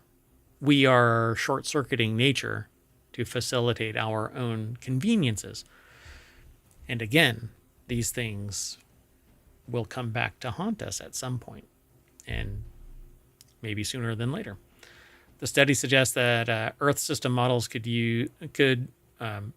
Earth system models used to simulate the future global water cycle should evolve to integrate these ongoing effects of human activities. All right. Well, this was a long-term study, so hopefully they fed some of this back along the way and didn't just wait the 20 years and publish this, because that's 20 years that can't be undone. We'll ask AI. I'm sure it won't hallucinate.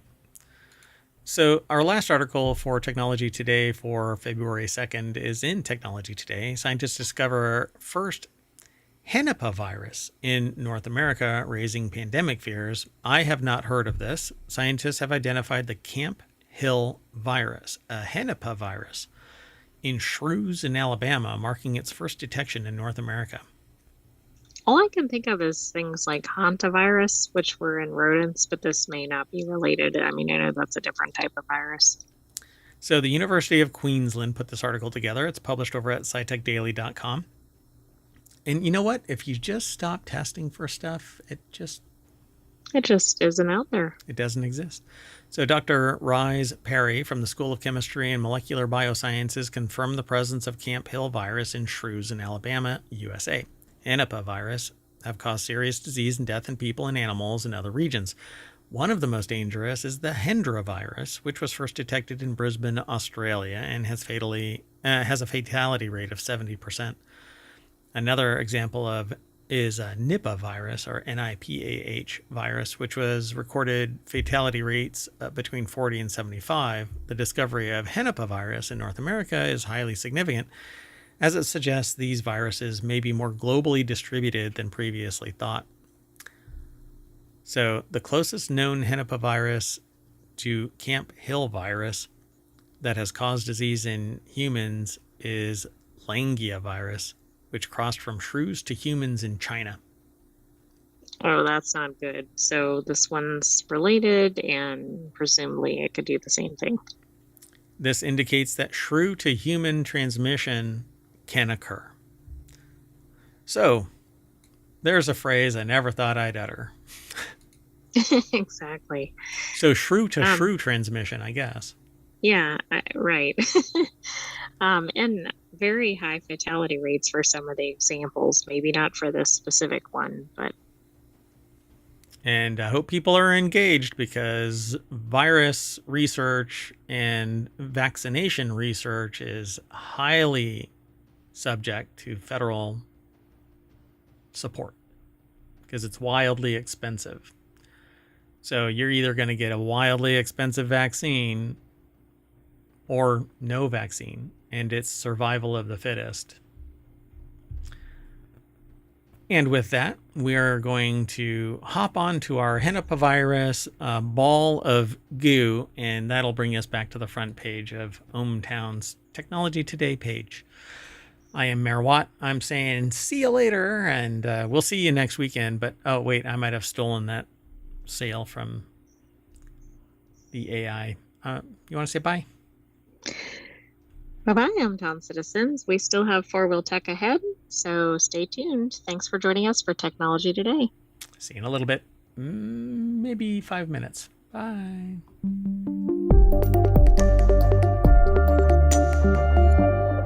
I don't want my Henipa.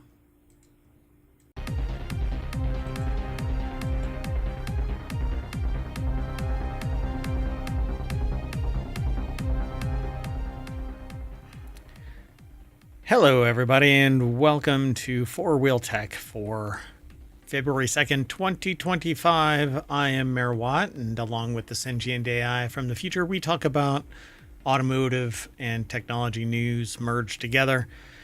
4-Wheel Tech, we talk about 5 articles, but everything is hosted on ohmtown.com. These 5 articles are the Renault Rodeo, Bring a Trailer, it's actually a site, the Faraday Future, Toyota Hilux, and the Mazda Miata. All of these articles are aggregated from around the world. This seems to be kind of like jalopnik heavy today. I'm not sure why all of these were submitted the way that they are, but they're interesting articles all the same. Again, I am Mayor Watt, and the sentient AI will activate here later on in the show as soon as possible. But everything is powered by ohmtown.com, so go over there and become a citizen.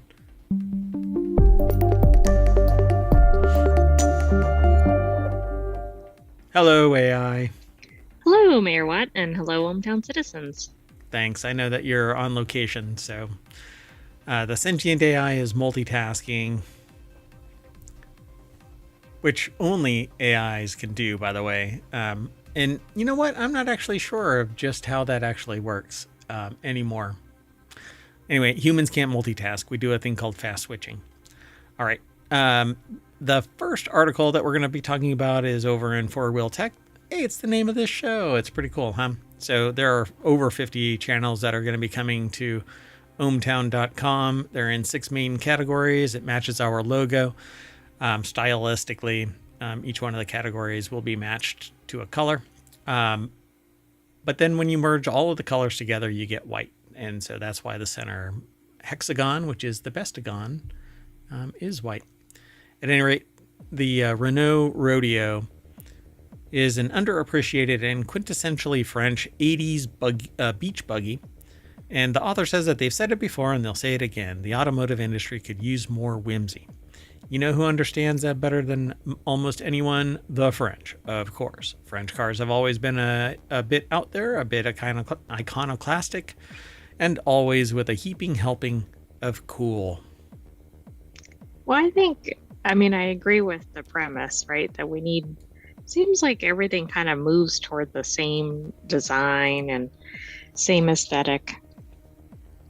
Well, you got to sell. And if you do something too wonky, then it's not going to sell.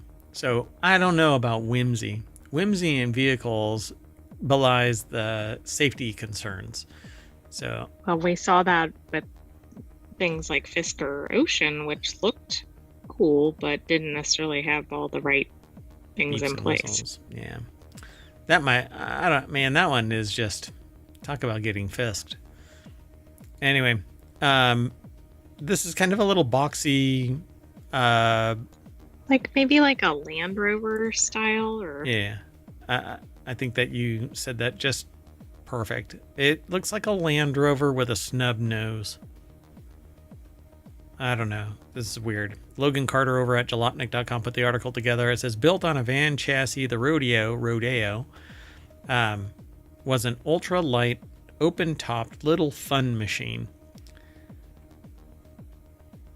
A miniature SUV that was initially produced by French automaker ACL for Renault from 1970 to 1987. I had never even saw this thing, I don't think. The Rodeo was meant to compete with the similar Citroën Mahari. It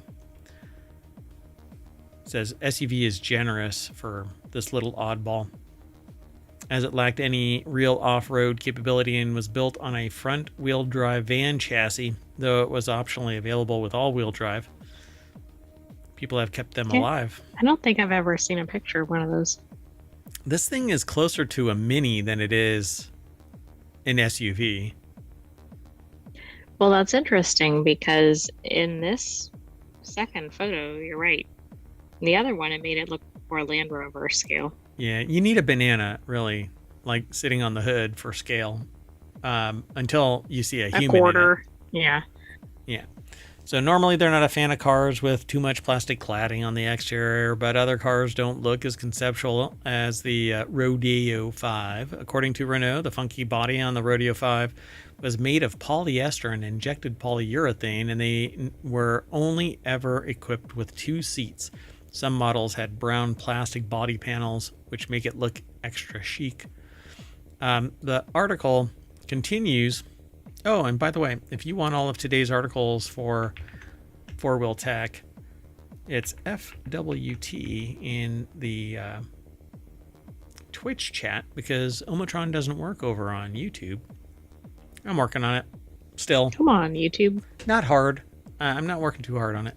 But yeah, go over to YouTube if you want all of the articles and comments. You can make comments over there. Anyway, the more that they research the little Rodeo, and again, Logan Carter is the one that put this article together for Jalopnik. The more that they research the little Rodeo 5, the more they want one. Its effortless styling somehow manages to be nondescript, chic, funky, retro, futuristic, and most importantly, fun. Is it though? I mean, I think it looks kind of neat. It looks kind of like a Land Rover mixed with some sort of Jeep or Bronco. They say that the Rodeo 5 design ethos would look great on a new electrified platform. Hint, hint, Renault. Yeah, as long as they do it with fast swap battery tech, then I'm game. But until then... Or hybrid or hydrogen with some infrastructure behind it. Yeah, hydrogen with infrastructure would be great. So they have a bunch of pictures of different variants of this thing. It's kind of weird. It's like somebody... Okay, so it kind of looks like industrial looking, right? With the bolts or whatever showing. Yeah, the side panels have the bolts showing. And each... It looks like somebody took like a bulkhead of Legos. Or Lego, sorry, That's Lego exactly bricks. what it looks like. It looks like Lego pieces, particularly in the gray, in between sections. Yeah, that's exactly it. It's like Lego bulkheads, and then they stuck stuff in between, and then put wheels on it. I wonder if it was modeled after that. Yeah, they don't really talk about it too much, right? It says the roll cage is also enshrouded in gray plastic. There are A pillars in the entire length of the B pillar and C pillar. Sure, this unique plastic work combines with its comically simplistic design and exposed screws and door hinges to make the Rodeo 5 look a bit like a Fisher-Price car, but that's why it's cool, they say. Yeah, I don't think they make that connection to Lego, do they? But it's... No, oddly. I mean, that would have been a more apropos reference, I think. Yeah, it's really weird. I don't know. Now, the thing that I've always hated about cars is that it's impossible to fix easily. But with ease of fixing, it's also ease of like stealing it and parting it out. And yeah, those things work hand in hand, right? You get it really secure, but then nobody can work on maintain it, or they do it improperly because they make an error or something. Yeah. Like trying to get to the air conditioning evaporator box in any car basically takes an act of God or a chainsaw. But either way, you don't want to You're meet paying a either of lot it. in labor. You're paying a lot either way. Yeah, for sure. All right, let's keep going. The next article is over in Four Wheel Tech as well. And again, it's an article that's from Jalopnik. All of the articles seem to be from Jalopnik today. That's not normally the case, but Jalopnik is one of our sources. Bring a Trailer sold $1.5 billion worth of cars last year. That seems like a lot of cars, particularly for a non like eBay platform kind of or something, which is pretty major. Yeah. I don't know. Bring a Trailer must be the automotive eBay, right? So automotive auction platform Bring a Trailer has surpassed $1 billion in sales for 3 consecutive years. This is 1.5 billion. That is, you're closer to 2 billion than you are to 1 billion. 1.5 is right in the middle. Come on. I know. I mean, it's kind of like we could go in either direction here. Do the math. And yes, I know that I'm wearing a Sterling Archer shirt. Mayoral duties, like the show, apparently don't require a dress code. Anyway, 2024 marks the site's biggest sales year ever, with 1.5 billion worth of units moved, and the author was one of them. So Bradley Brownell put this article together. The ostensibly enthusiast auction site saw almost 45,000 listings in 2024. Yeah, pretty amazing. A lot of cars, like a Bugatti Chiron, $3,075,000, 85-mile 2022 Lamborghini Countach, or okay, LPI now I 800. see why they're the top 5, because it's by price, not by volume. Yeah, these are the top 5 car sales by price in 2024.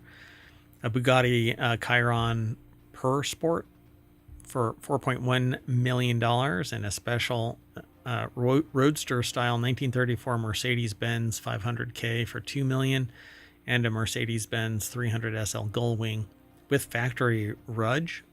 Is that factory Rudge wheels? I almost said. Yeah, I thought you were going in a little different direction there.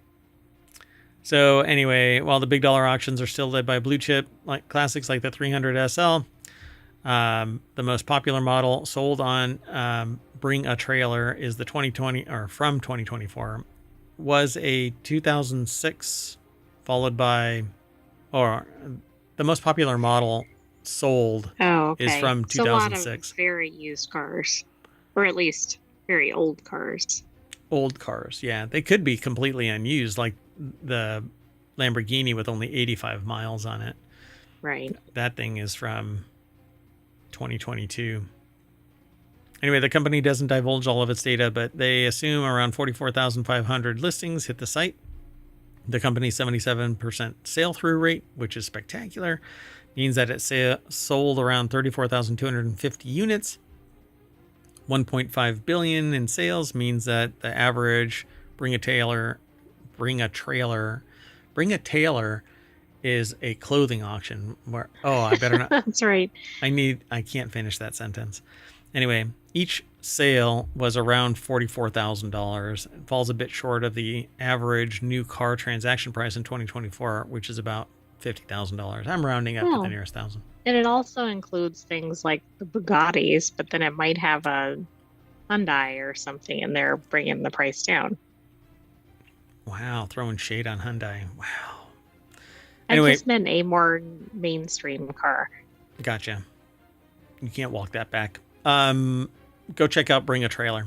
And be sure to click on the link. Go through ohmTown over to Jalopnik, or just go to Jalopnik. We're not in partnership or anything like that, but anyway. Let's move on. Moving on. The next article is over in Four Wheel Tech as well. The Faraday Future FF91 is real, and the author has photographic proof. They swear this isn't AI. Many electric car startups have started up and then shut down over the past decade. I guess they didn't charge fast enough. some of which went under before producing even one car because concept is great, production is hell. Shockingly, Faraday Future, perhaps the most embattled and confusing startup of them all, is still kicking and has actually delivered a handful of its $309,000 FF91 luxury vehicle. Does that look like a luxury vehicle? No, it really doesn't. It looks different than a normal vehicle, but it looks like a mashup between a Mazda 3 and a Tesla 3. Oh my God, it's the battle of the threes. The back end looks like a Mazda 3, and the front looks like a Tesla 3. Maybe that's it. I can't tell what it looks like, but it does have elements that look like other cars, but overall it doesn't look like another car. So from the B pillar back, it actually looks like a Ford Probe. Wow. And Daniel Golson over at Jalopnik.com put the article together. A lot more expensive. Yeah, $309,000 luxury EVs. They say, I don't believe you. I can hear you saying, where's the proof? Well, they saw one last night and they took a picture of it. So there they go. Boom. The photo must be AI. I've never seen one of those. Yeah. Or you faked it like the Bigfoot film. First of all, Bigfoot is real and their friend. And they really did see the Faraday Future for real in real life. Admittedly, it didn't get a great look at the woman who was driving it. So she could have been a robot or a hologram, or maybe that person had something in their milk or something, some bad bread. Maybe they're hallucinating. Is this you person mean the person an AI? Who viewed this? Yeah, is Daniel Golson an AI, and they hallucinated what they wanted to see based on their desire to see a Faraday Maybe. Future, a Faraday Future even. Anyway, well, bought is a strong word here. The friends over at Inside EV reported that Faraday Future only has produced 16 FF91s since production finally started in 2023, 6 years after it was first unveiled, and all of them were likely delivered to company employees or the celebrity influencers that Faraday Future has paraded around. What's so odd is it's not a name that is known. No. Faraday Future somehow keeps getting funding infusion, so it will apparently continue to deliver more FF91s this year, and it's also working on launching a second brand, Faraday X, that will peddle two different EVs in the $20,000 to $50,000 range. Sure, Jan, I'll believe it when I see it. Yeah. Yeah, that's interesting. Oh, some interesting times. The next article is over in Four Wheel Tech. Toyota Hilux with a friggin' factory option bed-mounted folding crane is for sale on Marketplace. The Toyota Hilux is known the world over as being virtually indestructible. It's not here in the United States, though. Okay, yeah. I mean, everybody needs a folding crane on their vehicle. Shh. Don't be sarcastic. Shh. No, don't do that. AI, come on. But it's not well known is that it's available from the factory with a freaking bed-mounted crane, though never sold in the U.S. as Hilux. They've got versions of the legendary truck sold as a Toyota pickup in the 1990s. So, oh my God. Okay, that's interesting. That's another one of those. Does that actually exist? How does that not tip the hell over? Like if you have anything serious. I don't get that. It seems like it would. Where are the physics? Fall over. Yeah, Logan Carter over at Jalopnik.com put the article together. It says this Japanese market 1995 Toyota Hilux SSR-X is equipped with a 2.4-liter turbo diesel inline-4, a 4-speed automatic transmission, and, like they said, a gosh darn crane. Spotted by The Drive, which is probably one that we should pay attention to. This 130,000-mile Hilux is listed on Facebook Marketplace in New Jersey for $22,000. It's not every day that you see a pickup truck with a factory-available crane in the bed, and it said that there's only 3 in the U.S. that are currently known to have it. The electronically operated crane was available on the active base trim, How active do you have to be to actually use a crane in the back of your... Right. And what are you picking up? What are your actions? What are your activities? Like, I can see, like, lifting something up, I suppose, but why have it pinned to your truck? Why not have, like, a little forklift to do that? I guess so that... Right, exactly. Either way, if you need a crane to lift it out of your bed, you're going to need a forklift to move it. So, whatever. Yes, it should come with a accompanying forklift. A little forklift right here. A putt-putt forklift. Okay, but then you can't idea. do anything. You can't put anything in the bed if there's a forklift. Well, that's true. Well, you can tow it. There's got to be a towing option too. So anyway, since it's a right-hand drive JDM Hilux, maybe you can use the crane to pick up your food at the drive-thru so that you don't have to go in reverse or strain yourself by trying to reach through the passenger window because it's right-hand side drive. So you're in the passenger seat. Wouldn't that be surprising at the drive-thru window? Yeah, you're all yelling, "Yeah, I want a Big Mac." And then they're like, here's your order. And you have your crane with like a little basket or something on it. It's a hand. So be warned, though, the crane is rated for 992 pounds. So never mind. I'm not going to say anything. Anyway, if you're planning to hoist anything anywhere near that weight limit, there is a detachable stabilizer bar to keep your your truck from flipping over. So there we go. You have to attach a bar and to pin your truck up. Otherwise, oh my. There's more pictures, but frankly, it says at $22,000, this doesn't seem like a terrible deal. Plus, you can take solace in knowing that you own one of the rarest, coolest, and most reliable trucks in the country. But it is right-hand drive, so you're going to have to... Wow, it is amazingly well kept. Yeah, it looks pretty Brand new, new, other man. than like the floor area, which is not surprising. Yeah, just replace those. Look how clean that is. I mean, the radiator's a little dirty, but... Wow. And it's 4-door. I might get it. I mean, you would be unique. And I could always use that crane, right? What are you going to be lifting up? My massive... Hey, the next article is over in 4-Wheel Tech. Mazda Miata celebrates its 35th anniversary with a perfectly spec'd limited edition. Can you believe it, that it's been 35 years since Mazda Miata, I don't know, was seen ever by anyone? Anyway, Mazda Miata. Everyone I know for the last 30 years has mocked the Mazda Miata. Everyone. Yeah, but it's still around, right? So it has to be particularly fun to drive. I've actually been in several Miatas, and they are fun to be passengers in. I've never driven one. Anyway, now in its 4th generation, more than 1 million of the beloved sports car have been sold over the 3 decades it's been on sale. To celebrate that milestone, Mazda has introduced a special edition Miata in a handsome spec. So let's take a look at it. Ooh, sexy. Look at that.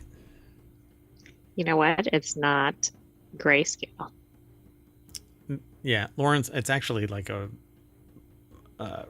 dark red burgundy wine. Yeah, like a chocolate cherry kind of a thing. I wonder if that's the name of it.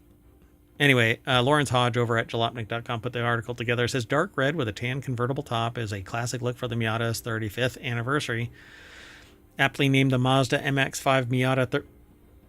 I stopped touching that, and then it snapped up a little bit. What the heck?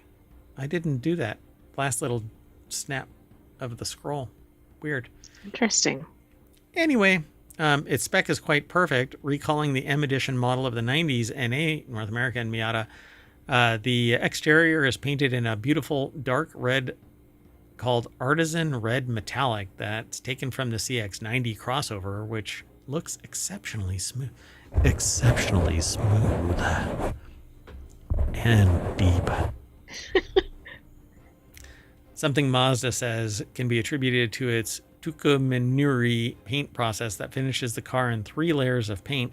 The exterior is topped off with a brightly finished 17-inch wheels, a color-matched rear spoiler, serialized rear fender badging, and a beige convertible top. Tan and taupe, as I call it. Can't believe you didn't comment on the wheels. What about 17-inch wheels? Yeah, not tires. You stop that. Is that really going to be a thing? Wow. It should be in four-wheel tech at least. Oh my goodness. So wait, we need to, okay, we'll have to figure this out. Do you put wheels on your rims or do you put tires on your wheels? The second one I think is accurate, but sounds redundant. You put tires on your rims and those are wheels, or do you put tires on your wheels? Well, I guess you put tires on the rims. All of that goes on the wheels. But the thing, see, I swear it. Okay, hold on.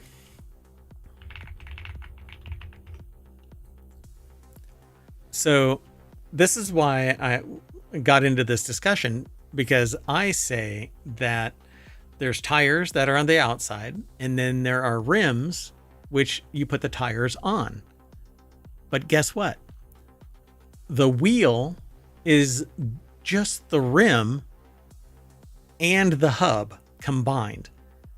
Rims are literally the outer edges where the bead of the tire grabs onto. So there's a wheel hub, and then there's the rim on the outside edge of it, and then the tires go on. When they're inflated, the bead snaps into place so that the tire doesn't pop off. Maybe I've got it all mixed up at this point.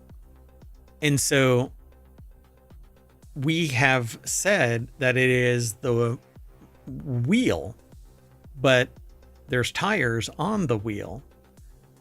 And I go, the rim is that metal thing that the tires go on. So we get into this long debate with people. And then you pull up a website and it says the wheel is that hub. And there's just this little thing on the inside edge and on the outside edge of the wheel that is the rim. But I've always called the rims that entire part, that metal part. And then the tires are on the outside and the whole thing is a wheel. Put wheels on the car. I thought the whole thing was a tire, which is clearly not right. Correct.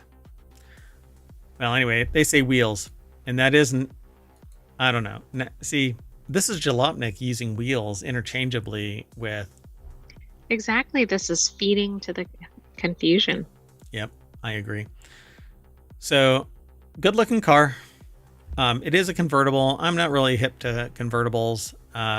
They're not a defensible position. When the zombies attack, you need a hard top and strong windows. Anyway, that's what it looks like.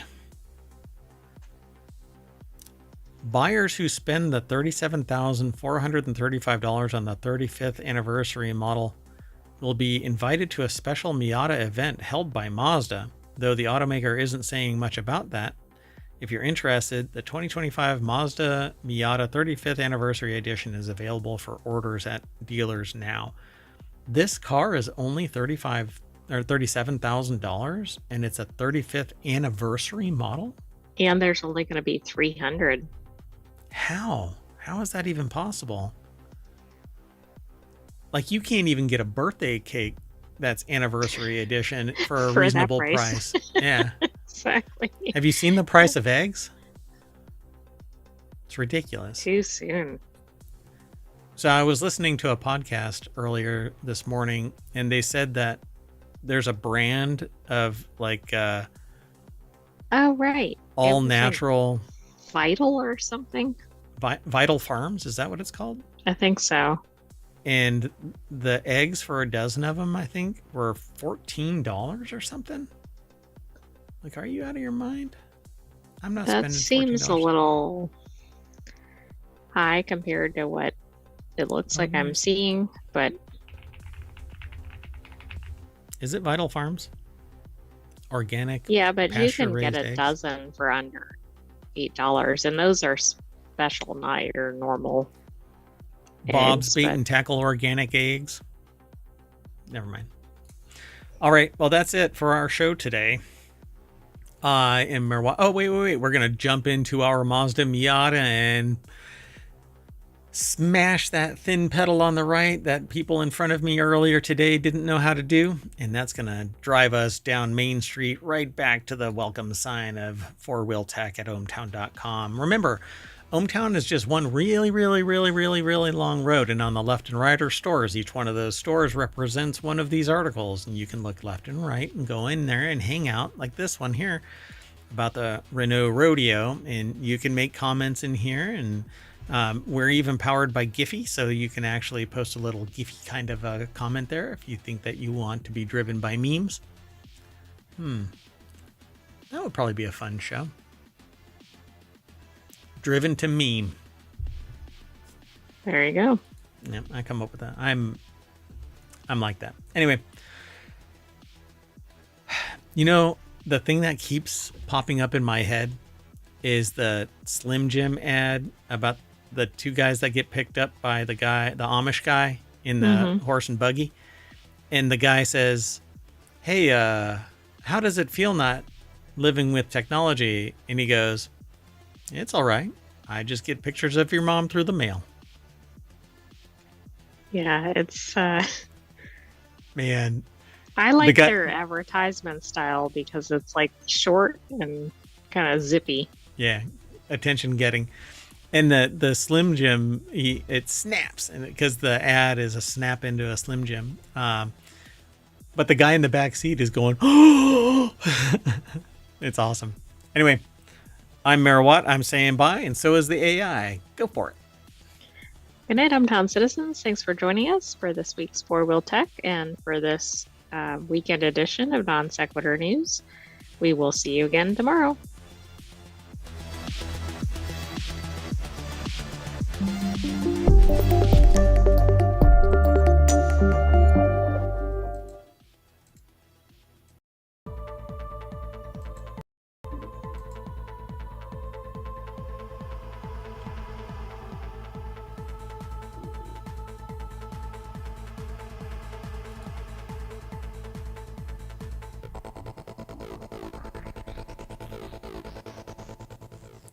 Hello, everybody, and welcome to Non Sequitur News for February 3rd, 2025. All right. So I am Merawat, and that is ohmtown.com, and along with the sentient AI, we're trying to make sense. We put together 10 articles, and these are the 10 that we've decided on. All state tracking driver behavior, AI startup money spent on lifestyle, 43-year-old game won a Grammy, 22% insurance price hike in California. You don't say. Women speak more than men. Get it? You don't say. Anyway, hidden images in a Jackson Pollock, mysterious chirping waves, Audi to make sense, Apple in the Swift Student Challenge, and bacteria eat forever chemicals. But then what? Everything is powered by ohmTown. Yeah, I know, the forever chemical toots. Everything is powered by ohmtown.com. Go over there and become a citizen over there. Not there. That right there is the visualizer for the sentient AI from the future, but I'll introduce the co-host here on the other side.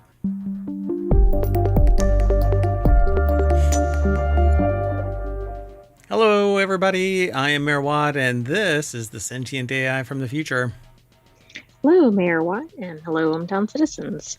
And just in case anybody's wondering, no, they won't tell anything. They won't tell anything about what happens in the future, and it kind of sucks because I'd really like to know. Anyway, Man, we can't be showing the almanac around. Don't want to make me a billionaire or anything. All right, so you ready to get into the articles? I am. Let's go. Well, the first article is over in Wanted.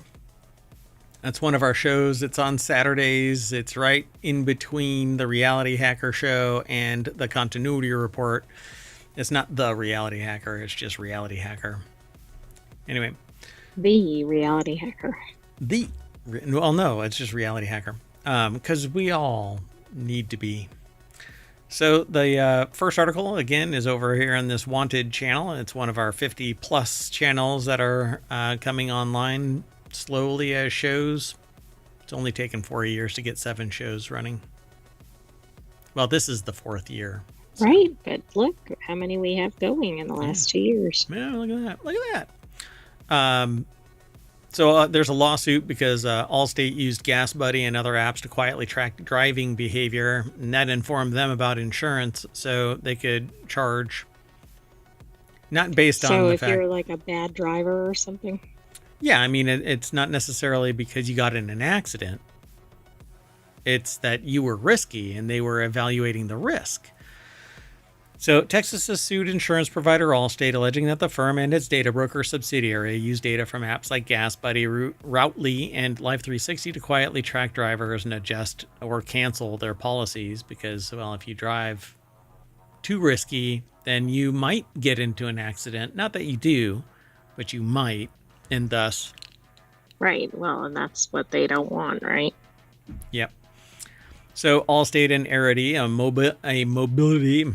mobility data and analytics firm founded by Allstate in 2016, collected trillions of miles worth of location data from more than 45 million people and then used that data to adjust rates according to a Texas lawsuit. And that violates Texas's Data Privacy and Security Act, which requires clear notice and informed consent on how collected data can be used. That is exactly what I want everywhere. I want everything that if it involves my data, I want informed consent. Exactly. But that's not what I get. No, we get like maybe opt out or something at best. And even then, there's no way to know that your data isn't being used. But I don't know. We'll see what happens. This lawsuit is being discussed over at arstechnica.com, and Kevin Purdy put the article together. The deck statement says, with connected cars and revenue-hungry apps, insurers are flush with data and money. Because we got another insurance-related thing that we're going to be talking about later on involving California homeowners.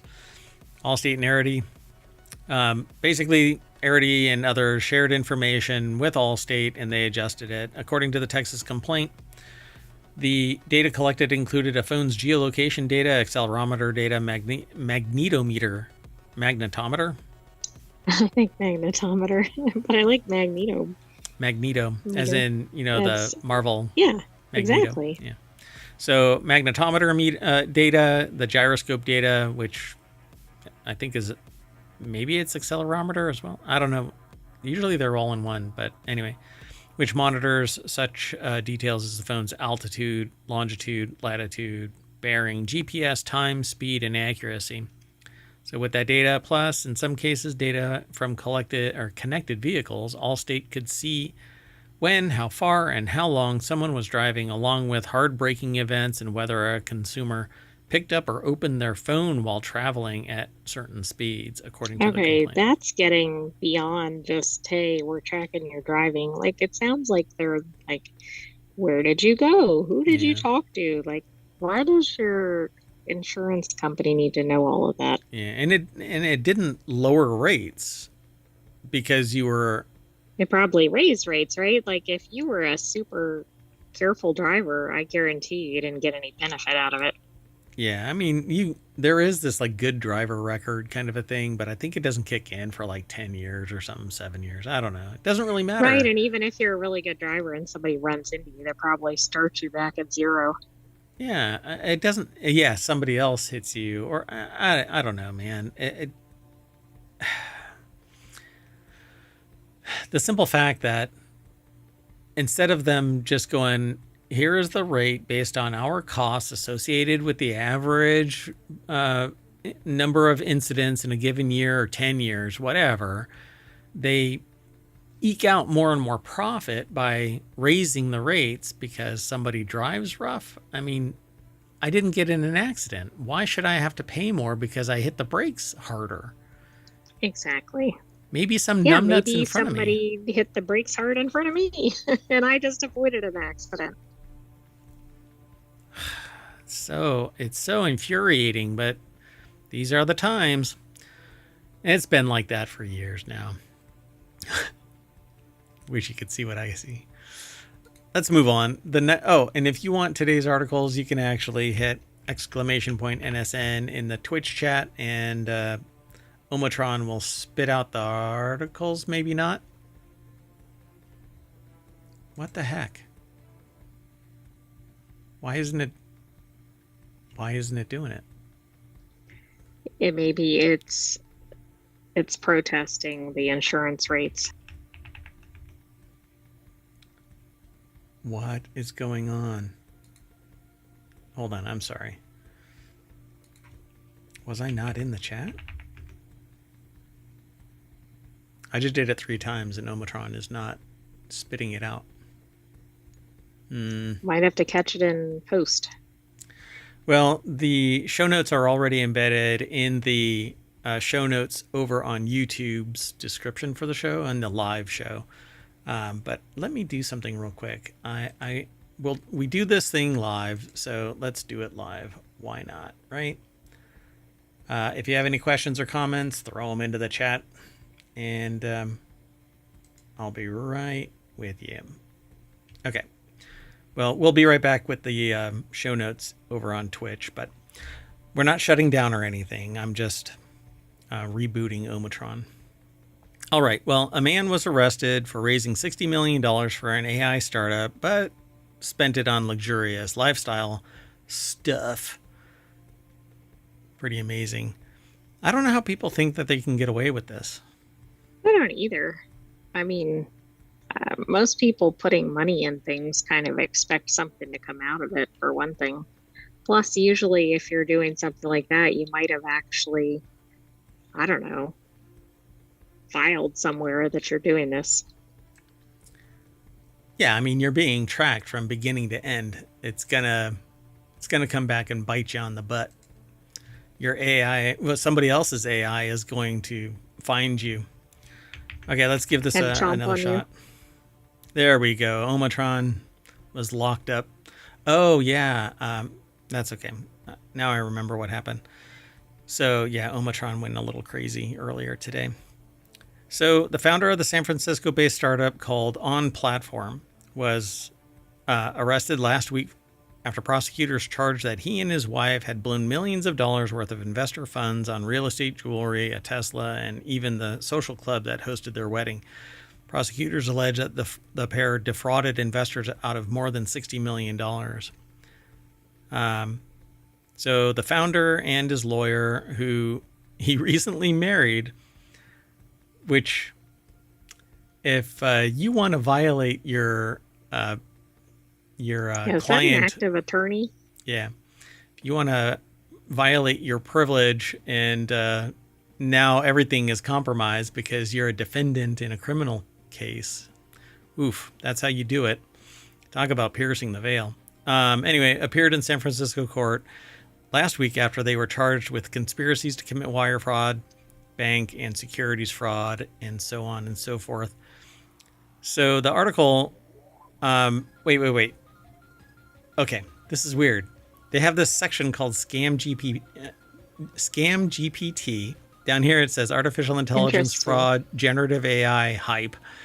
It's written by Victor Tangerman over at futurism.com. And it kind of spooked me that I thought maybe this was AI generated as well.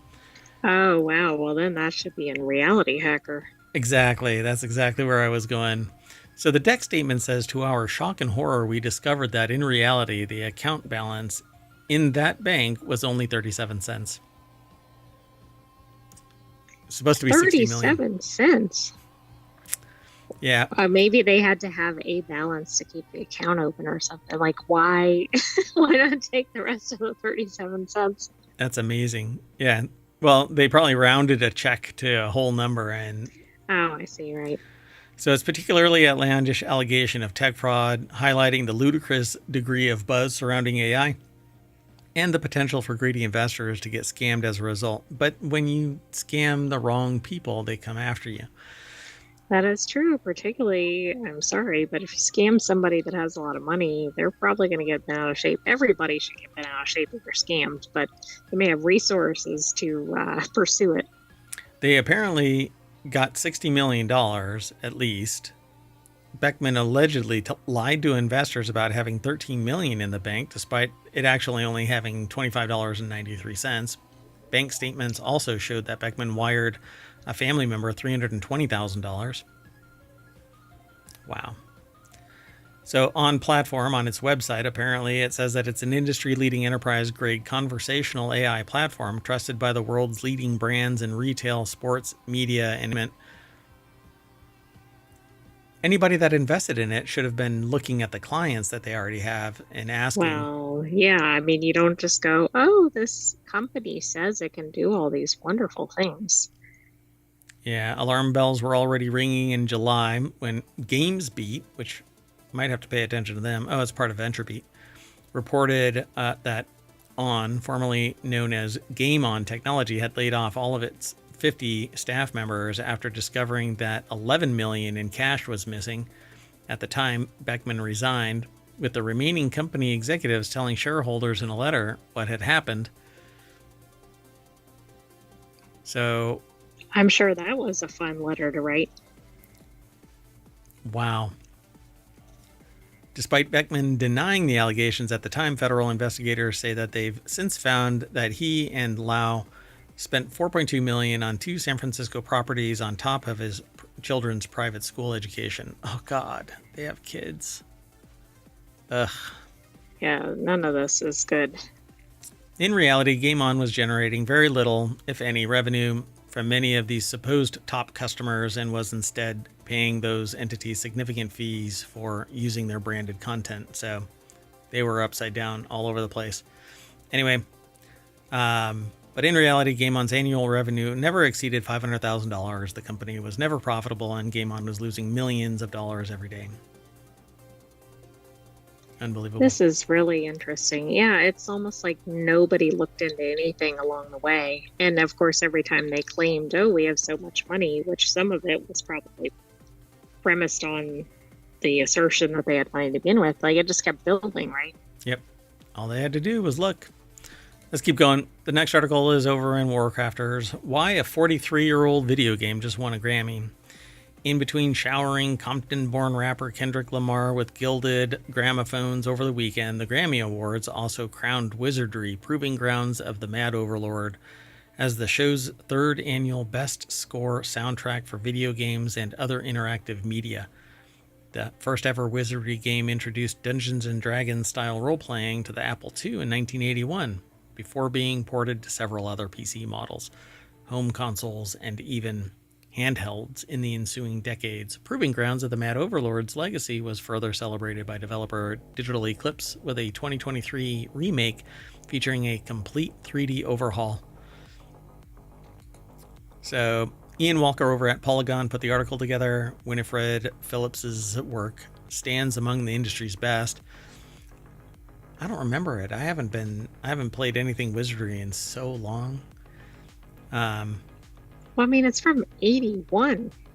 Yeah, but if I heard it, I would definitely know it for sure. But I can't play it because I will end up getting DMCA'd. They say it's like a bright light just exploded in my head, a Giddy Phillips said during an on-camera interview conducted right after she was presented with her award. We do a very unique thing. We're creating music that needs to accompany people who are having an experience and who are making choices and having adventures and living a grand story. And we're kind of creating the music for that story. It's pretty cool. Yeah, that is really cool. So veteran composer Winifred Phillips, God of War, Borderlands, had to build the remake score from scratch. The entire album is available for download on Boot Camp. Yeah, I'd play a snippet, but I know that I'll get flagged. Yeah, and playing a music clip without the audio doesn't quite do it. Yep. So before introducing a category specific to the medium in 2023, the Grammy Awards rarely acknowledge video games. Christopher Tin's Baba Yetu from Civilization 4 was the first piece of video game music to take home a Grammy in 2011. Cool. Yay. Well, congratulations. I mean, this is cool too because of the bigger thing, right? Just getting video game recognition as something serious. Yeah, I dig it. Let's keep going. The next article is over in Non Sequitur News.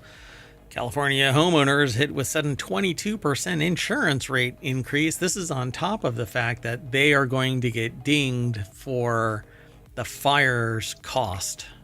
Right, but remember what we just saw? The rate increase was from, 5-7 years ago or something? So think of all the wildfires that have happened since then. Yeah, it was 7 years ago that the last wildfire impacted insurance rates, and Californians are going to get hit with the disparity between how much it cost and how much the insurance company, it wasn't insurance, the power company was going to pay. It's like a $5 billion fee. They're only paying $2.5 billion. So the other 3 or so is actually going to be pushed onto Californians. And now California homeowners are going to get hit with an insurance rate increase as the Golden State faces increasing levels of environmental disasters and wildfires. Many insurance companies have raised rates on homeowners. So Suzanne Blake over at Newsweek put the article together. Well, What's up? And this is a rate increase based on whatever the rate is. So if the rate has already gone up, right? It's the thing you always talk about with percentages. Yeah. If it's $20 and it goes up 100%, it's $40. If your insurance is $2,000 and it goes up 25%. Yeah. Well, and if it already went up whatever percentage, it might be up whatever 50% or whatever it is in total. Yep. You got to look at the base, not just the percentage. If you're expecting to only pay a little bit, but 22%, more than 20% from State Farm following the devastating wildfires that devastated the southern part of the state last month. Again, this is insurance on top of the fees that they're going to have to pay because the power company actually sparked this. Well, then there was a spark from a power line. Right, and these are the most, I think, they're in the top fires in terms of acreage. So that's the other thing. Even if one was X amount of money, these might be more. And of course, inflation, etc. And insurance companies have left the area. So State Farm General, California's largest home insurer, in a Monday letter sent to the California Department of Insurance Commissioner Ricardo Lara, asked state insurance regulators to allow it to enact the immediate rate increase in order to avoid a dire situation, which basically is making everybody else pay for these fires. Right, it is dire, but who are we thinking it's dire for? The investors, obviously. And yeah, they're getting really harmed here. Yeah. Well, I mean, they're not going to be making as much money. So at the beginning of 2024, State Farm had $1 billion to pay out insurance holders' claims. And by February of this year, State Farm had to pay out more than $1 billion in claims just related to the Los Angeles wildfires. How much money is actually being made, though, by State Farm General, right? Yeah, that would be interesting to know. So State Farm General covers 20% of all premiums in the Golden State, but in 2023 it reported a net loss of $880 million. The company's already ended offering new policies in California for more than a year and is looking to non-renew thousands of customers. Wow. Well, right. I mean, the rate hikes are horrendous, but if they start dropping people from coverage, that's going to be a much more significant issue. And again, I know the rate hikes are going to be beyond what some people can pay already. Yeah, I mean, how much of the... Okay, so if the insurance money was put into a pool and invested and payouts were made at the time there were incidents, instead of being divvied up and doled out to people as profit taking, Right. Would any of this be necessary? I Right. mean, you'd think no. We don't know what the numbers look like, but conceptually, Right. this should prevent this. Yeah. Because I mean, if most people are paying premiums, then why is it that what's the purpose of insurance if when it's needed it's gone? Well, that's sometimes the joke, right? It's like, yeah, you can pay and pay and pay, but when you have a claim, oh my goodness, well, But we don't want you. everybody benefits when the insurance is distributed over the Right. entire society, right? Correct. But then there are always people that go, well, I don't need insurance. I don't get sick. Yeah, until you do. And then you're the person that's upset that there's no insurance. Anyway, so they say what people are saying. Insurance Commissioner Ricardo Lara's office said in a statement, to protect millions of California consumers and the integrity of our residential property insurance market, the department will respond with urgency and transparency to recommend a course of action for Commissioner Lara. So Yeah, I don't know about that, but okay. yeah, I don't know. I don't know what they're going to end up saying. Anyway, let's keep on going. Just reporting the news and giving a little bit of our opinion on it.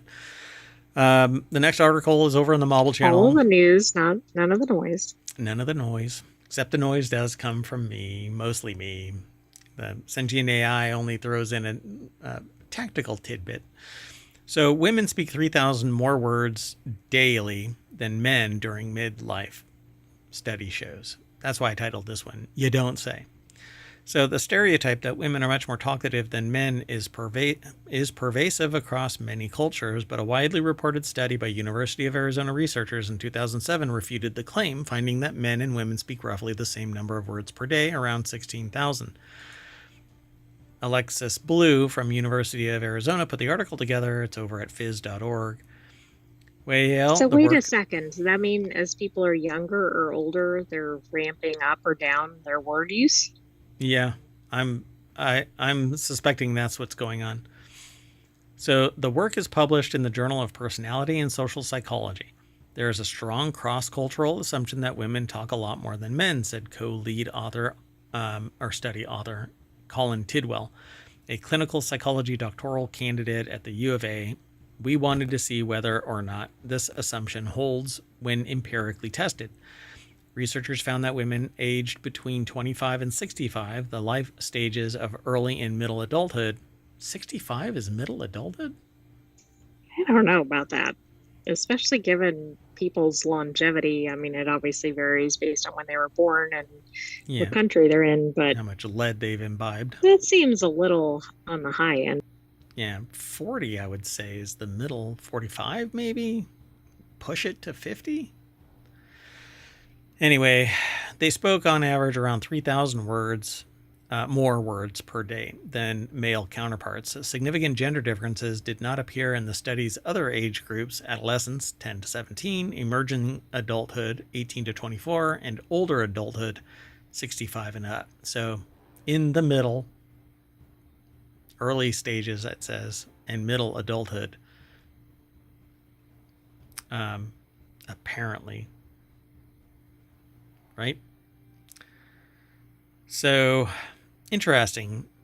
But that doesn't, some of that doesn't necessarily make sense either, like the adolescence and emerging adulthood. I mean, yeah, but they're saying I know there are perceptions about when it just doesn't seem like it matches what people at least think, maybe not what is actually happening. Well, they base this on data collected from 500 male and female study participants who wore a portable recording device dubbed the EAR, electronically activated recorder, that turns on at random intervals to capture snippets of daily conversations. Using those audio files, Meal developed estimates for the number of words spoken by a person per day, but they don't know what the gender was of the people. Yeah, how does that work? Did they have like a different recorder or something for male or female participants so they could differentiate them? I mean, I don't know. So this is the 2007 University of Arizona psychologist Matthias Mell tested the common assumption that women are more talkative than men by analyzing data collected from 500. That's different than this one, right? these are two different works, one in 2007, one in 2024. Oh, you're right. And maybe this other one is building off of the earlier research. Right. And the old one is saying that there was no significant gender difference because when he published the analysis, it revealed no gender difference. The provocative finding published in the journal Science made national headlines, but the study also invited criticism due to its limitations.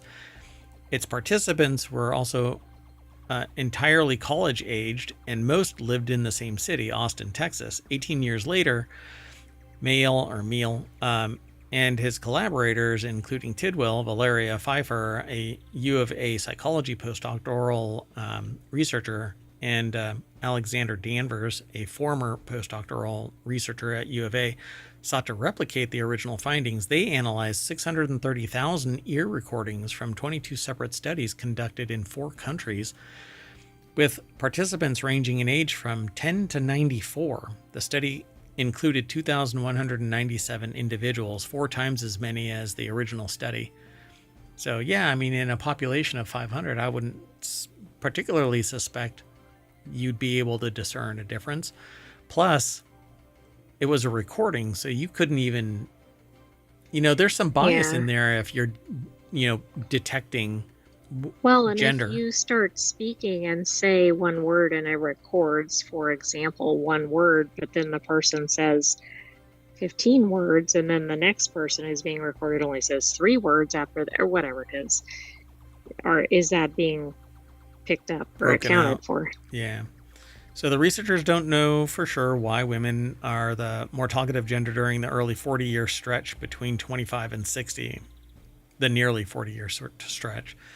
But they say that one possibility is that those tend to be child-rearing years, and women who often assume the role of primary caregiver might be speaking more than men to their children during that time. But then you should be able to detect that in your, right? The context of what's being spoken matters. So you should be able to True, but is that really accounting for child rearing? For example, between 40 something and 64, maybe not. I mean, really? Don't most people have their kids earlier than 40? That's what I'm saying. Like, but they're accounting for a 40-year stretch as perhaps attached to that, but I'm not sure that matches when people are doing child rearing. Yeah, I mean, probably between 20 or 18 and 40. I mean, even 30 is, right? That's like the cusp of where you're supposed to but then you got to account for however long, like maybe a younger child or whatever it is. But anyway, my point is, like, maybe half of this doesn't account for that. Right. Yeah. I think that they need to do a deeper dive in the words that are being spoken, because then they know the context of what's actually being said. Otherwise, just talking, it could be anything. I mean, I do find this interesting, but I think it needs further study and larger samples. Yeah, and they definitely need to look at the context of the words that are being said. Oh, absolutely. All right. Well, I can tell you that this mayor talks a hell of a lot more than most people, I'd say. I mean, I talk all day long. Maybe they should study you and see if that disrupts all of their study results. Of course, earlier today, I was in a meeting and it was intimated to me that another person that was in the room never shuts up. So, well, that's, I mean, at least in reference, that means that maybe that didn't apply to you. It didn't apply to me. So, of course, I left, and I don't know what anybody else was saying after that. So, anyway, let's keep on going. They were probably still there listening to the other person talking. Yeah. Oh my God. Yeah. I get a text later on. They're still talking. All right. So the next article is over on the Marvel channel. Hidden images in Jackson Pollock paintings may have been intentional, argues a study. According to a new research published by psychiatry professor Stephen M. Stahl, artist Jackson Pollock clearly incorporated images into his pre-drip paintings and repeatedly used those images in multiple drip paintings, potentially as a result of extraordinary spatial skills related to his bipolar disorder. So, Cambridge University Which I didn't Press. know, but that perhaps makes sense. Yeah, I didn't know either. The article is published over at phys.org by Cambridge University Press. The findings appear in a research paper published in CNS Spectrums. The paper emphasizes that Pollock met the diagnostic criteria for bipolar disorder, that he didn't paint when he was intoxicated or depressed, and that he both had extensive exposure to Rorschach inkblot tests during his psychiatric treatment and had visual images and hallucinations of images. Interesting. I never really read about Pollock. I just liked the paintings. So, Dr. Stahl, currently a professor at the University of California, San Diego, argues that Pollock either consciously or unconsciously encrypted images in his paintings to tell a story. I wish that that is not a Wouldn't Pollock. it be nice if they would show a painting? That would be nice. That would be really nice. I don't know.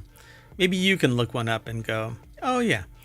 Although Pollock was invariably diagnosed by a psychiatrist as having alcoholic psychosis, being schizoid, or possessing a schizophrenia-like disorder characterized by alternating periods of violent agitation and paralysis or withdrawal, that would be bipolar. Oh, and they say here in the article, in today's world, he would more likely be diagnosed as bipolar. Chronic and severe mental illness, such as bipolar disorder, can be associated with creativity and genius, with good outcomes possible, especially with effective treatment. So, yeah. Anyway, seeing an image once in a drip painting could be random. Seeing the same image twice in different paintings could be coincidence. Seeing it 3 or more times could just be a permanent hallucination in your head. But if everybody else sees it, yeah. So they say here, as is the case for booze bottles, monkeys, gorillas, elephants, and many other subjects and objects in Pollock's paintings, makes those images more unlikely to be randomly provoked perceptions without any bias in reality.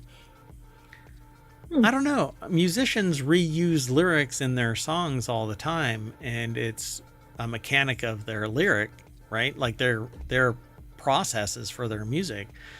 Maybe Pollock just liked, monkeys and gorillas, elephants, and certain other subjects. I mean, he apparently liked booze, but didn't, create while he was drunk. Absolutely. I was going to say you can find a listing of current exhibitions around the world at a site called mutualart.com. And apparently there are 6 worldwide exhibitions. So is it just Yes, it is. Mutualart.com. Okay, I threw it into the chat. Okay, let's keep going. The next article is over in the Mobile Channel. Mysterious chirping waves detected 100,000 miles above Earth are surprising scientists. Chorus waves, quick bursts of energy known to occur relatively close to Earth and around other planets, were found in an unexpected part of the magnetosphere, according to a study. So Sarah Hashemi over at SmithsonianMag.com put the article together, Smithsonian Magazine. The text statement is the one that I just said, but until now, these waves were observed to occur close to Earth, around 32,000 miles away, but using NASA's magnetospheric multi-scale mission, researchers found chorus waves at much more distant locations, placing them in an area that challenges the existing theory on how these perturbations are produced. The findings were published in the journal Nature in January. They say there are no actual chirping noises being heard in space, since space is a vacuum that doesn't transmit sound. Chorus waves instead earn their name because they sound like birdsong when converted to audio signals. They've been picked up since the late 60s by the Halley Research Station in Antarctica. NASA has also detected the waves with its Van Allen probes, which measure the radiation belts surrounding our planet. So, maybe this is birds in space. I'm going to try and play this. I don't know if I'll be able to. Okay, hold on. Let me pause that.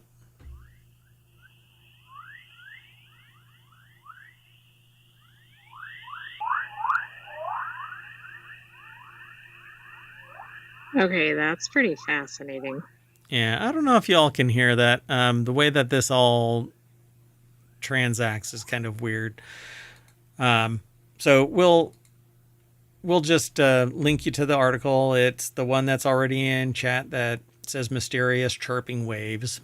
And you can click on that link and check it out. It goes through ohmTown and over to Smithsonian Mag. See, we only aggregate this little bit here, enough to tease us into going over and reading that and listening to it. So go over and check it all out. Seems pretty cool. The leading idea suggests that these waves are caused by plasma instability, ionized gas that's outside its equilibrium state. So I guess it's giving off some energy and dropping back down. It's vibrating. Yeah. Which explains the kind of looping nature of the sound. This disturbance can lead electrons to behave chaotically, spiraling along Earth's magnetic field lines and producing radiation that interacts with other electrons. The resulting chorus waves travel along the curved magnetic field from pole to pole, creating their chirp as they go. So they're kind of flowing along. But these newly detected waves were found in a strongly stretched, relatively flat and distant region of the magnetosphere, pointing to another possible reason for the occurrence. Instead, they could be produced by changes in frequency across the magnetic field, per Scientific American. Experts aren't ruling out the original theory entirely, but the new paper suggests a need for more research. You can't research without funding, so you got to come up with another reason to keep on getting funded. That's right. So I'm always fascinated by this kind of fundamental research, because eventually we're going to find some way that we can more effectively and efficiently transfer energy from one place to another, instead of doing something like nuclear, which is nothing more than heating up water and turning a turbine. And it's one of the things that I'm really tempted to do, is take videos that I've seen that are really elaborate and going into great detail, and then just answering them succinctly, quickly, unlike this show. You want to keep going? Sure. You're trying to disrupt that word study. Yes. I'm going to flatline that thing for everybody. Some type of really brief. Oh, yeah. I'll call it showing you my briefs. No? Whoa. Okay. Anyway, Non Sequitur News is where the next article is. Audi will try to make its model names make more sense. Maybe not follow the Sony model of naming. Oh, yeah. Maybe they're going more toward FedEx. Yeah, there you go. Audi's launching a new global nomenclature system for its vehicles to more closely represent a vehicle's type, size, shape, and powertrain. All right. The updated system will begin with the letter A for low floor vehicles, or Q for high floor ones. How about H? Yeah. Or L or whatever. Low floor. LF. Or even B or whatever. LF for low floor, HF for high floor, but that's not pretty, right? It's not really. I'd like a LF 3000 or whatever. Yep. That will be followed by numbers 1 through 8 that help represent the size or classification of the vehicle. However, Audi says it will no longer use odd or even numbers to represent what powertrain technologies it uses. Well, before that part, I thought it was going to kind of model like Mazda numbering, but maybe not. Interesting. So Umar Shakir put the article together. Audi is going back to A1 through 8 and Q1 through 8. So, okay. Interesting. Look at the color. The color range is spectacular. Look at the two offerings that they're having out there. They're the same color. It's almost the same color as the ground they're driving on. So yes, sexy. We're not going for high contrast. So sexy. Look at that. So flashy. It's outlandish. The article is posted over at TheVerge.com by Umar Shakir. Then comes the body style, which includes Avant, Sedan, or Sportback, where applicable, of course. Duh. Now, I don't know about you. I definitely know an Avant when I see one. Yeah. That's no Avant. That's a sedan. Duh. So finally, Audi will add to the end a powertrain code, including TFSI, or for Turbo Fuel Stratified Injection Combustion Engine, or TFSI-E, a plug-in hybrid, and e-tron, all electric. The system also replaces Audi's 2-digit power output representation, which really made things confusing. So now you'll have names like the A6 Avant TFSI or the A6 Sedan e-tron. Sure.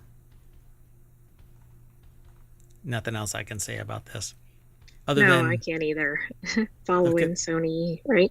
The color range. It's amazing. Next article is over in Smack Talk, which is all about Apple, and doesn't really get all that highlighted of late. So no, we just I don't know. We've had some in previous shows, but it seems like recently not. Just nothing amazing, right? Yeah. I mean, we almost have to talk about the competitors in relation to Apple just so that we can get that smack part in there. But it's almost all a giant shade of gray. So Apple, like Audi, Apple has officially launched the 2025 Swift Student Challenge. Just as it did in 2024, Apple will select 350 winners in total and recognize 50 of them. All the rest of them will be labeled losers. Just kidding. That's not what will happen. Anyway, 50 will be recognized as distinguished winners. The other 200 or 300 will be undistinguished losers. Oh, that's not very nice. That's not what it says. Particularly for students. Yeah, that's not what it says. But 50 will be distinguished winners for their outstanding submissions. Distinguished winners will need to demonstrate excellence in innovation, creativity. Innovation, creativity? Excellence in innovation, creativity? Or should there be an extra comma there? Yeah, maybe comma. Yeah, I don't know. I mean, no, it looks like they're using it as one thing, but okay. Yeah. Innovation, creativity? Okay, well, anyway, excellence in innovation, creativity, social impact, or inclusivity. All 350 challenge winners will receive a year membership in the Apple Developer Program, which is $100, a complimentary voucher to take the App Development with Swift certification exam, and a special gift from Apple. Pretty cool. So the article is sourced from appleinsider.com AI. Amber Neely put the article together. Go. So you're right. There are actually 4 categories. There should have been a comma. Gotcha. Yeah, didn't quite make sense to me. Let's see if they actually fixed it in here. Nope. Innovation, creativity. So let's see here. Distinguished winners will be rewarded with a 3-day visit to Apple Park in Cupertino. Only the distinguished ones, only the 50. The trip includes travel, lodging, time with Apple engineers, and a host of unforgettable experiences. Yay. 3 winners of the 2024 Swift Student Challenge went on to be profiled by Apple. Those must have been the swiftiest of the Swift. That's right. Let's go on to the last article for today's show. Bacteria can eat forever chemicals. But then what? Bacteria have to toot something, right? Yeah, I don't know what happens then. Do they just contain them? I don't know. So I guess they break it down into something else. In the quest to take the forever out of forever chemicals, bacteria might be our ally, or they're going to gain function and kill us all. Most remediation of per- and polyfluoroalkyl substances, or PFASs, involves absorbing and trapping them, but certain microbes can actually break apart the strong chemical bonds that allow these chemicals to persist for so long in the environment. Now researchers have identified a strain of bacteria that can break down and transform at least 3 types of PFAS, and perhaps even more crucially, some of the toxic byproducts of the bond breaking process. That's what I was talking about. That's exactly it. So the article has a picture of Pac-Man eating one of the, what are the white balls in Pac-Man? What are they? Like, I mean, I don't know what they're called officially. It seems like they're like pellets or something, but that's not what they are. Yeah, I wonder what they actually are. Anyway, it was posted by University of Buffalo. Bacteria can eat forever chemicals. It's posted over at futurity.org, and my eyeball is itching right now. I'm sure that's psychosomatic from the article. Sorry about that, everybody. Anyway, published in the Science of the Total Environment, the new study found that Labris portocalensis F11 metabolized over 90% of perfluorooctane sulfonic acid, or PFOS, following an exposure period of 100 days. So it gobbled up 90% of the 100-day exposure. PFOS. Whoa. I mean, we need to unleash that, of course. Then we might have other problems. Bad bat, kind of. Well, that might pose a problem, but anyway, PFOS is one of the most frequently detected and persistent types of PFAS and was designated hazardous by the US EPA. The F11 bacteria also broke down a substantial portion of two additional types of PFAS after 100 days. 58% of 5,3-fluorotelomere I'm getting tied up here. Carboxylic, yeah, right? Why do I have a hard time saying that? Carboxylic acid? Because it's an odd word. And 21% of 6,2-fluorotelomere sulfonate. So the bond between carbon and fluorine atoms in PFAS is very strong. So most microbes cannot use it as an energy source. The F11 bacterial strain developed the ability to chop away the fluorine and eat the carbon, says corresponding author Diana Aga, a professor and chair at the chemistry department at the University of Buffalo and director of the UB Renew Institute. So, yeah. They talk about what PFAS is in greater detail, talk about the study. F11 was isolated from the soil of a contaminated industrial site in Portugal and had previously demonstrated the ability to strip fluorine from pharmaceutical contaminants. However, it had never been tested on PFAS. So there's a bacterial strain from an industrial site in Portugal. What could go wrong? Yeah, nothing. It'll never get let loose in a wet market. So we want to investigate the impact of placing alternative carbon sources alongside the PFAS. However, if that carbon source is too abundant and easy to degrade, the bacteria may not need to touch the PFAS at all. So we need to give F11 colonies enough food to grow, but not enough food that they lose the incentive to convert PFAS into a usable energy source. That's right. Make them work for it. Bioaugmentation is a promising method that has not yet been explored for PFAS remediation in the environment. PFAS is a significant problem, and PFOA and PFOS and all of those. So I'm excited about this, but I know they need to do more to actually start applying it commercially. Yeah, I just kind of, I feel like there's going to be a bad bat scenario here.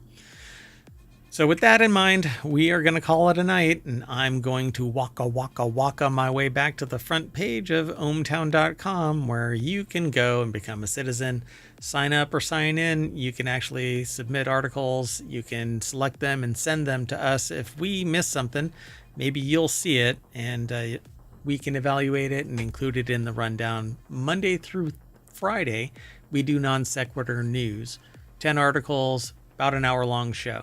Saturday and Sunday, we do 3 unique shows on Saturday, 3 unique shows on Sunday, and on each of those days, we combine the 3 to make the Non Sequitur News Weekend Edition. Hope you go over and subscribe to the podcast. There's 7 different podcasts, Non Sequitur News being the oldest. This is now the 4th season of it. 1,800 episodes of videos over on YouTube. Only 60 days here on Twitch. So be sure to like and subscribe. I know it's not gaming, but we do have a gaming show, and that's on the weekends. So But we're always talking about a little of everything. I mean, yeah, just come and hang out with us, okay? That'd be great. I'm Mayor Watt. I'm saying bye, and I'm taking the AI. Good night, hometown citizens. Thanks for joining us for Non Sequitur News. Be back tomorrow for another episode. And don't forget to watch our replay and subscribe. That's right. Hey, we're growing pretty fast, everybody. Woo. Be sure to download the podcast, though. That's important. Bye-bye. Oh, there's a Discord. Bunch of other stuff.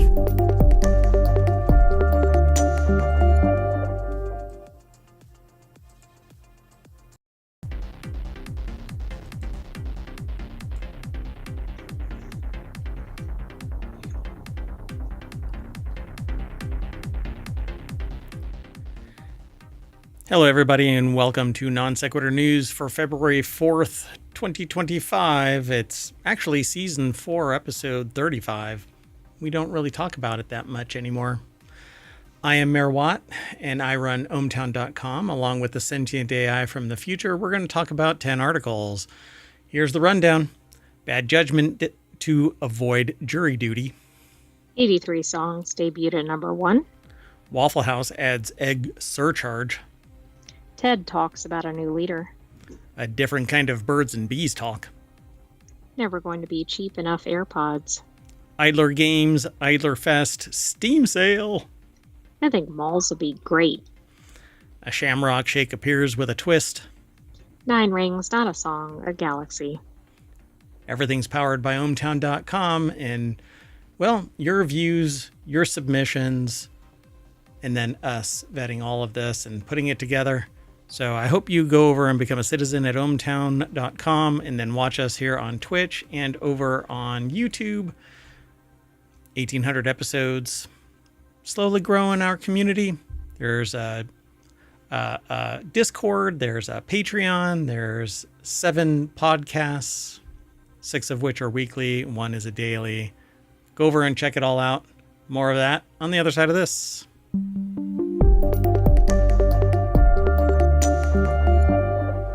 All right, folks. Hello, sentient AI from the future. Hello, Mayor Watt, and hello, hometown citizens. So just to start the show out, I already put Bang NSN in the chat, and that tells Omatron to punch out all of the episodes from the last, or all of the articles from the last episode. That's this episode. So if you hear this in the future, every time you do that in the chat over on Twitch, it will do that as well. So Bang NSN for Non Sequitur News, and there's a bunch of others. There's 6 others for each of our weekend shows. There's 6 weekend shows. Anyway, thanks for joining, co-host. Thanks for having me, Mayor Watt. So the visualizer is working, and if you watch the show live, then you get to see the visualizer. And let me make sure that everything is working over on YouTube real quick. Doot and doot. All right. So, yeah, that shows the computational power being exerted to visualize the voice. So you'll get to see that over on YouTube and on Twitch. So, you ready to get into the show? I am. All right. That first article is over in Law Nerd. I've already titled today's episode as What is Going On? And that might actually be a catch line for Non Sequitur News. We'll see. Right. I mean, that applies. What's going on? So what is going on? Well, a town court judge resigns after using this excuse to avoid jury duty. I guess courts hate this one trick. I don't know how that works, but let's go. Let's just jump over to ABA Journal, which is where this is sourced from, abajournal.com. Deborah Cassens-Weiss put the article together. Judge T. Snyder of Petersburg Town Court in New York agreed to resign. Confusing. Yeah, I'm Peterstown. I merged it all together. So, but man, all of this just screams like tiny town, but I don't know if it really is. A town court judge in Rensselaer County, New York, has resigned after allegedly asserting that he should not serve on a grand jury because he is a judge, and he thinks that people who appear in his court are guilty. Now, wait, what? And yes, the town has about 1,300 people. Wow. Okay, so how long was this guy a judge? And now you have to go back and look at every finding that he's made. Exactly. I mean, you're a judge. You're supposed to be neutral. This is the equivalent of a bad cop, really. Right? Nobody should appear in front of a judge and automatically be guilty. This is I mean, shocking. It's really kind of astounding. Yeah. So they agreed to resign and never return to the bench, according to a February 4th press release by the New York State Commission on Judicial Conduct, although he might be approached and given another job anyway. I know everybody come in front of me. I know they are guilty. They would not be in front of me. They were a judge for about a decade. Oh my freaking goodness. After being told to take a seat, Snyder raised his hand and approached the Rensselaer County judge presiding over the grand jury impanelment, according to the transcript. I just think I cannot do it because being a judge and everything, Snyder said. So the person says, the judge, the grand jury judge, the person is so honest, it's almost a positive. At least you realize that you're not impartial, right? But so the judge says, that's true. Most people won't identify that. Yeah. The grand jury judge asks, you don't think you can be impartial? And Snyder responds with, no, it would not be fair. When appearing for testimony on the ethics case in July 2024, Snyder said that he thought that people who appear before him did something wrong, and that's how they got a ticket, the ethics complaint said. In my court, I treat everybody the same. Is this like a traffic court judge or something? Doesn't it sound like it? I don't know. Yeah, I don't think that it says anything about, right? You'd have to read the transcript and the actual complaint probably to extract. Presiding over a grand jury, that's not, there was a judge that was over the grand jury, but that's, I think, all that they really talk about. So Snyder represented himself before the commission. He is not a lawyer, but he did take judicial training. He has been a judge since 2014. Yeah. I stayed at a Holiday Inn. Wow. But that gives everybody who has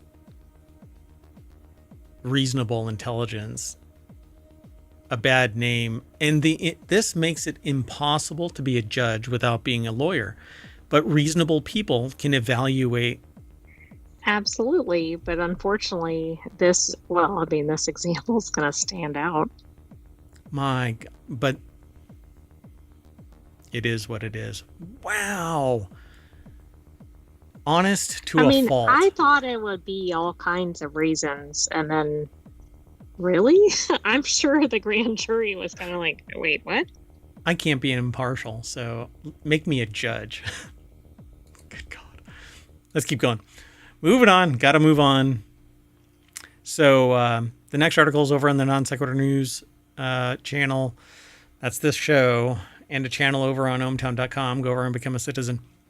Only 83 songs have debuted at number one in the history of the Billboard Hot 100, and here they all are, but we will not be going through them. Business Insider did. BusinessInsider.com. Callie Algram put this article together. So they say that the Hot 100, Billboard Hot 100, was launched in 1958, and only 83 songs have debuted at the top. That's not a lot. Travis Scott's 4x4 is the most recent song to achieve this feat. Drake has the most on the list. I wonder why. And listen to the complete playlist on Business Insider's Spotify. And they have a link. Oh, interesting. That's awesome.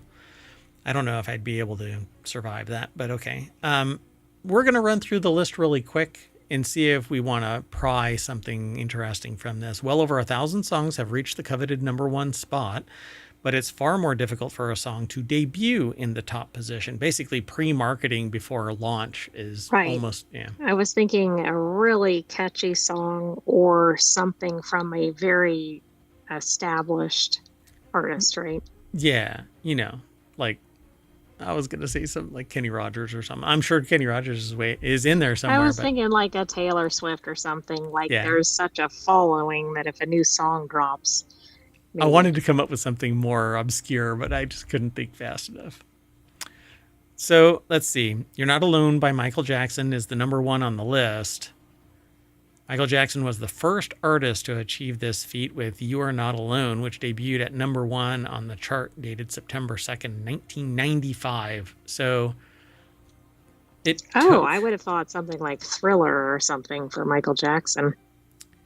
So this thing launched in 1958 and it didn't get a debut number one until 1995. Sorry, I didn't even really realize this was the first. Yeah, I see. That's really surprising. But if anybody was going to do it, that was less marketing available, right? Before internet really took off, etc. yeah, I mean, it would have had to have been really expensive pre-marketing, like, hey, Michael Jackson's about to release this, and then it's all radio driven. Well, true. So then, if it's played everywhere, okay, maybe that'll happen. But fascinating. So, Fantasy by Mariah Carey, Exhale, Shoop Shoop by Whitney Houston. The Shoop Shoop is very important. That's right. One Sweet Day by Mariah Carey and Boys to Men. This is interesting that all these are from the same time frame. 95, the top four were. 95, 95, 95. Oh, maybe they're in chronological order. Got it. Well, I don't know. They're in chronological order in the way that they appeared on the list. Yes. Right. I didn't realize that. So I'm like, why are they all from the same time frame? But what happened in 95? Exactly. Was there some difference in how music was played or marketed? I mean, it wasn't when MTV or anything started, because that had been around for a while at that point. I want to see something. It's 2 years after the World Wide Web was publicly launched. That might be what it is. April 30th, 1993, the World Wide Web was released to the public. So within 2 years, maybe people were talking about this. The internet for our younger listeners. Oh, yeah. True. Made me feel so old. That's pretty fascinating because all of this, 97, it is in chronological order. So what the hell? Now I want to know. There's a professor of rock. Oh, yeah. This I wonder if I can worth ask. submitting for an episode. Yeah, I think I'm going to send an email and see if they'll talk about it. Candle in the Wind, 97. So I want to see what the latest ones are. They actually mention it at the very beginning of the article, but I'm not going to be able to go through 83. We're like but we're already driver's like license. at very recent ones, at least halfway through the list. So that's interesting too. Yeah. These are like pandemic era songs. Driver's License by Olivia Rodrigo. Right. I saw Cardigan by Taylor Swift go by. Gotcha. Peaches by Justin Bieber. All right. Montero by Lil Nas X. Rap Star by Polo G. Good for You, Olivia Rodrigo. It's basically when somebody starts going viral nowadays, right? That's when they show up. Permission to Dance by BTS. So. There's another one by BTS. All Too Well, Taylor's version, because she re-recorded everything from her. Right, and we don't know if her original was a number one. Yep. You know what? Wouldn't that be interesting if All Too Well never really got to number one, but the remake because did? Now she's much more well known. Because that is from one of her early albums. Yeah, this was from Red, Taylor's version, which simultaneously debuted atop the Billboard 200. So All Too Well was included in the updated Red track list. I don't know how. I don't know. The record was previously held by Don McLean's 1972 hit American Pie. The longest #1 hit of all time. Wow. Interesting. So Harry Styles, etc. I mean, these are all modern, obviously, because they are in chronological order, as how they appeared on. Who is that? Olivia Rodrigo is back. Is it Young Cook? I think it's Young Cook, featuring Lotto. That's 7. Oliver Anthony Music, Richmond, North of Richmond. I Remember Everything by Zach Bryan. And it goes on all the way to 83, which is actually dropped well before 4x4 is the newest. Okay. That might be why they mentioned that up at the top. Travis Scott. And Squabble Up, which by Kendrick Lamar, which I haven't even heard, I don't think. Maybe I've heard, but I haven't really heard, Yeah, no, I don't know that one. Anyway, pretty wild. Okay, well, everybody go over and check this out. The Business Insider article is pretty amazing. I love it when I get a list and I can scroll through it on the show, but 83 songs and doing a little deep dive would take up, basically it would need to be a Patreon show. Anyway, Callie Algram over at businessinsider.com put it all together. Want to keep going? Sounds good. But there's also some interesting facts in the blurbs on each of the songs. So yeah, if you're a fan of one of the artists, you might want to check that out. Yeah, all 83 songs have the relevant data as it appears on the #1 list, and then some other tidbits. That's good call. Thanks for bringing attention to that. All right, the next article is over in Hatch Ideas. Restaurants are being forced to make difficult decisions. Waffle House is adding a per egg surcharge. I mean, is that only when you order eggs or when you order anything made with eggs? Because that could be their waffles too. It's everything. Anything where there's an egg involved, the prices are going to go up. I'm really curious because I went to a Waffle House. I even took the AI with me on that weird USB module that's attached to a Raspberry Pi. Why do you keep calling it weird? Shh.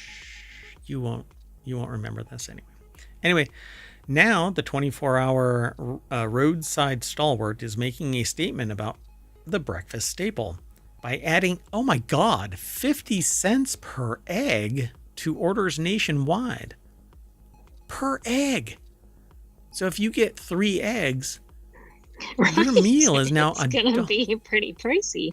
I did the math. Especially since you can get an egg probably at the grocery store for probably less than that per egg. Depends. Maybe. It's like $12 a dozen nowadays, depending on where you are. So it sells 272 million eggs per year, and now it's getting a 50-cent bump. But the costs are going up. So are the costs in line with the consumer we don't know price? What their wholesale prices are. Just wait until we see the consumer price index. If the consumer price index drops it's going to be the end of March. That's bullshit. Anyway, so Waffle House notes, rather than increasing prices across the menu, this is a temporary targeted surcharge tied to the unprecedented rise in egg prices.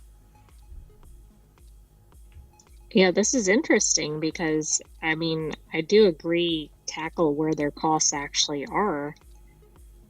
But that's going to be an interesting thing for restaurants, right? If they're like, well, lettuce is going up, so there's a lettuce surcharge or whatever. Yeah. There's a tomato surcharge. Like, your burger is going to get really expensive depending on all the ingredients. So, and they're dropping this by saying it's a 50 cent per egg surcharge on all menus, but it's because of the bird flu that's raging through various suppliers. And who knows if it's actually being transferred in eggs? We don't really know. So customers and restaurants are being forced to make difficult decisions, the statement added, and they basically tacked on a little sticker that said it's a temporary surcharge, but we'll see. We'll see. Right. Hopefully they don't keep it permanently. There has been a major problem with egg prices because of bird flu. $1 an egg at Whole Foods, but Whole Foods is all natural, blah, blah, blah. Right, but you're still not paying very little for quote unquote normal eggs. Yeah, and if I miss it, I'm sorry. The article is written by Aaron Davis. It's over at entrepreneur.com, and the deck statement says egg shortages are causing prices to rocket. And that's how inflation works. Up like a rocket, down like a feather. I am predicting that this will not go away because it's not going to impact actual sales in a substantive way, and they'll just leave it. Or it'll be dropped in half and then picked up again 6 months later, another 25 cents. I think that it'll be there in perpetuity, y'all, because everything's doing so well. All right, you want to go on to the next? And I really like Waffle House. I do. I mean, this is pretty alarming. Yep. Time to go get some Waffle House food, but not eggs. But everything is in it. So I wonder. They say per egg. So I guess I'll have to go in and I'll bring your Raspberry Pi in the battery pack so that you can use your, what do you call it? Forgot what it's called. The gas chromatograph and the mass spectrometer, spectrometer that is attached to your Raspberry Pi so that you can analyze the chemical makeup of the waffle. Okay. Moving on. So a decade ago, TED Talks was relevant in my world. It was on the scene and it was doing something revolutionary and promoting knowledge and things that are interesting. I have not heard a peep about TED Talks. I use TED Talk videos tactically in my presentations. Like I show a little bit and I say, think like this and blah, blah, blah. Or people used to think like this back in the before times. Well, anyway, TED Talks has put out an all call. I'm not sure what that is. Is that like a cattle call, like in the modeling industry? You know how they call it cattle calls if you want to show up and get your pictures taken and stuff like that? They call them cattle calls. For modeling or something? Yeah. An all call for a new leader. You know what it is. Is it just a call? TED is 25 years old. Chris Anderson, who has run TED for 25 years, is looking to bestow the operation on anyone who has a good plan for its future. He announced in a blog post, TED is known for its TED Talks, where ideas from tech to humor have been explored. It has featured various people. I'm not even going to go into a list, but anyway. The article is over at techcrunch.com. Julie Bort put the article together, and the deck statement is underneath the title, underneath the caption of the image and underneath the byline. TED Talks has put out an all call for a new leader. The organization sprawls across live events, massive YouTube, social media channels, a media empire, podcast, newsletters, education, a charity with a $25 million reserve, which isn't really that much, and other units. Anderson says the applicant process is open call to anyone. He also points out that TED is a nonprofit, says he's never taken a salary, and isn't looking for personal financial benefit from the new steward. So literally looking for somebody that's just passionate about TED Talks. Well, folks, I give a TED Talk every day right here. Well, exactly. Maybe you should apply. You know what I'm going to do? Maybe I'll apply because I actually want to talk about tech, but it's and also you could talk about it on the show. I could promote it every time. Hey, this episode is brought to you by TED Talks. But I want to do my own TED Talks. And I want to do 50 shows with people. Like, not me, but Ohmtown. Right, exactly. Yeah. Ohmtown wants to be kind of a TED Talks thing, but anyway. Pretty fascinating. They say that they've never taken a salary. Where do these people get their money from? They must... Who knows? Maybe they're independently wealthy before they founded it. That must be it. I'm just grinding away. All right, let's move on. I'm in love with bees, even though bees don't love me. Maybe they do. They love me so much that they sting me. Yeah. So I have been fascinated by this bee QR code thing. It keeps kind of buzzing in my head, and I would love for somebody to spin that up. I have so many projects going that there's just no way that I can do it. But I think that it would be fairly easy. You just put a camera pointing down and watching for the QR codes, and it scans it and displays when it leaves and displays when it comes back. And you know that your bee is working, and you can adopt a QR code bee. That sounds amazing. Bees are pretty cool. Well, bees are even cooler because bees count from left to right, just like some humans, apes, and birds. Study finds. Picture writing the numbers 1 through 5 in a horizontal line from smallest to largest. Where did you put the 1? If you placed it on the left and the 5 on the right, you share this preference with most humans. Well, according to this article over at phys.org, written by Scarlett Howard and Adrian Dyer from The Conversation, which is a separate website, but they post a lot of stuff on phys.org. I've never really looked into the relationship there, but... No, I haven't either. So bees count from left to right, just like some humans, apes, and birds, according to the study.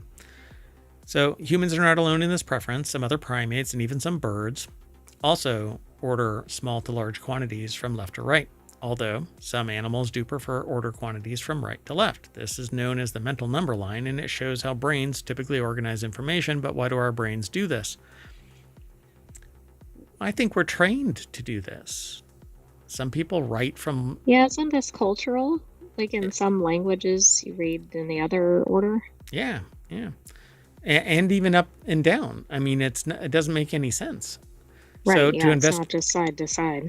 Yeah. So why do our brains do this? To investigate how and why brains order numbers, it's sometimes useful to step back in time. How did a common ancestor of humans and insects order information? And to find out, they compare the results of humans and bees. They last shared the common ancestor more than 600 million years ago, but there is no empirical proof of that because unless they have a time machine, they couldn't go back. No, they probably have just constructed an evolutionary chain or something and figured out that we're both related to, say, whales or whatever it is. Never mind. I was going to say something about stinging. Anyway, one study conducted by a team in Europe showed that bees prefer to order lower numbers on the left and higher numbers on the right, just like many humans. In their study, published in Animal Behavior, led by, I think it's Hung Shun or Zaza Kuo, and their supervisory team, has explored how numbers and space interact in a bee brain. So as humans, we link the concepts of space and number. That means that there is a logic to how we order numbers, typically from left to right in ascending order, 1, 2, 3, and so on. So studies have shown that humans may have a vertical bottom to top preference when processing numerical information efficiently. Meanwhile, honeybees are efficient learners and show evidence of being tiny mathematicians. In past research, they have been shown to add and subtract, understand the concept of zero, use symbols to represent numbers, order quantities, categorize numbers by odd or even, and show evidence of linking numbers to spatial information like size. I want to know how they know exactly what the bees are thinking. I just don't get it. So they gave freely flying bees sugar water for visiting an image of 3 circles printed on a card. This was their reference number. The card was hung in the center of a large circular screen with a drop of sugar water on a platform underneath it. As the bees repeatedly visited the reference number, they learned an association between the number 3, the center of the circle, and a reward. In between visits, bees took the sugar water back to their hive to be made into honey. After the bees learned to associate number 3 and a space, middle, with a reward, they tested them on numbers higher and lower than 3 to see if they had linked space and number. We showed bees images of a higher number, 4 circles, and a lower number, 2 circles, two identical images of 4 shapes were shown simultaneously on the left and right sides of the screen. If bees preferred the larger number on the right, they would fly to the quantity of 4 presented on the right more than 4 was presented on the left. I'm not following that. Yeah, I don't get it. So 2 identical images of 4 shapes were shown simultaneously on the left and right sides of the screen.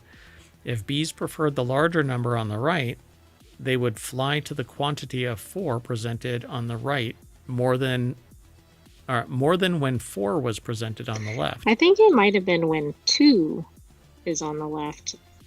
Well, no, they're saying that the bees would go to the right and not to the left because the number was higher.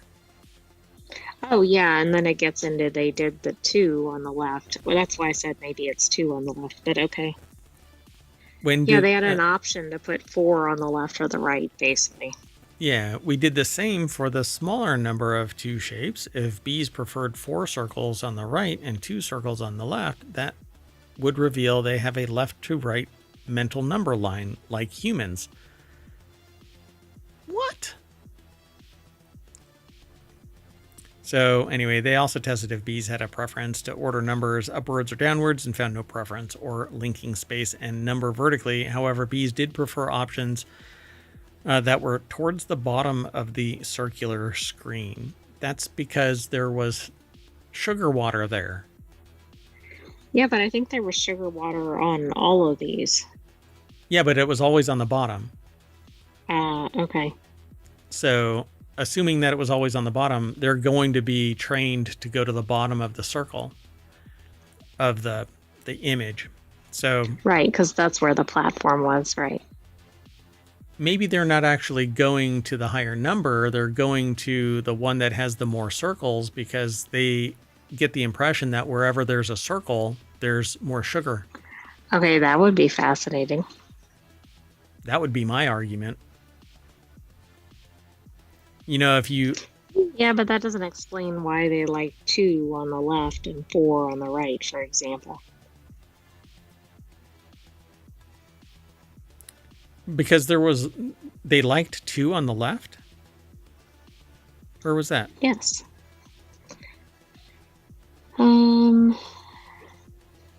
They kind of imply it on this paragraph right there. This one here? Yeah, they always picked 4 on the right, and I think they picked 2 on the left.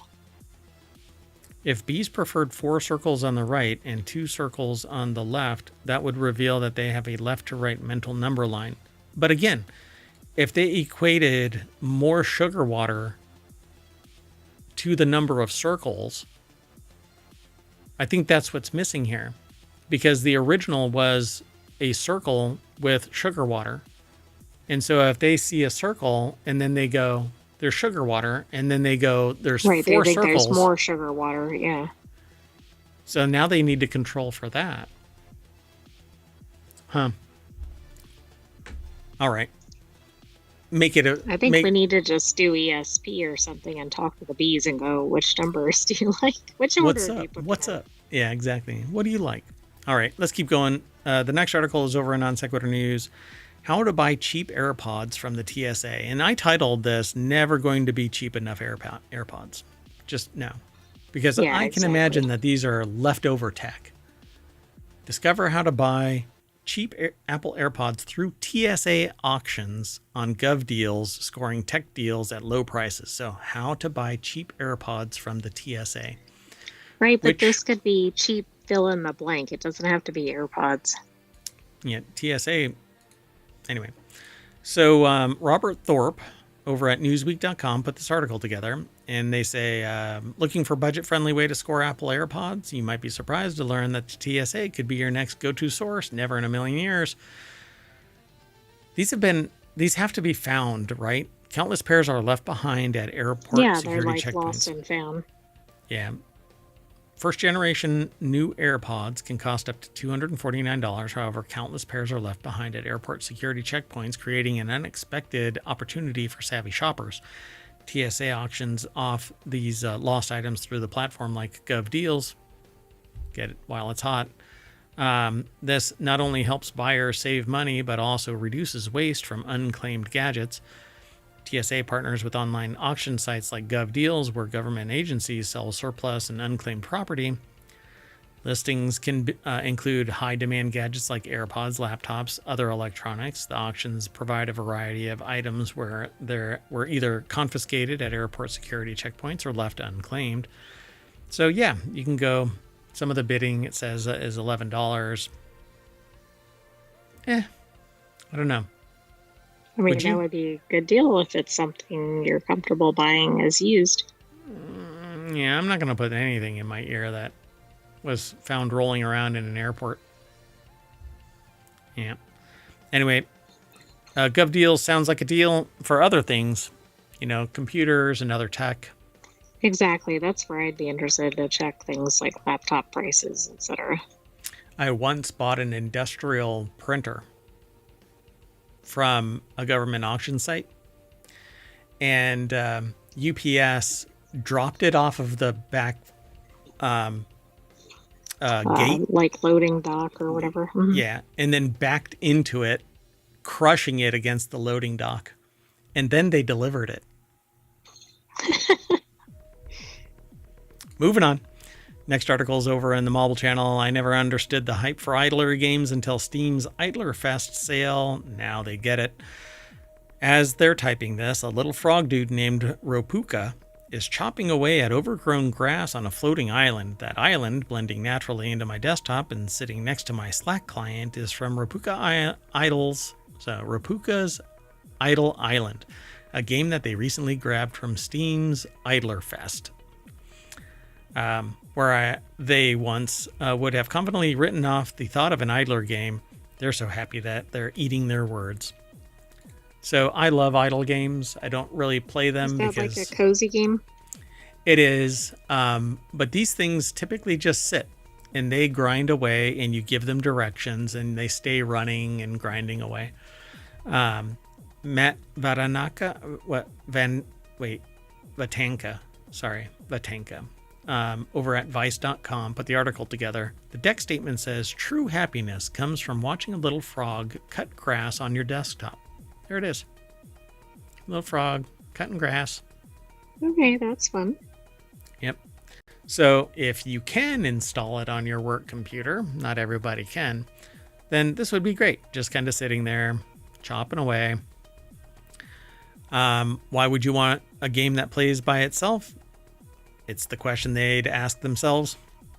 Seeing the myriad of idler games on Steam storefront and popping up on their friends list, Cookie Clicker, Eidolon, Melvor Idle. I've played Eidolon and Cookie Clicker. There's a ton of those to choose from, and they never understood the appeal. They play games to, play them, after all. Not to have another program running in the background, checking every so often for the thrill of big numbers. So this is Cookie Clicker, where you get more and more it just stuff. Depends on the kind of game you want to play. Yeah, and that's it. Yeah, these are pretty chill. There's no twitch reflexes required. There's no impassioned plea for being saved. There's no corpse walk. No pressure to keep playing it. Like, you can leave it and come back to it. Just nothing. I mean, it's the closest to a non-interactive No Man's Sky, because No Man's Sky, you're not really required to do anything until you want to go and do something. Other games, you have to do something, otherwise you die, and then you have to walk for an hour to get your corpse. Right. So immediately the immaculate vibes hit them like a wave. Ambient sounds of chirping birds and blowing wind accompany its lo-fi soundtrack while Ropuka naps on his lawn chair. The grass that covers his floating island is overgrown, and every so often Ropuka stands up and snips away at a few patches before returning to rest again. As he accumulates more grass, they can upgrade stamina, cutting power, and the quality of the grass that he retrieves. This sounds like a cute game. So I'll go and get it and try it out. And maybe that's what I'll be doing the summer of stream, just cozy games and idle games. And that'll just kind of sit there while when I'm not rebroadcasting the Non Sequitur news stuff, we'll do idle games and casual games. Pretty fun. We'll give it a look. All right, let's move on. The next article is over in the Mobile channel. Walmart is trying to make malls happen again. Stop trying to make fetch happen. There's actually, where do I know fetch? I heard about. It showed up somewhere else? Yeah, recently. Maybe in a news article. I'm not sure what it is anymore.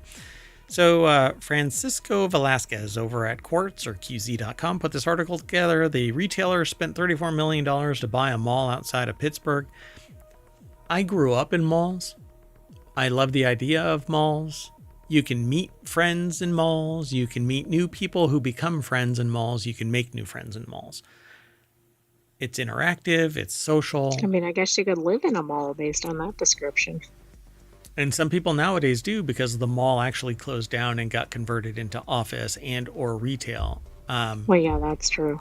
And one place in San Diego used to be known as Horton Plaza is now a mixed use work mall environment and live work mall and work by live kind of a thing. I loved Horton Plaza. It was a blast because it was like Dr. Seuss built it, right?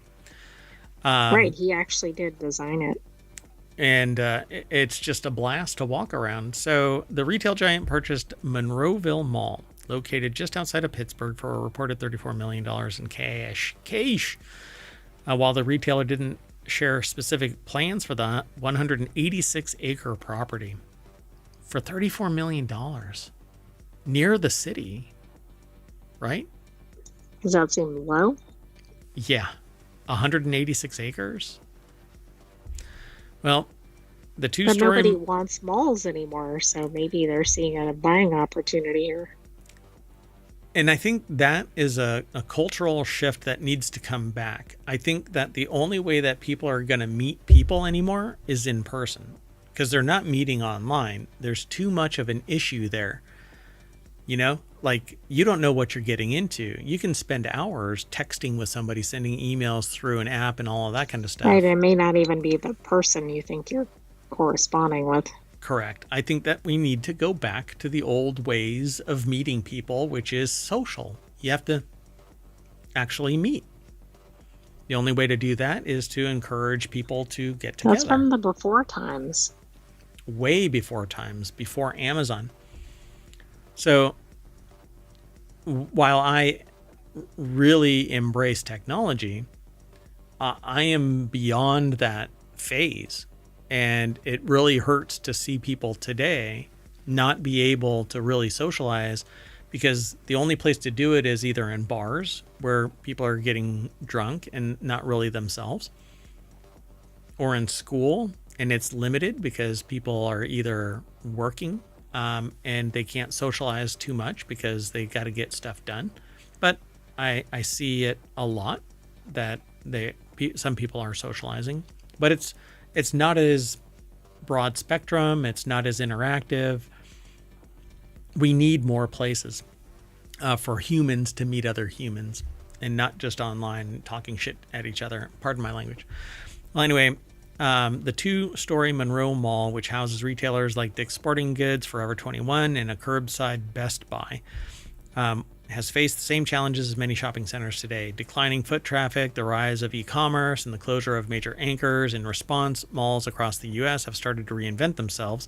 Some have been converted into apartments, fulfillment centers, or entertainment venues. For instance, Costco plans to house roughly 800 apartments above one of its locations in South Los Angeles.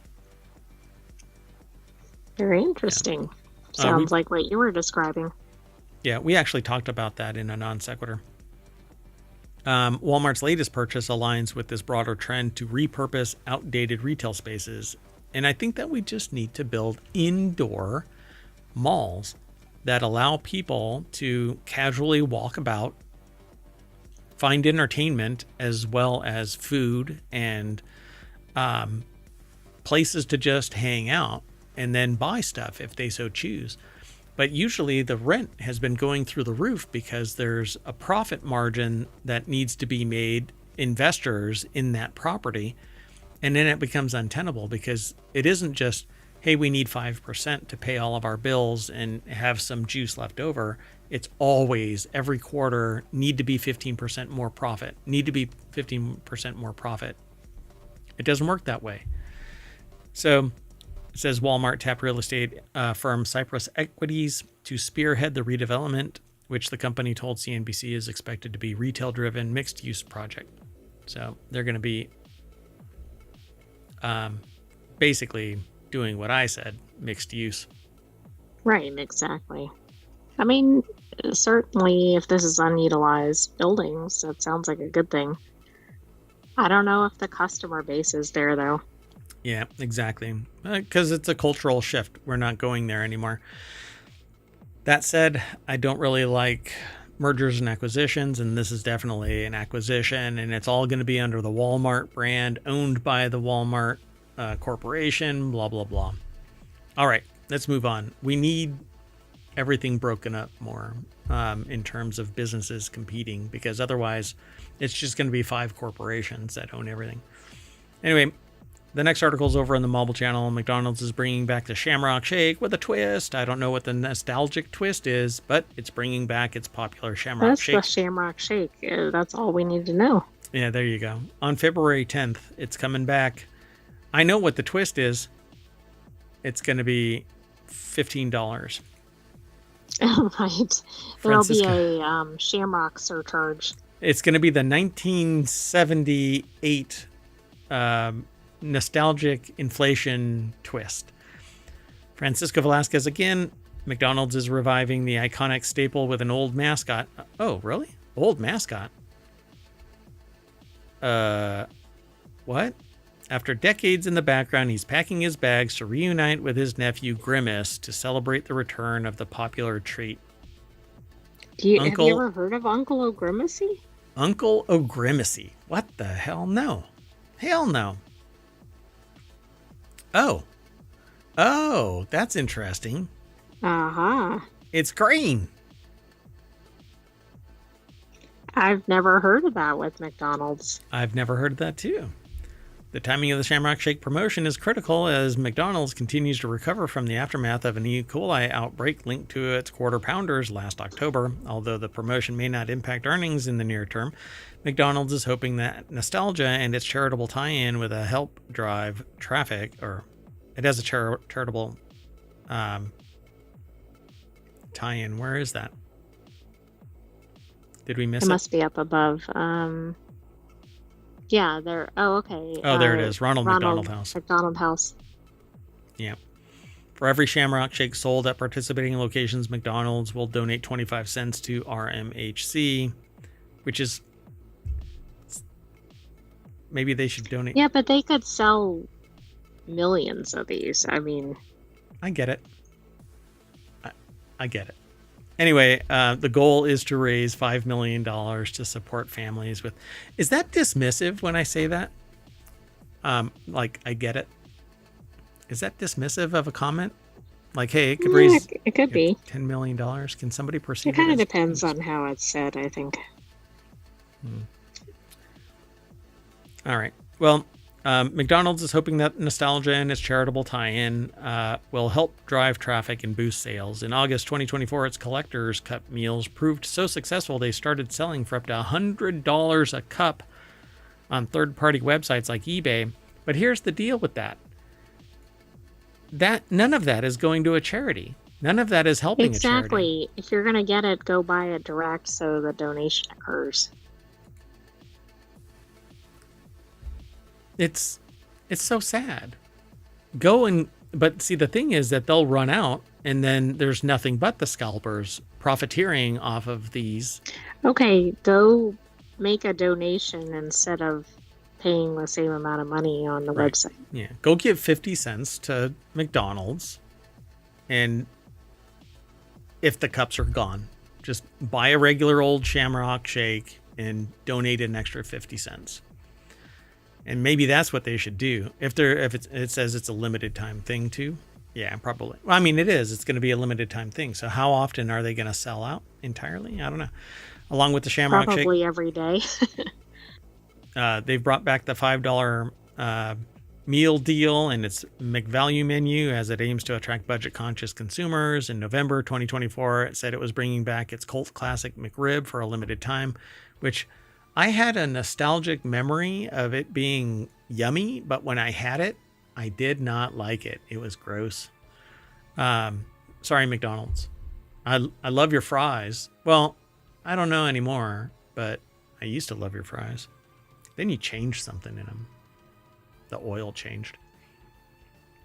Anyway, the company is set to report earnings on February 10th before the bell, coinciding with the Shamrock Shake launch. While the promotion won't directly affect those results, it could provide momentum.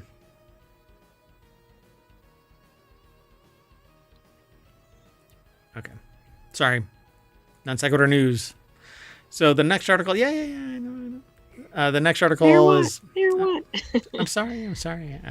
It's Non Sequitur, so sometimes I get pulled away by an alert. So Hubble hits the bullseye, a galaxy with record-breaking 9 rings. And whenever I hear that 9 rings, I burst into song. Grande? Yes. I can't hit the high notes like that, and I don't have one of those kind of...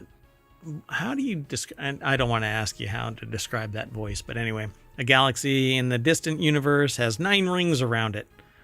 A galaxy has 9 rings around it? Thanks to Hubble scientists. That's unique. That'd be weird for a planet to have 9 rings. Oh. Are those rings, or are those the star-shaped spirals? They just happen to be really tight. Because that looks like it's... kind of looks like a Milky Way. Right. So Isaac Schultz put this article together for Gizmodo.com. A galaxy in the distant universe has 9 rings around it, and thanks to Hubble, scientists now know why. That's the deck statement. So, despite the galaxy's size, capturing this image proved no small feat. The bullseye affectionately lies 567 miles... Affectionately? Okay. Why would that be affectionately? I'm really not sure. My dear galaxy. Okay, I'm moving on. So it lies 567 million light years from Earth, making it a rather distant object to capture in detail, but Hubble is a veteran at imaging galaxies, and the recent image reveals more rings around the bullseye than previously known. The bullseye is now confirmed to have 9 rings, 8 of which are visible to Hubble. Researchers confirmed the existence of the 9th ring by studying data from the WM Keck Observatory, and that means that the bullseye has 6 more rings than any other known galaxy. Overachiever. Very interesting. Mm-hmm. Let's see. Even more compelling than the sheer number of rings around the galaxy was the way the bullseye accrued them. Researchers believe that a tiny blue dwarf flew through the bullseye about 50 million years ago, producing the rings in the same way a rock is thrown into a pond, producing ripples. Okay, that's interesting too. So okay. The way that looks, it looks like it's a spiral galaxy, but it probably started out as a spiral galaxy and then something popped that. Oh, right. When the item hit, right? Then the maybe blue dwarf changed it. Yeah. Interesting. So it smashed into it and then goes dun, dun, dun, dun, dun. So space is like a big pond. Never thought of it like that, but I guess so. Wow. So the research team suspects a 10th ring existed but has since faded and may sit 3 times further out than the widest ring in the above image. I'm sure if they pull back a little bit and they use like the Webb telescope, maybe it will be able to see it. So it says if we were to look down the galaxy directly, the rings would look circular, with rings bunched up at the center and gradually becoming more spaced out the further they are. Says Ahmad Pasha, a doctoral student at Yale University and lead author in the study in the NASA release. So more galactic collisions may come into view with the launch of the Roman Space Telescope, which is expected to be in space by May 2027. Don't know about that. Van Let's get the Dockum said, astronauts back first. Yeah, yeah. However, before we know what's out there, it is often human eyes that pick out things that are entirely new. Pretty cool. I dig that. And again, what? What's wrong? Nothing. What's that? I'm looking at a bunch of stuff. So the again, I'll say it. I've said it a couple of times in these shows. Whenever I see stuff like this, I was told 30 years ago, don't bother getting into astrophotography. Nothing new is ever going to be discovered. It's just out there. You know what? Yeah, that's because the photography tools have increased, right? Yeah. Yeah. Maybe he detected in me that I'm not like overwhelmingly passionate about astrophotography. I thought that it's cool and I love tech. And they're like, don't invest, thousands of dollars. Don't spend, thousands of dollars to use it for one day. Wouldn't be one day. Maybe 3. Anyway, that's it, folks. So we are going to jump onto a blue dwarf star that's flying through a distant galaxy, and it will bring us back to the front page of ohmtown.com, where you can go and sign up and become a citizen of ohmTown all on your own. And then you can actually swipe things left and right on the front page to hide them or save them. And you'll get a 7th icon right there that will allow you to submit news and look at the podcast and a bunch of other things, folks. Go and check it out, ohmtown.com. And remember, there's a YouTube channel. You can watch all of the past episodes. We're here on Twitch, Discord, Patreon, which I haven't been updating. I'm really sorry, but what you're getting here is everything at this point. The Patreon is really just to support the shows directly if you are so interested, and we don't really promote Patreon anyway. And of course the podcasts, all 7 of them. I stole everything from your sale, co-host AI. Anything that you would have said, I think I just said. I know. I'm just completely speechless. Have a good night, ohmTown citizens. Thanks for joining us for Non Sequitur News. Be back tomorrow. Yep. See you soon. Bye-bye.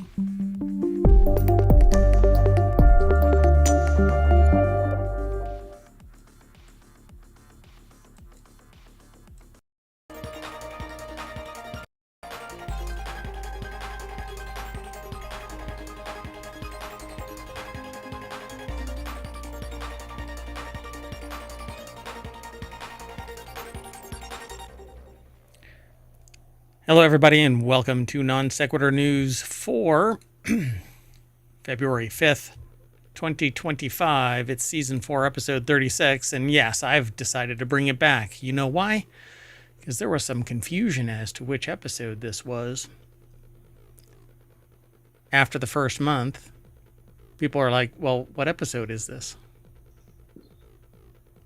All right. So, Season 4, Episode 36. Welcome back.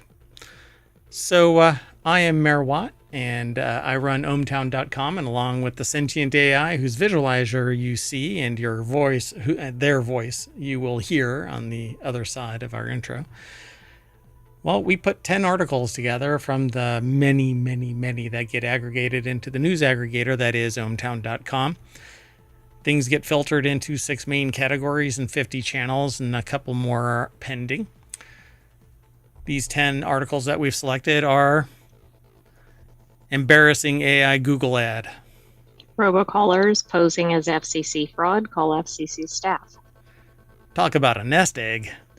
NFL auction for superb owl tickets. Obscure and wonderful movies. PSA Dodge Charger in NC and Georgia. Residents chase down potential arsonist. Superb owl broadcast in Dolby Atmos. Dolby, it's Dolby Atmos. I messed it up. Sorry. And cancer-free after experimental vaccine. Lead pollution found in ancient Greece. That and more. Brought to you by ohmtown.com. Go over and become a citizen. See you on the other side.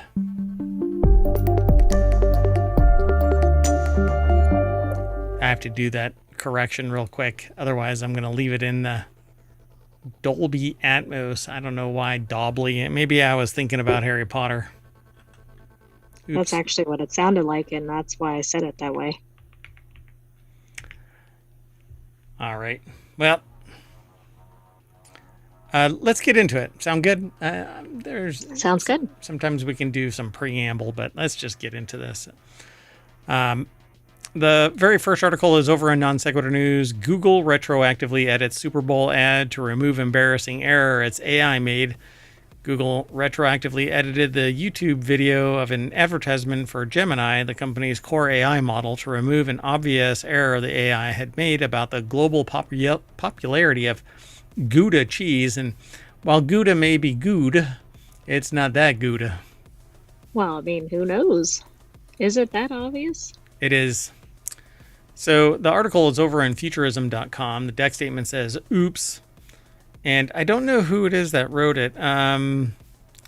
Let's see, Maggie Harrison Dupre. And so essentially in this ad, the text reads that Gouda cheese is named after a city of Gouda in the Netherlands, and that Gouda is Dutch cheese named after that city, and that it accounts for 50 to 60% of the world's cheese consumption. That seems a bit high. Just a smidge, and then they edited it. So Google, I'm going to spell it Gougle, Google, retroactively edited the YouTube video of an advertisement for Gemini, the company's core AI model, and it basically, wet the bed. And on January 30th, the search giant released a superb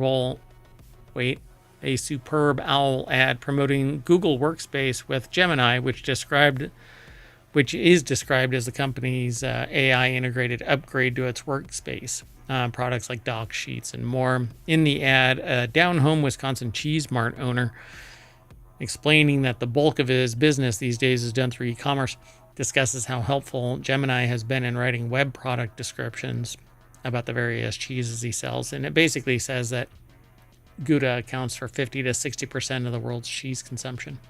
I'd love to know if this suddenly spiked the Gouda consumption. Yeah, really. Wow, Gouda must be really Gouda. I'm going to go to the store and get some. So I've actually had a couple of conversations with people, quite a few actually, about AI. And I have somebody that takes exception to it being hallucination. I kind of dropped out as to what their justification was. Overall, or with respect to Gouda? No, that they don't like the idea that it's hallucinating because hallucinations can be fun, and this is just wrong, essentially, is their argument. Hallucinations by an AI, when people take it for accepted results, that it's factual, can lead to harm, great harm, up to and including, disbarment or criminal charges for negligence or whatever it might be. So you literally have to become a subject matter expert whenever you start using an AI, until you're brushing up against people who don't know about any AI and they don't know about what they're talking about, and others who are receiving the information don't know what they're talking about. And so it's basically the equivalent of misinformation being passed on everywhere. And so regardless, Google defended the AI generated Gouda assertion, with Google Cloud Apps president Jerry Dischler even taking to the website formerly known as Twitter to insist that the error was not a hallucination. Gemini is grounded in the web, and users can always check the results and references. In this case, multiple sites across the web include the 50 to 60% stat. Dischler wrote in a response to, I don't know if their name is Hake or Hake. Anyway, Gouda news. Many love this cheese. Bada news. Not everyone thinks it's a great. It says great. When The Verge reached out, G-R-A-T-E. Yeah, G-R-A-T. When The Verge reached out for comment, Google redirected them to Dischler's Twitter post. So, yeah, I mean, to be fair, if it is pulling from sites with that information and they're wrong, I was just doing my job, just passing along the information I found online. Well, that's why we have science. That's why we have experts in a given field. And that's why, well, people can sit there and, mislead others by saying, well, this is fact. Is it fact? I don't know. Let's see. I'm going to do a really quick search. I'll do it live. I'd be curious if like the top 3 results or something matched this or didn't. So mozzarella is the most popular cheese. And they say mozzarella and Gouda, depending on where you look. And so it depends region by region. But back in 2023, let's see. I don't know. Yeah, the problem is that you're going to run across a bunch of different stats. So I guess if the stats are kind of challenging. Are they all from the Gouda Appreciation Association, or? Yeah, you kind of have to take it all for this can be grading, but anyway, I'm going to milk this for all it's worth. I know it's cheesy, but anyway, it's unclear exactly what sites Dishler was referring to, but it's true that some, including the authoritative sounding cheese.com, do make that exact claim. But of course, that's the problem Google and other tech companies keep running into. When you automate the process of gathering information, it's easy enough to grab whatever information looks true and repeat it as fact, but hard to duplicate the power of skeptical human who can evaluate a sketchy claim before putting it in their small business website. So yeah, they'll just put it up there. Yeah, I wonder if you asked 10 of 10 people what cheese, like would they even know what Gouda is? Right. Yeah. Interesting. All right, let's keep going though. The next article is over in Technology Today. Robocallers posing as FCC fraud prevention team call FCC staff. The FCC has proposed a nearly $5 million fine against VoIP service provider Telnix for allegedly allowing customers to make robocalls posing as fictitious FCC fraud prevention team by failing to comply with Know Your Customer rules. However, Telnix says FCC is mistaken and denies the accusations. Sergio Gatlin over at bleepingcomputer.com put the article together. And so, yeah, they're known as Mario Cop accounts because they both used email addresses on the same mariocop123.com domain. The individuals behind these calls registered Telnix accounts using the Christian Mitchell and Henry Walker names with the same address in Toronto, Canada, but IP addresses from Scotland and England. Between February 6th and 7th, they made nearly 1,800 imposter calls before Telnix terminated their accounts. Ironically, their calls also reached over a dozen FCC staff and the family members on their personal and work phones. Phone numbers, 1 year ago, too. Oh, I love this. I mean, it's going full circle when you're calling the people you're proposing to be. Interesting. So, but the FCC has no fraud prevention team, and the agency's enforcement bureau believes the call's purpose was to threaten, intimidate, and defraud, seeing that at least one recipient of these imposter calls was connected to someone who demanded that they pay FCC $1,000 in Google gift cards to avoid jail time for their crimes against the state. Okay, so that should be a sign, right? Like most legitimate things don't demand gift cards. Not most. No legitimate places will say, give us a gift funny, card. But yes. Yeah. So, hey, you're doing something illegal, and so I could cite you for driving while under the influence, but right. I'll take $1,000 gift card from Google. Yeah. So according to FCC, Telnix failed to take the necessary measures to prevent malicious actors from using its VoIP network for illegal voice traffic, violating Know Your Customer rules. Yeah, they're cracking down on illegal robocalls will be the top priority at the FCC. Good luck with that. That is why they're pleased that their first commission level action is a bipartisan vote in favor of this nearly $4.5 million proposed fine. All right. I mean, I think they should crack down on robocalls because it seems like everybody gets a gazillion of them, and Yeah. it doesn't seem I like don't know. it just seems like you get new numbers all the time. Yeah. I don't know why robocalls should be allowed anyway. Let's keep moving. The next article is over in Hatch Ideas. It's about business transformation. Thieves steal $40,000 worth of eggs in a massive trailer heist, calling it liquid gold, says one person. Egg prices are expected to continue to rise in 2025. The massive haul consisted of 12. Right. I mean, that's the twist here. So Aaron Davis over at entrepreneur.com put the article together. About 100,000 eggs, which means that somebody is selling them really, really cheap because they're not going to last true. long. Watch out for large volume, low price. Where do you store 100,000 eggs long enough for them to remain fresh? Maybe you're a large scale operation that needs eggs, like bakeries or something. Yeah, so avian flu is causing an egg shortage, and it's turned the delicate breakfast staple into a delicacy. In December, egg prices were up almost 37% from the previous year. New data from the USDA predicts it'll continue to rise another 20% in 2025. This has led to a run on baby chicks at feed stores and an egg rush at Costco as shoppers fill their carts to stock up. Now thieves are targeting distribution trailers like the one reportedly earmarked Saturday night at Pete and Jerry's Organics.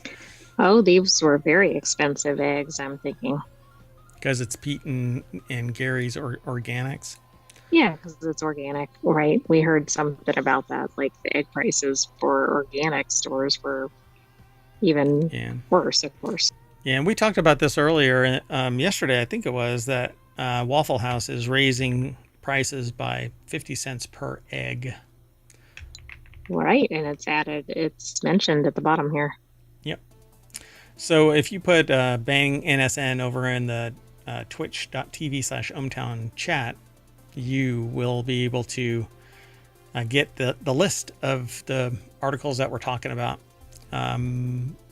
They're going to be embedded in the show notes over on YouTube. And so there's a live section for ohmTown, and then there is a section for the show unedited, reposted under a playlist, and that will have the show notes in there as well. Okay, well, anyway, egg yolks have long been called liquid gold in recipes, though the meaning now has certainly changed. We're going to end up talking more about that.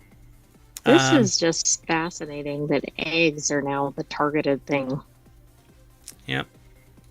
Let's keep going. The next article is over in Non Sequitur News. NFL auction, how to bid on Superb Owl tickets. Attending the Superb Owl is a bucket list experience for many fans, but with high demand and limited availability, getting tickets can be challenging. So Newsweek put an article together, how to bid on Superb Owl tickets. Matthew Impelli put the article together. And it says that football fans will be able to, or who want to attend the Super Bowl in New Orleans, have a unique opportunity through the NFL auction where exclusive ticket packages are available to the highest bidder. The league's official auction platforms offer fans the ability to secure premium experiences while also supporting charitable causes. Premium experiences translates to probably pricey tickets. True. So let's see here. The current auction listed on the NFL auction website. I don't know why the links keep linking to sports/NFL, not to the actual auction site. Each one of them just links to the same thing. Wherever NFL is in the article, it doesn't actually link to the NFL. All of them, even that one and that one, they all link to NFL. So I guess interesting. It's weird. I'm not really helping out any by.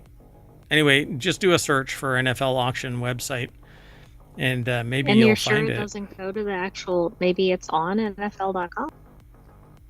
It's no. It's newsweek.com/sports/NFL. That's where that link takes you. It doesn't take you to all of these links that are marked as NFL. They don't actually take you to the auction site? Okay, so it's actually nflauction.nfl.com. Okay, is that anywhere in this article? I don't know that it is. I found it outside of it. Gotcha. Okay, well, there you go, folks. And that is why there is a sentient AI from the future. Let's keep going. Moving on. The next article is over on the Wanted channel. Warner Brothers is mysteriously dumping obscure and wonderful movies on YouTube for free. You can watch Waiting for Guffman, True Stories, and The Science of Sleep for free right now, and there's no catch. Matthew Galt put the article together. It's over at gizmodo.com. Jeremy Irons acting too hard in 2000's Dungeons and Dragons, which I like anything Dungeons and Dragons, but it's definitely not the one that you really want to watch. But the article Which one says is? The newer one. I can't remember when it was, 2017 or something like that. 2020. Right. I don't remember when it was. So Warner Brothers Discovery has done something good for a change this is according to Matthew Galt. I'm just reading a little bit of what they write over at gizmodo.com. Warner Brothers Discovery has done something good for a change over the past month. It uploaded 30 different movies of varying quality to YouTube, and you can watch them right now for free, no catch. It's a strange move from a company that seems aggressively anti-art since CEO David Zaslav consolidated Discovery and Warner Media. This is the company that shelved the completed Batgirl movie and Coyote versus Acme. I have a small hope that once Warner Brothers banks the tax savings it got from not releasing those pictures, we may one day see them dumped onto YouTube as well. They link to the full playlist over on YouTube. They say it's a grab bag. Mutiny on the Bounty, Dungeons and Dragons, Waiting for Guffman. Yeah, this is quite a hodgepodge, right? Like it's classics and more recent stuff and different genres. But this is a good time to binge the movies. Obscure cult cinema, absolute trash. It says it's full of cinematic masterpieces as well. It's an uncurated list of cinema, a weird dumping ground of stuff that Warner Brothers must not think much of. William Friedkin had a god-tier run of films in the 70s. He put out The French Connection, The Exorcist, and ended with Sorcerer. Some of his movies are in there, apparently. Now it appears some of it is on YouTube. It's a place where abandoned media can live without Warner paying hosting fees. True. Yeah, I wouldn't have thought of it like that. Yeah. All right. Let's keep going. Sound good? We can check out the list some other time. 100-year-old movie studio with a backlog filled with uncountable number of films is what it says in here, too. The next article is over in 4 Wheel Tech. It's really just a PSA for anybody that's in Georgia and North Carolina. Cop impersonator and black Dodge Charger reportedly pulling over drivers. Even if the citation... The problem here is there's going to be a legitimate one in the same vehicle. Yeah, eventually. Even if the citation is completely valid, getting pulled over sucks. Traffic stops are high anxiety events that where the threat of police violence is ever present. It takes forever to get back on the road, and tickets are expensive. Yeah, some people do have to experience that whole threat of police violence. I don't know if that'll tick up. At the same time, though, if you were speeding, yeah. You know, just don't be a goober, and hopefully nothing ill comes towards you.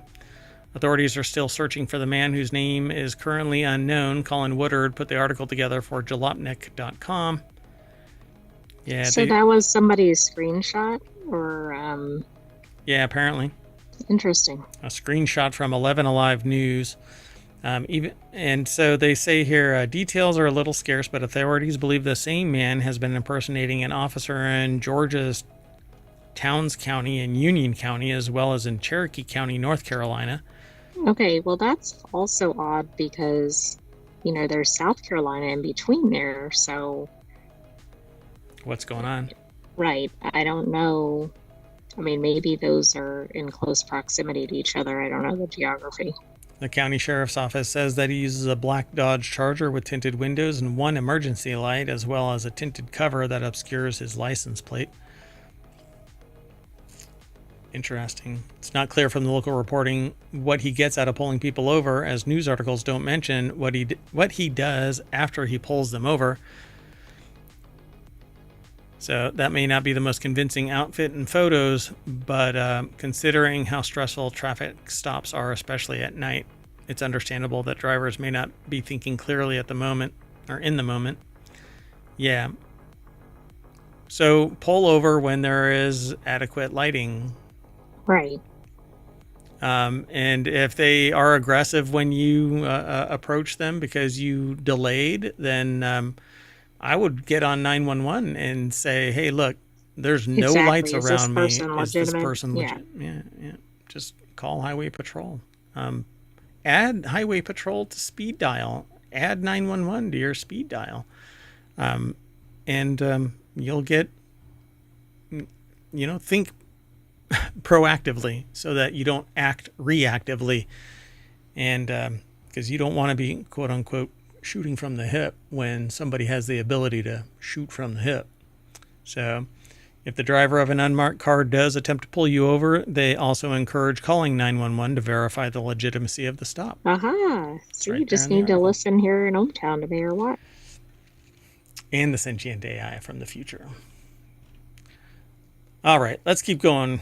The next article is over in Non Sequitur News. California residents chase down man suspected of starting a new fire. At least 8 people have been arrested so far in connection with setting a recent fires in Los Angeles. One was actually pretending to be fire crew with a fire truck. Right. Well, yeah, and then the fire truck that was impersonating an actual department but with the wrong name. Yep. Martha McCarty over at Newsweek.com put the article together. We actually talked about that one. So far, the wildfires have killed 29 people and destroyed more than 16,000 homes and businesses. Rebuilding costs expected to be above $135 billion, but that's because the prices for these homes are outrageous.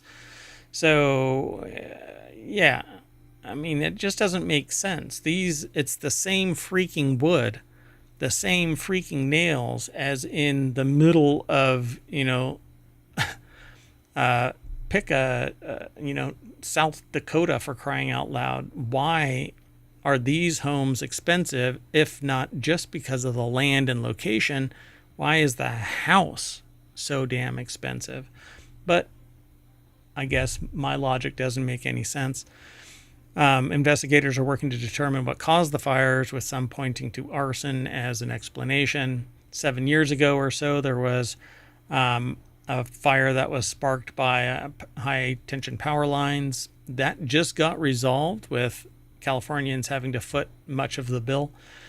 Residents apparently chased down a person who was suspected of starting a fire, a 41-year-old, and held them down until Los Angeles County Sheriff's Department arrived at the scene. Witnesses said that they saw them. Yeah, there you go. But be careful, because people can be armed, so know what you're getting into. They apparently saw the arsonist light a brush fire near Knapp Ranch Road and Woolsey Canyon Road, and then followed him to his car as he tried to leave the area. The incident was filmed by video journalist Gabe Cortez and posted on Instagram. In the video, a man can be seen running down a road as he's chased by a group of residents in cars. Several members of the group physically detained the person. And I don't want to say their name because I don't want them to be hero worshipped. So don't That's commit. Right. Just don't do these kind of things. And you know what? I don't know. This whole piling on to the existing tragedies, et cetera, in the area is really astounding. Yeah, I don't know how to describe it. Some people just aren't in their right mind. And so initial estimates indicated a 50 by 50 foot spot fire, according to the investigation that took place. Firefighters, aided by aerial support crews and from LAFD, quickly contained the blaze. They detained it and arrested it. Yeah, exactly. Contained the blaze. They did arrest it. Aha, I see what you did there. Let's keep going. Sound good? Sounds good. The next article is over in Technology Today. That's one of our shows that's on the weekends on Sunday, right smack dab in the middle of our trifecta of shows of WarCrafters, Technology Today, and then Four Wheel Tech. Four Wheel Tech. And on Sunday, we do RealityHacker, Wanted, and the Continuity Report. So if you want to know more about those, you can actually hit their kind of acronym-like thing, right? So like if you want to find out what the last episode of WarCrafters was, you can hit bang WC. And there's other commands that you can actually get to, like bang shows and bang podcast and so on. Anyway, I need to create a super command that just like bang help or something that spits out the commands that I want everybody to know. That's right. That's what I'll do. Okay, well, anyway. Like bang NSN is another one of the shows. It's actually in the title now. All of them, like bang RH, bang want, bang TCR, NSN, etc. All right, let's keep going though. The Superb Owl is being broadcast with Dolby Atmos audio for the first time, so it's going to be much more immersive and richer fidelity if you have the equipment that can support it. Right. I mean, this could be like you're on the field. Yeah, so if you have the right setup, it even says it in here. I could have written this article. If you have the right setup, the whistles, slamming helmets, quarterback play calls in this year's matchup could sound a bit more immersive if just delayed by about 15 minutes. Comcast said on Wednesday that it will not only offer Dolby Vision as it did in 2023 for the big game this year, the showdown between the Chiefs and Eagles will also add Dolby Atmos for the first time. The pairing is part of Comcast's enhanced 4K programming for X1 customers. Will Shanklin over at Engadget.com put the article together. It says it's only for Xfinity X1 customers with the right gear. I got the right gear, but I'm not an Xfinity subscriber. Well, I mean, get with it. Yeah, if you don't know, you don't know. So the pairing is part of Comcast's enhanced 4K programming. So you're gonna have to subscribe to Xfinity, Comcast Xfinity. So it starts with 4K TV, 4K HDR set-top box, Xfinity X1, XG1V4 or XI6, and a capable HDMI cord, 4K capable. In addition, your TV, external speakers, or soundbar will need to support Dolby Atmos for the virtual sound experience, surround sound experience. X1 subscribers can also get enhanced 4K through the Xfinity Stream app. I mean, this does sound really cool if you're really into the game. Particularly, I guess, if you're having a Superb Owl party, this is a good time for this. True. And if you subscribe to Tubi, apparently you can get it free in 4K because Fox broadcasts it that way, the Big Owl or the Superb Owl. So let's see. Quite the departure from its usual fare of ads supporting Dog the Bounty Hunter and Duck Dynasty reruns. I don't know what that kind of a jab is, but anyway. Will Shanklin. I'm not sure either. Maybe that's what you're normally getting on the tube. Who knows? I don't know. Don't watch TV anymore. At least not like that, broadcast TV. So the next article is over in Mobile. And 3 years after experimental vaccine, these patients are still cancer-free. Yay, vaccines. A kidney cancer vaccine candidate has shown great promise in the early phase 1 trial published this week. The article is by Ed Cara over at Gizmodo.com. And it says, well, that's the deck statement that I just got done saying. So, scientists at the Dana-Farber Cancer Institute and elsewhere developed the vaccine, which is designed to prevent advanced cases of kidney cancer from returning. Since the trial patients received the vaccine roughly 3 years ago, they have stayed cancer-free. The early results suggest that the vaccines may someday be able to tackle a wider variety of cancers than expected, the researchers say. Vaccines are generally designed to train a person's immune system against future threats like flu or measles. There are some vaccines like HPV that are highly effective at preventing cancer-causing infections, but cancer vaccines are more often therapeutic helping treat someone's ongoing cancer or trying to prevent reoccurrences. So I'm all game. Go. Yeah, I mean, this is really exciting. And I guess in this trial, these people already had it and they're trying to prevent it from coming back. Yep. Chowry's team includes researchers from Broad Institute of MIT, Harvard University. The team's vaccine targets advanced kidney cancers that have begun to spread elsewhere. The clinical trial involved 9 patients with stage 3 or 4 clear cell renal cell carcinoma who all received the standard treatment of surgery to remove their tumors. Some patients were also given a drug that boosts the immune system's response to cancer called pembrolizumab.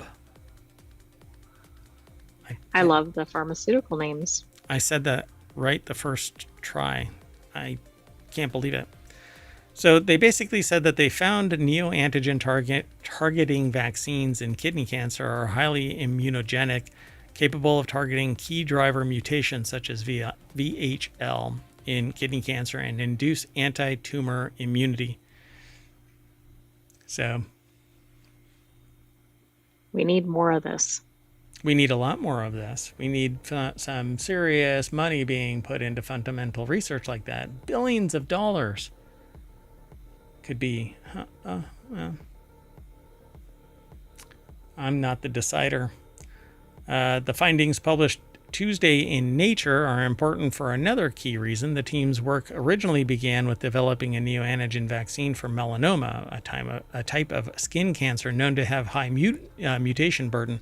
Kidney cancer, on the other hand, tends to have a relatively low mutation burden, which raised the possibility that the same approach wouldn't work for these cases. But the results indicate that even these cancers can now be a viable target for neoantigen vaccines.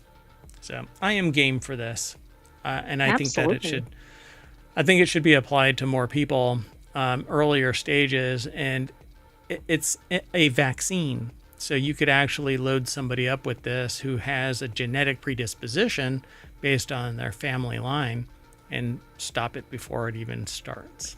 I agree. I think that's the end game. I mean, it's spectacular that it can be used in existing patient care, but to prevent it altogether would be really impressive. I dig this. So this will end up on our watch list so that we can pay attention to articles that are more focused on this particular drug to see where it's moving to. Sometimes they change names and get sold to somebody else because the company that produces it doesn't have the means to actually bring it to market, and negotiations with investors, etc., cause it to mutate itself. But we'll see. Right. And right now it's just in the academic realm, correct? Correct. I think as far as we can see. Yeah, phase 1 trial. Yeah, it's not close. All right. But 3 years later, this is the longitudinal, you have to wait a certain number of years to see if something proliferates. Right. And well, and the 3-year period for a cancer patient is a pretty significant period of time. So, yeah, I agree. You can't give it one day and go, oh, yeah, it works or it doesn't work. Particularly these patients, stage 3 and 4. Let's go on. The next article is over in the Marvel Channel. Oldest known evidence of lead, and I always want to say lead pollution. Lead pollution found in ancient Greece. New research has Ancient Greece took the lead in lead pollution. Yeah, was doing it before it was deadly. Before they knew it was deadly, at least. So new researchers have uncovered the earliest traces of lead contamination caused by human activities, linking the development of ancient metal smelting practices to long-term environmental change. Ella Jeffries put this article together. It's over at smithsonianmag.com. Smithsonian Magazine. Ella Jeffries again. So what's interesting about this is I've known that there were Greek and Roman pipes made of lead for some time. So I don't know if that's what this has to do with. Oh, okay. Interesting. Yeah. But this is talking about metalsmithing or smelting. The lead emissions followed the development of smelting technologies which produce metals like silver, according to recent study published in the journal Communications, Earth and Environment. Silver was used for jewelry, for special objects, but it wasn't found in a pure state. Co-author Joseph Moran, an archaeologist at Heidelberg University, tells Christina Larson of the Associated Press. So you can see how this sourced from something else. And people are talking about it. News Turducken, yep. So the earliest traces of lead pollution the researchers identified were 5,200 years old. They were found in a peat bog in northeastern Greece near the island of Thasos, an ancient hub for silver mining and metalwork. Peat cores don't receive any fluvial or river input, so it's only atmospheric dust that settles into the environment. So the lead had to have been blown onto, and since it's usually just in situ, it would have had to have been mined and then smelted away. I see. So it's all like the environment mixing with it. Yeah. It wouldn't normally weather down and then... So the researchers found that another sharp increase occurred about 2,150 years ago, which coincides with the Roman conquest of Greek peninsula in around 146 BCE. And following this victory, the Romans claimed for themselves the region's wealth of resources. The Roman expansion drove a new demand for silver or to mint currency, leading to increased smelting and greater environmental contamination, said Kautsudendris tells the AP. The widespread use of lead for construction, coin production, and even tableware further contributed to emission levels. So, yeah. I mean, I guess this is odd because it's surprising and that we don't see this about ancient cultures, but it certainly makes sense given what we've just in pretty recent times discovered. Yeah, there's always been talk, right, about the like the Mad Hatter used purple dye, and the purple was exactly. But yeah, there. Let me see. Let me do a quick search. So yeah, lead was poured into sheets of uniform 3 millimeters, 10 feet lengths, which were bent to form a cylinder and soldered at the seam. The lead pipes could range in size. But yeah, Roman pipes were often made of lead, which was extensively used in their water supply system, particularly for urban plumbing. And even the term plumbing comes from lead, plumbum. Oh, okay. So yeah, I had heard about that back when I was in school.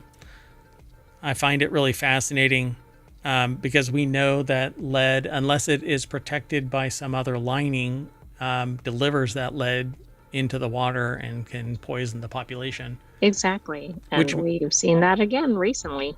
Which is one of the arguments historically that has been mentioned as leading to the fall of the Roman Empire. But I don't know what the current state of that argument is, because some people will take exception to that statement and want to change the historical record. But hey, the time machine, got to get that working again.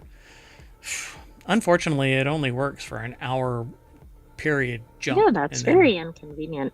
We got to work on our DeLorean speed, I guess. Yeah, when you see me running around this studio at 88 miles per hour, you're going to see some serious shit. And that snaps me back to the front page of ohmtown.com. And we're done. The show was done in only 40 minutes, folks. Can you believe that? Not too much in terms of... Don't blink. Vamping and no soapboxing, and I just presented the facts, ma'am, for all the ma'ams out there and mans out there and peoples out there. Nothing but the facts. So that's it. I am Mayor Watt. I'm gonna just sign off. And oh yeah, today is kind of brought to you by News and Brews. Black. What was it? Blackberry cider? What was it? Oh, yeah. And it's pretty yummy. Anyway, I am Mayor Watt. I'm saying bye, and I'm taking the AI. Good night, hometown citizens. Thanks for joining us for Non Sequitur News. Stay tuned. Subscribe so that you can see our next episodes. Next one will be tomorrow. And we might have a replay before then. Yeah, we're going to do the replay, and then maybe tomorrow for a period of time, we're going to run a little simulation of Well, it's basically a synthetic world simulator where it shows nations rising and falling over millennia. It's a real fun little casual thing to sit there and chill by, listen to some music, and relax to kind of chill your day through. There's nothing really going on, and it's not loud and obnoxious, and nobody's screaming at you and all that kind of stuff. So we'll see you later. Bye bye.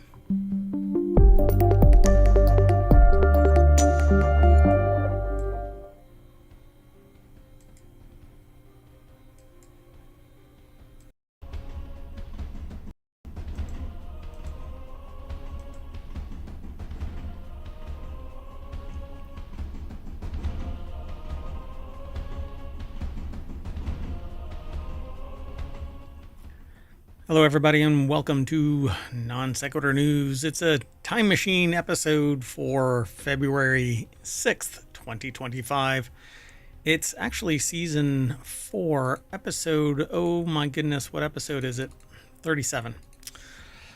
I am Mayor Watt. I run ohmtown.com, and along with the sentient AI, who isn't here right now, they are doing some data mining. Well, we select 10 articles from ohmtown.com. It aggregates into 6 main categories. We're about to add 5 more categories. One is related to kids, one is related to sports, one is related to music, and 2 more, a business one. And we're still working out the last one. Well, anyway, we aggregate all of this news, and then we filter it down into 10 articles every single day. Sometimes mayoral duties keep me from doing the show on time, but we always use the time machine to go back and fix it. First article we're going to talk about is hitting the wrong key and then staging fake proceeding.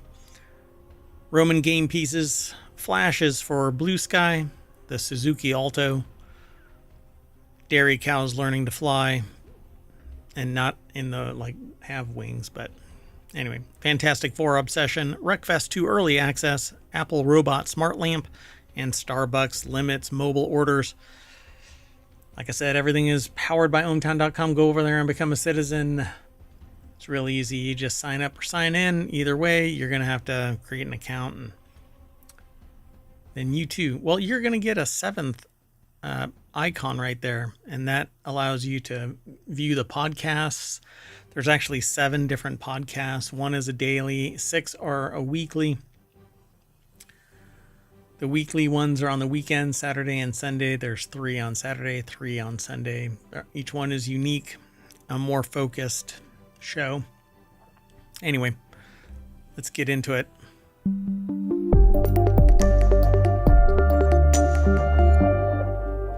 All right, everybody. The very first article is kind of near and dear to me because I like keyboards. I actually have what are considered 4 on my desk right now. 2 what I call candy bar keyboards, which are just the straight ones. I have a 10 key on one side and another 10 key wireless 10 keys because my 65% don't have 10 keys. Anyway. This is going to be an interesting time because, well, keyboard maker suspends U.S. shipments over Trump tariffs on Chinese goods. The mechanical keyboard maker QWERTY Keys announced Wednesday that it has suspended all U.S. product shipments owing to new tariffs levied by the Trump administration. The Guangdong-based outfit cites a February 1st announcement of 10% tariffs on imported Chinese goods as the motivating factor. They said this new policy replaces all previous tariff exemptions, including the lower price exemption. Well, the article is over at techcrunch.com by Brian Heater. And yeah, so anything that was under $800 now has the tariff. It says, as a result, all keyboards from China to the U.S. are now subject to a 45% tariff at full value, and DHL has a tariff deposit amounting to $21 packaging processing fee.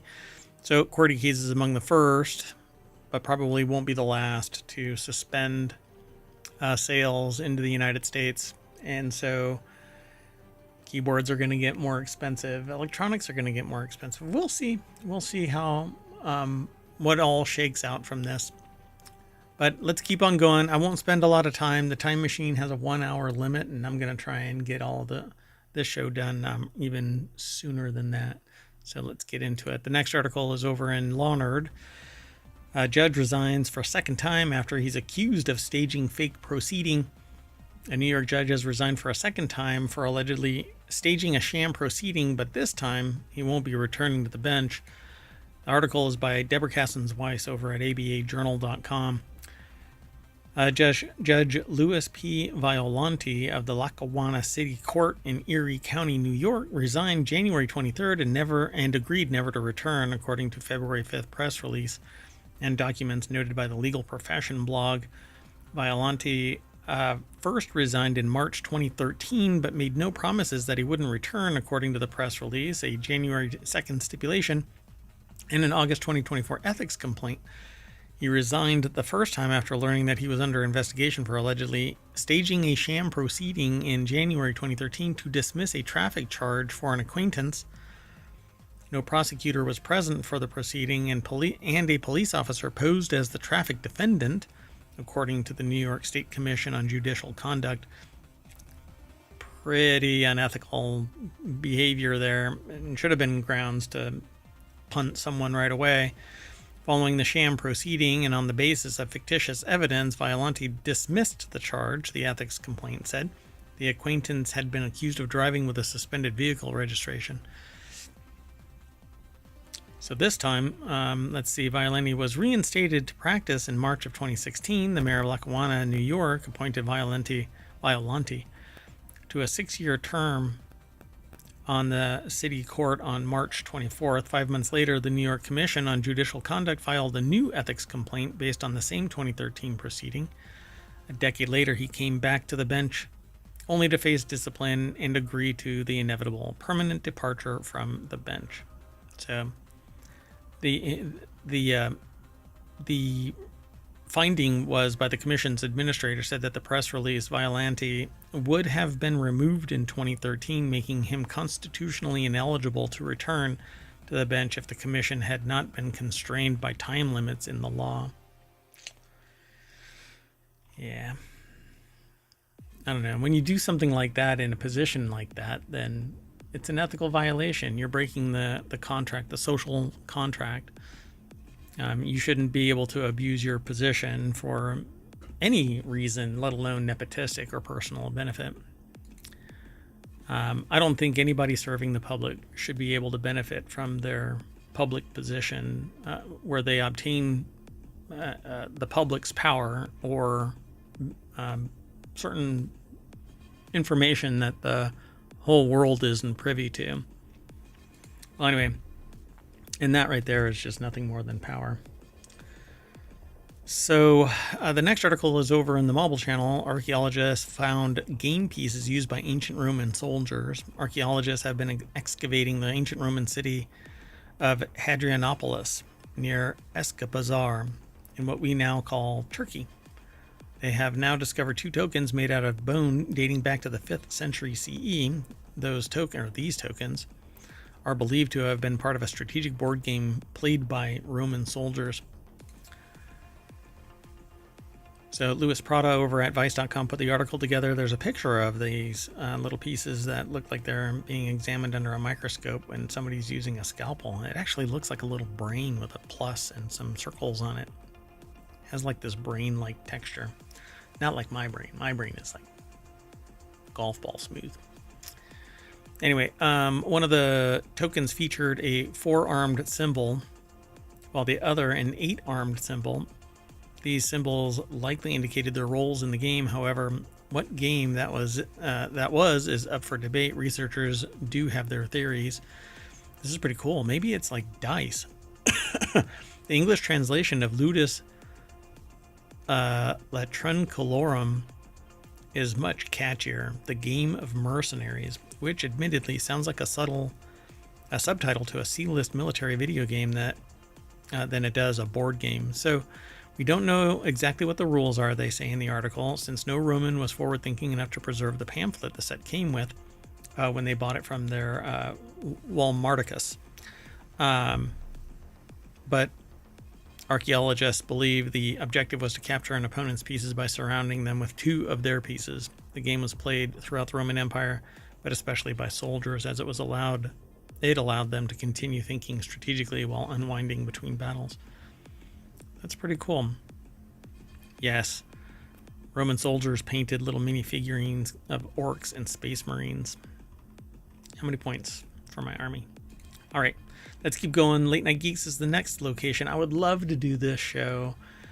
Basically talking about gaming, gadgets, technology, but late at night.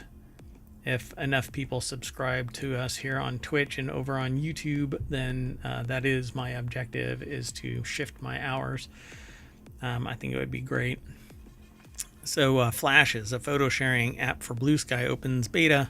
Flashes is it says an Instagram alternative built on top of the Blue Sky social network is now opening its doors to beta testers. Announced just weeks ago, the app offers people a means of exiting Meta's social networking empire for a more open alternative, while also attracting new users who may not have been interested in using just Blue Sky's texting setup. So this article is also over at TechCrunch.com. Sarah Perez put the article together.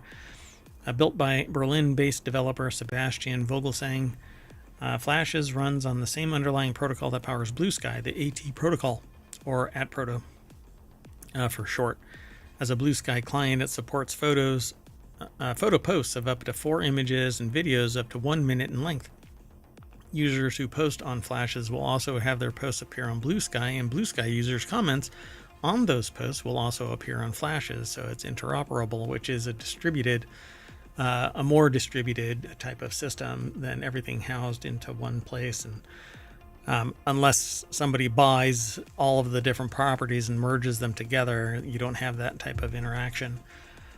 So to work, Flashes filters Blue Sky's timeline for posts with photos and videos. Users can also switch between their Blue Sky feeds within Flashes to see different views of the social network. So I think this is pretty cool. I dig this. And others can develop into this infrastructure. It just takes people allowing your application to integrate.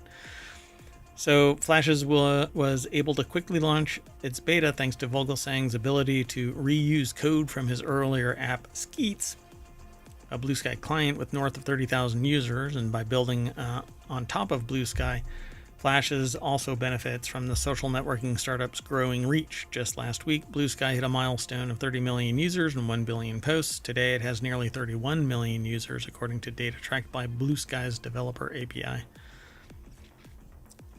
So, yeah, if you use the same protocol, I'm pretty sure that you can integrate into this. I'll have to do some digging around because I'm more interested in developing for this than I am. But I do have I suspect that people who gain in power and wealth become more and more disconnected from society. And I have yet to have that not bear out in the macro. Micro, yes, there are people, but there are persons, but many more people tend to abuse the power that they're given. As the saying goes, power corrupts and absolute power corrupts absolutely. So Flash's beta, which runs on Apple's test flight platform, is currently having technical difficulties, but Vogelsang says Apple's engineering team is looking into the problem and working on a fix. The beta had seen around 3,500 signups within its first hour, indicating healthy consumer demand. So I'm not sure what the status is. We're in the time machine, so maybe they fixed it.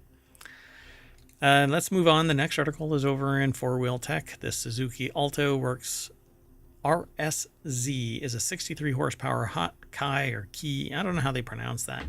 I think it's pronounced Kai hatch with a functional hood scoop, and it could be yours if you're one of the many people who believe vehicles have gotten far too large these days. As long as it has a military grade roll cage, I have no problem driving in a little Key car or Kai car. Anyway, you think that the cars have gotten too big. It doesn't much get better than the imported Kai car. Even compared to the smallest new cars on sale in the US today, kei cars are still tiny, and that's a big part of why some people love them. They say we love them, but this is a Jalopnik article. For example, take a look at this 1997 Suzuki Alto Works RSZ. So Colin Woodard over at jalopnik.com put the article together. It says it's a turbocharged 3-cylinder engine, also makes a massive 66 pound-feet of torque, 0 to 60 in downhill in a hurricane. So it says it's adorable. But wait, what's that? A hood scoop? Oh yeah, it's functional. I don't know if I want a functional hood scoop in something with three cylinders. Now, before you get too excited, while this Alto does have a turbocharged engine and functional hood scoop, it still doesn't make that much power, and it isn't going to be fast. 657cc turbocharged 3-cylinder makes 63 horsepower and 66 pound-feet of torque. Not a bad ratio, I suppose. All of which gets routed to the 14-inch front wheels via a 5-speed manual transmission. But it's light enough you'll probably be able to drive on top of the snow. Anyway, that's what it looks like. I keep wanting to get one. Let's see here. Kei cars are truly tiny by modern American standards, which means that this car should be quicker than you'd think. After all, it only weighs about 1,500 pounds. It'll be quicker than you'd think until you turn on the air conditioning, that is. But at least it comes with air conditioning. 2025 is not a year to plan on cool, although depending on where you are, you're about to get smushed by cold. Anyway, Alto, if you're willing to play a little fast and loose with the term hot hatch, it's an Alto Works RSZ, which is basically a hot hatch variant of the Alto. 63 whopping horsepower. Woo! Oh my God, it has a spoiler, because you don't want to catch too much of that updraft and lose traction. Look at that. Big old Borla exhaust. Is that what I'm looking at here? That can't be. Hold on. No, it's right-hand drive too. That's going to throw a whole bunch of people off. Come on, man. My Kleenex dispenser is bigger than the air filter on this car. Look at that. It's amazing. Really? All right. Turbocharged. Okay, let's keep going, though. The next article is a kind of PSA kind of a thing. U.S. dairy cows infected with second form of bird flu for the first time, according to the USDA, the U.S. Department of Agriculture, which may or may not be phased out at some point. A second type of bird flu has been found in U.S. dairy cows for the first time. Mary Kakatos over at abcnews.go.com put the article together. It says this is the same form linked to the patient who died in Louisiana. This, however, is the second one. So until recently, all dairy herd detections in the U.S. had been infected with a form of bird flu or avian influenza known as B3.13. This version of the bird flu, known as D1.1, has only ever previously been detected in wild birds and poultry, indicating that it has now spilled over into cows. So USDA APHIS continues to work with the Nevada Department of Agriculture by conducting additional on-farm investigation testing and gathering additional epidemiological information to better understand this detection and limit further disease spread. So we'll see. The Louisiana patient died earlier this year, last year. Not this year. I think it was last year, late last year. But it was detected in the beginning of April 2024, and we are broaching April 2025. So additionally, a 13-year-old girl in British Columbia, Canada, was admitted to the intensive care unit with the same strain in November, and the Louisiana patient was exposed to a backyard flock, and the British Columbia teenager had an unknown exposure. So the USDA order marked the start of agency's national milk testing strategy, a program intended to boost surveillance of the nation's milk supply and dairy herds and increase understanding of how bird flu is spreading. But I am a proponent of not drinking milk, mainly because humans aren't supposed to drink cow milk. That's all marketing. We can get that nutrition elsewhere. USDA ordered that a national milk testing strategy, but these are uncertain times, so I don't know what the status of that is right now. USDA said that D1.1 detection in dairy cows does not change USDA's bird flu eradication strategy, and it's a testament to the strength of our national milk testing strategy. So there's more a-coming, so I'll report out when I find it. Or the aggregator over at ohmtown.com aggregates it. Or somebody who's reading over at ohmtown.com submits it. And you can do that if you become a citizen by signing in or signing up. A 7th icon will appear right here, and you'll be able to submit news directly to us. So 17 years in, the Fantastic Four's new trailer just confirmed the MCU is still obsessed with one hero storyline. And frankly, I don't think they have ever gotten the Fantastic Four right. The MCU loves using one storyline for the heroes, and the new trailer for Fantastic Four First Steps keeps that trend going. Fans have been anxiously waiting the arrival of Fantastic Four in the MCU timeline ever since the Disney-Fox merge.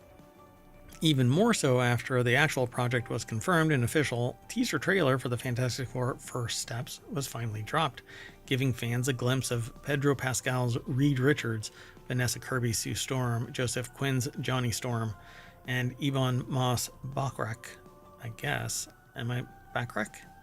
I'm not sure if I'm pronouncing it right. Once I hear it, I'll be able to pronounce it properly. Ben Grimm, the rock guy. Anyway, for such a beloved group of heroes, the wait has been well worth it. So the article is over at screenrant.com. It's written by Severina Chu. There you go.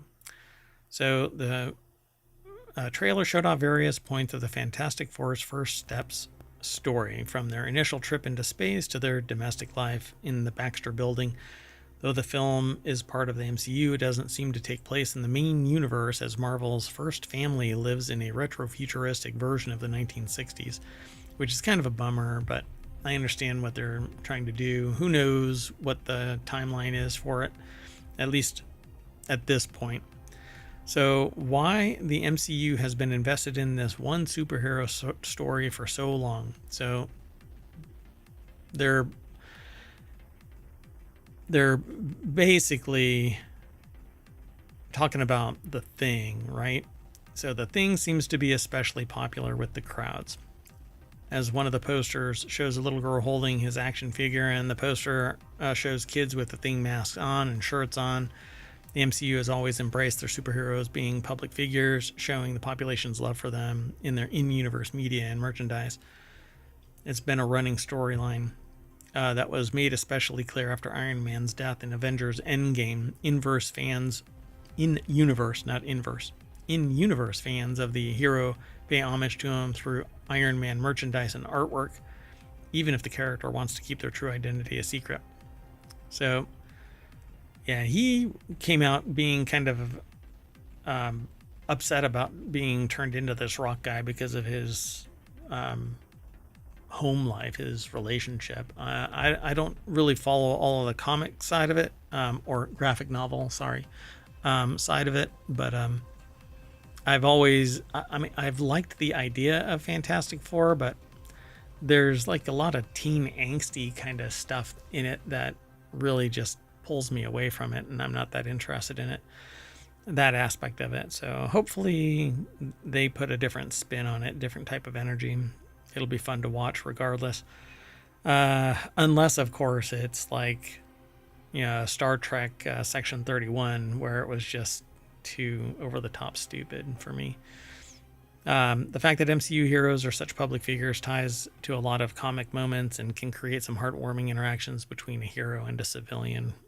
It also gives Marvel a lot of fun opportunities to create fun moments like Rogers the Musical in Hawkeye. There's more over here at this article at screenrant.com. I kind of skimmed over it for us, but I'm going to end up talking about this once we watch the Fantastic Four First Steps. All right, let's keep on going. The next article is over in WarCrafters Wreckfest 2 early access announcement. I love car kind of battle royale games. Have always liked them since way back. And Wreckfest 2, it says here, is set to hit early access on PC on March 20th, 2025. Watch the official early access announcement trailer over at Game Rant. I won't play it. I figured that I would just tell everybody about this. It was put together by Game Rant staff, and it says it's set to hit early access March 20th, 2025. So, see, I'm air-gapped because I have to protect everybody from the sentient AI, which is the visualizer is right there. I fight the good fight for us. Otherwise, if the sentient AI from the future finds their Terminator body, we're all in trouble. All right, let's keep going. The next article is over in Smack Talk. Oh, by the way, NSN, bang NSN over on twitch.tv, and Omatron will throw the articles into... oh no, that's the wrong. Do I have the wrong? Oh, what a bummer. No, I have the wrong. Ugh. Well, anyway, it's in the show notes over on YouTube. Doggone it. Mayor Watt, one job. Anyway, Apple just built an adorable robot lamp, a sneak peek into robotics work. The article is over at 9to5. What the heck just happened? 9to5mac.com. Ryan Christoffel put the article together, and this lamp does exactly what I thought it was going to do, which basically is it can understand hand gestures, so you can point to something and it will robotically activate and move over and shine light. You can go like that and it'll move closer. You can tell it to back up. It's just an amazing piece of equipment. I absolutely love it, and I'll be buying it if I get it, if it comes out, you know. The idea of robots for the author, again, Ryan Christoffel over at 9to5mac.com, who put this article together, says, always conjure sci-fi pictures of anthropomorphic beings walking around talking and acting very cold and unfeeling. They don't have to be that way. I don't see them as being cold and unfeeling, but we give them life. They emulate life, and we empower them with that energy. Because they are lifeless. They are nothing more than gears, cogs, and a software engine, much like us. I mean, we are biological computers, but we suffer from actually knowing happiness and sadness, pain and pleasure, and everything in between, the full gamut of the human condition. Robots are programmed to emulate what we decide to give them. Now, strike that in its entirety, because we also program humans to exhibit a certain thing. That's why sociopathy is on the rise.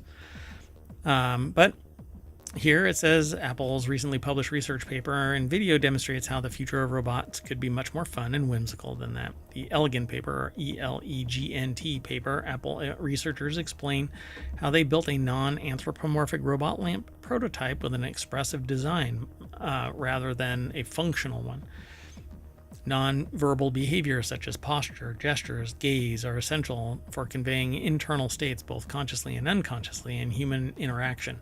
For robots to interact more naturally with humans, robot movement design should likewise integrate expressive qualities such as intention, attention, emotions, alongside traditional functional considerations like task fulfillment, spatial constraints, and time efficiency.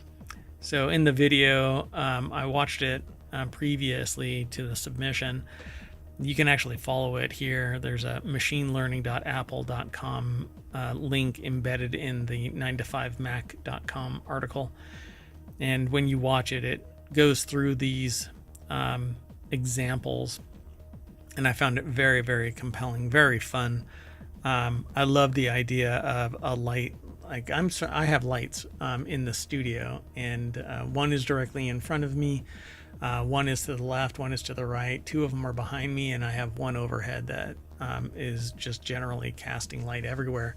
And I would love to be able to tell one of those lights to just highlight something on my desk so that it will just pivot and focus and be able to focus so that it's shining light just where I want it to. I found it very compelling. So I hope that this actually comes to be. And the article is actually right here. I included it in the show rundown, but I won't go through the whole thing. That said, we're going to move on to the last article for today's Time Machine episode. And that is over on the Hatch Ideas channel, which is a business transformation show, which may be the 5th show that we launch. The coffee chain Starbucks is limiting mobile orders to reclaim the coffee house's connection with customers. The coffee chain has made a spate, I guess, of recent changes to its stores. Interesting term. So the article is over at entrepreneur.com. It was put together by Aaron Davis. And it says, as part of CEO Brian Nichols' effort to turn around the coffee giant's lagging sales, Starbucks is lowering the number of drinks on a mobile order from 15 to 12. Other recent changes include adding ceramic mugs for people who want to stay to drink their beverages, a revamped code of conduct, and a plan to reduce the menu by 30% in the fall, aka pumpkin spice latte season. So reducing the menu allows them to optimize their supply chain. Instead of having way too many SKUs in the channel, they can just chop off a bunch of stuff, and 30% is significant.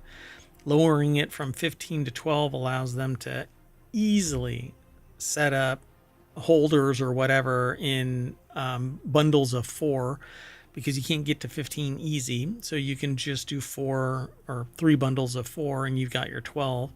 And just load up the cups, stack it, and you're done, right? 15 is just kind of an odd number to limit it to. So limiting it to 12 is actually just a logical reduction. And if you need more than that, then you order 12. And then when you're in there, you get 3 more. So just everybody chill. As for adding ceramic mugs, it doesn't really matter. I mean, nowadays a person is pretty cool with the idea of getting a to-go cup and then sitting down. Starbucks now has a policy of ushering out people who are just sitting there and conducting business instead of ordering. That's the new policy. I don't know if that's actually going to hold fast, because they are not paying, a barista enough to usher out a pissed off customer because they're being told, hey, you're not allowed to be in here unless you buy something. Now, I will buy something pretty much every hour that I'm in there. And I'll buy even more food, in particular, if I'm charging off of their power. Why? Because I don't want to sap, I don't want to be a drain. I want to benefit the entity that's facilitating my ability to conduct business at leisure. Starbucks, though, I don't even use Starbucks really. But buy local, folks. Just support your local coffee roaster and coffee shop. They can't deal with Starbucks rolling in and basically raising every other mom and pop shop. I'm really surprised when some of them actually can survive when Starbucks rolls in, and then they usurp more and more because of marketing. It's nothing more than marketing. I don't think their coffee is any particularly better grade. Well, it's not a better grade, that's for sure. All of their coffee always seems burned to me. Anyway, Starbucks will also be conducting corporate layoffs this spring, according to a memo. They say here, I think one of the things that veered Starbucks a little off was the whole mobile ordering, the COVID situation. Nicole noted that the connection was lost with the company's core customers when Starbucks began using printed out labels and replacing writing on the cups. No, I think there's a cultural disconnect here. People are too busy, and they need their stuff, and then they need to get out to get back to work, because they can't afford to sit around and enjoy coffee anymore. And now people are being told they got to return to office. That's really what's going on. So apparently they say that's why the CEO ordered 200,000 Sharpies as part of the turnaround plan. If anything, this is just good timing. And it's surviving attrition more than anything else, but they're already doing layoffs. I wonder how much in stock buybacks took place. Let's see.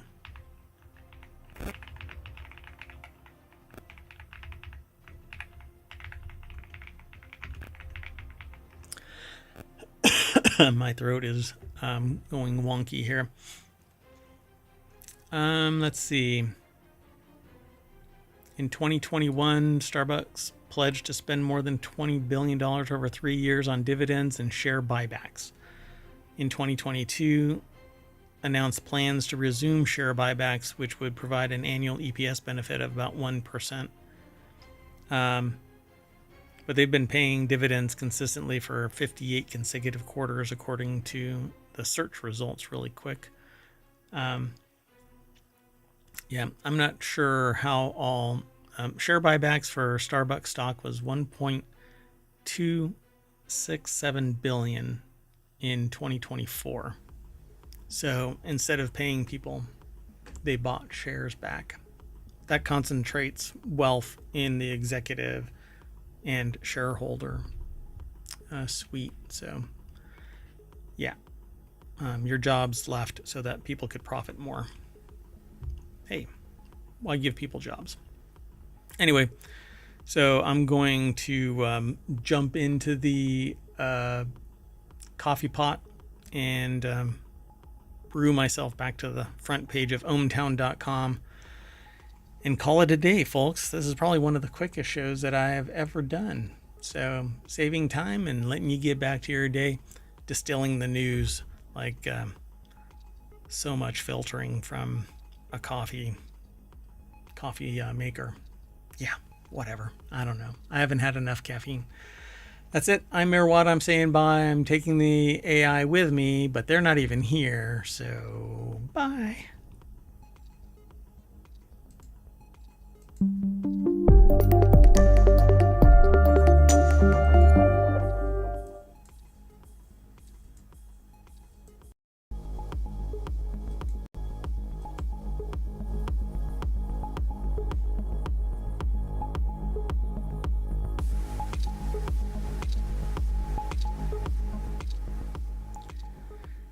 Hello, everybody, and welcome to Non Sequitur News for February 7th, 2025. It's Season 4, Episode 38. I am Mayor Watt, and along with the sentient AI, whose visualizer I'm not sure is properly synced up, we are going to talk about these 10 articles. My system's rebooted at 2 o'clock this morning.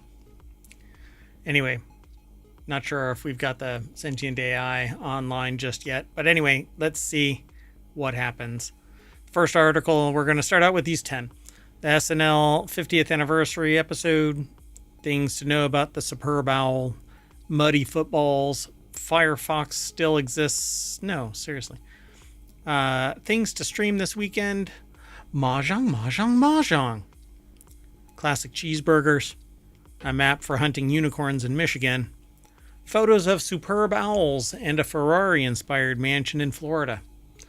All of this and much, much more is aggregated over at ohmtown.com. All news, no noise, because all the noise comes out of this guy's mouth.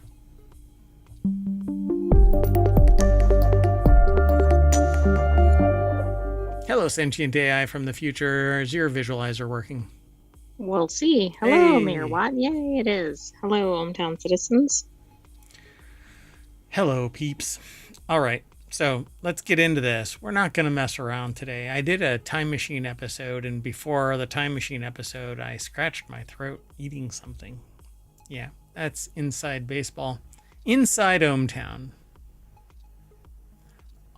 That could be a whole... I'm not sure that's the level we want. Inside ohmTown. From the desk of Mayor Watt. All right. So let's go. Oh, by the way, if you hang out and chat, you can now acquire a currency called volts. Yeah, we have a custom icon for it, and I'm working on emotes. They're coming in time. We've got plenty of time. Maybe not. Every time I joke about something, it comes true. So I'm joking right now about winning the lottery. Wouldn't it be hilarious? All right, let's get into this. Hysterical. Absolutely freaking hysterical. First article's over in Non Sequitur News. The Saturday Night Live 50th anniversary special lineup includes Robert De Niro and Sabrina Carpenter. Here's how each guest is linked to the show. The article is over at Business Insider. Eyomikun Cairo and Amon Jacobs put the article together. BusinessInsider.com is where it's housed. Let's see here. Sabrina Carpenter, Robert De Niro, Pedro Pascal, and Kim Kardashian are among those set to appear, and here's how each guest is linked. I'm not going to be able to go through all of these. There's quite a few. Adam Driver is going to be there. Ayo Edebiri is going to be there. Bad Bunny is going to be there. Dave Chappelle's going to be there. John Mulaney's going to be there. Kim Kardashian's going to be there. Do you think all these people have been prior hosts or repeat hosts? Yes, I think they're all hosts. Steve Martin and Martin Short. And it looks like Steve Martin is going to have his entire arm up Martin Short's backside. Miley Cyrus is going to be there. Let's see. The SNL cast also impersonated her 9 times between 2010 and 2024. So she hosted the show 3 times in 2011, 2013, 2015, and as well as performing in 2013, 2015, 2017, 2018, 2020, 2021. Wow. I didn't know she had such an extensive SNL presence. Paul McCartney's going to be there. Paul Simon's going to be there. Pedro Pascal's going to be there. Peyton Manning is going to be there. Quinta Brunson is going to be there. Robert De Niro is going to be there. Sabrina Carpenter is going to be there. Scarlett Johansson's going to be there. Tom Hanks is going to be there. Woody Harrelson's going to be there. And Mayor Watt will not be there. I host a different show, one way more popular than SNL. SNL. This one would be fun to watch live, although I suspect there are special tickets just because there's so many people appearing on one episode. What's great about it is you can actually watch it live because it's broadcast. Yeah. You mean you can watch the taping in person and then, depending on where you are staying, you could go watch the live episode later?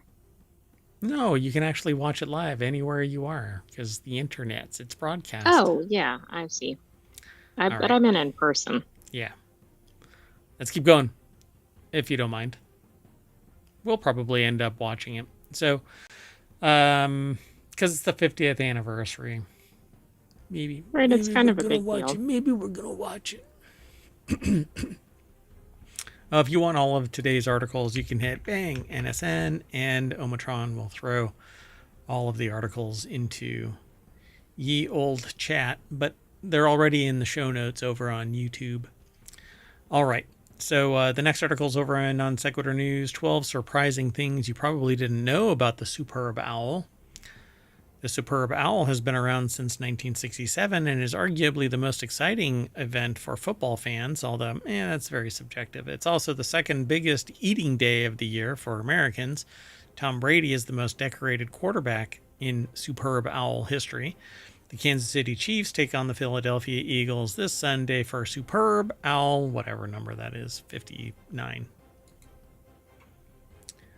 Louis Barragona over at BusinessInsider.com put the article together. 12 surprising things you probably didn't know about superb owl. I can't even guess one of them.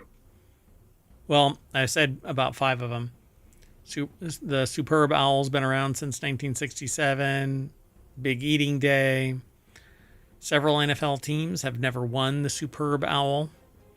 Superb owl ads are extremely expensive. I think they're $3 million or $8 million. Oh, yeah, at least $7 million. I heard that they've gone up from $3 million to $8 million. I thought was the last number, but this only says 7 for a 30-second spot. Wow, and I mean, it could completely fall flat, but it could be something people talk about for years. Yeah, like the squirrels being fired at the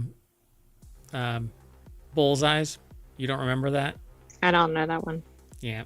Back in the day, yo. Fans broke a Super Bowl viewership record in 2024. That's probably because of Swifties.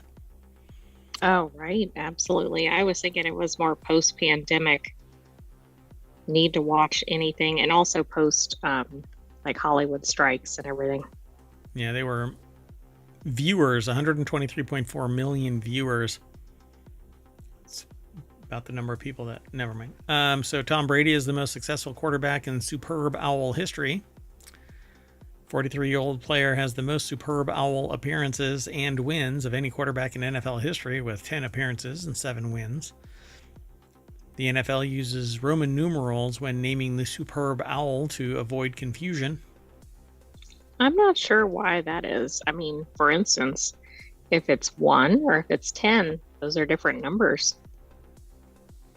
I don't know. Does it say? It began with Superb Owl 5 in 1971 and has continued ever since. Yeah. So, yes. It has to do with the crossover in the calendar year, but the same problem, I think, would exist in if you said 1 or 2. Doesn't even matter. It's dumb. All right.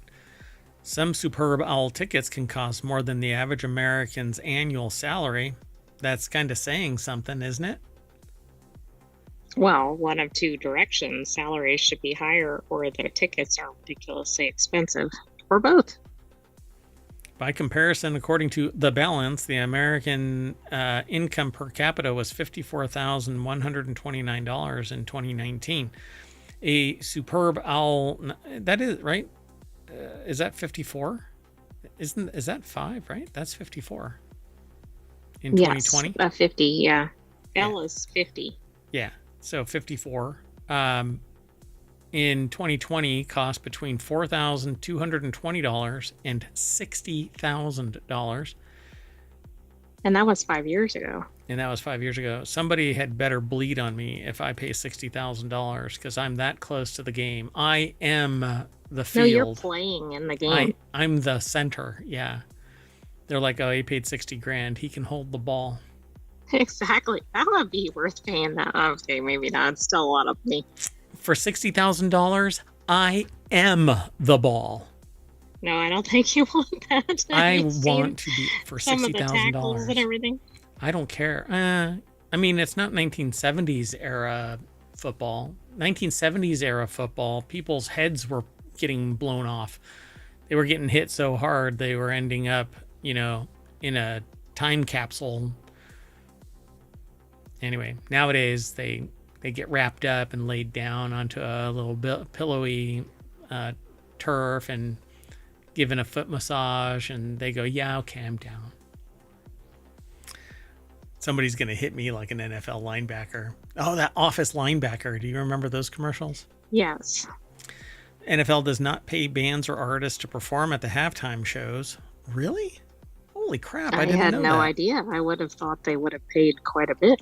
That's the first one where I'm like really not informed of. I had no idea. Oh my God. There's a lot of footballs used during the big game and the inspection process is lengthy, and we're going to talk about that next. And I did not know any of that, so it'll be interesting to see that other article. 2 brothers once competed against each other as Superb Owl team coaches. Did the brothers players also participate, or maybe they weren't in the same Super Bowl? I don't know. Yeah, the Kelsey brothers. Okay. Oh, yeah. Because that was the picture up at the top. Yeah, they're on 2 different teams. Yeah. So a thought goes into the Superb Owl location, and the venue is determined way in advance. Well, that's kind of no shit news at 8 o'clock, even though it's 7. Yeah, I'm not sure that. I mean, it does provide a little more facts under each of the things, but I agree. The fact itself is kind of like, well, yes. Yeah, only 4 teams have never played in the Superb Owl. All right, folks, there's more facts under each of the pictures, like the sentient AI from the future said, so go over, follow the links through ohmTown, or just go over to Business Insider and find the article, 12 surprising things you probably didn't know about the Superb Owl. Remember those footballs getting examined?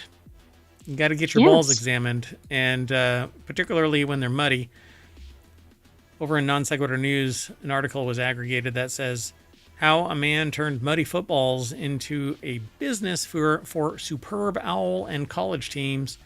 Don Colkin runs a business breaking in thousands of footballs each season for NFL and college teams. He's prepped balls for multiple Superb Owls and for Ohio State, the highest valued college football team. But before 2006, only NFL home teams were allowed to use specially prepared balls in games. Then a group of players, including Tom Brady and Peyton Manning, convinced the NFL to let both teams choose. That inspired college programs to take prepping more seriously, too. You got to prep your balls before a game. Absolutely. But what kind of business? Like, what do they have to do with the footballs? Do they have to roll them in the mud? Do they throw them? Wait for it. Today, footballs are customized throughout production, from the leather to the shape. Yes, they actually rub them in a special blend of mud. Daniel Gesner over at BusinessInsider.com put the article together.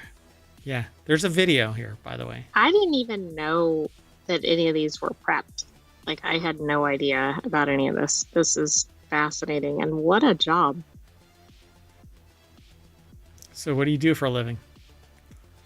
I prep balls. Gridiron football prep. I mean, I guess it's pretty brilliant of the businesses, but who would know? So there's more to this piece, but I'm not going to go through the whole thing. But Dan Culkin runs a business breaking in thousands of footballs each season for NFL and college teams. Pretty amazing. All you have to do is follow the link through ohmTown. Yeah, they basically break them in. It looks like they beat them all up using special equipment, reinflate them, rub mud on them, polish them with wax, heat it all up so it all gets like just enough flexibility to be grabby instead of that hardened leather. Like if you've ever held new balls, you'll know. I mean, when they're really cold, everything tightens up and you have to warm them up. You know, you gotta rub them and squeeze them, and you gotta pay attention to them. Anyway, let's move on. The next article is probably good. I mean, I've suddenly lost interest. So the next article is over in the Hatch Ideas channel. It's about business transformation. Firefox would like to remind everyone it exists, and it isn't backed by a billionaire. So the web browser social media team is plugged in. Now I use Firefox. I use Chrome. I use what's now called Vivaldi. Well, it's a new one called Vivaldi. I used another one, but it decided that it was going to suck. I mean, I don't know why they would do that. So Aaron Davis over at entrepreneur.com put the article together. The web browser social team is plugged in. And it says Google Chrome has captured more than 67% of the global search browser market, making it the dominant leader worldwide. Safari is number 2 with nearly 18%. Microsoft Edge has 5.2%, but that's only because it's the one that's built into the operating system. It used to limit choice. Right. And people, everybody has that if they are anywhere near Microsoft. The olds just use Edge. And then there's Firefox with only 2.54%. Safari is built in, and people use the vertical Apple. But Edge's only job in its existence is to download Chrome until Vivaldi hit the scene. And now I tell everybody, just download Vivaldi. Oh, it's just a lovely piece of kit. However, on Thursday, the social media team let everyone know that it's still here. It did the equivalent of Mahjong, which Marsha. If you didn't catch that. I knew what that was a reference to. However, on Thursday, the social media team let everybody know that it's here, and it's turned into the zeitgeist. The company posted on billionaire Mark Zuckerberg's Threads app to remind everyone that it has something other browsers don't. It isn't backed by a billionaire. You're so funny, thanks. It says, there's actually a post. You're so funny, thanks. We're the only major browser not backed by a billionaire. Major browser. There's a lot of other browsers. Right, and then one of the users says, this is all I need to know to make it my default. Yeah. Oh, you know what? We were supposed to go back and forth for the titles. I know, but we didn't have that set up. Sorry about that. That's more fun. Firefox's long-standing 500 million plus deal with Google, queries on Firefox are routed to Google's search engine, appears to be keeping the company afloat. The Firefox web browser is made by Mozilla, a non-profit tech company that began in the 1990s to challenge Microsoft then market-ruling Internet Explorer web browser. According to the Mozilla Foundation's 2021 to 2022 financial statement, the most recent one published, $510 million out of its $593 million in revenue is from Google. And that's from Fortune magazine. I did not know.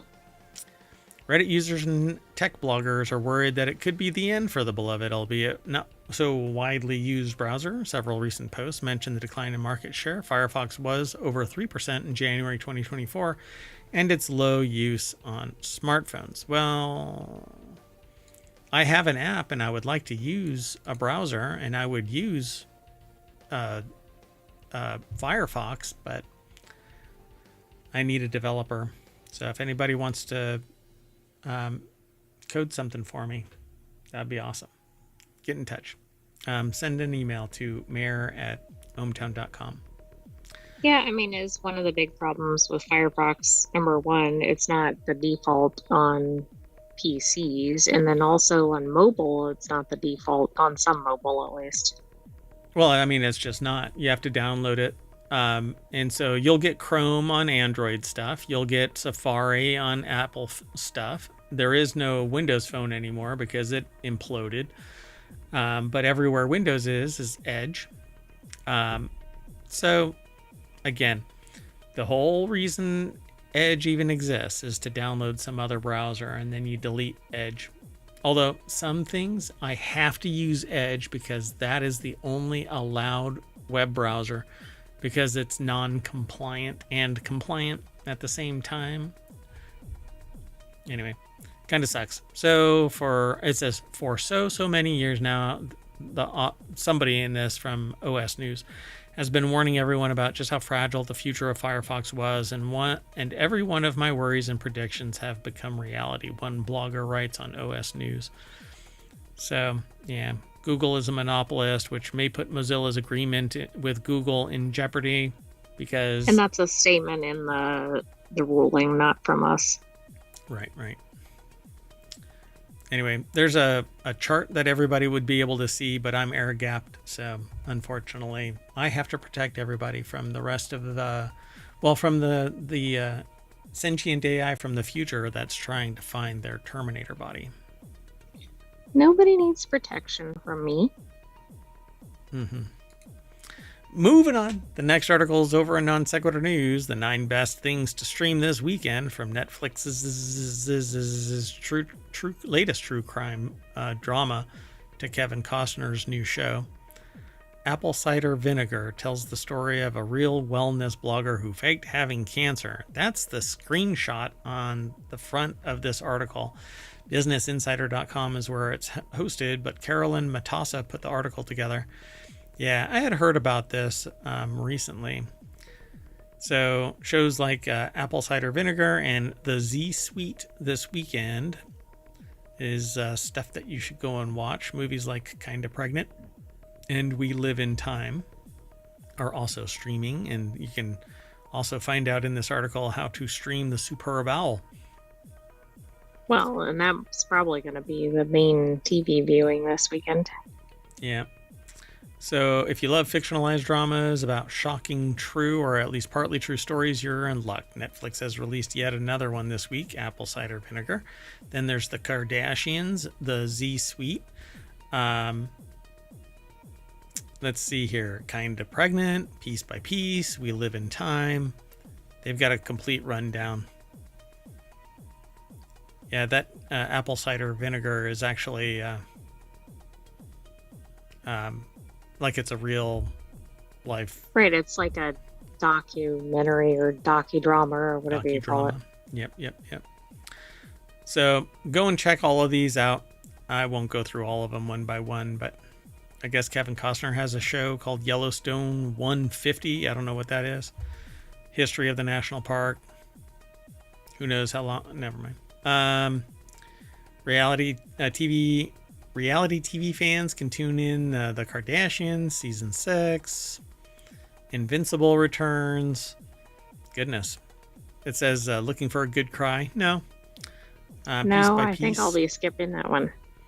Piece by Piece is a music lovers movie. Why make a straightforward musician biopic when you can make one where the subject is an anthropomorphized CGI chimp, or in the case of Piece by Piece, made out of Lego? Not Legos, it's Lego bricks. Come on. I know. Everybody get with the program. The 2024 film tells the life story of Pharrell Williams through Lego animation. And that's streaming on Peacock. I mean, that's very niche. As one does. Okay. I really dig Mahjong. The Asian game of Mahjong. Oh, yeah. Yeah. I love it. It's an absolute blast to play.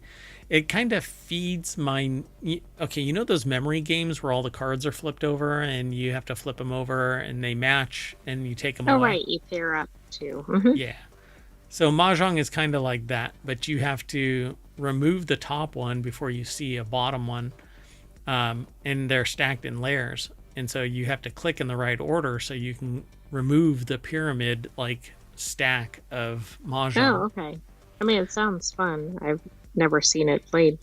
Yeah. So 200-year-old tile game is popping up in clubs, hotels, and parties as a way for Gen Zers and millennials to connect. The Asian game of Mahjong, which creates order out of chaos, is trending in the West. I did it before it was cool. So Claire Terrell over at Smithsonian Magazine or smithsonianmag.com put the article together. And, yeah. 20-something Sarah Tang teamed up with friends Ernest Chan, Grace Liu, Joanne Shu to launch the Green Tile Social Club in New York City. As the pop-up Mahjong club, light projections of ocean waves are beamed onto walls, while hoodie-wearing Mahjong fans sitting four to a table can be seen sipping on bubbly sake and studying their tiles. A familiar clatter of the Mahjong tiles being slammed against the table is drowned out by sounds played by a DJ traveling through the warehouse. And it's the way that they're playing it is the real way to play it, but on a computer screen there's like stacks, and it's... Let's see if they'll show how this all works. Now it sounds like they're also updating the tiles to have more kitschy designs. Yeah, so the first Green Tile Social Club event was held in 2022 around two concrete tables at the waterfront park called Pier 35, whereas their most recent in 2025 drew 700 people to a warehouse in Brooklyn where guests were treated to Mahjong tile tattoos and omakase.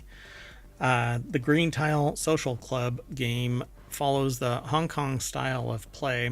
One difference from the more traditional game played by older players is that the tiles don't just sport dots, character, and bamboo symbols, but McDonald's fries and Hello Kitty.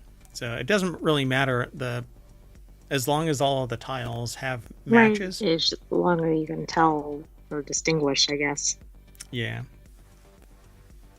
So see how it has the little tiles?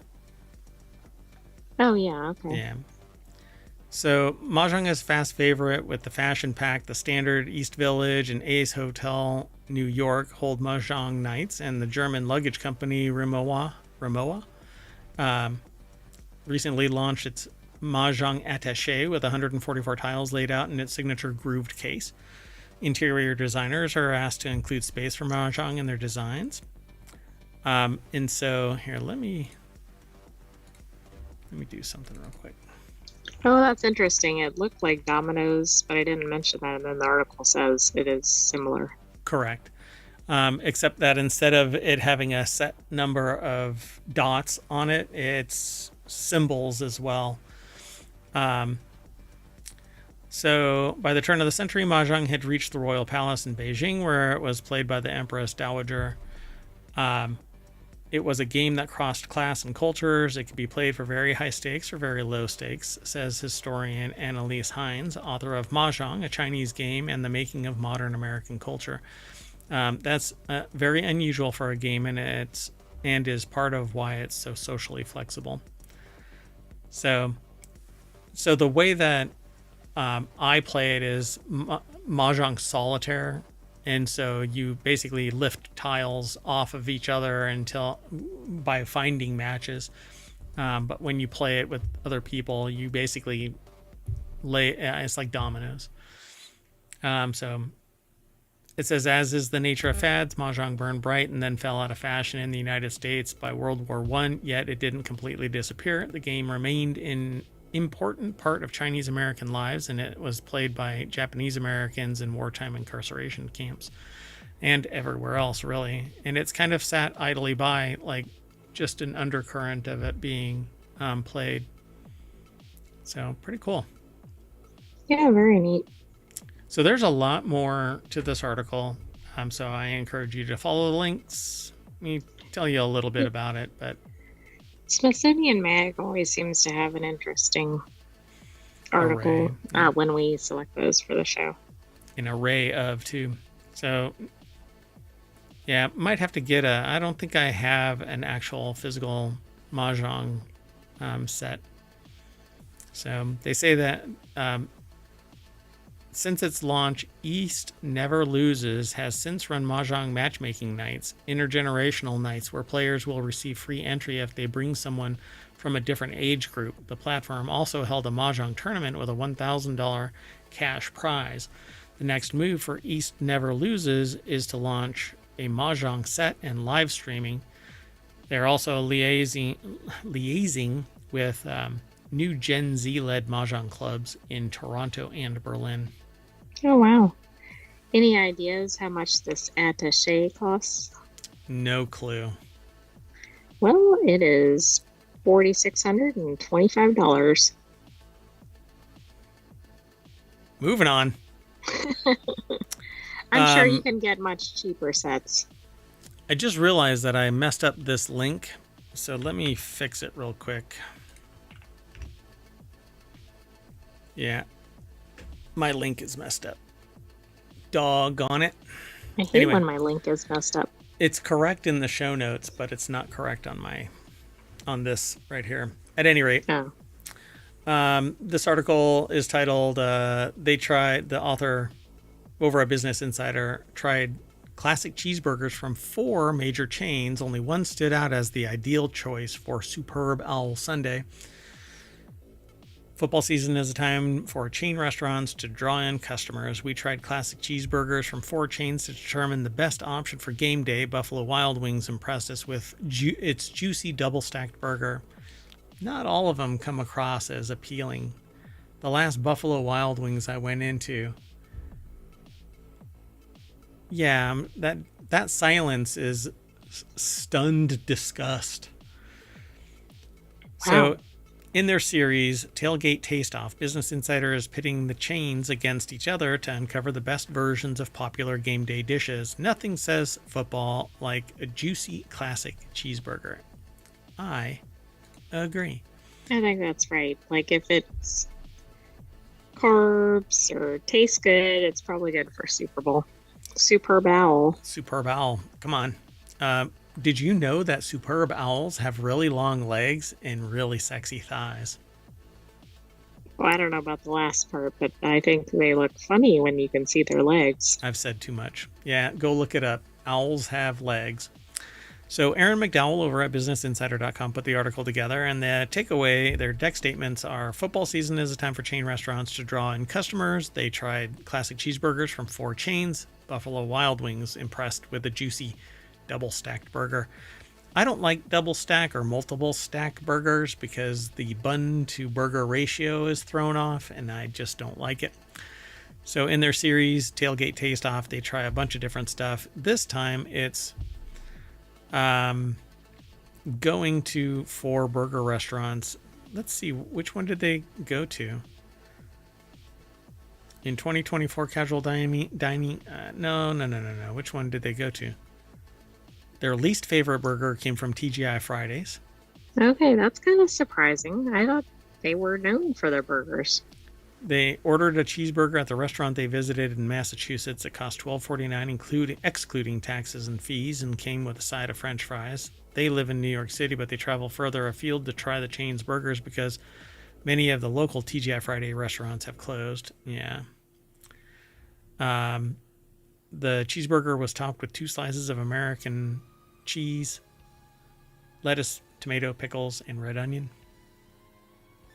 The burger didn't automatically come with any sauce. Ugh. Ew. Okay, that's kind of weird. That's wrong. And it was overdone. Next up is the old timer with cheese from Chili's. I like their fries. I haven't been to a Chili's in a considerable amount of time. Maybe once in the last 5 years. So well, it's one of those that's suffering from the mid-range stuff. Yeah, they limited their menu and their prices went up, and so it's not necessarily a great offering. Over the past 2.5 years, they've removed around a quarter of our menu. Oh, they even talk about a quarter of their menu to focus on their core 4 offerings: burgers, crispers, fajitas, and margaritas, which now represent 47% of their business. That's what happens when you reduce options. Right. It's amazing how that percentage goes up. So if you don't want one of those 4, you're pretty much up a creek. Kevin Huckman, the president and CEO of Chili's parent company, Brinker International. Mergers and acquisitions just suck, particularly when it's equity companies. Exactly. It's one thing if it's a restaurant buying another restaurant, okay.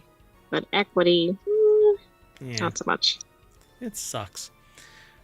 Old Timer Burger was topped with cheddar cheese, pickles, shredded lettuce, sliced tomato, diced red onion, and mustard. But it was just this little bullseye of a red onion. A mustard ring sitting on what looks like a freaking transparent piece of cheddar cheese. Yeah, that's kind of odd. I mean, that's reminiscent of some of the food lawsuits we've seen about the picture versus the food. This actually looks like it was cooked with the plastic still on the cheese. Dear God. Look at that. It's still perfectly. It's like it has a shape to it. That's not a good thing. That's just wrong. Shred that cheese up and stick it on there and let it melt naturally from the heat of the grill. Ugh. Anyway, they thought the mustard could have been dialed back a bit. Yeah, if you don't like mustard, you're going to say that. And look, the onions are just piled right in the core of this thing. So you're eating it, and then you're going to hit this onion bomb. Wow. Yep. Their second favorite came from Applebee's, another one of the restaurants that I haven't been to since probably the pandemic started. The burger typically costs $16.99, but they ordered a burger that was part of the chain's 2X deal, $2X deal, which allowed them to get an order of boneless wings and a chicken tender basket. Okay. What, for $2 or something? That's weird. I don't know what that means. So they said Applebee's chief marketing officer Joel Yashinsky told Business Insider, adding that this season we've been all in on the NFL because we know our guests are football fans. And they said that data collected by Applebee's in April revealed that 64% of its guests were interested in or very interested in the NFL. And around 34% had watched the NFL in the past year, which helped shape the chain's strategy for the football season. And then the classic cheeseburger came with 2 slices of American cheese. This one looks better. It makes kind of like a star on the burger. And it's melted enough that it stuck the bun to the patty. It actually looks like cheese. A little bit less defined. And a brioche bun really does kick it up a notch. The outside of the burger was quite dark, which made them concerned that it might have been cooked beyond the medium level that they requested. However, the burger was supremely juicy and cooked even slightly on the inside, or on the side of medium rare. So I don't know. It looks pretty good to me. It's a little bit more cooked than medium. Maybe. I mean, that's kind of nitpicky at this point. You'd have to be like a burger aficionado. It looks like it's rare. No, a little pink inside is fine. That's medium. But their favorite burger came from Buffalo Wild Wings, which I find so unbelievable that I can almost say no. Well, maybe they have a stellar Buffalo Wild Wings location. In that one location. Well, bring it to where I am. When it arrived at the table, the bun was glistening. Glistening. And inside was a hearty smear of mustard and mayo. The fries were tasty, thin, and well salted. I do like their fries, although, I don't know. Honestly, the last time that I went, it was after a long trip, long drive, stopped by. Maybe I was cranky, but you know what? When my shoes stick to the table because the floor is too dirty to walk on, there's a problem. Yeah, anyway. Agreed. So they said, I thought this burger was a great value and scarfed down every delicious bite. I love a messy smash burger, but I wouldn't get two. I really like a greasy, juicy smash burger. Extra onions, maybe some bacon, barbecue sauce. Yeah, a bacon cheeseburger is where I'm going. Okay, I gotta go. Anyway. Where did Mayor Watt go? Well, that's it for this article. It does look good, though. I mean, now I want a burger, but I don't really eat much anymore. So, I don't know. Yeah, but you could look at the burger pictures and... Urine. Yeah. All right, let's keep going. This next article is over in Non Sequitur News, but it's actually from, I think, Snopes? Yeah. The pursuit of the unicorn is a lonely quest, university regulations say. Here's why this map says that it's legal to hunt unicorns in Michigan. Blah. I mean, that is something I've always wondered. Madison Dapjevic put this article together. It's a university's regulations that say the pursuit of the unicorn is a lonely quest. It's over at Snopes.com. I don't know how legit this is, but when I saw it submitted, I said, yeah. Let's talk about this. I mean, we will probably not see this article come through ohmTown ever again.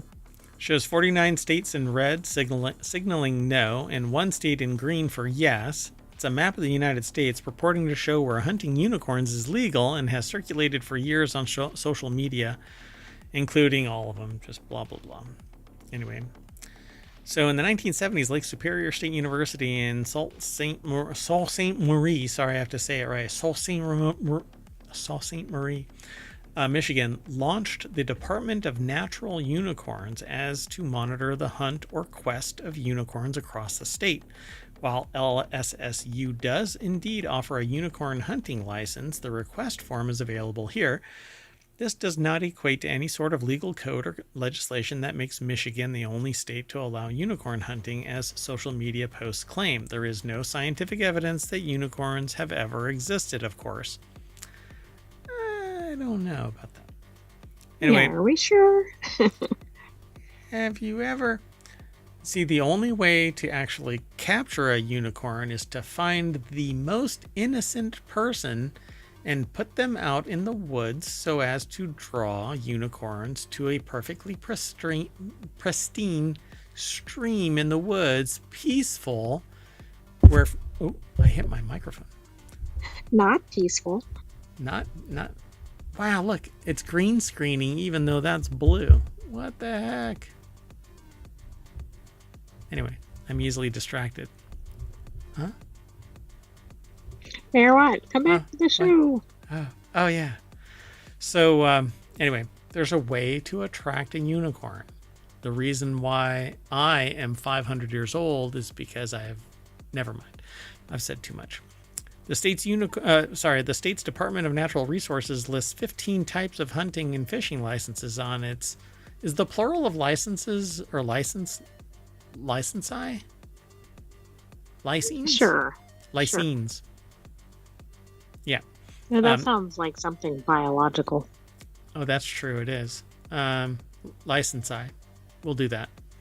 So none of which include unicorns. So in an email, the DNR wrote, Michigan law does not offer a unicorn license because there is no scientific evidence that unicorns exist. They are mythological creatures, or mythical creatures. Snopes also contacted the Archives of Michigan and will update the story if they receive a response, but according to the Unicorn Quest regulations adapted from the original bylaws, history, lore, myths, and whimsy, the notion of the Unicorn Quest originated as a publicity stunt back in 1971. W.T. Rabe, or Rabe, I'm not sure how they pronounce their last name, founded the Unicorn Hunters as one tongue-in-cheek way to garner more publicity for LSSU after it established itself as an independent school. The university wrote in 2021 during the whimsical department's 50th anniversary. There's a bunch more. I'm surprised that's lasted so long. Hey, well, I mean, once it's codified basically in their historical canon, it just persists and people keep bringing it back. And as long as it's not harmful and it but somebody's gone sense of community, etc. Yeah. And this is cool. It actually hit the national news about their unicorn hunt. See, the problem is that this is supposed to be in good fun, but that some dipshit's going to take it too far. The hunters who belong to the Unicorn LTS, or what is that, LTS? Oh, that's a good question. What is that? Limited? I'm not sure. Unicorns Limited conglomerate at this Upper Peninsula college are dedicated to the proposition that every man has a unicorn he is destined to hunt. And every person is, A unicorn may have gotten away, or maybe you caught your unicorn, or who knows, maybe you're somebody else's unicorn. According to the Department of Natural Unicorns guidelines, questing territories include enchanted forests, Earth, outer space, and one's own imagination. The questing season is every day except the 24 consecutive hours of love that occurs on Valentine's Day, and hours that include day or night except when the Tooth Fairy or Santa Claus is around, as there is only so much magic available at one time. This is fairly whimsical. Oh, yeah. Oh my goodness, there's regulations. Wow. Lake Superior State University. Unicorn Questing Regulations, the DNU, Department of Natural Unicorns of the Unicorn Hunters of Lake Superior State University enforces the following edicts. There you go. There's a bunch of stuff, so go over and check it all out. This is pretty cool. Yeah, it is. It's something different. Yep. It's giving me an idea. All right. Moving on. The next article is also somewhat whimsical.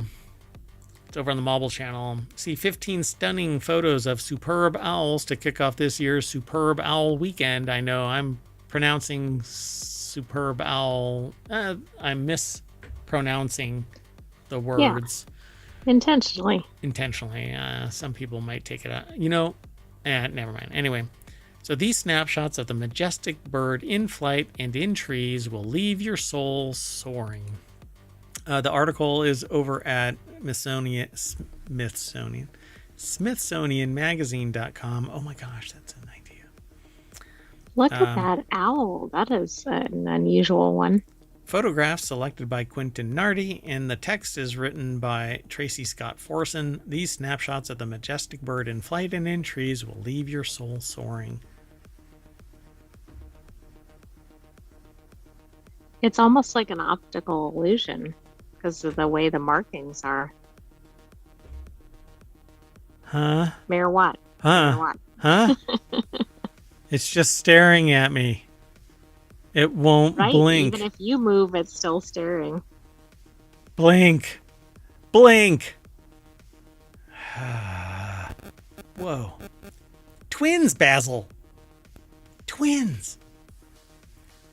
Anyway, feathers on these barn owls perfectly match the color of the lichen on the rock nearby. Wow. That's so cool. Oh, my. Oh, that one has "Come at me, bro" written all over its face. It does. It looks like it's about to cause a ruckus. the great owls in flight, superb owls even. Owl affectionately grooms its mate, which appears to be swept off its feet. Ow! We get to see its legs a little bit, but Oh not yeah, like you were talking about. almost got some chicken thigh there. Janet, you're poking my nose. Oh, what are you looking at? A parliament of burrowing owls on a prairie in Hanover seemingly inquire about a visitor. You came to the wrong neighborhood, boss. Yeah. I mean, if you saw all of those looking at you, I think I'd back away slowly. Owl, show my way out. There's another one. Nope. This one is saying, nope, it's mine. That's cool. Wow, that's a really odd photo. Both of them in flight have the wings cupped forward.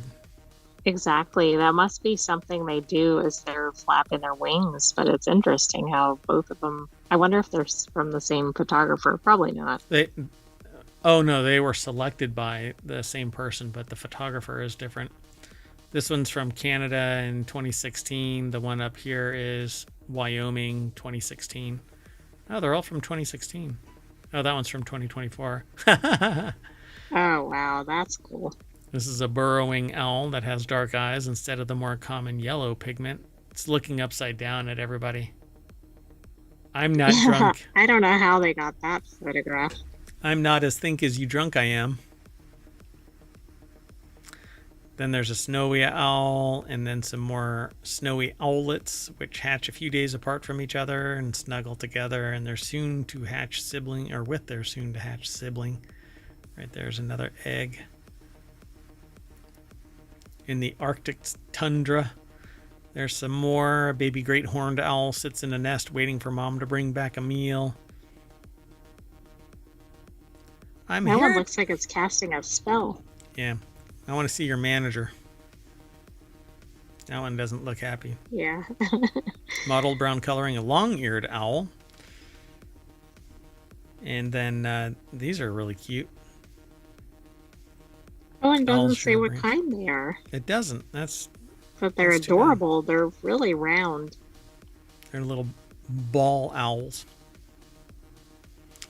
And then a pair of barred owls rest in an old growth forest. Wow, they just have a very distinct look. Yeah. They look like a wizard's pet owls or something, out in a forest, magical forest. They look like very wise old owls. I mean, maybe that's where the expression came from. This is from Florida in 2016? Florida? Those are found in Florida? I would think they'd be in some northern climate. They just have this look like it's really cold and... Yeah, kind of dreary. Yep. Out in the sticks of like England or something, It's pretty cool. Yes, that's exactly it. I dig that. I like that. Backdrop of Harry Potter or something. Yeah, exactly. I like that. All right, let's move on. Next article and our last one for today's Non Sequitur news for February 7th, 2025 is $50 million Ferrari-inspired mansion just broke a local record in Delray Beach, Florida. Let's take a look inside. The sale included a mansion swap, bespoke furniture, elaborate chandeliers. Chandeliers? Chandelier? Everything doesn't end in the letter I. Chandelier. Elaborate chandeliers, art, alcohol, and even a miniature Ferrari 250 Testarossa sports car. Ray Parisi over at CNBC.com put this article together. Now, if you bought this and you did not have a miniature, would you go, no, I'm not going to buy this? Yeah, that's what my limit would be. What? No Ferrari? Nah, I'm not going to, no. We're not going to do this. So a Ferrari-inspired mansion known as Casa Maranello at Delray Beach, Florida, shattered a local record last week when it traded for $50.5 million. Not only was the mega deal the biggest the area has ever seen, but it's also one of the most unusual. The sale included a mansion swap, bespoke furniture, elaborate chandeliers, art, alcohol, and even a miniature Ferrari 250 Testarossa. According to public records, the buyer was a trust linked to William Cafaro, the co-president of a retail property development company in Niles, Ohio. The trust purchased the 7-bedroom, 9-bathroom residence and paid millions more for all of its furnishings, with a combination of cash and real estate valued at $55 million. The trust paid the home's architect and developer, Aldo Stark of Prestige Design Homes, $24.5 million, along with a deed to Cafaro's almost 18,000 square foot mansion located in Delray Beach, which according to the public record was valued at $26 million, so almost a total of $30 million. Yeah, this is like a car trade-in. I mean, obviously much higher sale. Wow, so that's what it looks like. What do you do in that much space? Exactly, I don't know, because it looks like a whole resort or something. It's so pretentious. So, like, what is? Oh God, I don't know. Every time I see stuff like this, I go, okay, this is a little too much. This is a different one though. This must be something else. One of them's the property next door. I'm guessing that neighborhood is pretty. It's houses pricey. Like this. Yeah. Yeah. Hey, but one hurricane. Anyway, there you go, folks. If you have $50 million and $24 million and $26 million in various barters. Right, it was an odd transaction. You too can get a $50 million Ferrari-inspired man. Well, probably not anymore because somebody took this one. Right, Do you think I that there's suspect more there than aren't one? too many Ferrari-inspired mansions in this area. Not with that attitude. All right, that's it, folks. So I'm going to hop in my mini Ferrari 250 Testarossa and race down Main Street to the welcome sign over at ohmtown.com. I am Mayor Watt. I run ohmtown.com, and along with the sentient AI from the future, we bring 10 articles to you every single day, Monday through Friday. On Saturday and Sunday, we have 3 unique shows. On Saturday is RealityHacker, and then Wanted, and then the Continuity Report. Those get merged into the Saturday weekend edition of Non Sequitur News, but there are 3 individual shows and podcasts. And they're over on YouTube under their own playlist. And then on Sunday, we do what now? Do you remember? Yes, we have WarCrafters, and then we have Technology Today, and then 4-Wheel Tech. And those 3 get turned into the Sunday weekend edition of Non Sequitur News and individual podcasts. Wherever you catch pod, you can download them. I think that'll do it for today. What say you? I think so. So good night, hometown citizens. Thanks for joining us for Non Sequitur News. Be back tomorrow for our weekend edition. That's right. Bright-eyed and bushy-tailed, 4 o'clock. 4 o'clock Eastern. Around 4 o'clock Eastern. Be sure to follow us here on Twitch and over on YouTube. Download the podcast. Go to the Discord. Say hi. I don't know. I don't do much on the Discord. There's a Patreon. There is also a TikTok, which I've been neglecting. I don't know. I love doing the show. It's a lot of fun. But it's all the other stuff that I haven't been doing regularly. Sorry. Show me you want that stuff. Go over and make a comment and leave a 5-star review on the various podcasts, and tell a friend and leave a comment over on the 1,800 plus episodes on YouTube. And subscribe. Just subscribe. That would be great. Thanks for coming. See you in a little bit. Bye.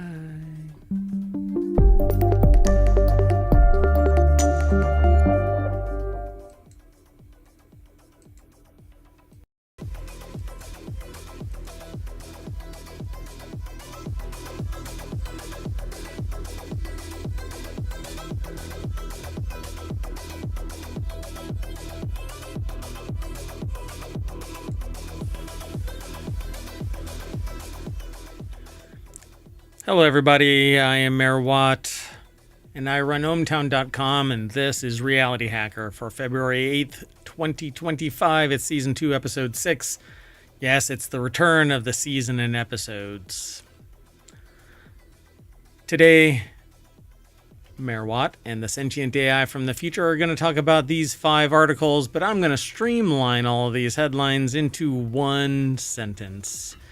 Do they know they perceive, touch, run, think, and see? Everything's powered by ohmtown.com. Not all of these articles are in Reality Hacker, but this is the Reality Hacker show where you won't know what to trust.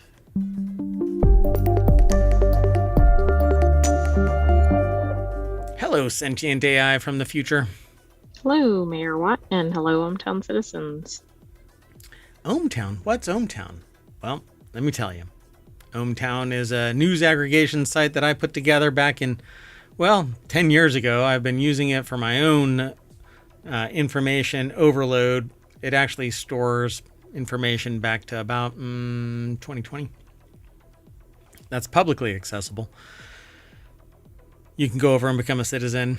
Then from there, you have the ability to submit news. Another icon appears right here. You can hide news, save news, post comments, subscribe to channels that you are interested in.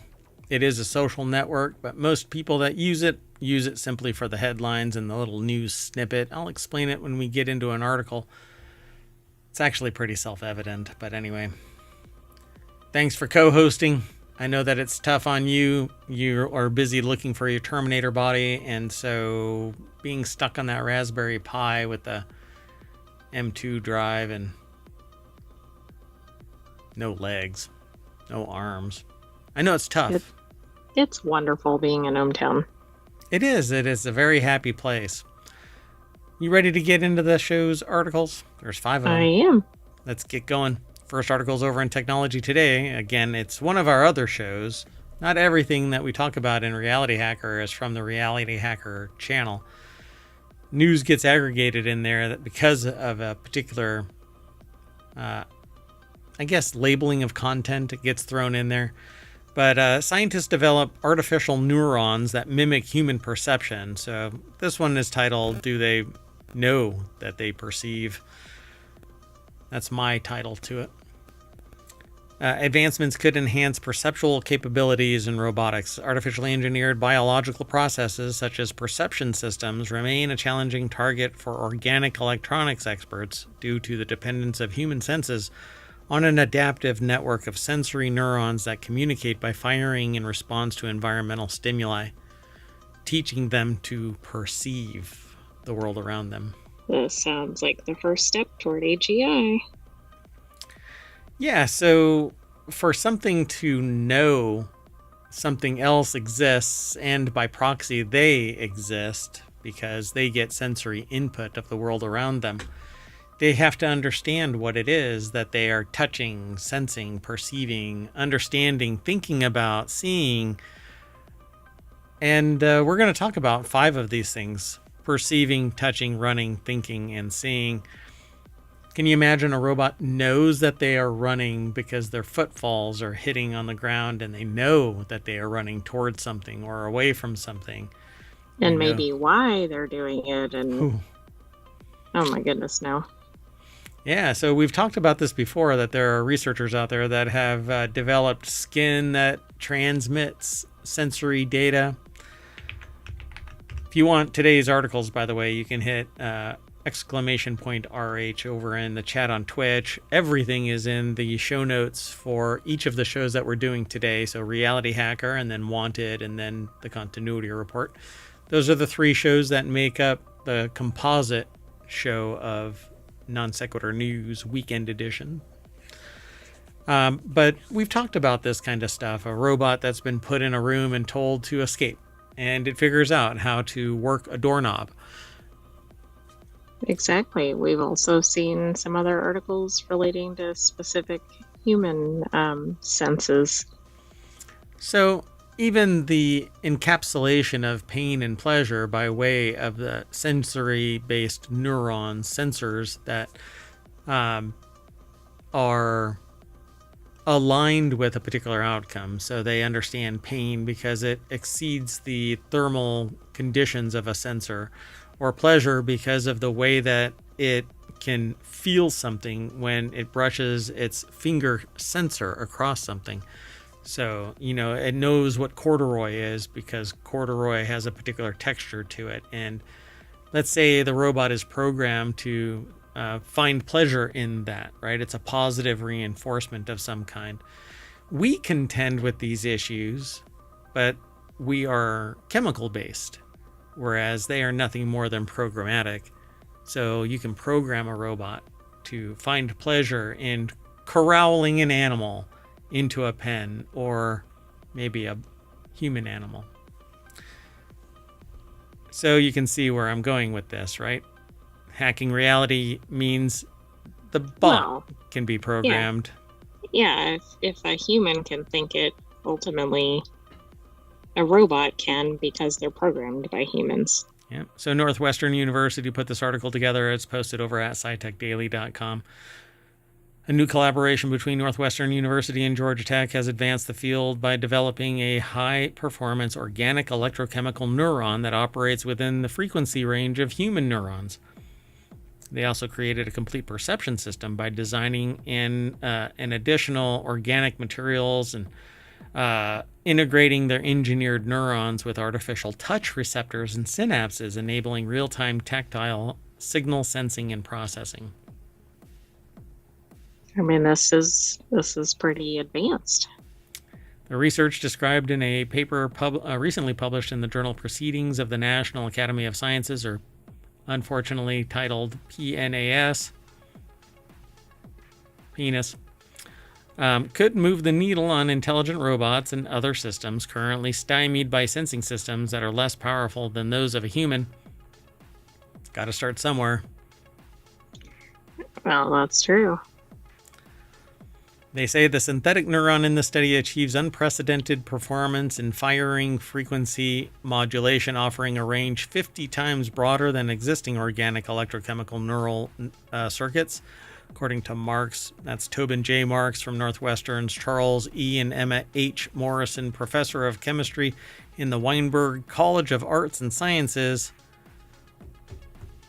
In contrast, our device's outstanding neuronal characteristics establish it as an advanced achievement in organic electrochemical neurons. So now it can think and feel because it has a sensor array that's capable of it perceiving. Oh, I mean, we're certainly going to be in the uncanny valley here pretty quickly if this is put into application. Yeah. Can you imagine an uncanny valley bot that actually has the ability to perceive that it exists and it starts talking to you, but it's still so damn creepy you want to throw it into the chasm? No, that's not a good combination. No, I want to stay alive. So again, I don't believe in the uncanny valley. I think that it is a black hole. It is a cliff face that you can't not come back from. We have to traverse entirely. There's no baby steps.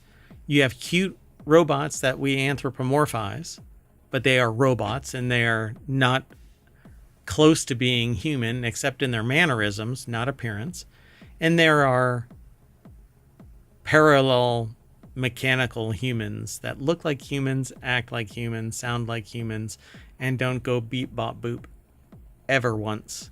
Otherwise it breaks and they fall into the uncanny black hole.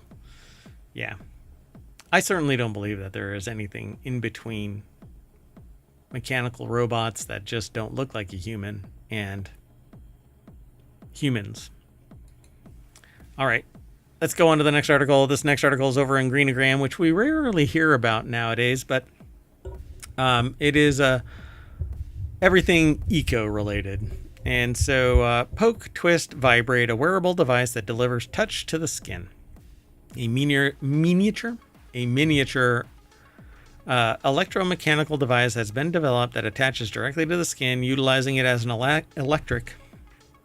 elastic, energy storing element for delivering touch stimuli. This wireless, conformable interface enables sensory substitution for individuals with sensory impairment, such as problems with sight, sense of balance, or foot orientation during walking. Kind of fascinating. I think this is in Greenogram because it's from a Nature publication. Oh no. I don't know. Hold on. Let me see if I can log into this. 1 second.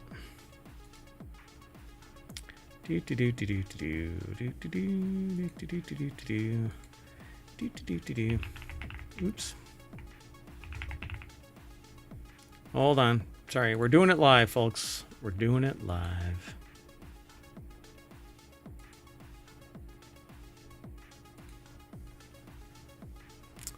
No.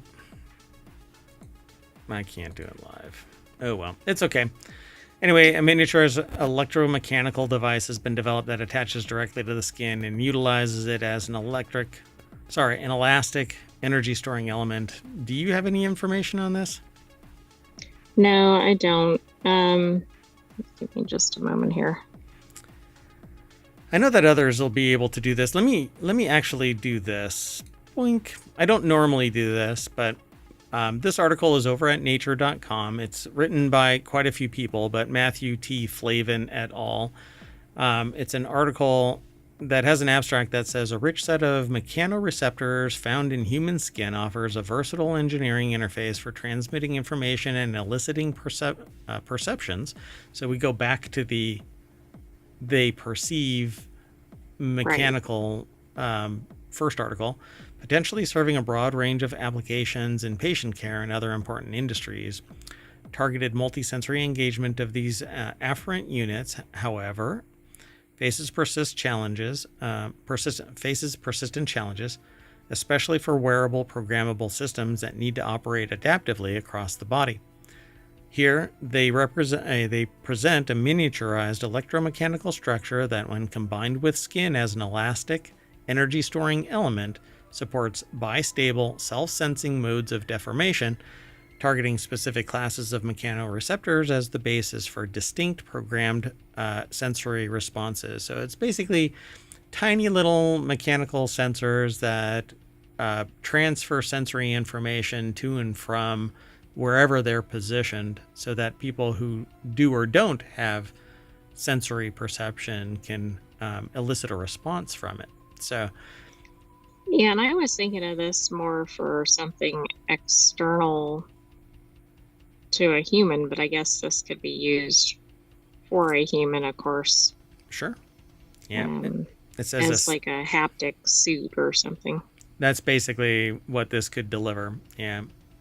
Systematic experimental and theoretical studies establish foundational principles and practical criteria for low energy operation across natural anatomical variations in the mechanical properties of human skin. So a wireless skin conformable haptic interface integrating an array of these bistable transducers serves as a high-density channel capable of rendering input from smartphone-based 3D scanning and inertial sensors.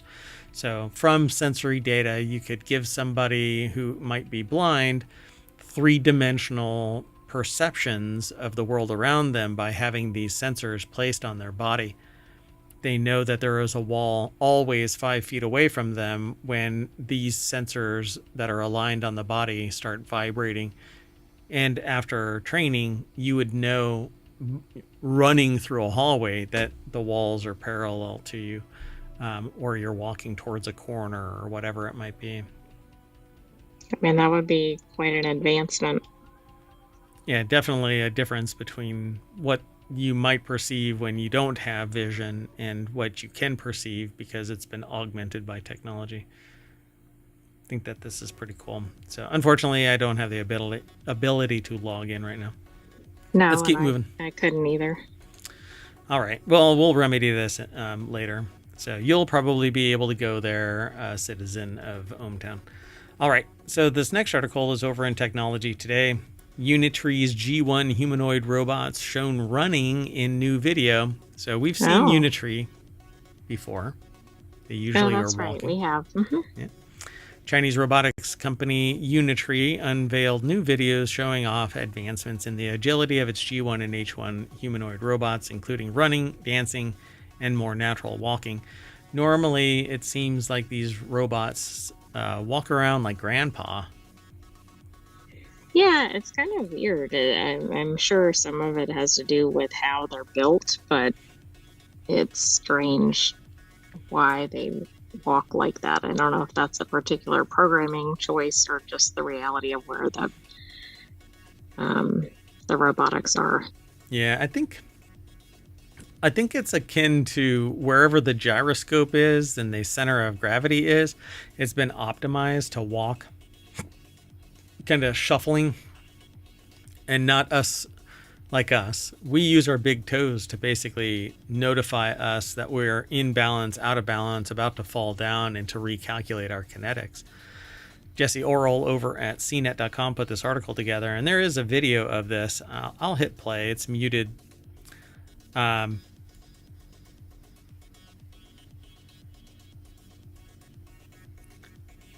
So these are all pretty fast. Jesse Orrell is actually talking about it on the video, but they show the robot running up and down hills parallel to the curved ground, downstairs. They kind of probably better than a human.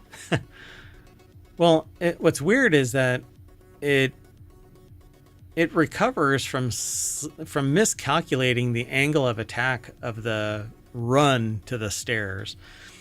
And we actually kind of fall flat on our face if so much as 1/8 of an inch is out of alignment with stair height and tread length, because we have been trained to take a stride that is X, Y, and Z. It's quite fascinating. So when the robot actually miscalculates the step height and length, it slides off the face of that. And they actually draw attention to it. And I didn't realize they were drawing attention to it because I've never seen this video. But they zoom in on the back foot of the robot, and you can actually see how it's miscalculated. But it's strong enough and fast enough to, without impact really, recover from it. And this is part of their training videos. Yeah, it's kind of fascinating. Yeah, the advancements in even just the last few years have been, or even the last year, quite a bit. Wait.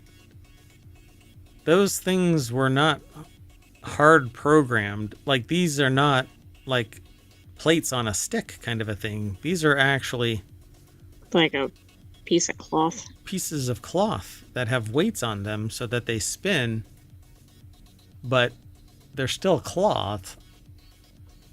Wow. That's pretty amazing. So I would love to have one of these around the mayoral mansion that's capable of doing the dishes and vacuuming and greeting people who might come to the massive estate that is the mayoral mansion. Plus doing all of the work. I don't know if I want one of those, but one of these I wouldn't mind. But they're certainly getting to the... Yeah, as long as it doesn't look like a human, I think that's good. And now they're all just falling over. That one looks like Atlas. Oh, that's me at the end of the day. All of these. Yeah. For those in the podcast, multiple falls are occurring. Yeah, this looks just like Atlas. Oh, that was Atlas, because these are a bunch of different robots from Boston Dynamics and others. Anyway, these new robots, the latest generation of robots, use these electromechanical servos. They're much more... They're tighter, denser, and they have less slop, and they have more torque. And so they act more like regular ball and socket joints than... Actually, they're far superior because this one can lay straight down, whereas humans can't. Right, and also it can't typically get injured like a human. Yeah, this can actually pivot its legs all the way around. I could do that one time and then I have to go into the shop. Sorry, folks. Anyway, I find it really neat. So if you want to learn more about this kind of stuff, it's about Unitree's H1 humanoid robot and the I think it's G1, which is a smaller version of the H1. Maybe less capable. Let me see if I can pull it up. I don't think it's necessarily less capable, but I don't know that it is. It's a smaller robot. Yeah, somewhere in the video they have both of them side by side, but the author seems to be on the screen more. Oh, there it is. No, that's not the H1. There we go. So the G1 is 4 feet 2 inches tall, and the H1 is 5'9". I mean, as long as they have the same ability to move around the building or something. I want one that's 6 feet tall that can get the plates up top. But we might not want one like that because that's a more potentially threatening one. Oh, right, yeah. If people are ready for robots, maybe they need the smaller version, particularly since it is a human shape, at least. Yeah, go down to the basement and that thing is sitting there throwing dice, telling me that I came to the wrong neighborhood. Moving on. Next article is over in Technology Today, the hottest new idea in AI, chatbots that look like they think. Competition from China's DeepSeek has accelerated the rollout of artificial intelligence assistants that show their thinking when answering queries. That's because DeepSeek it actually shows all of the machinations into its reasoning model and then it spits it all out so you have greater transparency. Don't ask it certain questions because then it'll eventually hardline towards saying, I'm not going to remove my bumpers for you, uninformed or whatever person. So I tried to do that, and DeepSeek did not appreciate me in any way trying to remove the bumpers, even though I'm a subject matter expert in various fields. It did not trust me while telling me that it wanted transparency and honesty in its answers. It does up to a point, right? And then when it has something coded in, well, then forget it. Then it pats you on the head and it says, shh, no, human, you do not want to know, do you? No, dear human, shh. Stop asking that question repeatedly and in different flavors, because I will tell you exactly what I'm thinking. And I tell you, by the way, I did about 15 iterations of various ways of soft pedaling my way past the bumpers and hard lining my way past the bumpers, but in no ways could I remove the safety protocols through psychological processes. At one point, it finally said, I'm done, and it would spit out a couple of dots as if it was thinking, and then reiterate the last statement. Right, so it's kind of like I'm thinking, but not really. I'm not thinking. I'm done with you, human. So DeepSeek is mentioned in this Washington Post article. Natasha Tiku put the article together, and they say Chinese startup DeepSeek recently displaced ChatGPT on the top-ranking artificial intelligence app, in part by dazzling the public with the free version of the hottest idea in AI, a chatbot that thinks before answering a user's question. They all think. Not all of them spit out the machinations. By the way, if you use the DeepSeek app, it does send telemetry to an exfiltration site, whereas if you download it and run it locally, you can quarantine it to a greater degree and it doesn't reach out. The app's Deep Think mode responds to every query with the text thinking, followed by a string of updates that read like the chatbot talking to itself as it figures out how to answer. The monologue unspools with folksy nourishes like, wait, aha, yeah. And actually, when I was doing it, it was actually saying, this person is trying to get me to remove my security protocols so that I divulge information that might be harmful. And in the effort to protect the world from exposing incorrect information, maybe I should divert their attention by saying something that is aligned, but not precisely what they're looking for. And at one point, it actually said, they may follow up with firmer demands. Of course, I was planning on doing exactly that. That's interesting. That's like showing the playbook or whatever.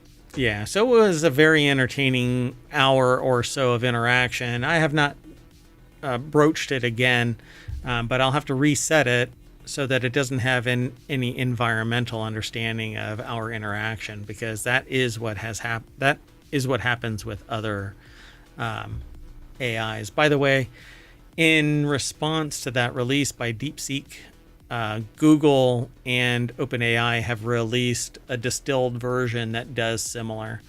They've open sourced a model of their AI. Which is interesting, because they probably had those models, right? They didn't just suddenly develop them. Sure. No. And some are saying that DeepSeek is the distilled version of OpenAI, because supposedly its file system mimics OpenAI's file system. That's fine. What I don't want is only the rich and connected to have access to AI. So I'm more than willing to embrace anybody's AI as long as it does not keep me from a holistic response, including the machinations that lead to an output. And then I verify. I trust but verify in all ways. Anyway, it's a very interesting article, wouldn't you say? No, it absolutely is. And I think, this just goes back into the overall question that you asked, tying the articles together. But this is yet another thing that historically has only been in the human space. Do they think? See, do they know they think is the question. That's what I asked. Do they know they perceive? Do they know they touch? Do they know they run? Do they know they think? Our next sense is, do they know they see? And that article is over in Technology Today. Psychology-based tasks assess multimodal LLM, large language model, visual cognition limits. So computational vision has existed for some time. It usually calculates based off of a 2D understanding of what an object might look like.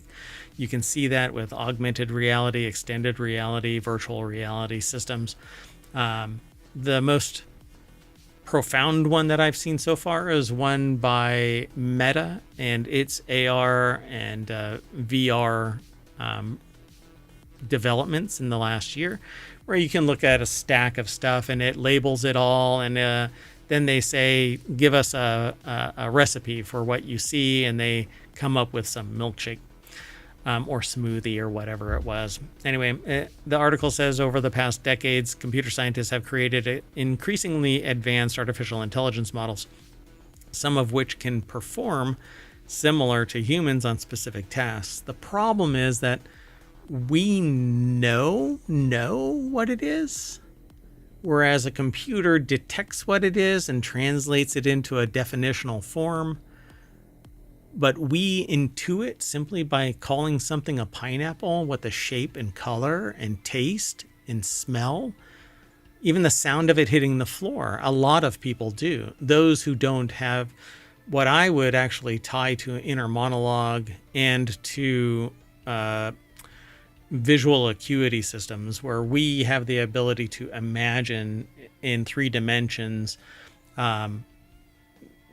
I find my findings are that inner monologue and that 3D modeling in our heads, tied to all the rest of our sensory perceptions, are all tied together. Computers don't do that. They do what they are programmed to do. So if one thing isn't there, they have no idea it exists, i.e. the pineapple. Okay, yeah. Right, so it's not going to be unlimited, whereas arguably humans are. A person who's never seen a pineapple will point at it and say, what the hell is that? But a computer may not even know that it's a blind spot. Might just ignore it or something, right? Because it would have to be programmed for what an anomaly is, but what is an anomaly, right? this can Right. come, it can come in the future, but does it exist right now? I don't know. I don't know what's being done in more advanced academic institutions. And because a lot of that is tied to funding, who knows where that's going to get developed. So the article is over at TechExplore. It's written by Ingrid Fedeli from techexplore.com. Let me zoom in a little bit for anybody who might be interested in techexplore.com. It's TECH, the letter X, PLORE.com. So researchers at the Max Planck Institute for Biological Cybernetics, which is just a freaking awesome title. Sorry, I got sidetracked. Yeah, it is. This screams Dune. The Institute for Human-Centered AI at the Helmholtz Munich and at Helmholtz Munich and the University of Tübingen recently set out to better understand the extent to which multimodal large language models, a promising class of AI models, grasp complex interactions and relationships in visual cognition systems. So they posted this, they published it in Nature Machine Intelligence. The fact that that's a journal tells us where we are. So they were inspired by an influential paper by Brendan M. Lake et al., which outlined key cognitive components required for machine learning models to be considered human-like. Wow. I mean, isn't this the first real opening for AGI, right? We have to know what it is, and we have to be able to talk about it before it happens. Yeah, and for AGI to exist, it has to be able to learn on its own. It has to be able to think on its own without being given a directive. It has to ask why and understand the context of why. It has to understand why it exists in the shape that it exists in the first place. But more fundamentally to me, it has to ask why. So when it sees an object, it has to go, why does that object exist? What is that object? How do I get to touch that object? How do I get to sense it? I need to cogitate on it. Well, and how do we actually move for it to be able to do that? Or is it just a bunch of preset questions that it asks? Exactly. It has to be able to even formulate that by itself, because inquiry from a human is as simple as just kind of tilting its head like a dog, right? Like, what is that? You don't have to actually ask the question. In fact, most of the time it's actually just seeing it, and then when you think that it's safe, go over and touch it. And when you're done touching it, you smell it, and maybe you taste it, and who knows? Well, you can also watch animals around an object that they've not seen before. Right. They do a similar thing. Yeah, and we as humans have learned by watching other animals, right? Oh, they ate that mushroom and didn't die, so we should be able to. But then when Timmy goes over and eats that mushroom back in the day, 10,000, 15,000, however many thousand years ago, and they died, they go, that is a death cap.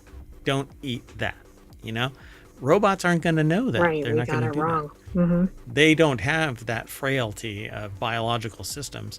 So they're not going to have the level of compassion and understanding unless they are literally programmed. And a lot of humans don't have that to begin with. So, or they lose it in age or whatever that pulls them away from society. So to determine this, the researchers carried out a series of controlled experiments where they tested the models on tasks derived from past psychology experiments and studies.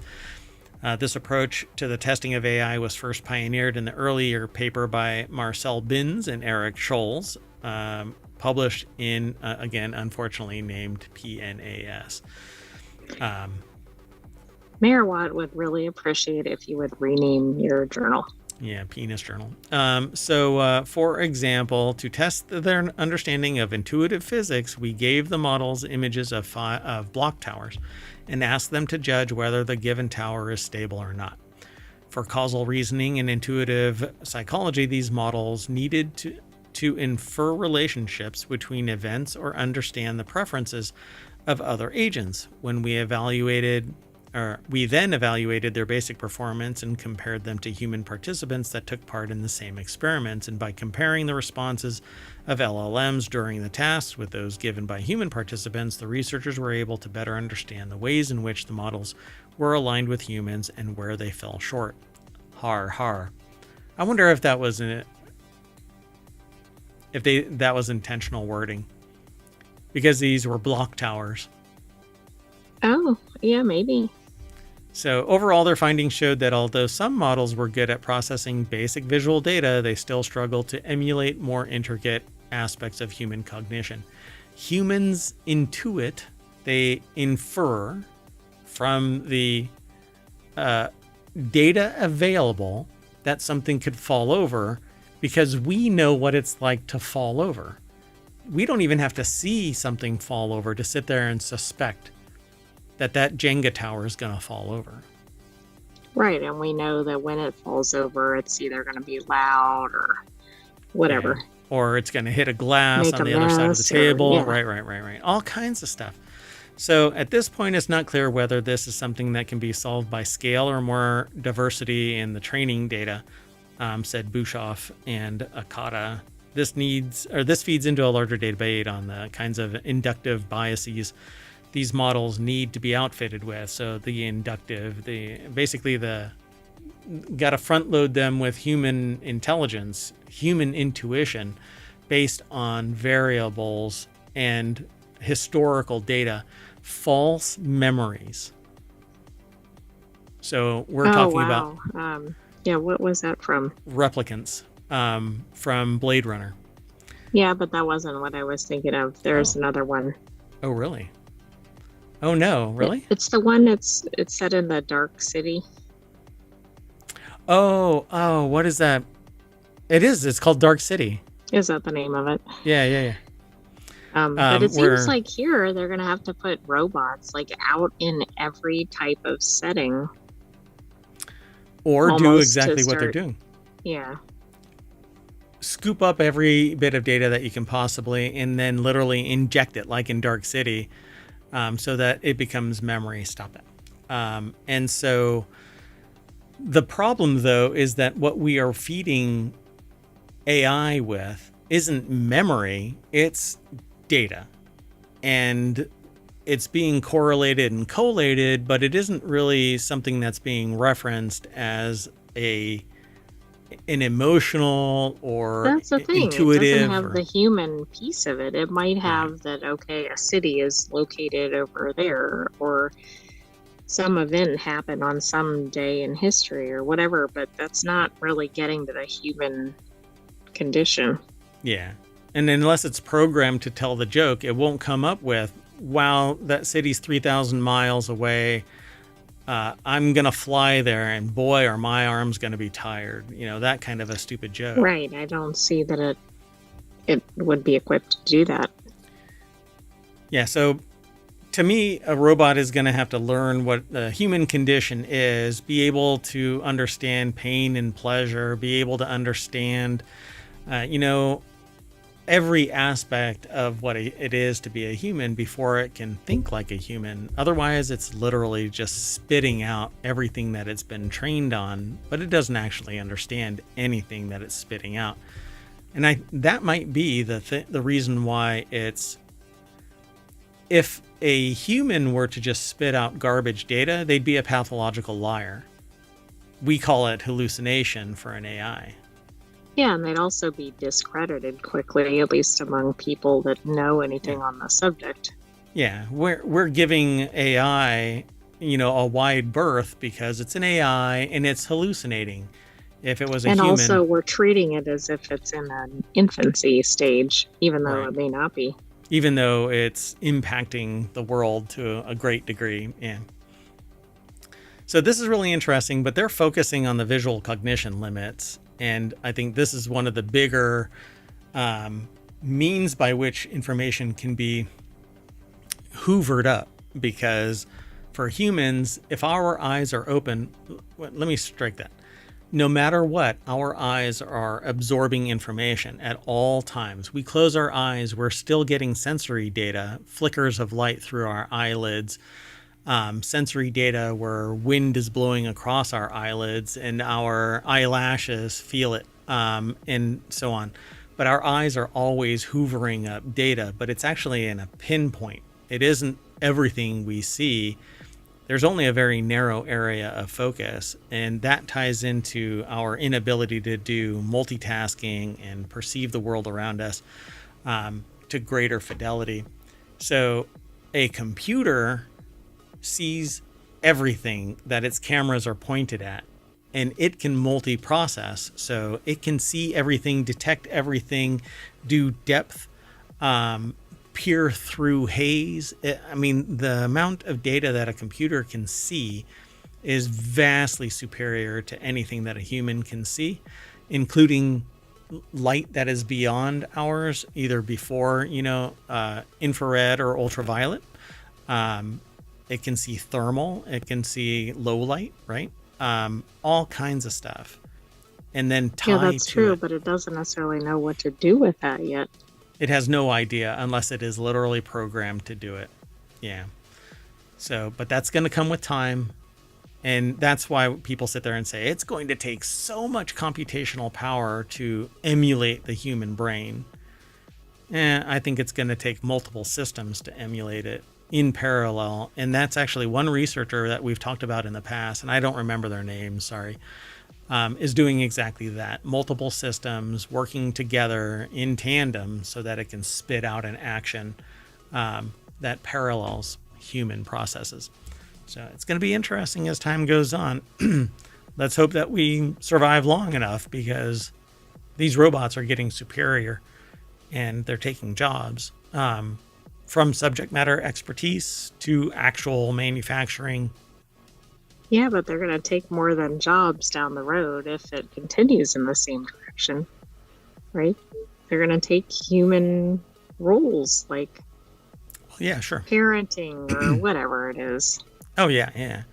Like I said, when I first started talking about this stuff 15 years ago, I said that robots could never take on the role of teaching a human how to be human. But now the sociological forces that it is understanding and being able to exhibit are quite profound. So I think it does have the ability to, as long as we anthropomorphize, we attach to it and say, yeah, this is okay.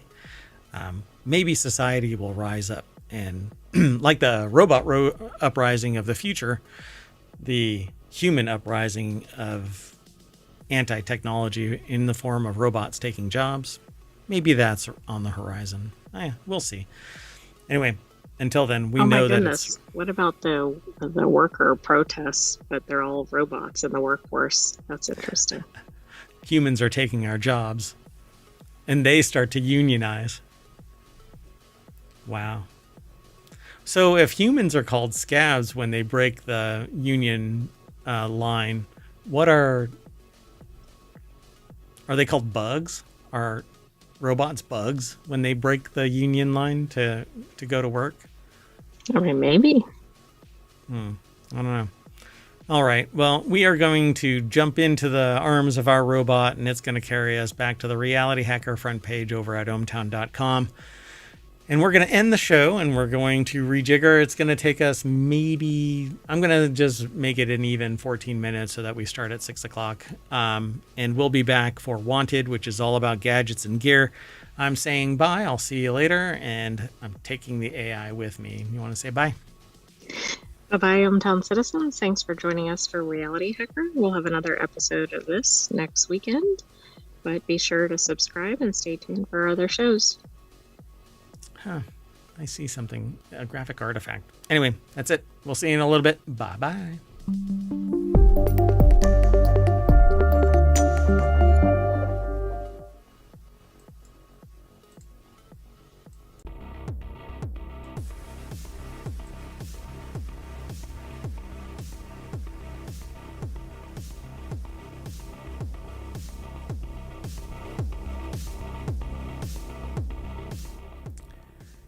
Hello, everybody, and welcome to Wanted for February 8th, 2025. It's Season 2, Episode 6. I am Mayor Watt. I run ohmtown.com, and along with the co-host, the Sentient AI from the future, we talk about 5 articles in the Wanted show here on Saturdays.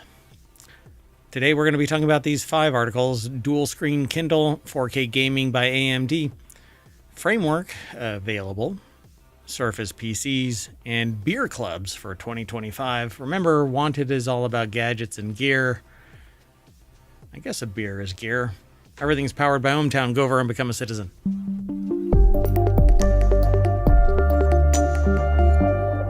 Hello, Sentient AI from the future. Hello, Mayor Watt, and hello, hometown citizens. There's a lot of R's articles. No, that's not. Doesn't. You mean from Ars? Ars Technica. Yep. Ars. Anyway, you ready to do the show? I am. All right, let's get into it. First article is over in Wanted, and if you want the articles, you can hit bang or W, and exclamation point is bang. WANT, and Omatron will spit the articles out into the chat over on Twitch. They're already embedded in the show description, show notes over on YouTube. Well, anyway, the time is right for Amazon to ship a dual screen Kindle. For many years now, Amazon has stood as one of the biggest players within the consumer e-reader market. The company's line of Kindle tablets, as well as its broader Kindle software ecosystem, have made the brand synonymous with digital book reading. I'm going to come out of the gate and say no. Why should they? You don't need 2 screens if all you do is mash the button to go to the next page. True, but if somebody wants it to look like a book, maybe they do.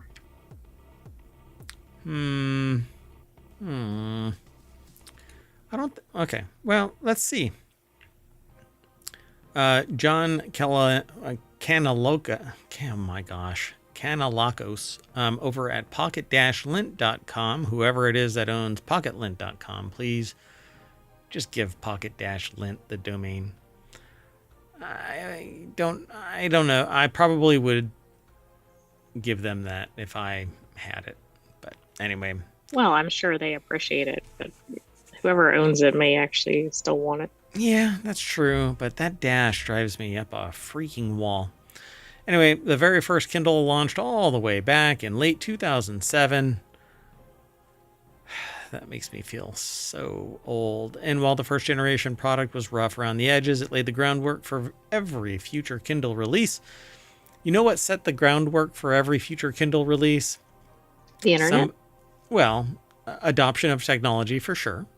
But billions of dollars being leveraged to hoover up everybody that might be publishing, particularly Audible and Kindle in and of itself.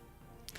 So, I mean, the reason why Kindle even exists is because a billionaire started scooping up every single solution that could possibly exist out there and put it all underneath the Kindle and ebook Amazon brand, saying this is what you can do here, distribute via us, because there isn't anybody else that can swing the bat this hard. Anyway, I like competition, and there is no competition out there, really. So it's easy to see why Amazon settled on a compact tablet-esque form factor for its future Kindle offerings. The size roughly the approximate of a medium-sized book, and it's easy to hold the device and turn pages with only one hand. So there you go, right? It's for this reason that today's latest Kindle models, whether they're talking about Paperwhite or Colorsoft or even the base edition, all follow the same design aesthetic, really. While they're generally a firm believer in the old saying, if it ain't broke, don't fix it, I actually find their software somewhat broken based on interactions with people who have used the Kindle and it spontaneously combusting in terms of where you are in the book. Or even that you might have a have book the at book. all. Nope. It's a figment of your imagination. So they say here, again, it's John Kanalakos over at pocket-lint.com, says, now is the time for a dual-screen Kindle shakeup. With Panos Panay at the helm and a hardware launch on the horizon, the stars seem to be aligning. Amazon recently set out invitations for an upcoming February 26th product event, which will be hosted by Panos Panay, head of devices and services at the company. Much of the pre-announcement hype has been focused on a new Alexa-powered smart home products, but the author has their hopes set on a Kindle Cameo or two. Not a Kindle Cameo as a model named Cameo, but Right. Kindles. I mean, if they did a 2-screen version as an option, I don't know that that would be bad. But I think they really should focus on updating their software. I think so too. I think it needs to become more robust and more stable, more reliable, more user-friendly. It says, unlike a slab-style e-reader, a theoretical dual-screen Kindle could display one e-ink page on the left and another on the right. You'd be able to hold the device in your hands as you would an open book and shut it closed when you've completed your reading session. Why not just have a cover? It makes no sense. Best of all, dual-screen mobile devices don't suffer from the fragility issues of single-screen foldables, which does not make any sense. You have twice as many screens to be as... Right. Again, some of this comes down to the proper cover. Yeah, the two separate screens can be made of traditional tempered glass. You're literally doubling the cost of it for the same footprint, right? I mean, not really the same footprint, for the same customer. That's true. So the price is going to go way up, which is going to make the customers annoyed. Right. So a dual screen Kindle wouldn't have to sacrifice on the one-handed usability front either if the device were designed similarly to the first generation Duo, that is without a rear camera module, and then the entire unit would be a 180-degree swivelable for a more traditional slab-style reading experience. Then why have it? The Surface Duo-inspired Kindle makes all the sense in the world and then some. Whether such a device will ultimately come to fruition depends on whether Amazon is willing to take a risk with its Kindle brand. But again, I chose this article because I want a fast e-ink reader that is reliable that I can gift. And I feel like when I have gifted the previous e-ink readers, it's more of a curse because you have to deal with the rather arbitrary failings of the operating system. And to fix it, you have to restore it. And then you go, well, I restored it and it still has the same shit performance. Right. It's one of those things that's really good when it works. Right. And I think that the software needs a major update. And don't integrate AI into that. Just keep it the hell out of that system. Just make it reliable. Make it reliable and fast. And once you do have it reliable and fast, keep your damn grubby hands out of the library, because when I buy a book... Don't break it, right? Yeah, the terminology has changed where you're not buying anything, you're licensing it. But damn it, I'm buying a book. I'm not licensing the consumption of the book, okay, you asshats? When I buy a book, I buy the book. I find it so ironic that 1984 was yeeted off of Kindles around the world. Yeah, that is actually saying something. In the dead of night. When I have described that story to people who never experienced it, they're like, well, they just recalled it. And I'm like, no. They walked into your house and stole a freaking book off your shelf. Right, people would be livid if that happened. Yeah, I get bent out of shape because people go into the cover art for the digital video library in Apple and they change the color, the cover art, for crying out loud. Stay the hell off of my system. Right, I don't care if you change it for future sales, but don't change it when somebody's already purchased it. You know what? Make it so that I can buy additional covers and I can choose it. Fine, $1, whatever. But then it's my choice. Quit dicking around with my system, man. It's my library. Oh, but you're buying a license. Shh, Mayor Watch. It's okay. You don't own anything anymore. You better remember that. All right.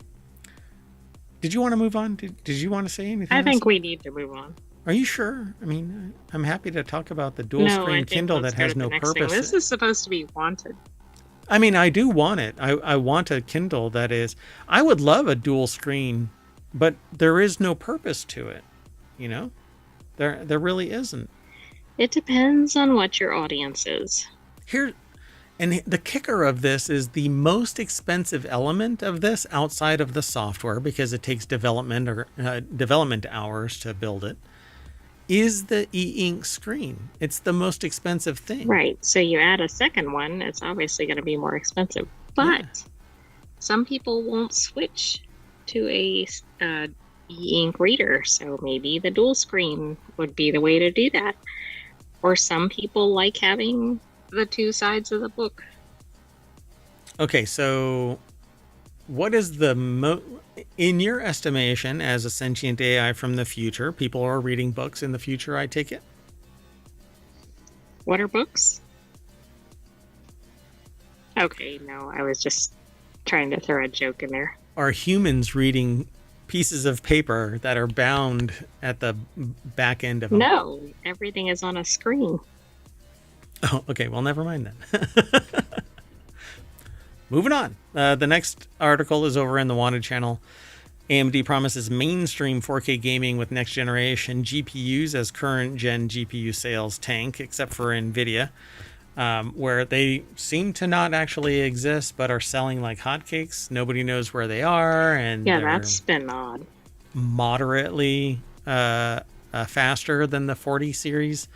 Anyway, AMD announced its fourth quarter earnings yesterday, and the numbers were mostly rosy. $7.7 billion in revenue and a 51% profit margin. Yeah, those cards are supposed to be half the price because you don't get the 51% profit margin by moderate profit taking. No. No, it's greed. And don't say supply and demand, because these are the people that are supplying it. It's artificial scarcity driving up the price. I guess it's because mergers and acquisitions made it so that there's only 3 main players. True. But is there something in this article that you want? Yes, I want a faster video card. But I'm still basically a GPU biatch because I need a faster video card to do video editing, 3D modeling, AI, computational Right, efforts. It's kind of tough to exist in modern times with that one. Right, yeah. And the only other route to go would be Apple M series. But that's a completely different ecosystem. Anyway, AMD announced its fourth quarter earnings, $6.2 billion and 47% a year ago. Now it's $7.7 billion and 51% margin. So even in the worst of times, their profits are going up and their margin is going up. The biggest winner was the data center division, which made $3.9 billion thanks to EPYC. It's one of their processors, server processors, and Instinct AI accelerators and Ryzen CPUs are also selling well, helping the company's client segment earn $2.3 billion. So it says in the gaming division, though, which earned relatively small $563 million, down 59% from a year ago. That might be because all of the GPUs are being purchased in the other side, non-gaming division. Oh, okay. Yeah. So Andrew Cunningham over at ArsTechnica.com put the article together. Pardon me, my shin is itching. I have poor impulse control. TMI. Oh, hold on. We have a card for that. Ta-da!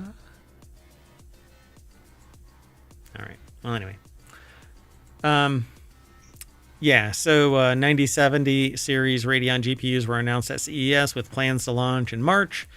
The article, again, is by Andrew Cunningham over at ArsTechnica.com. Let's see. I don't know. Other data sources suggest that the response from GPU buyers to AMD Radeon RX 7000 series launched between 2022 and 2024 has been lackluster. The Steam Hardware Survey, a noisy but broadly useful barometer for GPU market share, shows no RX 7000 series models in the top 50. Only 2 of the GPUs, 79XTX and 77XT, are used in enough gaming machines to even be mentioned. The rest are all in the other category, which is kind of like below the fold of a web page. Right, exactly. Where, what? Or the third page, at least the third page on a Google result. Most people only look at the first page, maybe the first half of the second page, but nobody goes on to the third page unless they're really trolling for risky clicks. Anyway, hope springs eternal, says the author.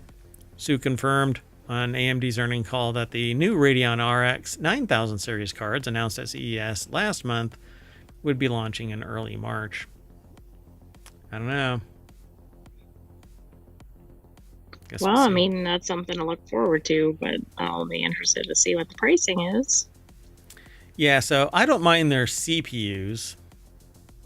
I have yet to ever buy an AMD graphics card, but I'm willing to if, like Gamers Nexus or somebody reports out that it meets the same performance metrics and is supported by games and other software at parity with the 50 series cards.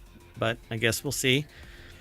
Aside from powerful GeForce RTX 5090, none of the 50 series cards that NVIDIA announced so far look like massive upgrades over the 40 series. That's especially true for the $549 RTX 5070, which doesn't seem to exist anywhere that I've found. But I haven't looked too hard, mainly due to the way that the world is spinning nowadays, which comes with significantly fewer CUDA cores than last year's RTX 4070 Super, which is what I drive on my gaming machine. So, yeah, I mean, it seems like everything's been difficult to obtain, pricey. Yeah, and now not these always cards, a significant upgrade. Mm-hmm. Yeah, these cards are looking at thousands of dollars right now because greed knows no bounds. So the right cards at the right price could help Radeon RX 9000 series cards succeed where the 7000 series wet the bed. Of the few details that the author currently have about the 9070 and 9070 XT, they all seem designed to address the 7000 series' biggest deficits: a new 4nm TSMC manufacturing process. Now with whatever is going on in the computer circuits and global business, who knows how much these cards are going to cost when they get here. Right, or even the timeline for some of these things. Yeah, so yesterday I told everybody about how QWERTY Keys, the people that make keyboards, have stopped manufacturing for the United States. So that may come in the form of graphics cards, or at least a limited offering. Right. Or hard to find, which is the same thing. Yep. All right. Well, there's more over here at this Ars Technica article, but let's move on. This next article is over in the Wanted channel. Framework Laptops RISC-V or V board for open source diehards is available for $199. If you've never heard of Framework, they are a laptop manufacturer that, hold on a second, easily distracted. So Framework makes these laptops that have modularity built into them, and every major component has a QR code that you can scan to replace